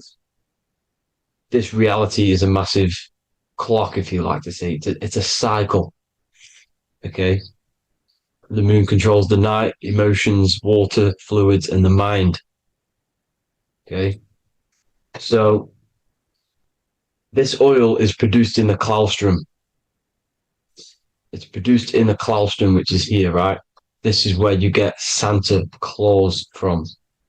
Now, the claustrum is at the center of the brain, and it is next to the pineal gland and the pituitary gland. Once it starts in the claustrum, this is the holy present. This is the present that Santa gives to us, Santa Claus. And it goes to the pituitary gland and the pineal gland. And what's connected to the pituitary gland and the pineal gland is the Ida and the Pingala. The Pingala is the pineal gland's nerve, which is the honey, which is the positive charge, electric. And the pituitary is the Ida nerve, which is the magnetic charge. This is the milk, the land flowing with milk and honey. This is the brain, the heaven, heaven, okay? and it travels down the spine using these two nerves, these electromagnetic charge. And this is what the ancients symbolized with the two serpents wrapped around the spinal cord, the Ida and the Pingala. And this travels down to the sacrum or the solar plexus. Okay. So once it's here, okay, the spine is an elongation of the brain. So the spine is pretty much the brain. It's an extension of it. And it's kind of a microcosm of how we descended from heaven to physical reality, to physical matter, which is our consciousness has done. Our consciousness has descended from heaven into physical matter. And this is a microcosm of it. Okay. So once we're in the sacrum bone, this holy oil, like I've just explained, this holy oil starts in the Santa Claustrum, goes down the chimney to the sacrum. This is the sacrum, the solar plexus, and drops the present off at the sacrum. Now, once we're at the sacrum, we need to raise our vibration to take this oil back up the spine. Okay. And the River Jordan symbolizes this in the Bible. King Herod wants to kill Jesus in Nazareth, which is here, this is the River Jordan, is Nazareth. He goes to be born in Bethlehem and then goes back up to Nazareth to Joseph and Mary. Joseph and Mary, the pineal gland and the pituitary gland. The Bible is huge symbolism. It's all metaphors for this sacred process which goes on inside of your body. You are the Temple of Solomon. You are the Holy Land. The Holy Land is your brain. Once this oil is at the sacrum, you need to raise your vibration in order to take it back up. Once this oil has gone back up to the pineal gland, it activates the crystals which are wrapped around your pineal gland. Your pineal gland is this tiny little beam here. This is the claustrum. This is the pineal gland. And it's wrapped in crystals. And when this oil travels back up the spine by raising your vibration, back to the upper room where Jesus met the 12 disciples, or the 12 cranial nerves in the brain, and it activates and it turns on this pineal gland. And once it's turned on, it illuminates all the cells and the nerves in your brain and turns them all on and activates the higher God man, the God consciousness, Christ consciousness. And it regenerates the whole body. This is the secret to regeneration. It regenerates all the cells in the body. And this is how the ancients lived for thousands and thousands of years, as talked about in ancient texts. They lived for hundreds and thousands of years because they knew this secret. And this fluid, this brain fluid, the secretion, or the Christos in Greek, which means gold, because this is the alchemical process from turning lead to gold. Your body is the alchemical furnace. Now, the ancients knew about this center of the brain because they symbol it. This is the Eye of Ra, and it's the brain. And this is what's wrapped around our consciousness. Our consciousness isn't wrapped around the brain. The brain is built around the consciousness. We are the consciousness. You don't have a soul, you are the soul. Okay? Now, the head, heaven, hell, heel at the bottom of your foot, that's hell. Head is heaven and hell. Simple. Now, the pineal gland produces DMT, which is dimethyltryptamine, which is known as the spirit molecule. So, let's move on. Now, when this oil travels up, back, the spine, the chimney,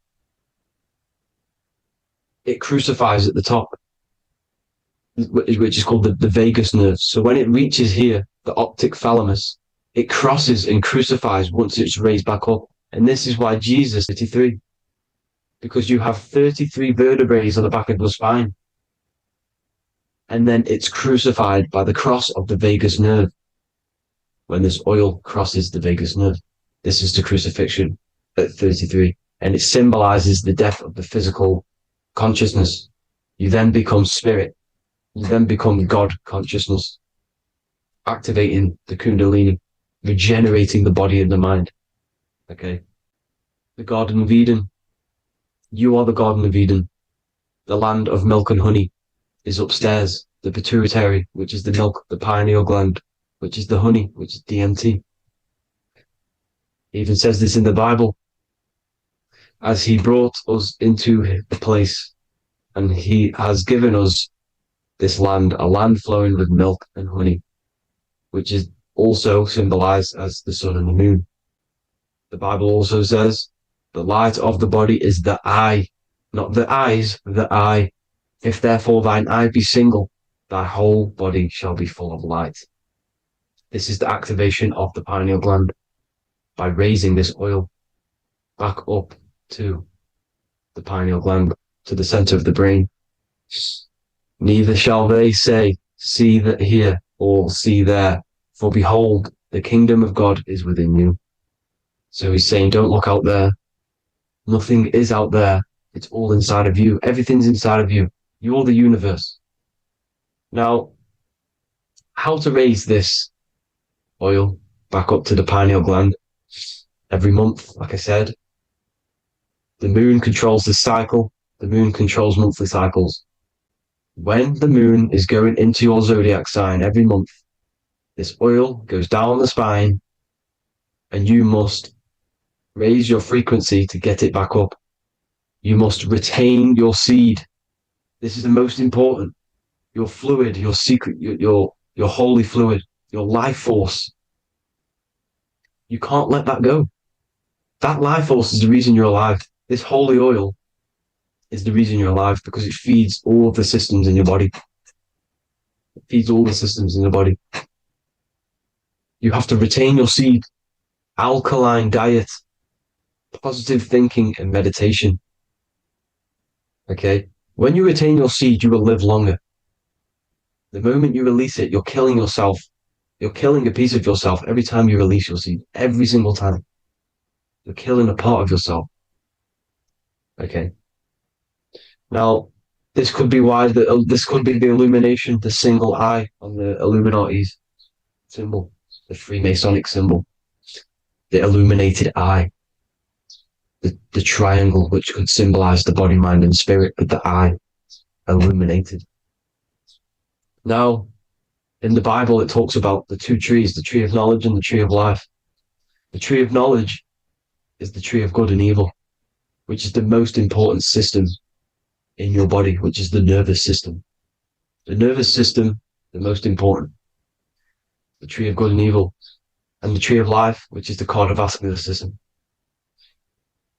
Now, this oil, when it's released every month, feeds these two systems, and these two systems feed everything.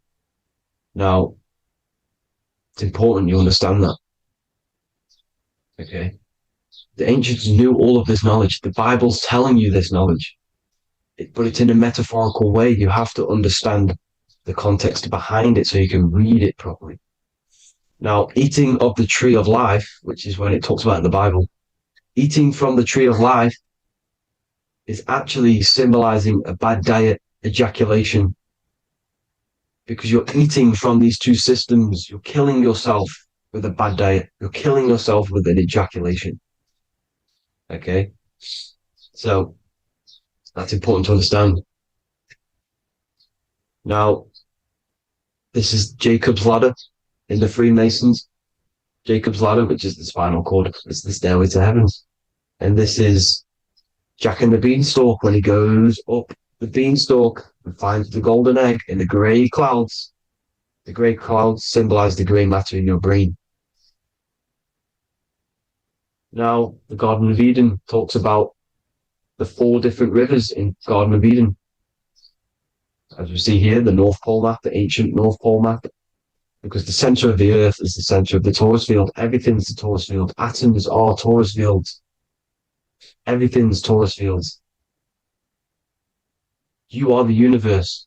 Everything is within you. The North Pole is your spinal cord. This is why they say Santa Claustrum comes from the North Pole. This is the North Pole.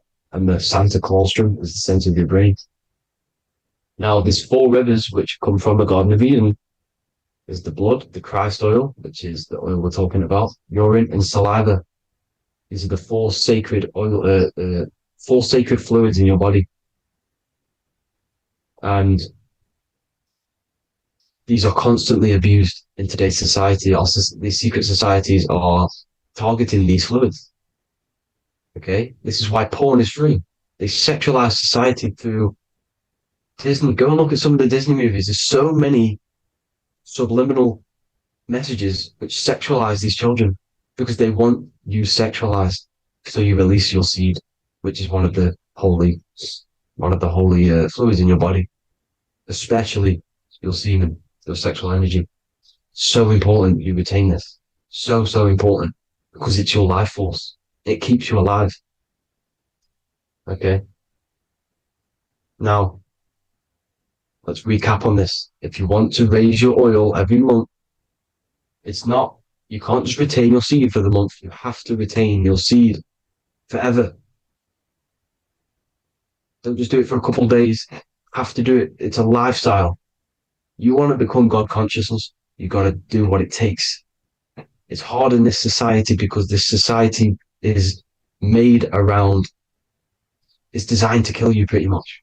It's designed to keep you in these lower states of consciousness with all the bad food, the chemicals in the food, the chemicals in the water, the sexualized TV programs, sexualized adverts, sexualized TikTok and apps, videos, subliminally stimulating you because that is your weakness, sex.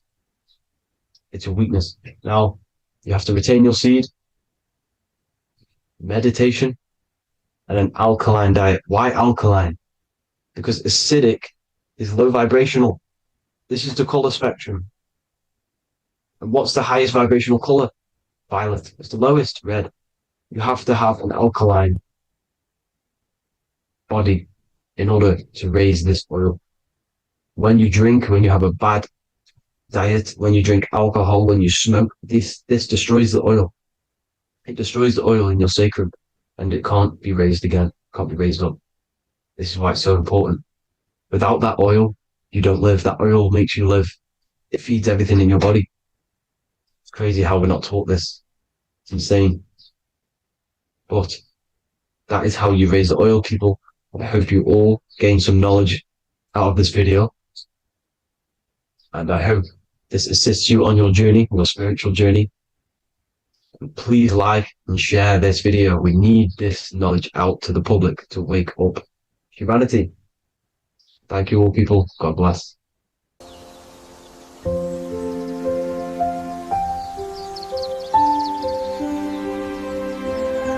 bookofwisdom.com. Visit today.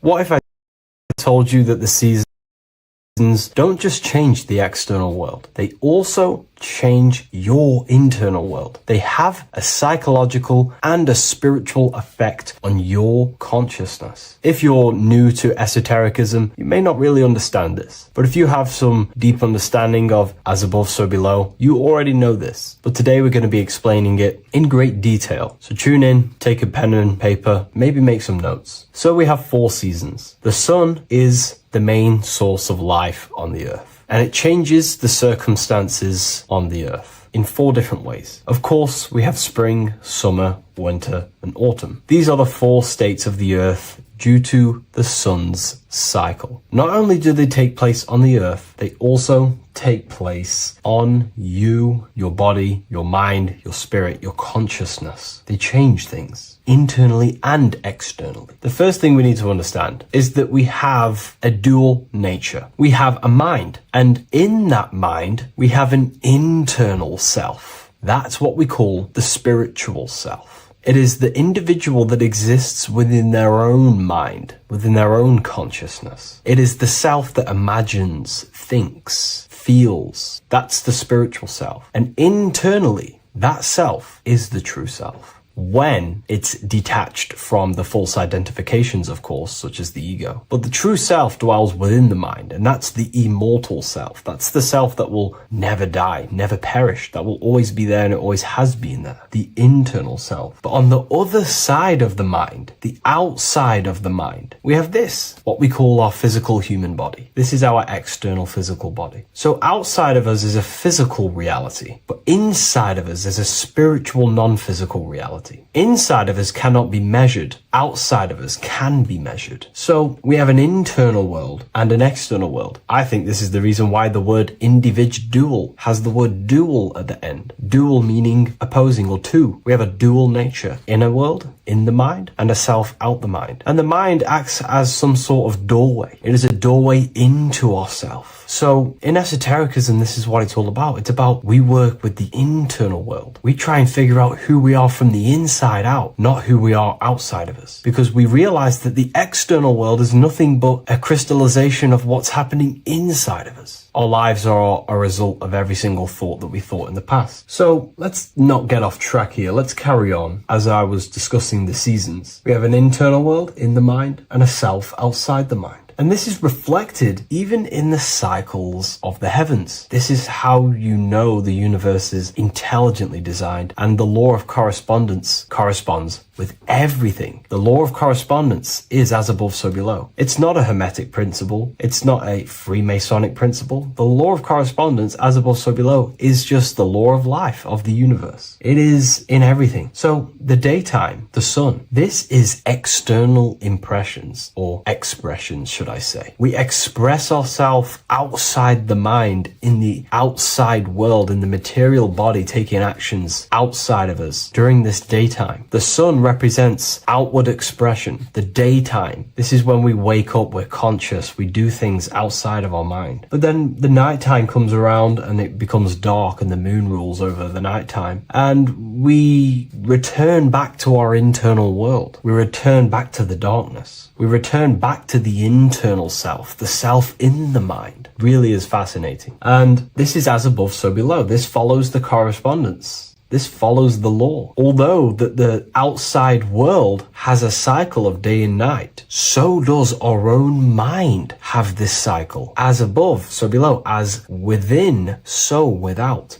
What's happening outside of us is also happening inside of us. The mind is also going in a cycle. Because in the daytime, the mind wakes up and we express things externally. But when the sun goes away and the electromagnetic rays of the sun are not very strong, our brainwave decreases, our body activity decreases. It slows down and we return to the internal self. The body switches off and we return to the internal self in the mind. We enter in the doorway of the mind and return to the internal, the spiritual self. And when the body is less active, this is when we are more connected to the internal world, our spiritual true self. So as above, so below corresponds with the day and night, the sun and the moon. The moon represents our internal world, the world inside our mind, the self inside the mind. And the sun represents the external self in the external world. So not only are these cycles happening in nature, the darkness outside of us when the sun goes away is the same darkness that we go within ourselves when we go to sleep. It's the same cycle. Our bodies are in the cycle of the external world also, as above, so below. But then we can even take this even further. This fractals down even further. If we look at the cycle of the yearly cycle of the sun, which is what we call the 12 zodiac signs, we notice that these 4 seasons also take place in every single cycle of the day. So a yearly cycle can be seen as a big version of a daily cycle, or a daily cycle can be seen as a smaller version of a yearly cycle. For example, if we look at Aries, which is spring, this is when the sun springs everything back to life in the spring. This is when the crops start to spring up and start to grow again. But we could see that at 6 a.m. in the morning, when the sun rises and just cracks over the horizon and starts to bring light into our day. Aries is associated with the morning time also as spring. Morning time is a smaller version of spring. Then we look at the summertime. The summertime is midday, when the sun is at the top of the middle of the sky. This is when the sun is most powerful, most radiant in our day. This could be seen as the summertime. Then when the sun starts to set, this is associated with autumn. Autumn time is the sunset. Then the winter time is associated with the nighttime, the midnight, when everything's very dark. So a daily cycle is basically a smaller version of a yearly cycle. And just how I explained how the cycle of the sun outside of us also happens inside of us with our consciousness falling asleep when the sun goes away, is also happening to us on a yearly cycle also. So the daytime is associated with the summer and the nighttime is associated with the winter. The winter is like the inhale. The summer is like the exhale. It's the breath of the universe, just like how we breathe in and out of our lungs. Everything takes this rhythm and polarity, okay? So winter is associated with the self and the world inside of ourselves, inside of our mind, the spiritual self, the internal. Because the winter is when the sun's rays, electromagnetic rays, are not very powerful. And this decreases brainwave activity, making us more connected to our internal world, inside the mind. But the summer's the complete opposite. The summer is when the sun is very, very powerful. And the sun's powerful electromagnetic rays increase brain activity, making us more actionable in the physical world outside of our mind, in the external world. So summer is the daytime and winter is a big version of the nighttime. Vice versa. Just like how in the winter, we're more in the house. We're inside buildings because it's very cold outside. Animals hibernate. They go inside. They go into little places. They collect all their food and prepare for the winter. They go inside. They go in darkness to hibernate. So does our consciousness, our spirit, the self inside of our mind. We can use these cycles to our advantage, to evolve spiritually, to connect and be more balanced. You know, I've mentioned a lot of this inside the university to my members, to the family inside of there. We discussed this. We had a great discussion about this. And, you know, the live calls we have are priceless. The conversations you can have with someone when they're awake, you never forget them. You always have deep, meaningful conversations. And we discussed this deeply, and we were going into some interesting things about how we can use these types of changes in the seasons for our spiritual growth. We even discussed about spring and autumn and how they're associated with the different spiritual bodies that we have. But anyways, let's not get off track. Lucid dreaming,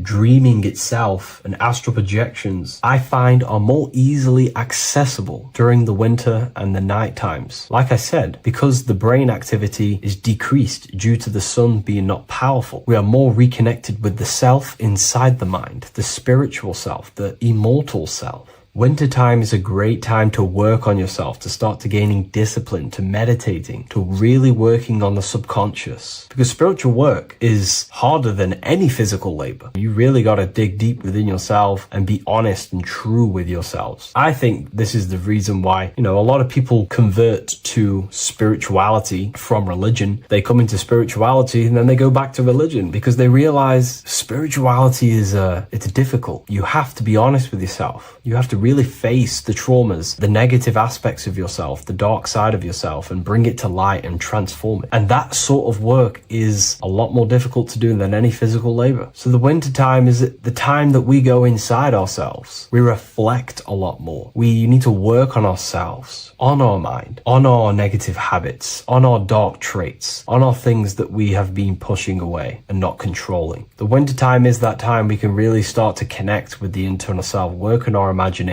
work on our mental willpower, work on all of these things like lucid dreaming, astral projections, and purifying ourselves, removing any mental barriers, any negative belief systems that may be subconsciously holding us back. It's easier to access the subconscious in the nighttime and in the winter, especially the winter. That's why I made this video, because we're in autumn now. We're transitioning into the winter. So I thought I'd share this with you all. And it's important to understand that you are a microcosm of God. Like I said, the law of correspondence associates with everything in the universe, people. Everything. And that's the best thing with the law of correspondence. And I've been using this for the past 3 to 4 years, right? The law of correspondence has determined and filtered out so many lies that was given to me, that's given to you, that's given to everyone in the world. The law of correspondence is like a filter. If someone gives you a piece of information, for example, gravity, and it does not apply with the law of correspondence, then you know it's a lie, because it's a universal thing. What happens inside of me also happens outside of me. What happens in my astral world happens in my material world, more than likely. As above, so below corresponds with everything. The same structure in my veins, in my nervous system, is the same structure in the trees, in galaxies, in everything. As above, so below, the universe is a fractal universe. Therefore, the point that I was getting at is that you are a microcosm of God. The same mind that God manifested things through thinking. He thought the stars, the earth, nature, the human body, designed everything with the God mind. He thought everything into existence. And that mind, them powers that God used to manifest everything into physical existence through the power of thought, is the same mind that you possess, but on a smaller scale. God manifested the macrocosm through thought, as the universe is a mental universe. Everything you see around you was thought, then manifested into physical reality. God manifested the macrocosm, the world, through thought, and that same force of thought you use to create the microcosm, to create your own world. You think your life into reality, your world into reality. Your body is a microcosm, a miniature universe. Every thought you think commands 50 trillion cells in your body, and your cells religiously execute on every command that you give it. You're in charge of 50 trillion cells. You're literally commanding a whole civilization inside your body. And this is how you are a reflection of the divine. The God mind created the macrocosm, the world, and you create your own world inside that world using the same power as thought. Very powerful. So everything that happens outside of you is also happening inside of you. The law of correspondence is the most important, the law that you could possibly learn, because it makes everything so clear for you in the universe. Makes life so clear. You see reality for what it truly is. It's a reflection of the higher dimensions. Just like how reality right now is a reflection of what's happening inside of people's minds and consciousness. We can't blame the elites for all the negative things that's happening in reality, because all the negative things that's happening in reality is the negative things that's happening in people's minds. We need to take control of ourselves. So with that being said, thank you all, everyone. If you wish to read more, 90% of you watching this video have already got this book. I want to say thank you for your support. It means the world to me. It makes me research more and write more books. And the book of symbolism is coming very soon. So thank you, everyone. I'll leave a link in the description for the university, for the live calls, and for the book if you wish to join. Have an amazing day. Welcome back, people. We're back with another video. Let's jump straight into this. Make sure to tune in till the end, because this has got so much information in this video. So sit back and enjoy. So everything's torus fields. The Earth's a torus field. Everything's torus, which is electromagnetic field, electric and magnetic. The center of the torus field is where the two opposing forces meet in the center. And this is what creates the plane of inertia, the dielectric plane of inertia. Okay? You got red shift, blue shift, positive, negative, south and north pole, right? This is what the ancients were showing with the tree of life. As you can see here, this is the plane of inertia, and this is the torus field. Everything consists of this. Everything is a torus field. A atom is a torus field. Okay. Now, the inertia is the 0 point. So this plane is a 0 point. It's the balance between two poles. Okay. Now, this creates matter, because matter is two opposing forces in motion equalize. So these two forces coming together is what creates matter on this physical plane. And this is why we can't see the electromagnetic field, because it consists of one of the elements, which is either electric or magnetic. But when they combine together, it's what creates this physical plane, which is physical matter, which is light in motion. Now, everything is one. Don't get confused by duality. Duality is two opposing forces, but them two opposing forces are created by the same substance. It's two aspects of the same substance. So, for example, water and ice are the same thing, you know what I'm trying to say, but it's two aspects of the same substance because all is one. The whole universe is one. All goes back to the one, which is God, the creator, or magnetism, whatever you want to call it, because magnetism pulsates. Electricity has two poles, red shift, blue shift. Okay. So red shift, blue shift is electricity, and electricity vibrates, and all vibration always comes back to a standstill point. But magnetism is what pulsates. This is why your heart pulses. You breathe, which is a pulse. This is the breath of the universe, magnetism. Now, this is why the earth is green, okay? Earth can be spelt heart. If you just move the H to the beginning, it spells heart, okay? Because the heart is the center of the torus field, which is the heart chakra for us humans, okay? We consist of the same field, as you already know. Heart being the center, which is green, which is the center of the seven colors. The center of the seven colors. This is the most powerful chakra in your body. People think it's the crown chakra, but it's the heart chakra because it's the center of the torus field. You must align them all and combine them all into one, which is the heart chakra. Now, earth is green. Nature's green. Okay, this is because we live on heart chakra, the plane of inertia. It's the center of the torus field. Okay, and this is what the Egyptians called Isis, which is nature. Nature is balanced, and nature is female, Mother Nature, because it looks after us with the fruit it grows with abundance, and the water.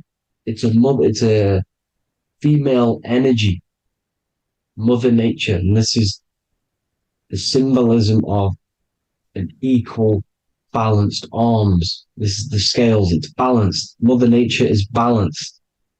This is why the sky is blue, because what comes after the heart chakra? Blue. Sky is blue. We live in Midgard. This is what the ancients called Midgard. You don't have to take this tree literally. It's a metaphor. We live in Midgard, where both positive and negative duality here. Now, Mount Meru.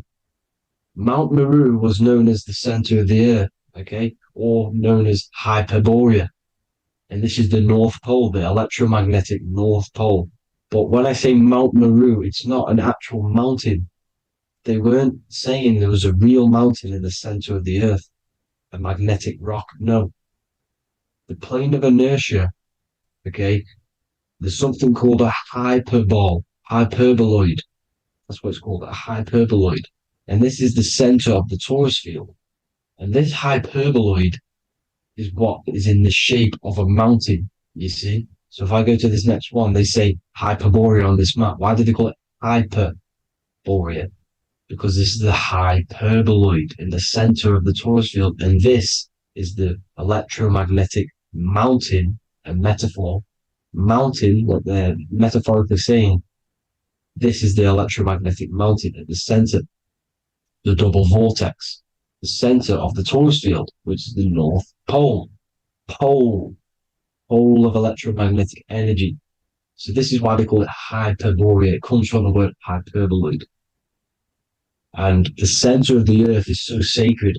And they symbolize this with, obviously, the North Star, which is Polaris. And this is where the swastika comes from, because it's the four seasons moving around the North Star. This is the Big Dipper constellation moving around the North Star, which is Polaris. There's that pole again. Pole. Magnetic pole of the torus field. And this is where the green, emerald green, aurora borealis comes from. It comes from this center hyperboloid at the center of the earth, where the most electromagnetic energy is stored. The center of the plane of inertia. The center of the plane of inertia. This is the all-seeing eye as well. As you can see, they've got the sun, the moon, This is the Masonic cosmos, the sun, the moon, and the all-seeing eye, because the eye is Polaris, the eye of the stars. It's all the big eye. Now, the eye means a lot more as well. It's not just that.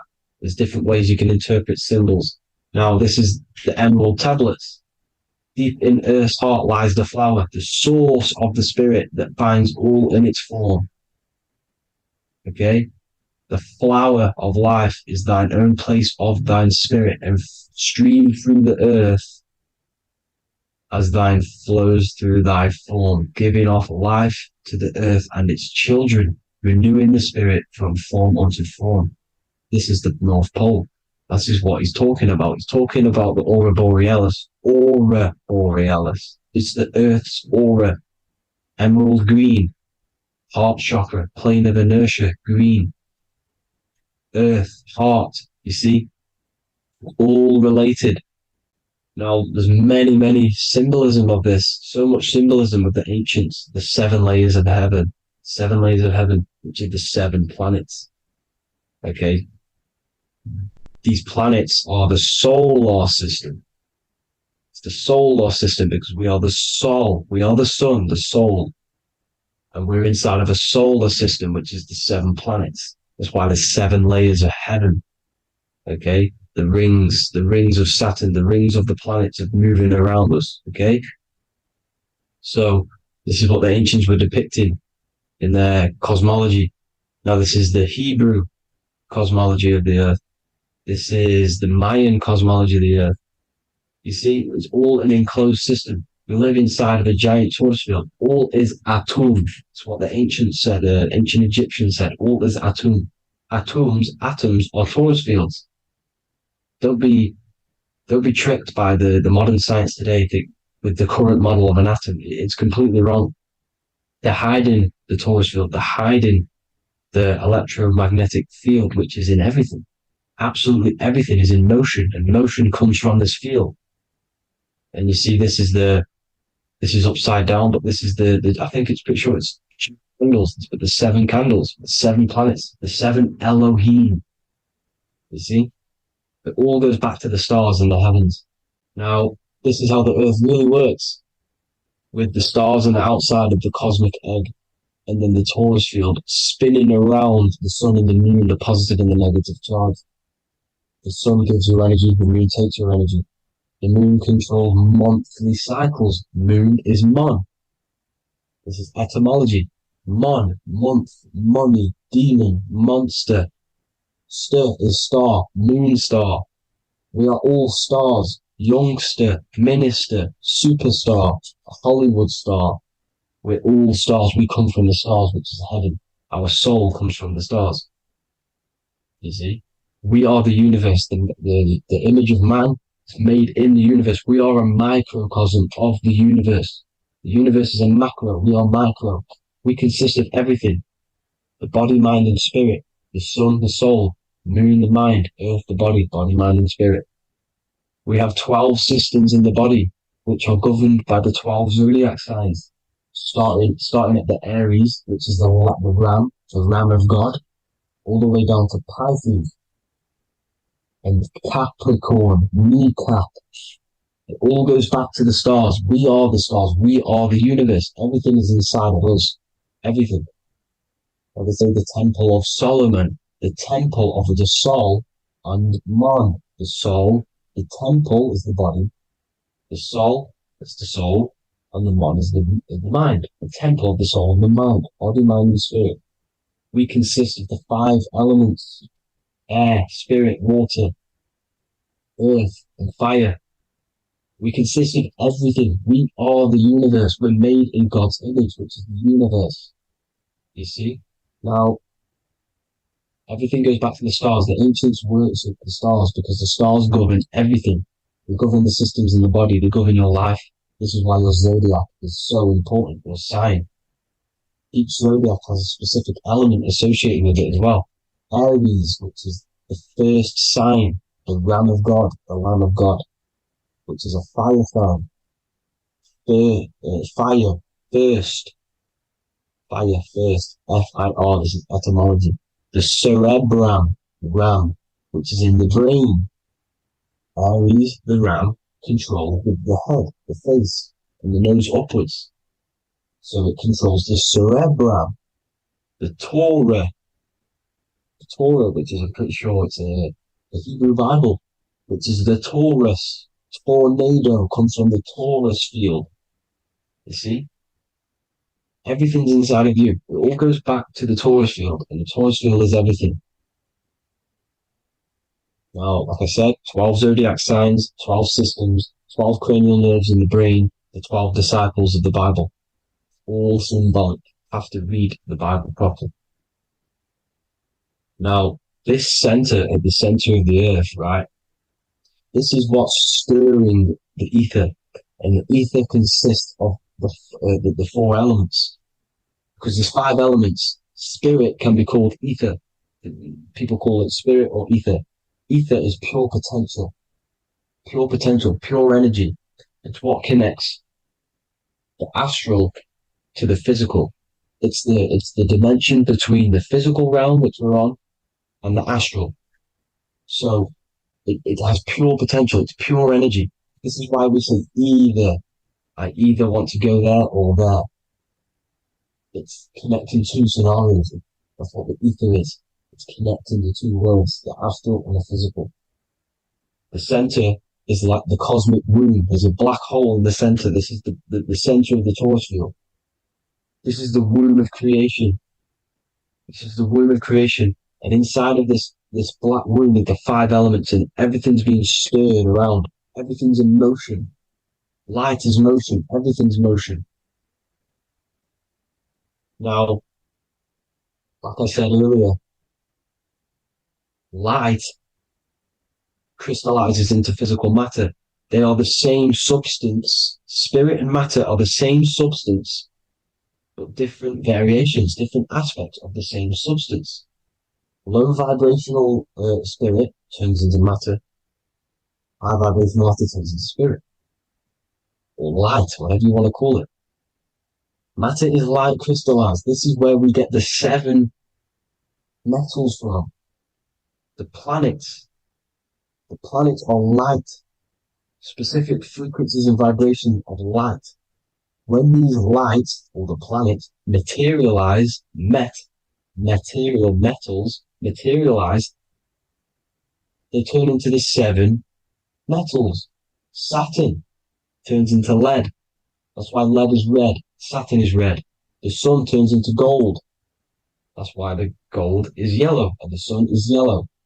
You see, Saturn is the time god. What happens in autumn?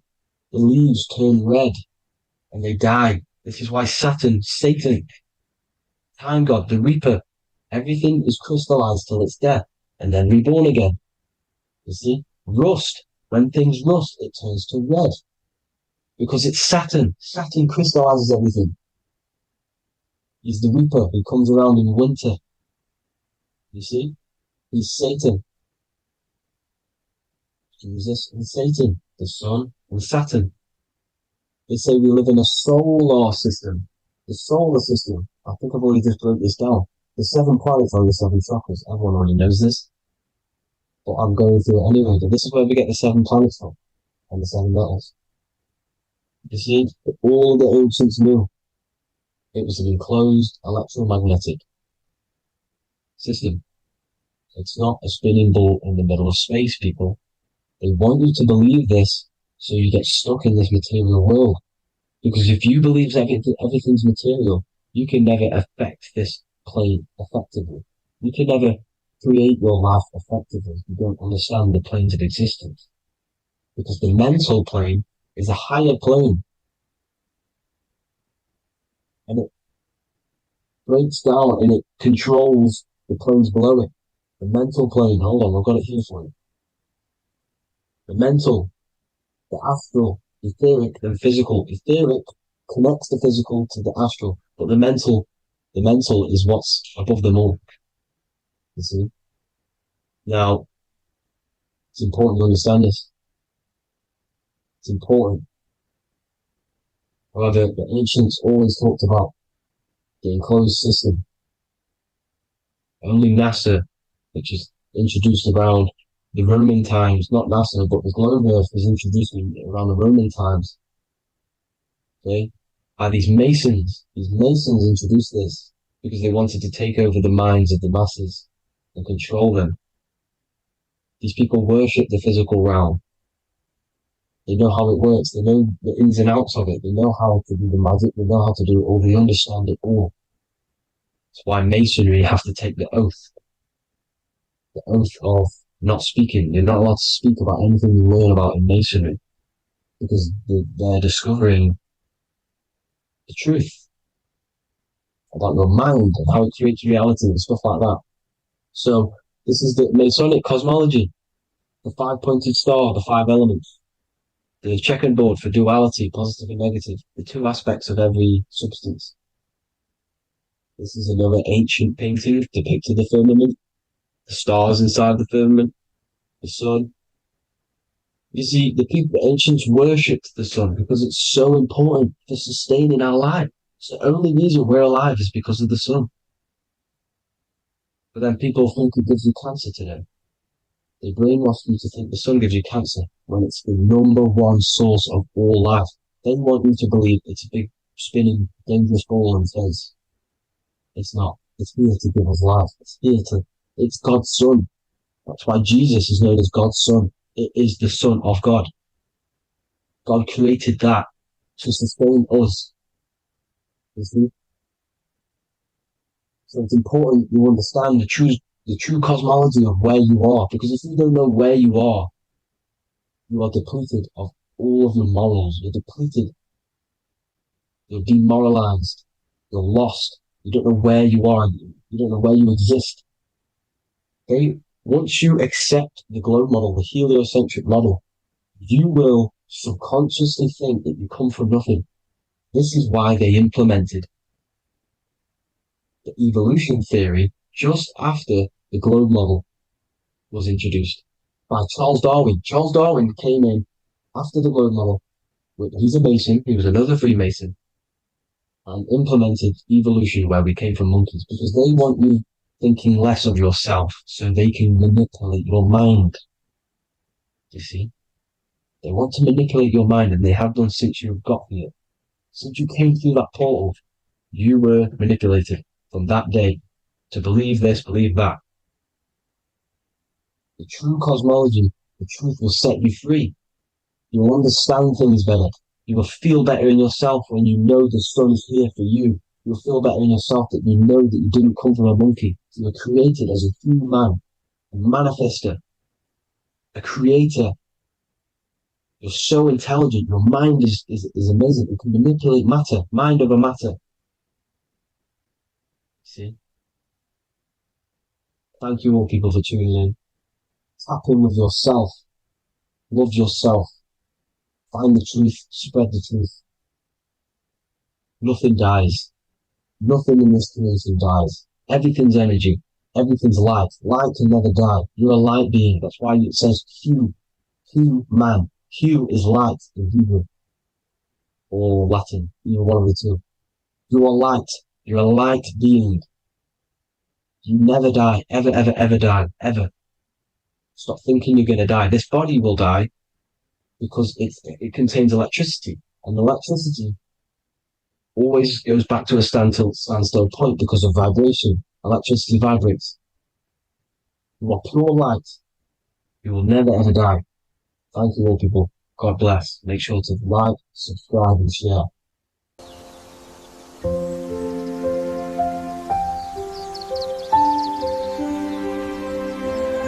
bookofwisdom.com. Visit today.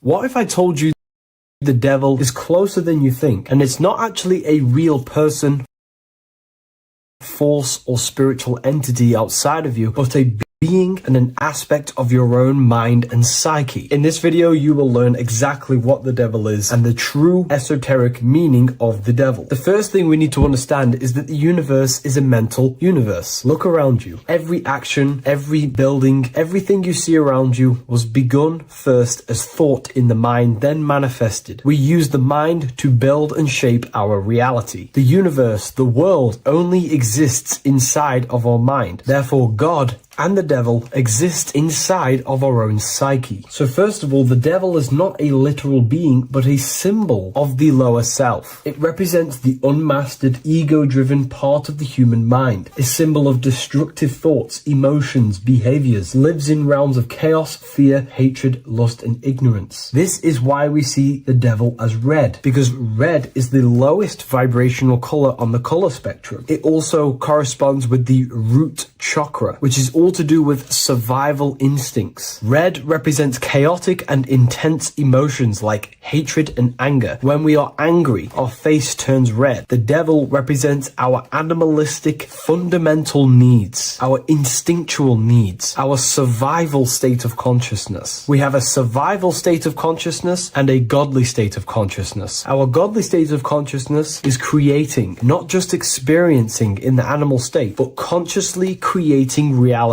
This is why we see the devil with a goat head, an animalistic head, and the head is where the brain is. The animal head represents living off instinct, the part of our mind that lives on urges, impulses, and instincts. Eating, sex, power, ego-driven actions, and ego-driven thoughts. Animals are only aware of themselves. Animals live on instinct. They have no ability to consciously create like humans. This is our lower desires for the material world. That's not to say the material world is evil. However, when our consciousness is only seeking material things, this leads us down a path of self-destruction, because nothing material can ever satisfy our soul. Everything material is temporary. Therefore, the devil represents the part of us that seeks only material desires, only material fulfillment, the ways of thinking where we only think about ourselves and ego-driven thoughts. It also represents the unchecked, unconscious self, where we have no mastery over our thoughts, over our emotional impulses, and no mastery over our actions. We are living in instinct and impulsive states, which causes chaos, selflessness, destruction, and keeps us bound to our lower material 3D state of consciousness. It's important to recognize that the word devil was never present in the earliest Gospels. Instead, what was mentioned was a spirit of evil. This distinction is crucial because it underscores that the idea of the devil, as popularly conceived, does not actually exist as an independent entity. Rather, it is a personification of the lower aspects of the human mind, a facet of our own consciousness. The term spirit of evil was not meant to denote a specific deity or being, but rather any force of negativity, whether it manifests as a destructive thought, emotion, or action. A spirit is a force, an energy, and we have three forces that create our reality: thoughts, emotions, and actions. We have full control over these three aspects, which transform and mold reality. A destructive thought, a destructive emotion, a destructive action is a spirit of evil, and it originates from the darker aspects of the human psyche. So now, because we're on the topic of the devil, we have to look at the pentagram, which is obviously connected to the devil heavily. The upright pentagram represents spirit, air, water, earth, fire. Upright, which represents spirit, the most important element on top of the earthly elements, showing spiritual principles over material principles. As spiritual beings as we are, we have to put our spirit first, our higher self first, and material things second. Why? Because material things never satisfy us long term. Seeking material fulfillment will leave us feeling unfulfilled in the long run and very unhappy, and we can lose ourselves in illusions. We have to put our spiritual principles first, seeking wisdom, knowledge, connection to the divine, and connection to our higher self itself is what gives us true fulfillment in our hearts and souls. But when we see this pentagram inverted, we now have spirit on the very bottom, which now represents earthly principles on top of the spiritual principles. We're putting our earthly elements on top of our spiritual element, which this inverted pentagram represents no longer caring about spirit, no longer caring about our invisible internal world, and only caring about this external body, food, sex, material things, cars, money, and all the things outside of us, the world outside of our mind. This is what true Satanism is. Satanism is not worshipping an external deity, but it is worshipping the self, only fulfilling the ego's desires. This is what true Satanism is, and we have all been conditioned to live in this state. Satanists want us to believe that there is an external deity called Satan or the devil, and the reason they do this is because they trick us, making us believe that we are not Satanists, while they are actually conditioning us to be self-seeking, ego-driven people, where we only care about sex, food, material things, and money, which is actually conditioning us to be Satanists. 80% of the population today are unknowingly involving themselves in Satanism, which is ego-driven thoughts, actions, and emotions, dwelling and living in this state where we only care about ourselves. When we are spiritual, we realize we are all one. We are all one consciousness family, and we need to do things that help and contribute towards our collective experience, helping others instead of seeking to serve only the self. The angel is depicted with wings, which represents elevation, higher self. The devil is represented with an animal horns, which is on the ground. A goat is on the ground, which represents the lower self. This is the elevated mind and the lower material mind. Horus, the bird, higher self. Set, the ground animal, lower self. Jesus and Satan. These are two forces, two characters that exist within the human psyche, not real entities. They are forces of our minds, and there is a battle between our higher self and lower self all the time within our own minds. There's always a part of us that's telling to do one thing and another thing, to do something bad and to do something good. There is this battle inside of our own consciousness. Here we have the human spinal column. The human spinal column is showing you the higher and the lower self. The higher self represents the head. The head is where the mind is. This is the creative essence of the universe. This is where all material things begin as a thought in the mind. We create with the skull, with the brain. This is our higher self, the heavens, connected to the heavens, the sky. And the lower end of the spinal column is where our reproductive organs are, where our gut is. Our reproductive organs and our gut is all to do with survival. The lower end of the spinal column, lower instinctual 3D based consciousness. The lower end of the spinal column is where our lower self dwells. Eating, consumption, power, and sex, lust. These are all emotional forces and instinctual based organs that are not inherently evil, but when we dwell and live off this lower end of the spinal cord, it keeps us in low states of consciousness. Our goal to raise to our higher mind is to balance this, not to overeat, not to abuse power, not to abuse sex and lust, but to master these organs and gain the ability to say no to these organs so that we can raise to our creative side of consciousness. Instead of dwelling in our instinctual nature, we can turn to our creative nature and consciously become a builder and constructor of reality. This is the true way of raising consciousness. This is the stairway to heaven, out of the animal consciousness to the higher consciousness. To wrap all of this up, it's all about gaining control over our instinctual lower nature and allowing our spirit to rule over our body and not our body ruling over our spirit or mind. The moment you let a thought become instantly an action is the moment you are an impulsive person. We are all trained to be this way. It is okay if you are in this state. The moment you let a thought turn straight into an action without questioning, that is the mind controlling you and you not controlling the mind. We need to gain control over the mind, and we do this through many different ways, through meditations,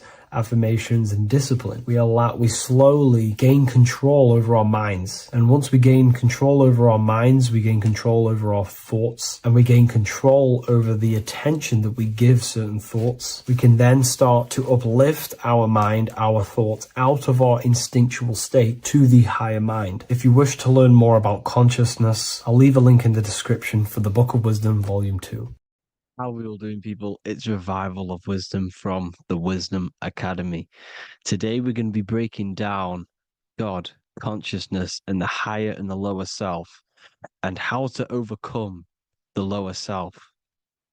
Now, the first thing you need to understand is that you are the invisible intelligence within the brain, within the body.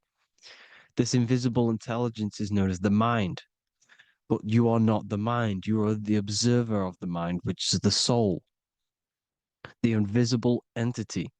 The mind is your intellect, your intelligence. Now, the mind is, it's hard to put this in words, but the mind is something that gives you the ability to explore the universe. And this inner self is the I am. It's the quiet, the inner self, the voice you see in you hear in your head. This is why within spells high twin, inside, internal. The I is also the number one, which is one line. Because the one and only, is the inner self, which is the I am. This is why you say, my name is Harry. You are not Harry, you are the I, the inner self, the intelligence. Okay, this is why Jesus in French is I am. You look with the two eyes and you see with the inner eye. I and I, the same thing.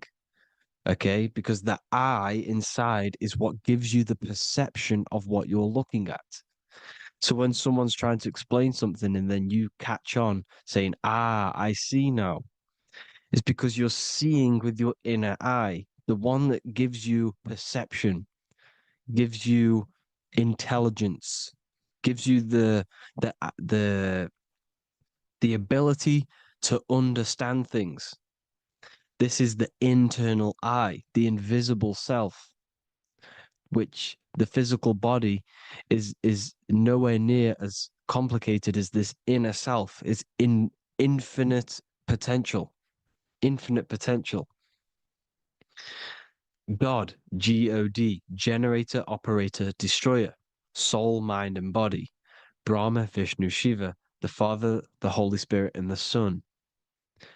They're all, the reason why you see God is always a triad is because it represents yourself. Your invisible intelligence is God. Me and you are the same invisible intelligence. We are the invisible intelligence experiencing the program being ran by the central nervous system and the brain. I always say this in my videos, but I have to, in order for you to understand the things that I'm going to say later on in the video, you need to understand this concept, is that you are the consciousness experiencing the nervous system, the tree of knowledge of good and evil, which is you here. You would be in this invisible intelligence right here in the center of the brain. Now, this is why the ancient Christians show God is in the brain. This is the brain stem. This is the brain. This is also the brain stem and the brain. The brain stem and the brain. It's all depictions of the brain because the brain's the computer, the electromagnetic computer, which decodes the demands created by the invisible intelligence, the I, the inner self, you, your true self. The person moving, if you observe what someone moving, this is going to sound, but if you observe someone walking, it's not the body. The body is moving, but the thing telling it to move is the invisible intelligence. Before you kick a football, a decision is made within your invisible intelligence, your mind. And this consciousness, this invisible intelligence, is either stuck between the lower self and the higher self. Okay?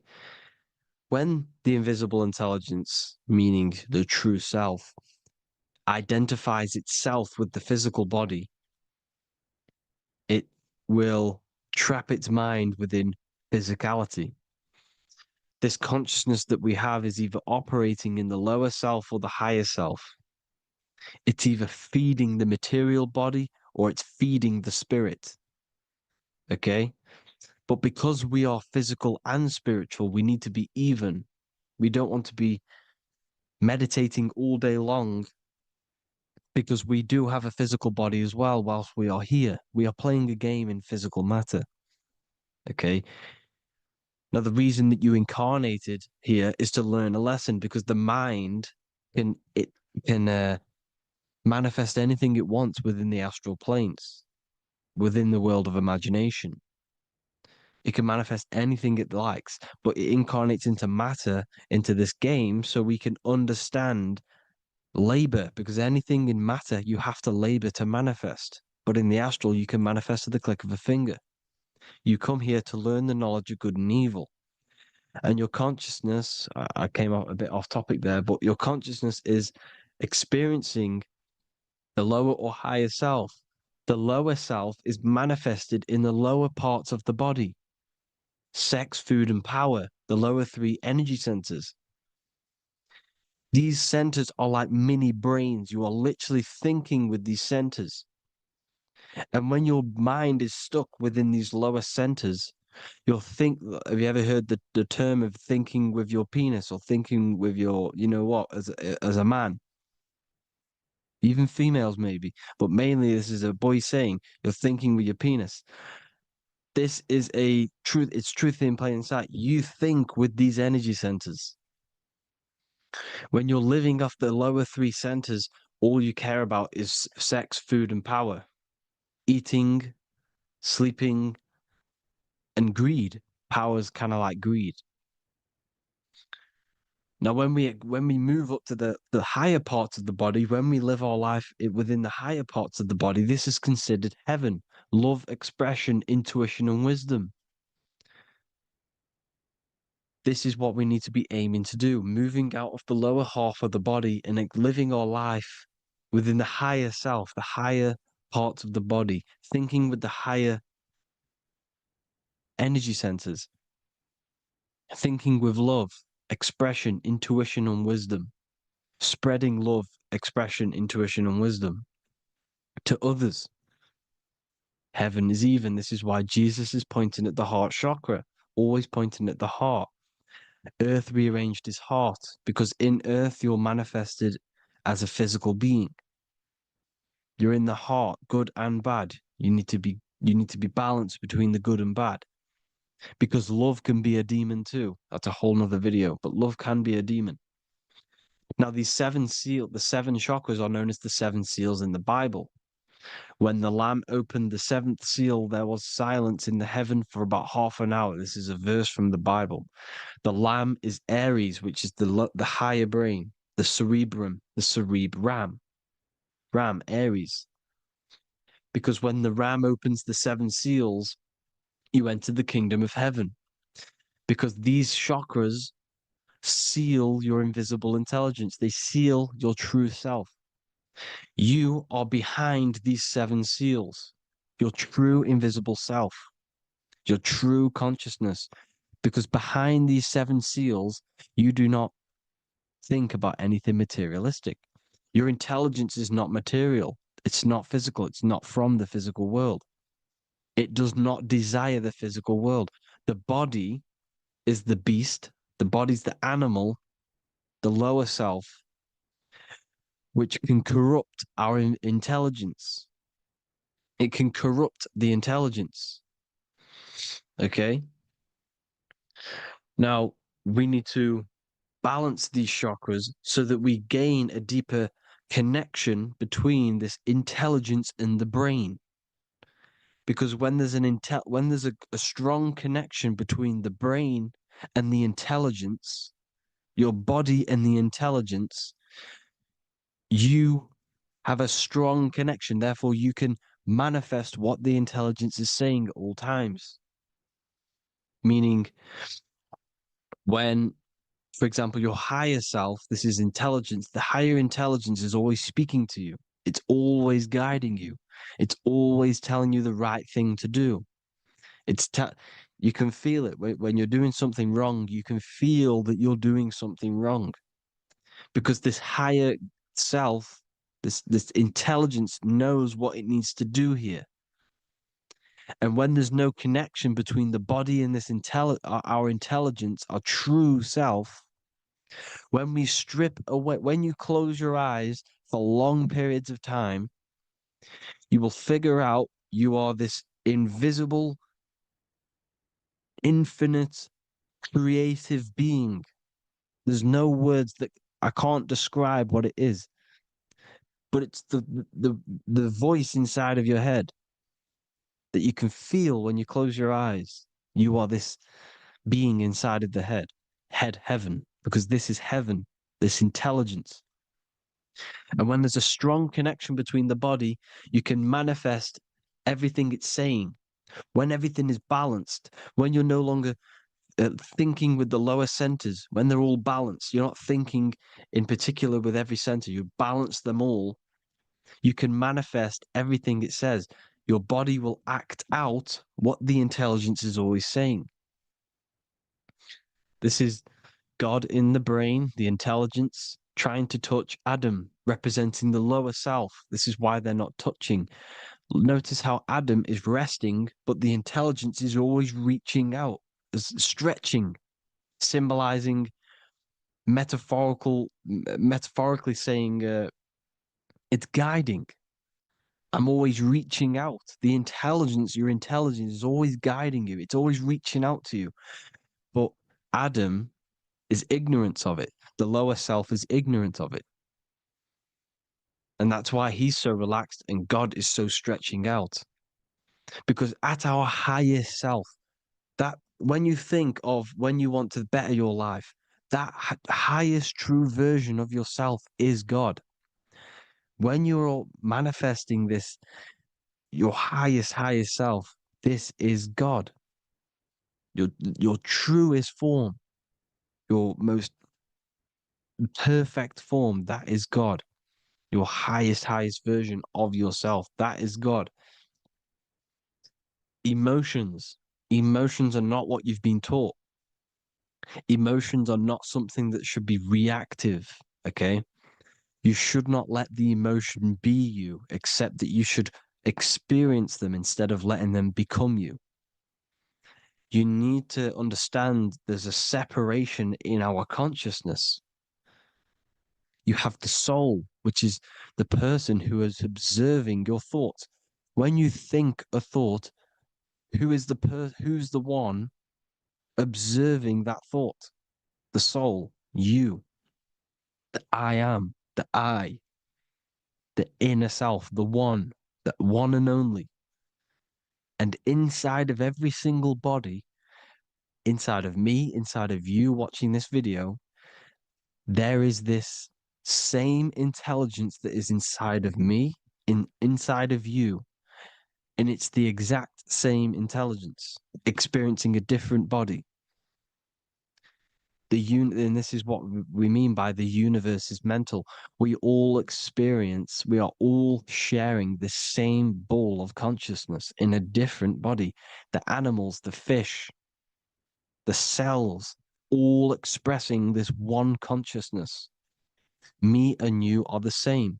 This is why the golden rule is treat others like others should be treated, because I am you and you are me in a different body. Now, going back, you need to identify that there's different levels of consciousness: soul, mind, emotion, and body. Okay? Your emotions are on a separate layer than the body, the mind, and the soul. So when you identify there's a difference between all of these, you do not let them become you. You do not let your mind rule you, because your mind can be corrupted. Your soul is the one that is pure good, pure love, but your mind can be corrupted. Okay, your emotions can be corrupted, the body can be corrupted, but the soul can never be corrupted, only layered on top. You can only throw piles of programs within the subconscious, layering the soul down, but deep, deep down inside of every single one of you, there is a loving being. Because the love comes from the heart. Love is the universal emotion, expression. Now, your thoughts can become bondage, your emotions can become bondage. Now, what do I mean by bondage? By conquering the lower self, we need to conquer our own mind, because the mind is what's manifesting the lower self.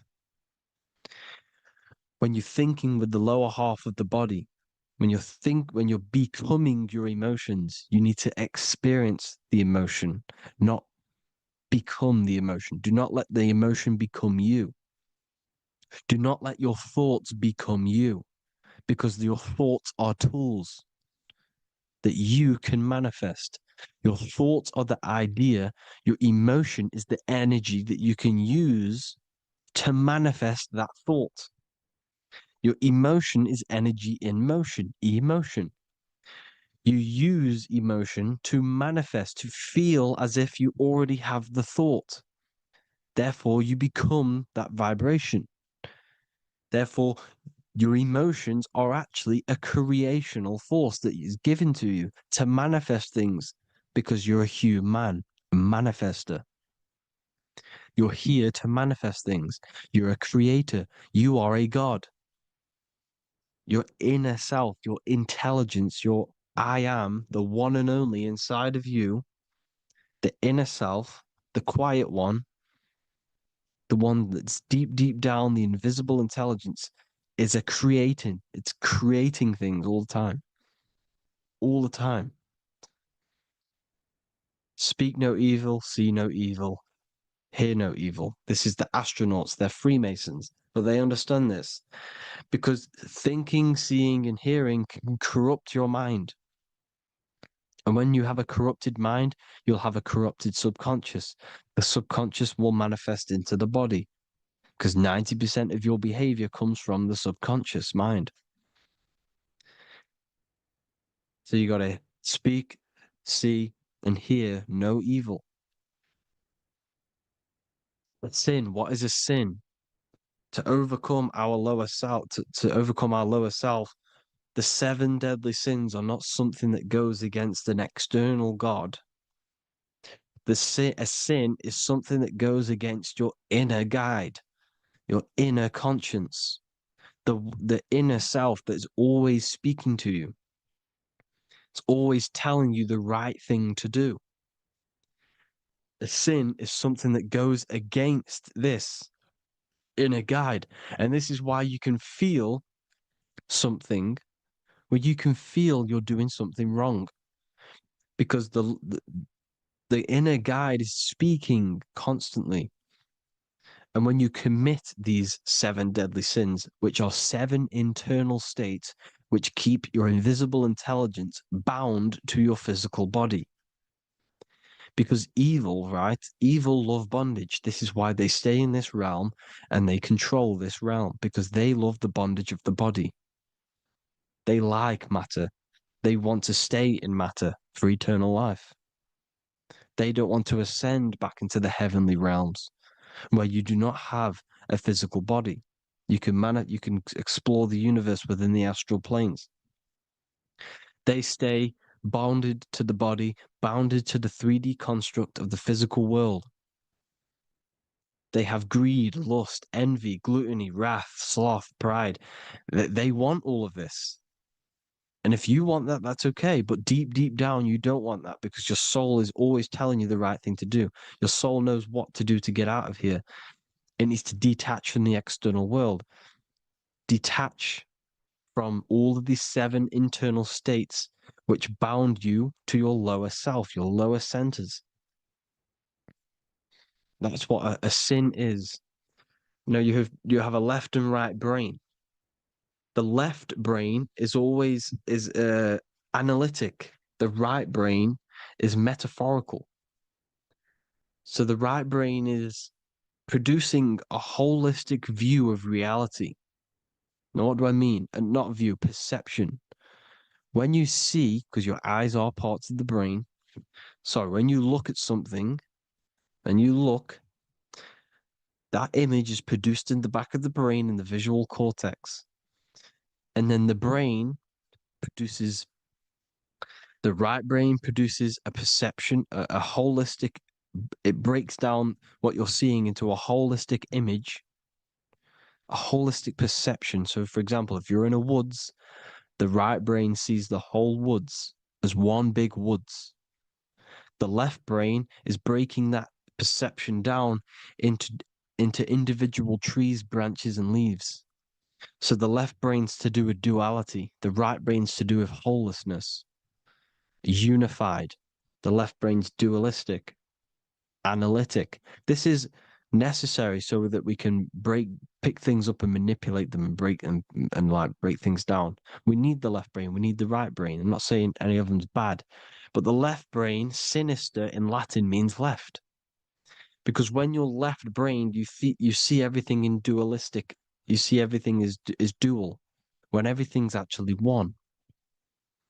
We need to be focusing and strengthening our right hemisphere. I'm not saying sit in the right hemisphere all the time, but we need to be strengthening our hemisphere. And this is why left is sin and right is right. Because when you focus on the right hemisphere, you see the holistic perception of creation. The right hemisphere sees humanity as one unified consciousness. The left hemisphere sees everyone as individual persons and egos. Because the left hemisphere is dualistic. And this is why the Bible says, cast the net onto the right side of the ship and ye shall find. John 21:6. What does that mean? Cast your energy, cast your perception into the right hemisphere of the brain, and ye shall find unified consciousness. You shall find your higher self, the one and only. If then you have been raised with Christ, seek the things that are above, where Christ is seated at the right hand of God. Wow. Powerful. What does this mean? Seek the things that are above, where the Christ is seated at the right hand of God. God is your consciousness, your invisible intelligence between the two hemispheres. The right hand of God is the right hemisphere. Seek the things that are above the heart. Love, intuition, expression, and wisdom. Seek the things that are above the heart, the higher self, the higher part of the body. Because when you seek the things of love, expression, intuition, and wisdom, you create a strong aura. You attract the same frequency. And this frequency is heaven, God. This is the Sumerian artwork showing the lamb. This is a step symbolizing stepping upwards, raising up. He's stepping over the lamb up to the bird. His hand is going to the bird. The lamb symbolizes the lower self. Okay? The bird with the wings is in the sky. It represents the higher self. This is why angels always have wings, because it represents the higher self in the sky. The lamb is a ground animal, symbolizing the lower self. He's stepping over the lamb to the bird, his higher self, his invisible intelligence. Horus and Set, Jesus and Satan. Look, Horus has an evil brother, Set, just like Jesus and Satan. Horus is a bird, higher self. Set is a ground animal, lower self, which is the devil and the angel on your shoulder. You see? The right and the left hemisphere, the two wings. So the devil and angels always speaking to you. The higher and the lower self. It's the battle between the higher and the lower self, between the invisible intelligence in the physical body, because the body's the one that wants the sugar, it wants the pleasure, it wants the sex, it wants the porn, it wants all of the materialistic things, it wants the 7 deadly things.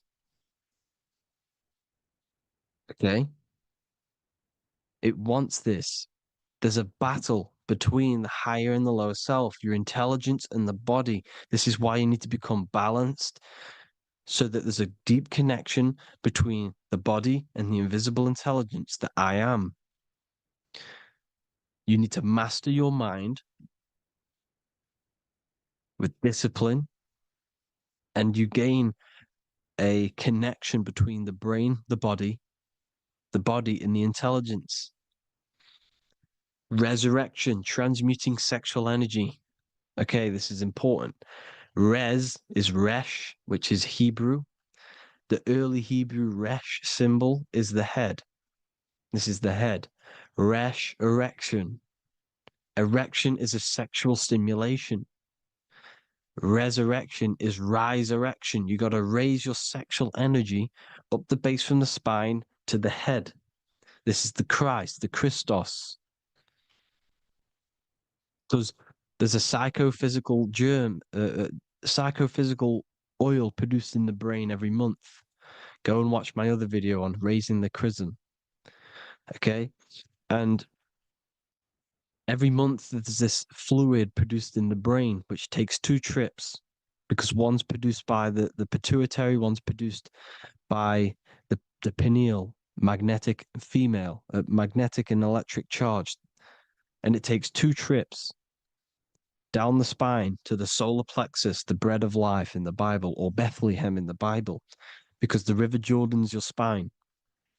Goes down to Bethlehem. It gets born in Bethlehem, just like Jesus. Because when this oil travels to the solar plexus, it creates the seed, the seed of life, and it feeds the body, all the central nervous system, all the cells. It regulates the blood, does all sorts of good things for the body, this oil. Now, when you save your sexual energy and you raise your resurrection, you awake the Christ, you raise it from the solar plexus or the sacrum bone up to the brain, you activate 100% of the brain, and this is the true resurrection of Christ. Instead of wasting the energy and giving away your sexual fluids, because behind the fluids is the energy. So when you release that fluid, the energy is out there. You've released the energy. Your sexual energy is the most potent emotional force a human could possibly feel. Same with any animal or anything. The sexual urge, the sexual emotion is the most powerful, potent emotion that you can feel. It takes over the whole body. When you feel sexually aroused, it takes over everything because it's so potent. And when you fight the serpent, when you fight the sexual energy, which is shown here in the Egyptians, the cat cutting off the head of the serpent, or Hercules fighting the serpent, or in the Greek mythology fighting the 7-headed dragon, the 7 chakras. The serpent is your sexual energy because it symbolizes your kundalini. When you fight it and you transmute this energy, instead of releasing it, instead of acting sexually on it, you can transmute the energy, transfer it from the solar plexus up to the brain. You can also do this with other tasks. Instead of releasing it, instead of raising it from the solar plexus to the brain, you can use it for other things. So, for example, you want to think critically. You can use it for critical thinking. You can use it for going to do exercise. You can transmute sexual energy into anything. But you can do this, you can raise the sexual energy, and you can use this energy to push the cerebrospinal fluid from the solar plexus up through the spine, up the 33 vertebrae to the brain, and it'll activate 100% of the brain. And this is the resurrection of Christ. Jesus was never dead. Jesus was never rose from the dead. It symbolizes the Christ, Jesus Christ, Christ is Christos, which means oil in Greek. The resurrection of the Christ, the Christos, the oil. And when it activates 100% of the brain when it's raised, and it can regulate all the systems, it can regulate all the blood, it can regenerate the body. And this is the true antichrist. They don't want us doing this process. The antichrist is not against Jesus, it's against the fluid in our body that makes us live hundreds and hundreds of years and makes us live as gods. This is the true resurrection. And when you fight the serpent, you fight your sexual urges, your sexual emotion, the most strong emotion that you could ever feel. You can do this process. And this is the true secret of transmuting sexual energy. Because when you transmute the sexual energy, you can become a god. And this is why Hercules is fighting the serpent. Notice how the serpent is low. He's reaching down to it. It represents the lower self. Because the lower self wants the lust. It desires sex. The body desires sex. There's a fight between the higher and the lower self. But when there's balance, there's even. Heaven is even. When there's evenness between these, this is the kingdom of heaven. This is when heaven is on earth. So at our highest levels of ourselves, the highest level of our intelligence, this is God. God is something that we manifest. We need to achieve Christ consciousness by battling the body. There is no battle outside of the physical body. It's an internal battle. Jesus and Satan have been externalized. Nothing exists outside of you, because I explained in the beginning how you are the consciousness experiencing the central nervous system. Therefore, there is nothing outside of you. It's all internal. Jesus and Satan have been externalized. Why? Because it's business.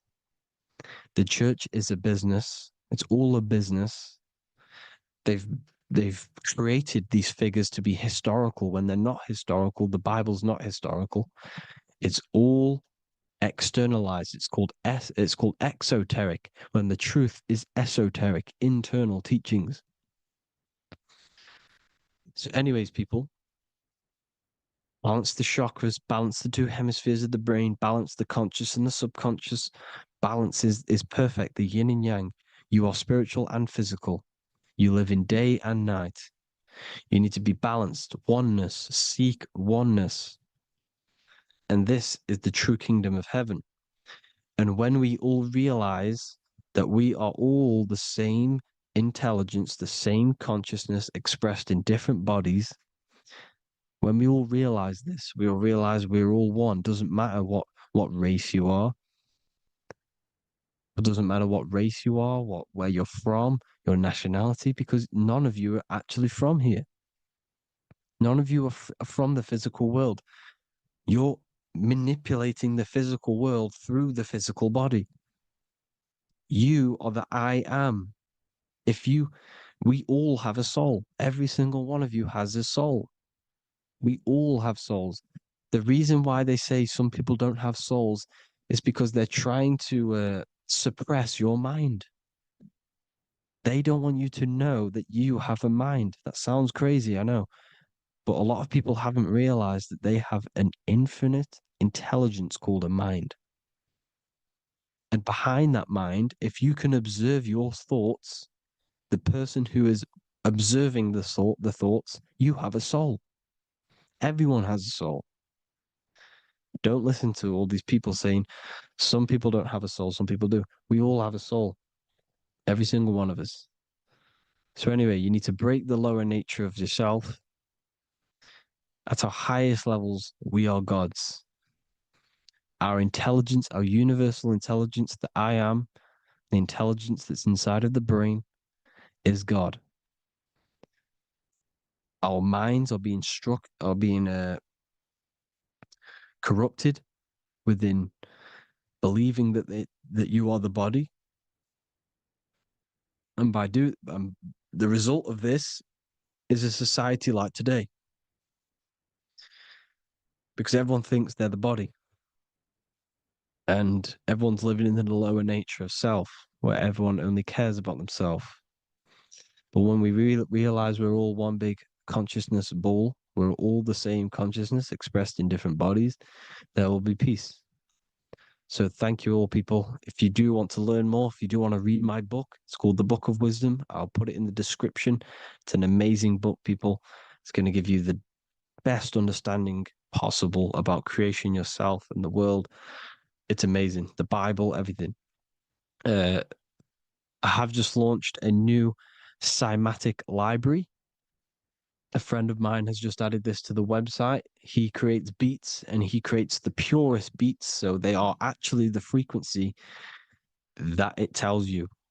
Most of the stuff on YouTube and Spotify and Apple Music is all, it says it's a certain frequency, but we know these major platforms are all playing with the frequencies of the apps. So if you want a real binaural beats, solfeggio scale frequencies to meditate on or listen to throughout the day, join the Occult Library. You can get a 2-day free trial. I'll put the link in the description. Thank you all, people. Hope you all enjoyed this video. God bless you all.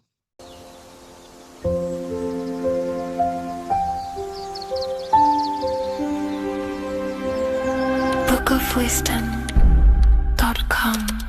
Visit today.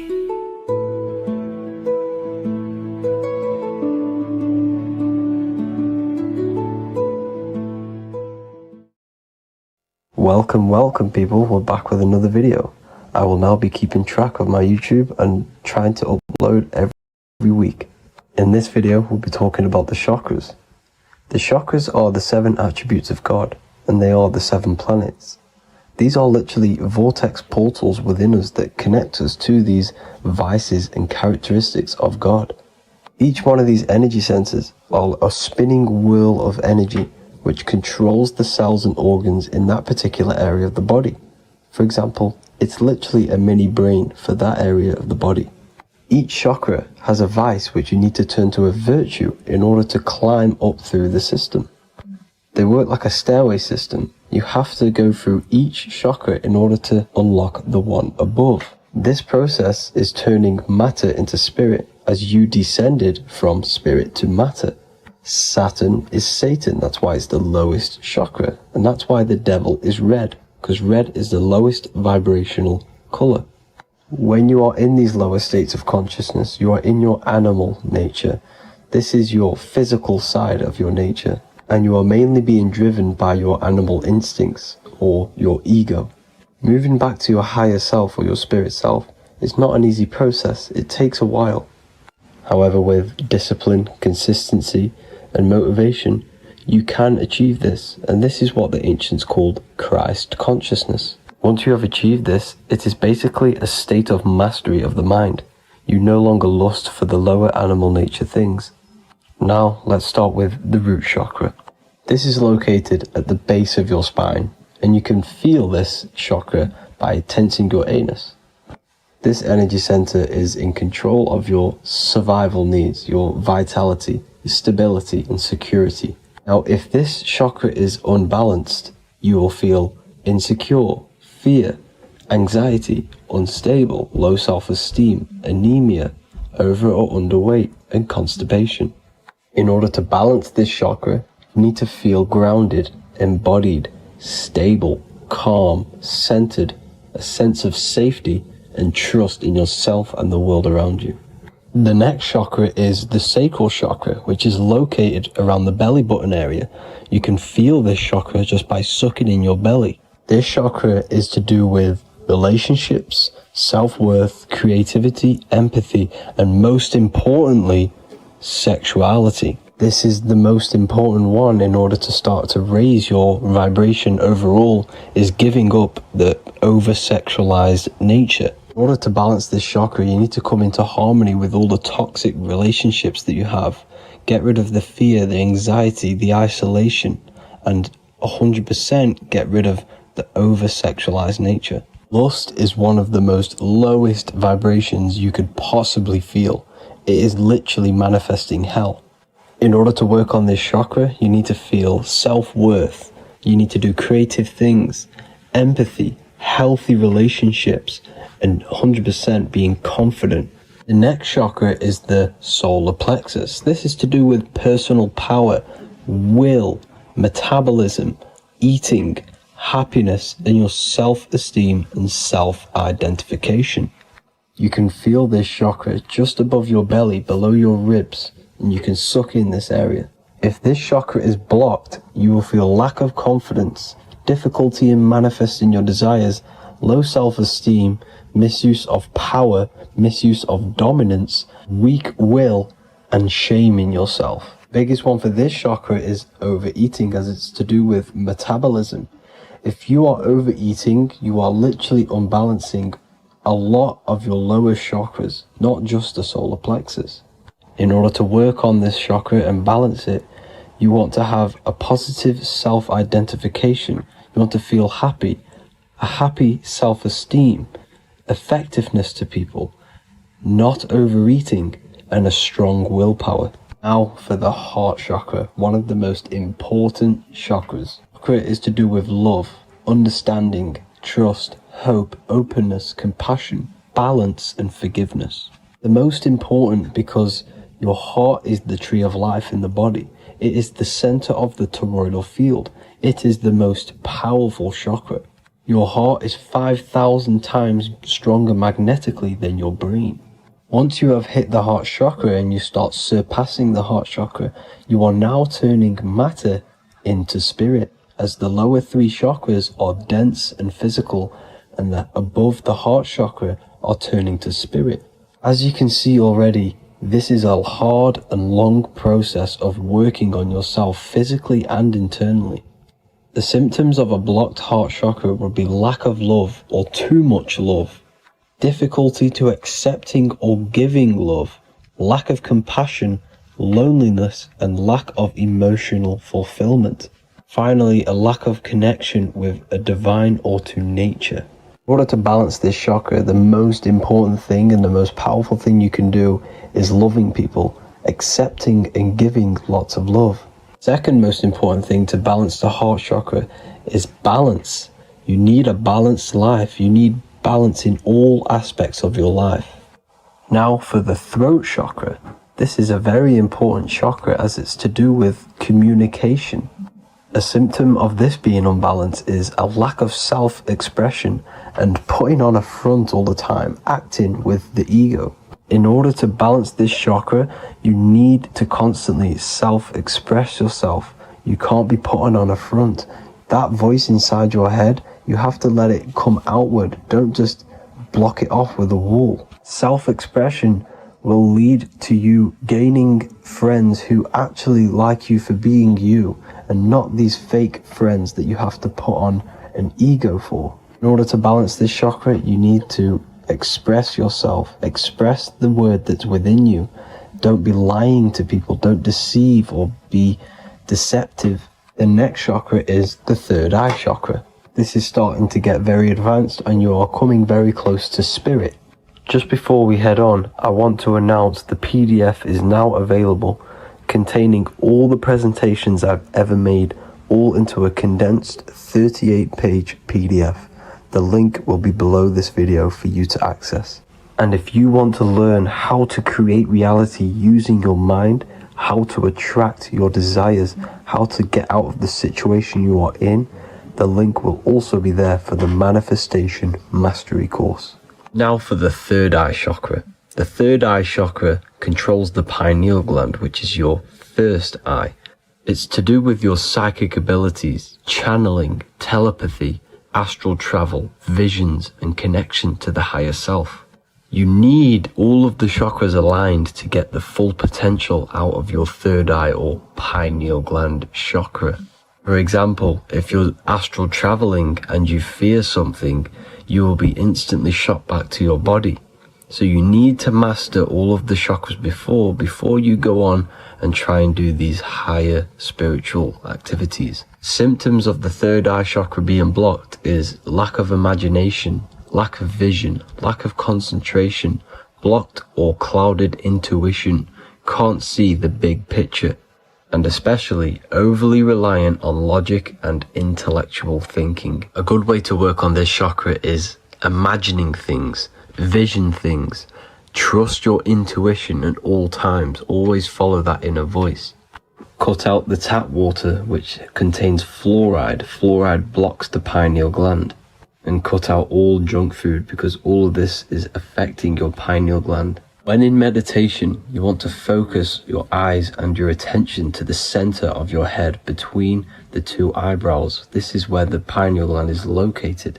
This will help and awaken the pineal gland over time when you keep doing these meditations. Finally, for the crown chakra, this is to do with universal consciousness, all-knowing, enlightenment, cosmic connections, the God source. This chakra is blocked by being cut off from spirituality, plagued by the senses, being tricked into the five senses and being tricked into thinking you are the body. In order to work on this chakra, you need to feel grounded. You need to know yourself, your real self, the voice within you. Have common sense, have specific decisions that you're making, be very direct. Now we've got out of the way all of the chakras, I can now introduce methods and meditations which will help you unblock them spiritually. When meditating, you want to get into the present moment in a nice, comfortable position. Bring yourself to the present moment by saying, I am here right now, nothing else matters. Keep repeating this over and over with your eyes open or closed. After a couple minutes of bringing your attention to the present moment, you can now start to breathe in through the nose deeply and breathe out through the mouth slower than you breathed in. Place your attention on the chakra that you want to balance. Think of a high vibrational emotion like love, and think of this while placing your attention on that chakra. You can do this exercise every day for 10 to 20 to 30 minutes. The longer the better. Another practice you can do is by chanting the Bee Gees for each chakra. They are here starting from the root chakra all the way to the crown chakra. Or you can chant the 7 vowels. There are not 5, there are actually 7. A, E, A, O, U, M. A,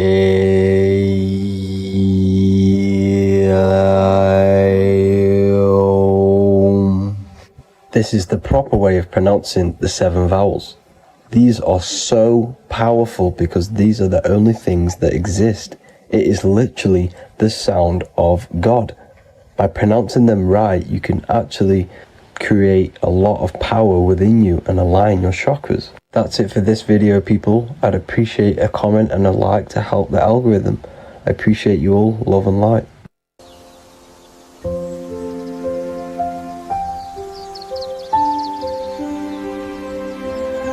bookofwisdom.com. Visit today.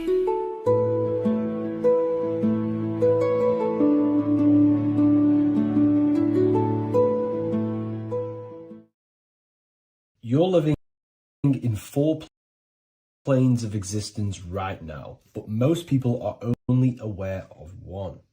And that's why they feel lost, disconnected, and stuck in cycles they can't explain.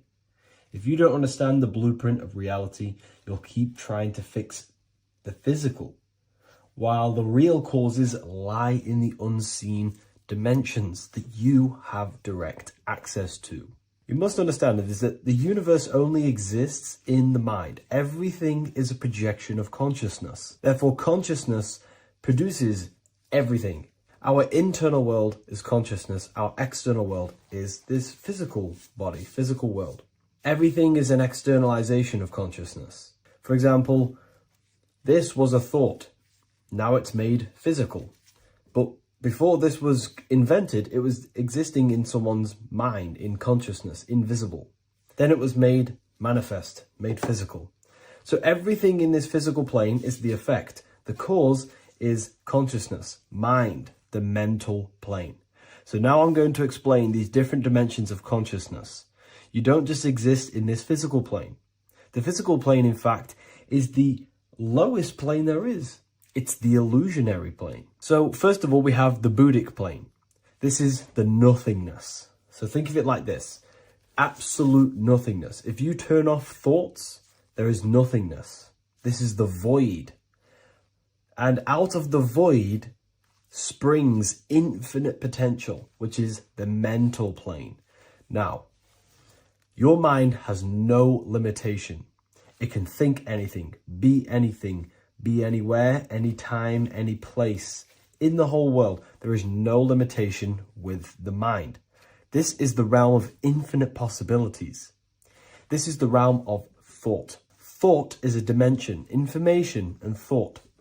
To go a little bit deeper on this, there are pockets of thoughts, what we call in the occult fields of thoughts. Your mind does not think thoughts, it receives them. Your mind is like a radio. Whatever the mind is tuning into, setting its mindset, setting your frequency or setting your mind, you will receive thoughts based on that set, whatever you set your mind to. So there are pockets of thoughts that we penetrate in the mental plane. The mind is the mental plane, the infinite possibilities. This is the spark of creation. This is where all things begin to manifest as an idea in the mind as a thought. So if you want to gain certain information, you need to meditate or do thought exercises where you are penetrating that dimension of thought, that pocket of thought. For example, if you want to find a way on how to make financial wealth, you would use your mind, set your mind on wealth and money, and think, close your eyes and think about that specific topic and see where your mind takes you. And you will expand your mind into different pockets of thought and gain information. So this is the mental plane. This is how you can use the mental plane. You can use the mental plane to do this. Then we have the astral plane. We have higher, middle, and lower astral plane. The astral plane is the body for thought. So every dimension, physical, etheric, astral, mental, Buddhic, is a body for a dimension above. Each dimension below is a product of the dimension above. So for example, the astral plane is imagination. This is the lucidic realm of imagination.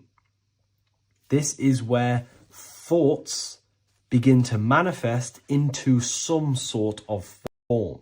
It's not a physical form because this is physical, but imagination is a lucidic form. It's not really physical, but it's there. It's a projection of light.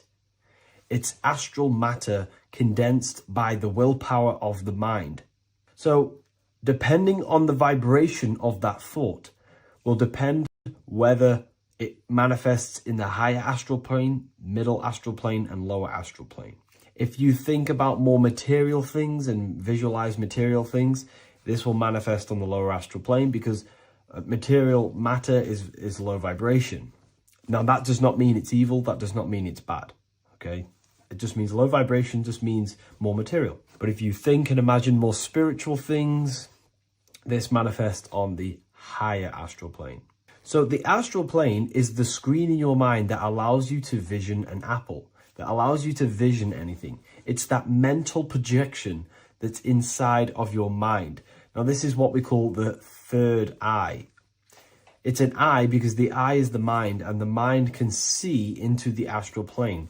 It perceives this spiritual world, this lucidic realm that we have access to. This is where also infinite potential takes place. This is the realm of spirits, demons, jinns, whatever you want to call them. Spiritual entities exist in this because this is where thought forms manifest into form. This is where thoughts create bodies. Think of it like this. The mental plane is a thought of a chair. The astral plane is the imagination of that chair and all of the different possible chairs that could possibly be. The etheric plane is the energy double of that chair. And the physical plane is the physical chair. So as you can see, the higher we go up, the more formless and lucidic it is. The lower we go down planes, the more dense it becomes. This is formless and this is form. Everything manifests through this process. This highlighter is down here in the physical plane, but the idea began in the mental plane. Everything begins in consciousness before it creates a physical body. It goes through this process. Therefore, if you want to start to mold and create your own reality and create things in your world, you can use these planes to your advantage. You can use your mind to do mental thinking exercises by closing your eyes and expanding your mind into a different pocket of thought to gain wisdom, gain information, gain downloads.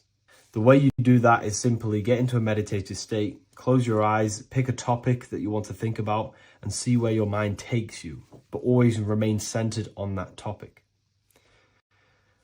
And you can do this for maybe an hour or two or half an hour, and your mind will take you places where you will unlock information. You can even use this to make decisions in your life. Think of the topic and see where your mind takes you. You'll gain information. This is how you use the mental plane for ideas. The astral plane is imagination. You have to reconnect with your imagination very vividly. Your imagination, your consciousness is infinite. It's not a three-dimensional plane. It's an infinite plane. You can think and make form anything in your consciousness, in your imagination. You can think anything and you can imagine anything in the most vast details. You just have to reconnect with your imagination. I have a free book on my website. I'll leave the link in the description. It's an ebook. It's called Activating the Inner Eye. This is going to help you reconnect with your imagination. It's a practical guide on how to imagine. So once you know how to use the mental plane and astral plane, thought and imagination, you pretty much need to use the physical plane to take physical action with this physical body that you have and start to manifest these desires you have in the higher planes. Now, it's very important that we master the mind, because the mind is the very fabric of reality. We become what we think about. Your life is a product of every thought you thought in the past. It is the mind that directs the flow of consciousness, and wherever this consciousness is flowing is what you will create in your life. Consciousness is the most potent force in the universe, and the mind is pretty much the universe in a microcosm form. It is infinite potential, and your mind will continue to expand into new realms of thought forever and ever and ever. You are eternal. You are not this physical body down here. You are consciousness, literally dreaming that you are in this physical body.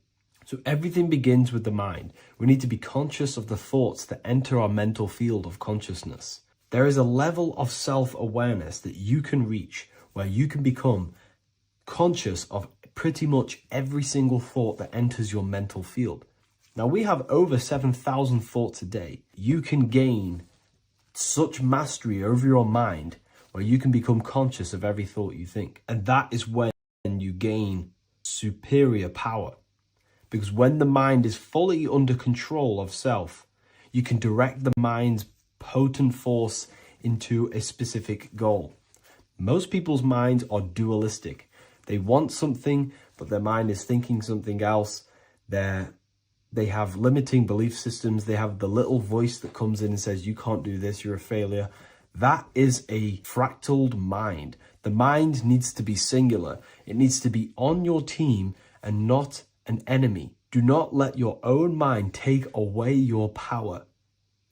Your mind should be on your team, giving you power, giving you the best possible thoughts and the best possible beliefs. When the mind is in this condition and on your team and not taking away your power through the destructive thoughts, it becomes a potent, powerful force used for manifestation to create anything. And the way we get the mind on your team is through constant meditation to learn how to control the mind and turn it on and off. Subconscious reprogramming through visualization, affirmations, cultivating emotions associated with your goal.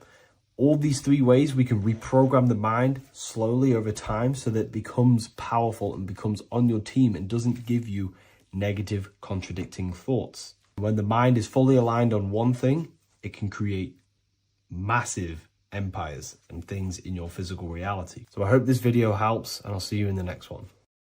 Geometry. This is the study of nature, of the codes, the mathematical codes behind physical reality. So today we're going to be going deep into geometry and the true esoteric internal geometry, the geometry that no one really talks about, and how geometry relates to human consciousness. So essentially, what we must understand when it comes to geometry, the basics of geometry is everything is vibration. And this vibration is vibrating on a certain frequency. And this certain frequency creates a geometric shape, which is why in nature we see all of these different geometric shapes. All matter takes form in shapes. So if we put sand on a plate and we vibrate the plate on a specific frequency, we see that the sand goes into specific geometric shapes and patterns. So essentially, matter is energy condensed.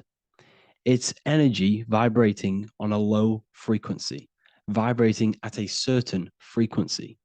So matter is condensed energy. And each geometric shape is manifesting and showing a specific energy.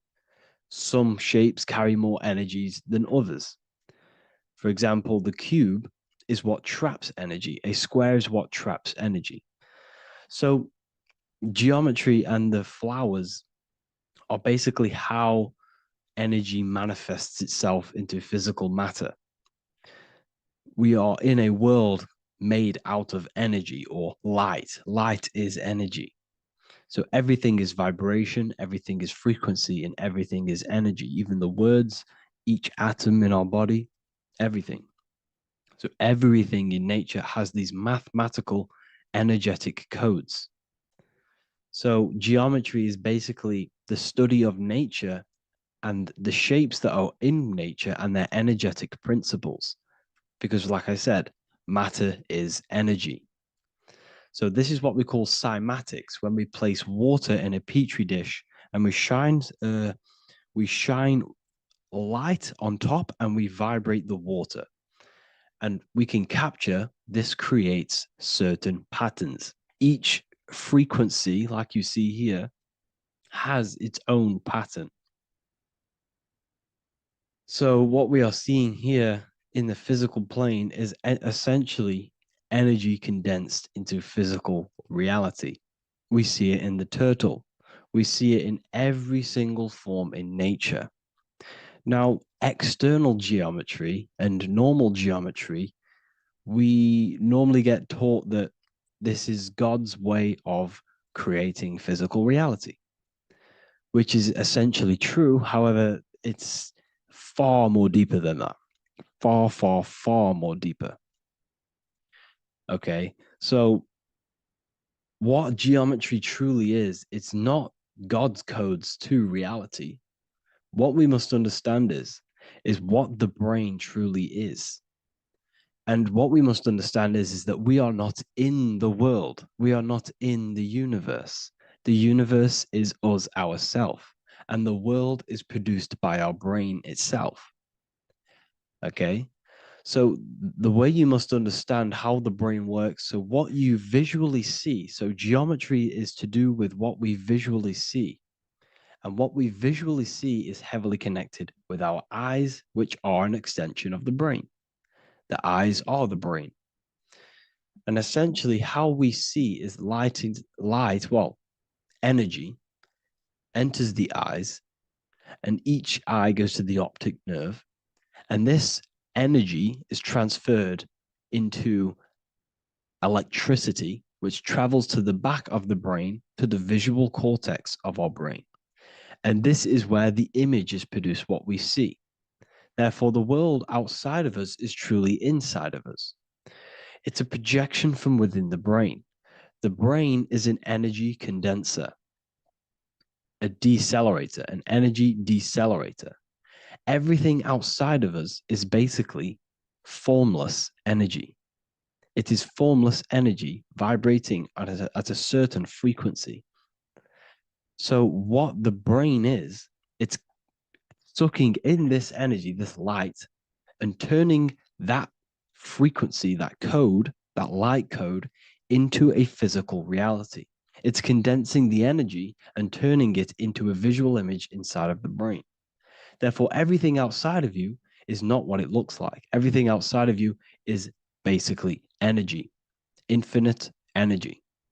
And our brain is condensing this into a physical reality and projecting it outwardly, which you experience your visual field. Okay? And the ancients knew this. So this is basically called the sigil of Lucifer. Lucifer is known as the light bringer. Lucifer in Latin means to bring the light. This is the sigil of Lucifer, which shows the visual field and the brain. We also see this in the Google Play symbol. It's a powerful symbol showing you the visual field, which is basically a symbol that tells you that reality is inside of the brain. The brain is what produces reality, but consciousness is not produced in the brain. The brain is essentially a consciousness downloader. It's a computer and it's a reality simulator. The body is a simulation of physical reality. You are inside of the body experiencing the body simulation. The body produces this reality. It's a piece of technology. So Lucifer is to bring the light. Lucifer is the light being produced in our brains. Okay? So this is why they say Lucifer can tempt you. Lucifer can be the devil because it represents physicality. It represents the false light. Lucifer can trick you because it represents the physical world can trick who you truly are. So now that you understand how the brain is basically an energy decelerator and it creates and simulates a reality to your consciousness, you are no longer a person in a universe. You are the universe itself experiencing itself. Therefore, geometry is heavily linked in with the brain. Geometry is essentially how your brain and how your eyes decode energy. So what you are seeing is the mathematical codes of your brain creating reality. So what they teach you is the external is that geometry is God's way of creating this world, and these are the mathematical codes God's created. But now I'm telling you the internal. This is the truth. Geometry is how your brain mathematically condenses energy and light into a physical reality. So therefore, your brain is a computer program. So now geometry is nothing outside of you. Geometry is not something created by something else. It's created by your brain. Your brain produces these patterns through mathematical codes by breaking down energy into physical reality. And this is why you see geometry in everything around you. This completely changes your view on geometry. It's in your ear, it's in your face, it's in everything. Geometry is everything. Okay? So now that you understand this, now, as we were talking about the visual field earlier, the ancients knew about this. The ancient Egyptians knew about this. We can see this symbolism inside of the casket, the Egyptian casket. See, this crossover represents the visual field. This represents the back of the brain. This is the left hemisphere, the right hemisphere. And now some of the most simplest teachings in geometry is that straight lines are masculine and curved lines are feminine. And we even see this in the human body. The feminine human body is curvy and the masculine human body is liney. And even with the genital reproductive area, we have a line and a curve, 0 and 1, the binary code of all creation, 0 and 1, because that's basically all that exists. Nothingness and one, nothingness and God, nothingness and consciousness. That's all that exists. Now that I've told you that, the basics of geometry and the line and the curve and the feminine and the masculine, what do we have here? You see this stick here? This is a curve. And what's the right hemisphere? The right hemisphere is the feminine, the feminine energy, the feminine aspect of our brain. Then we have a straight line. This is straight lines. Now, this represents the left brain. So the Egyptians are showing you the left masculine brain and the right feminine brain because of the curve and the straight line. And this is the visual field, the crossover. So there's a crossover in the brain. The left eye is connected to the right brain. The right eye is connected to the left brain. Okay, so the left eye is connected to the right brain. The right eye is connected to the left brain. The solar and the lunar. So, like I said, everything outside of you is basically energy. Your body is basically a holographic avatar, condensed energy produced by your brain. There's nothing actually outside of you. Your five senses are electrical threads of light. And when you touch something, this is basically electrical signals in your nervous system, which are reporting back to the brain. Therefore, what you touch is actually, you're not touching. The feeling that you feel when you touch something is not the true feeling. That's your nervous system you're feeling. You're feeling your nervous system in the brain. It's electrical signals to your brain. So the five senses do not decode, well, what you're experiencing as the five senses is not outside of you. This is your brain interpreting electrical signals. You don't experience the world, you experience your nervous system and your brain. The nervous system is an extension of the brain. So this is the truth. This is not woo-woo spirituality. This is true consciousness science that I'm teaching you here. Okay? So nothing is truly outside of you. It is a universe. You yourself are the universe, the fabric of the universe itself. The only thing that exists outside of you is essentially energy. That is it. And your body and your brain condenses this energy into reality. So when we look into architecture, why is architecture, the ancient architecture, so important? Because what did I tell you at the beginning? Shapes and physical matter is condensed energy. Each shape holds specific energy. Some shapes hold more energy, emit more energy. Some shapes condense energy. Some shapes transfer energy. Each shape, each geometric shape has an energetic principle because matter is essentially energy. So when we look into cathedrals and the ancient buildings, they were filled with geometric patterns, geometric shapes, because they understood the energy principle. Architecture is basically solid energy. It's physical energy. If we create this pattern here is an energy code. And if you stand next to it, you're going to gain that energy. It's going to be imprinted on your body. So essentially, they filled their buildings with high energy geometric shapes, points, triangles, pyramids are very, very energetic. This is why you have crystal pyramids made, organite pyramids. They're always in pyramid shapes. That's why the Egyptians built in pyramids, because pyramids hold high energy. They emit high energy. So this is why you see all these different geometric patterns. Okay.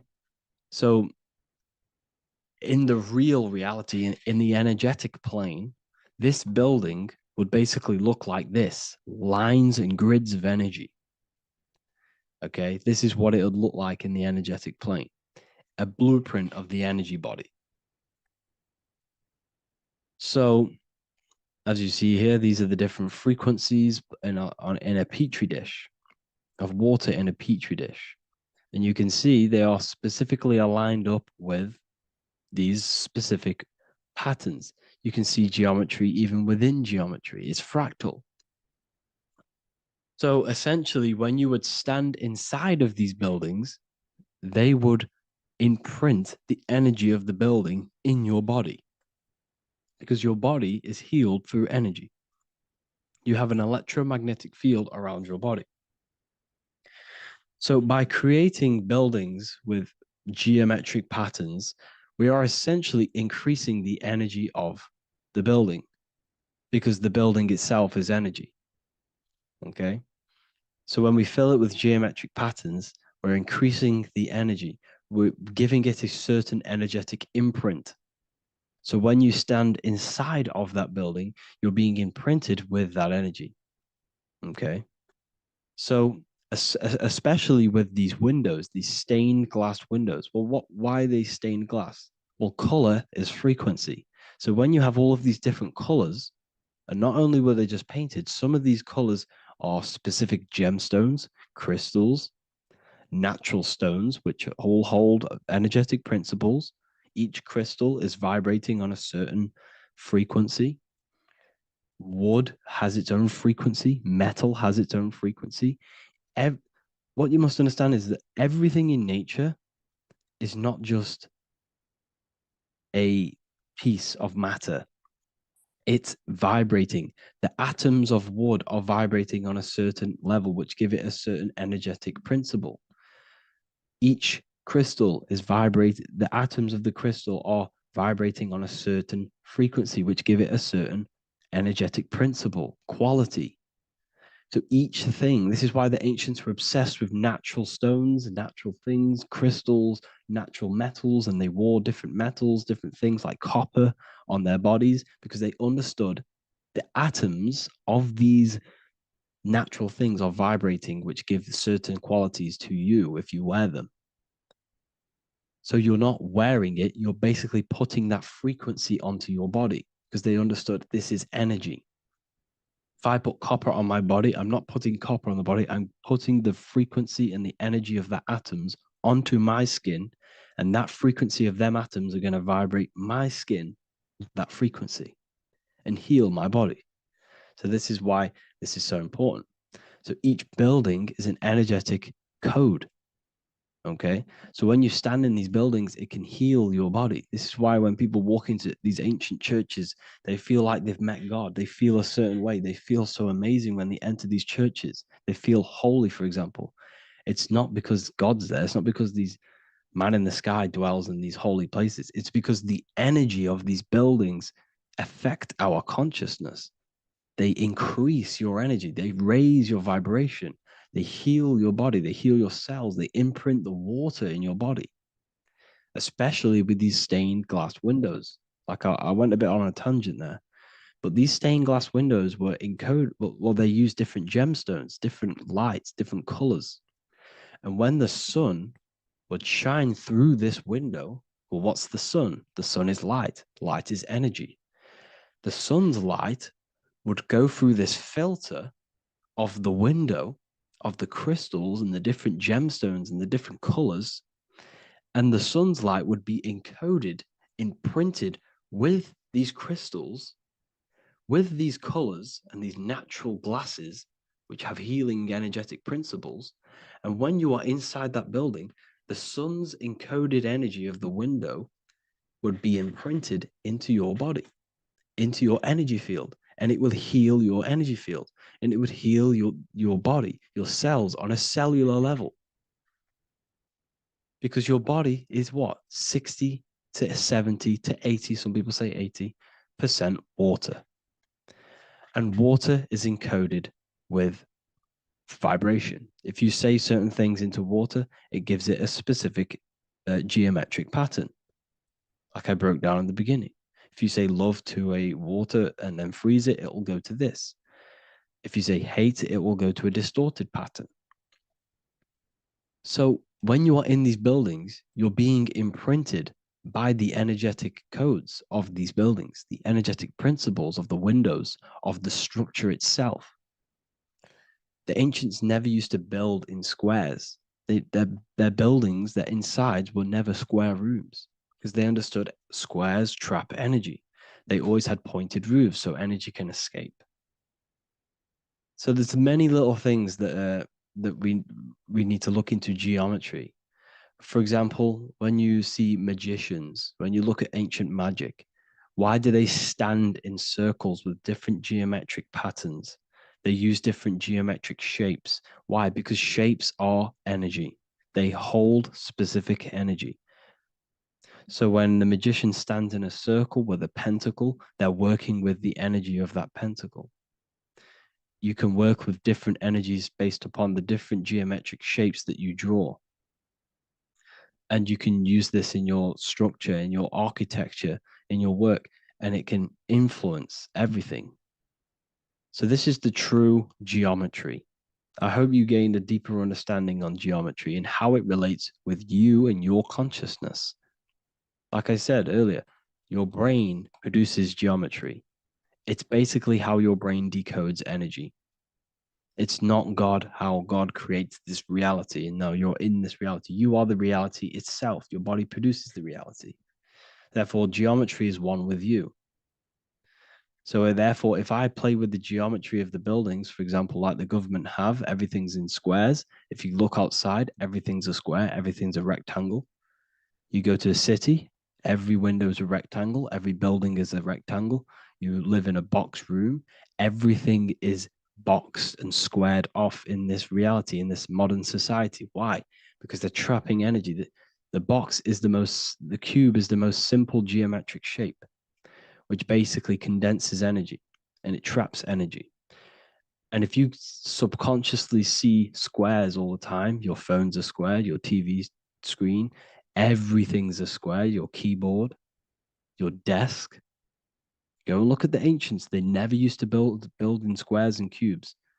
And if you go into nature, you'll never see squares and cubes. Nature doesn't create squares and cubes.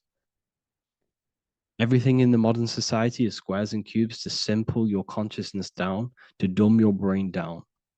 So the ancients built very, very complex structures. Why? Because they understood what we see affects our brains, because our brains decodes reality and creates reality. If you see a sophisticated building, this is going to give you a sophisticated mind and raise your IQ levels over time, subconsciously. I'm not saying if you look at this building, you're going to become smart. I'm saying if every single building in your environment, ment is mind, mental, every single building in your environment was this complex and complicated, it would increase your IQ on a subconscious level. It'd make you more complex, make you more intelligent. So they've dumbed everything down. They've dulled everything down. Look at everything. Everything is being dulled down. So anyways, I hope you all gained a better understanding on this. If you want to gain more occult knowledge and esoteric knowledge, make sure to read the Book of Wisdom, Volume 2. If you're inside the university, you can get this book for free. Go to the general chat area and follow the instructions and you can order yours for free. Truly life-changing stuff. Because the issue is with the world is that no one really understands who they are, what they are, and why we are here. That is the issue for people's depression, for people's wrongdoings. They don't understand who they are, what their emotions are, what their mind is, what their body is, what reality is. This book gives you that. This book gives you the sense of understanding, the sense of well-being that will give you a better life because you understand life and what life is. And if you truly want to take your studies to the next level, we have the Ethereal University. This is the place for truth seekers where you can connect with like-minded people so you don't have to feel insane, because not many people think this way. I've been there when you wake up and not many people around you are thinking the same way and you start to feel a bit insane and you can't really talk to people about these things. That's why I created this, so you can connect with people and learn at the same time and become the best version of yourself by understanding truth and knowledge. If you join, you'll gain access to free live calls every single week, every single Saturday morning. We do live calls. You can ask me questions and all sorts. So make sure to leave a like and a comment. And thank you all for tapping in.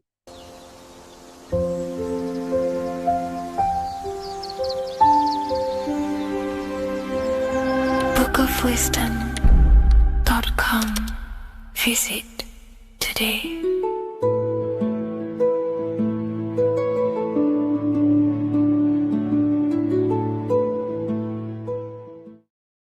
Watching pornography makes you see people as objects. It does a lot of psychological damage to the human mind. And if you truly want to progress in life, your spiritual journey, mastery, whatever it is, mastering your sexual urges is essential to become powerful, successful, and become the best version of yourself. And there are some occult practices that I used to help master this urge. They're not really techniques, they're more mindsets, which will definitely help you overcome your urges. So if you want to quit pornography today, this is the way forward that I used to create this version of myself. Before we go into the tactics, we must understand that whatever we do in darkness comes into light some way or another. If you watch pornography, you know you have a problem, you keep this to yourself. We all naturally do. These things are private, and what we do in our private time molds our subconscious mind, and we keep it away from people. But whatever we do in darkness always comes to light. If you're doing things you don't want others to see, such as watching pornography, it will come out through a subconscious force. It will come out in your eye contact. You won't really be able to make eye contact with the person you're attracted to. It comes out in your energy, your aura, your presence, your confidence. All of this plays a role in molding your consciousness. And especially women can pick this up so easily. Females are more subconscious, males are more conscious. Females speak indirectly, males should speak directly. If a woman is hungry, they will say, "I'm hungry." "Are you hungry?" But a male will say, "Let's go get some food." You have to see the underlying subconscious messages in women because they speak in more of a subconscious language. Men speak in a direct language. And maybe even men will pick this up. If you want to be taken seriously in the business world or your career, whatever it is, this is essential for your body language and your personal power. So you must master your sexual urges. Releasing your sexual energy, your sexual fluids, removes the life in your eyes. A lot of people get dark bags underneath their eyes. I used to have them years and years ago. My eyes were always half shut. There was no life in my eyes. But as you purify yourself, the life and the energy comes back into your glaring eyes. The first tactic on mastering your sexual urges is understanding that thoughts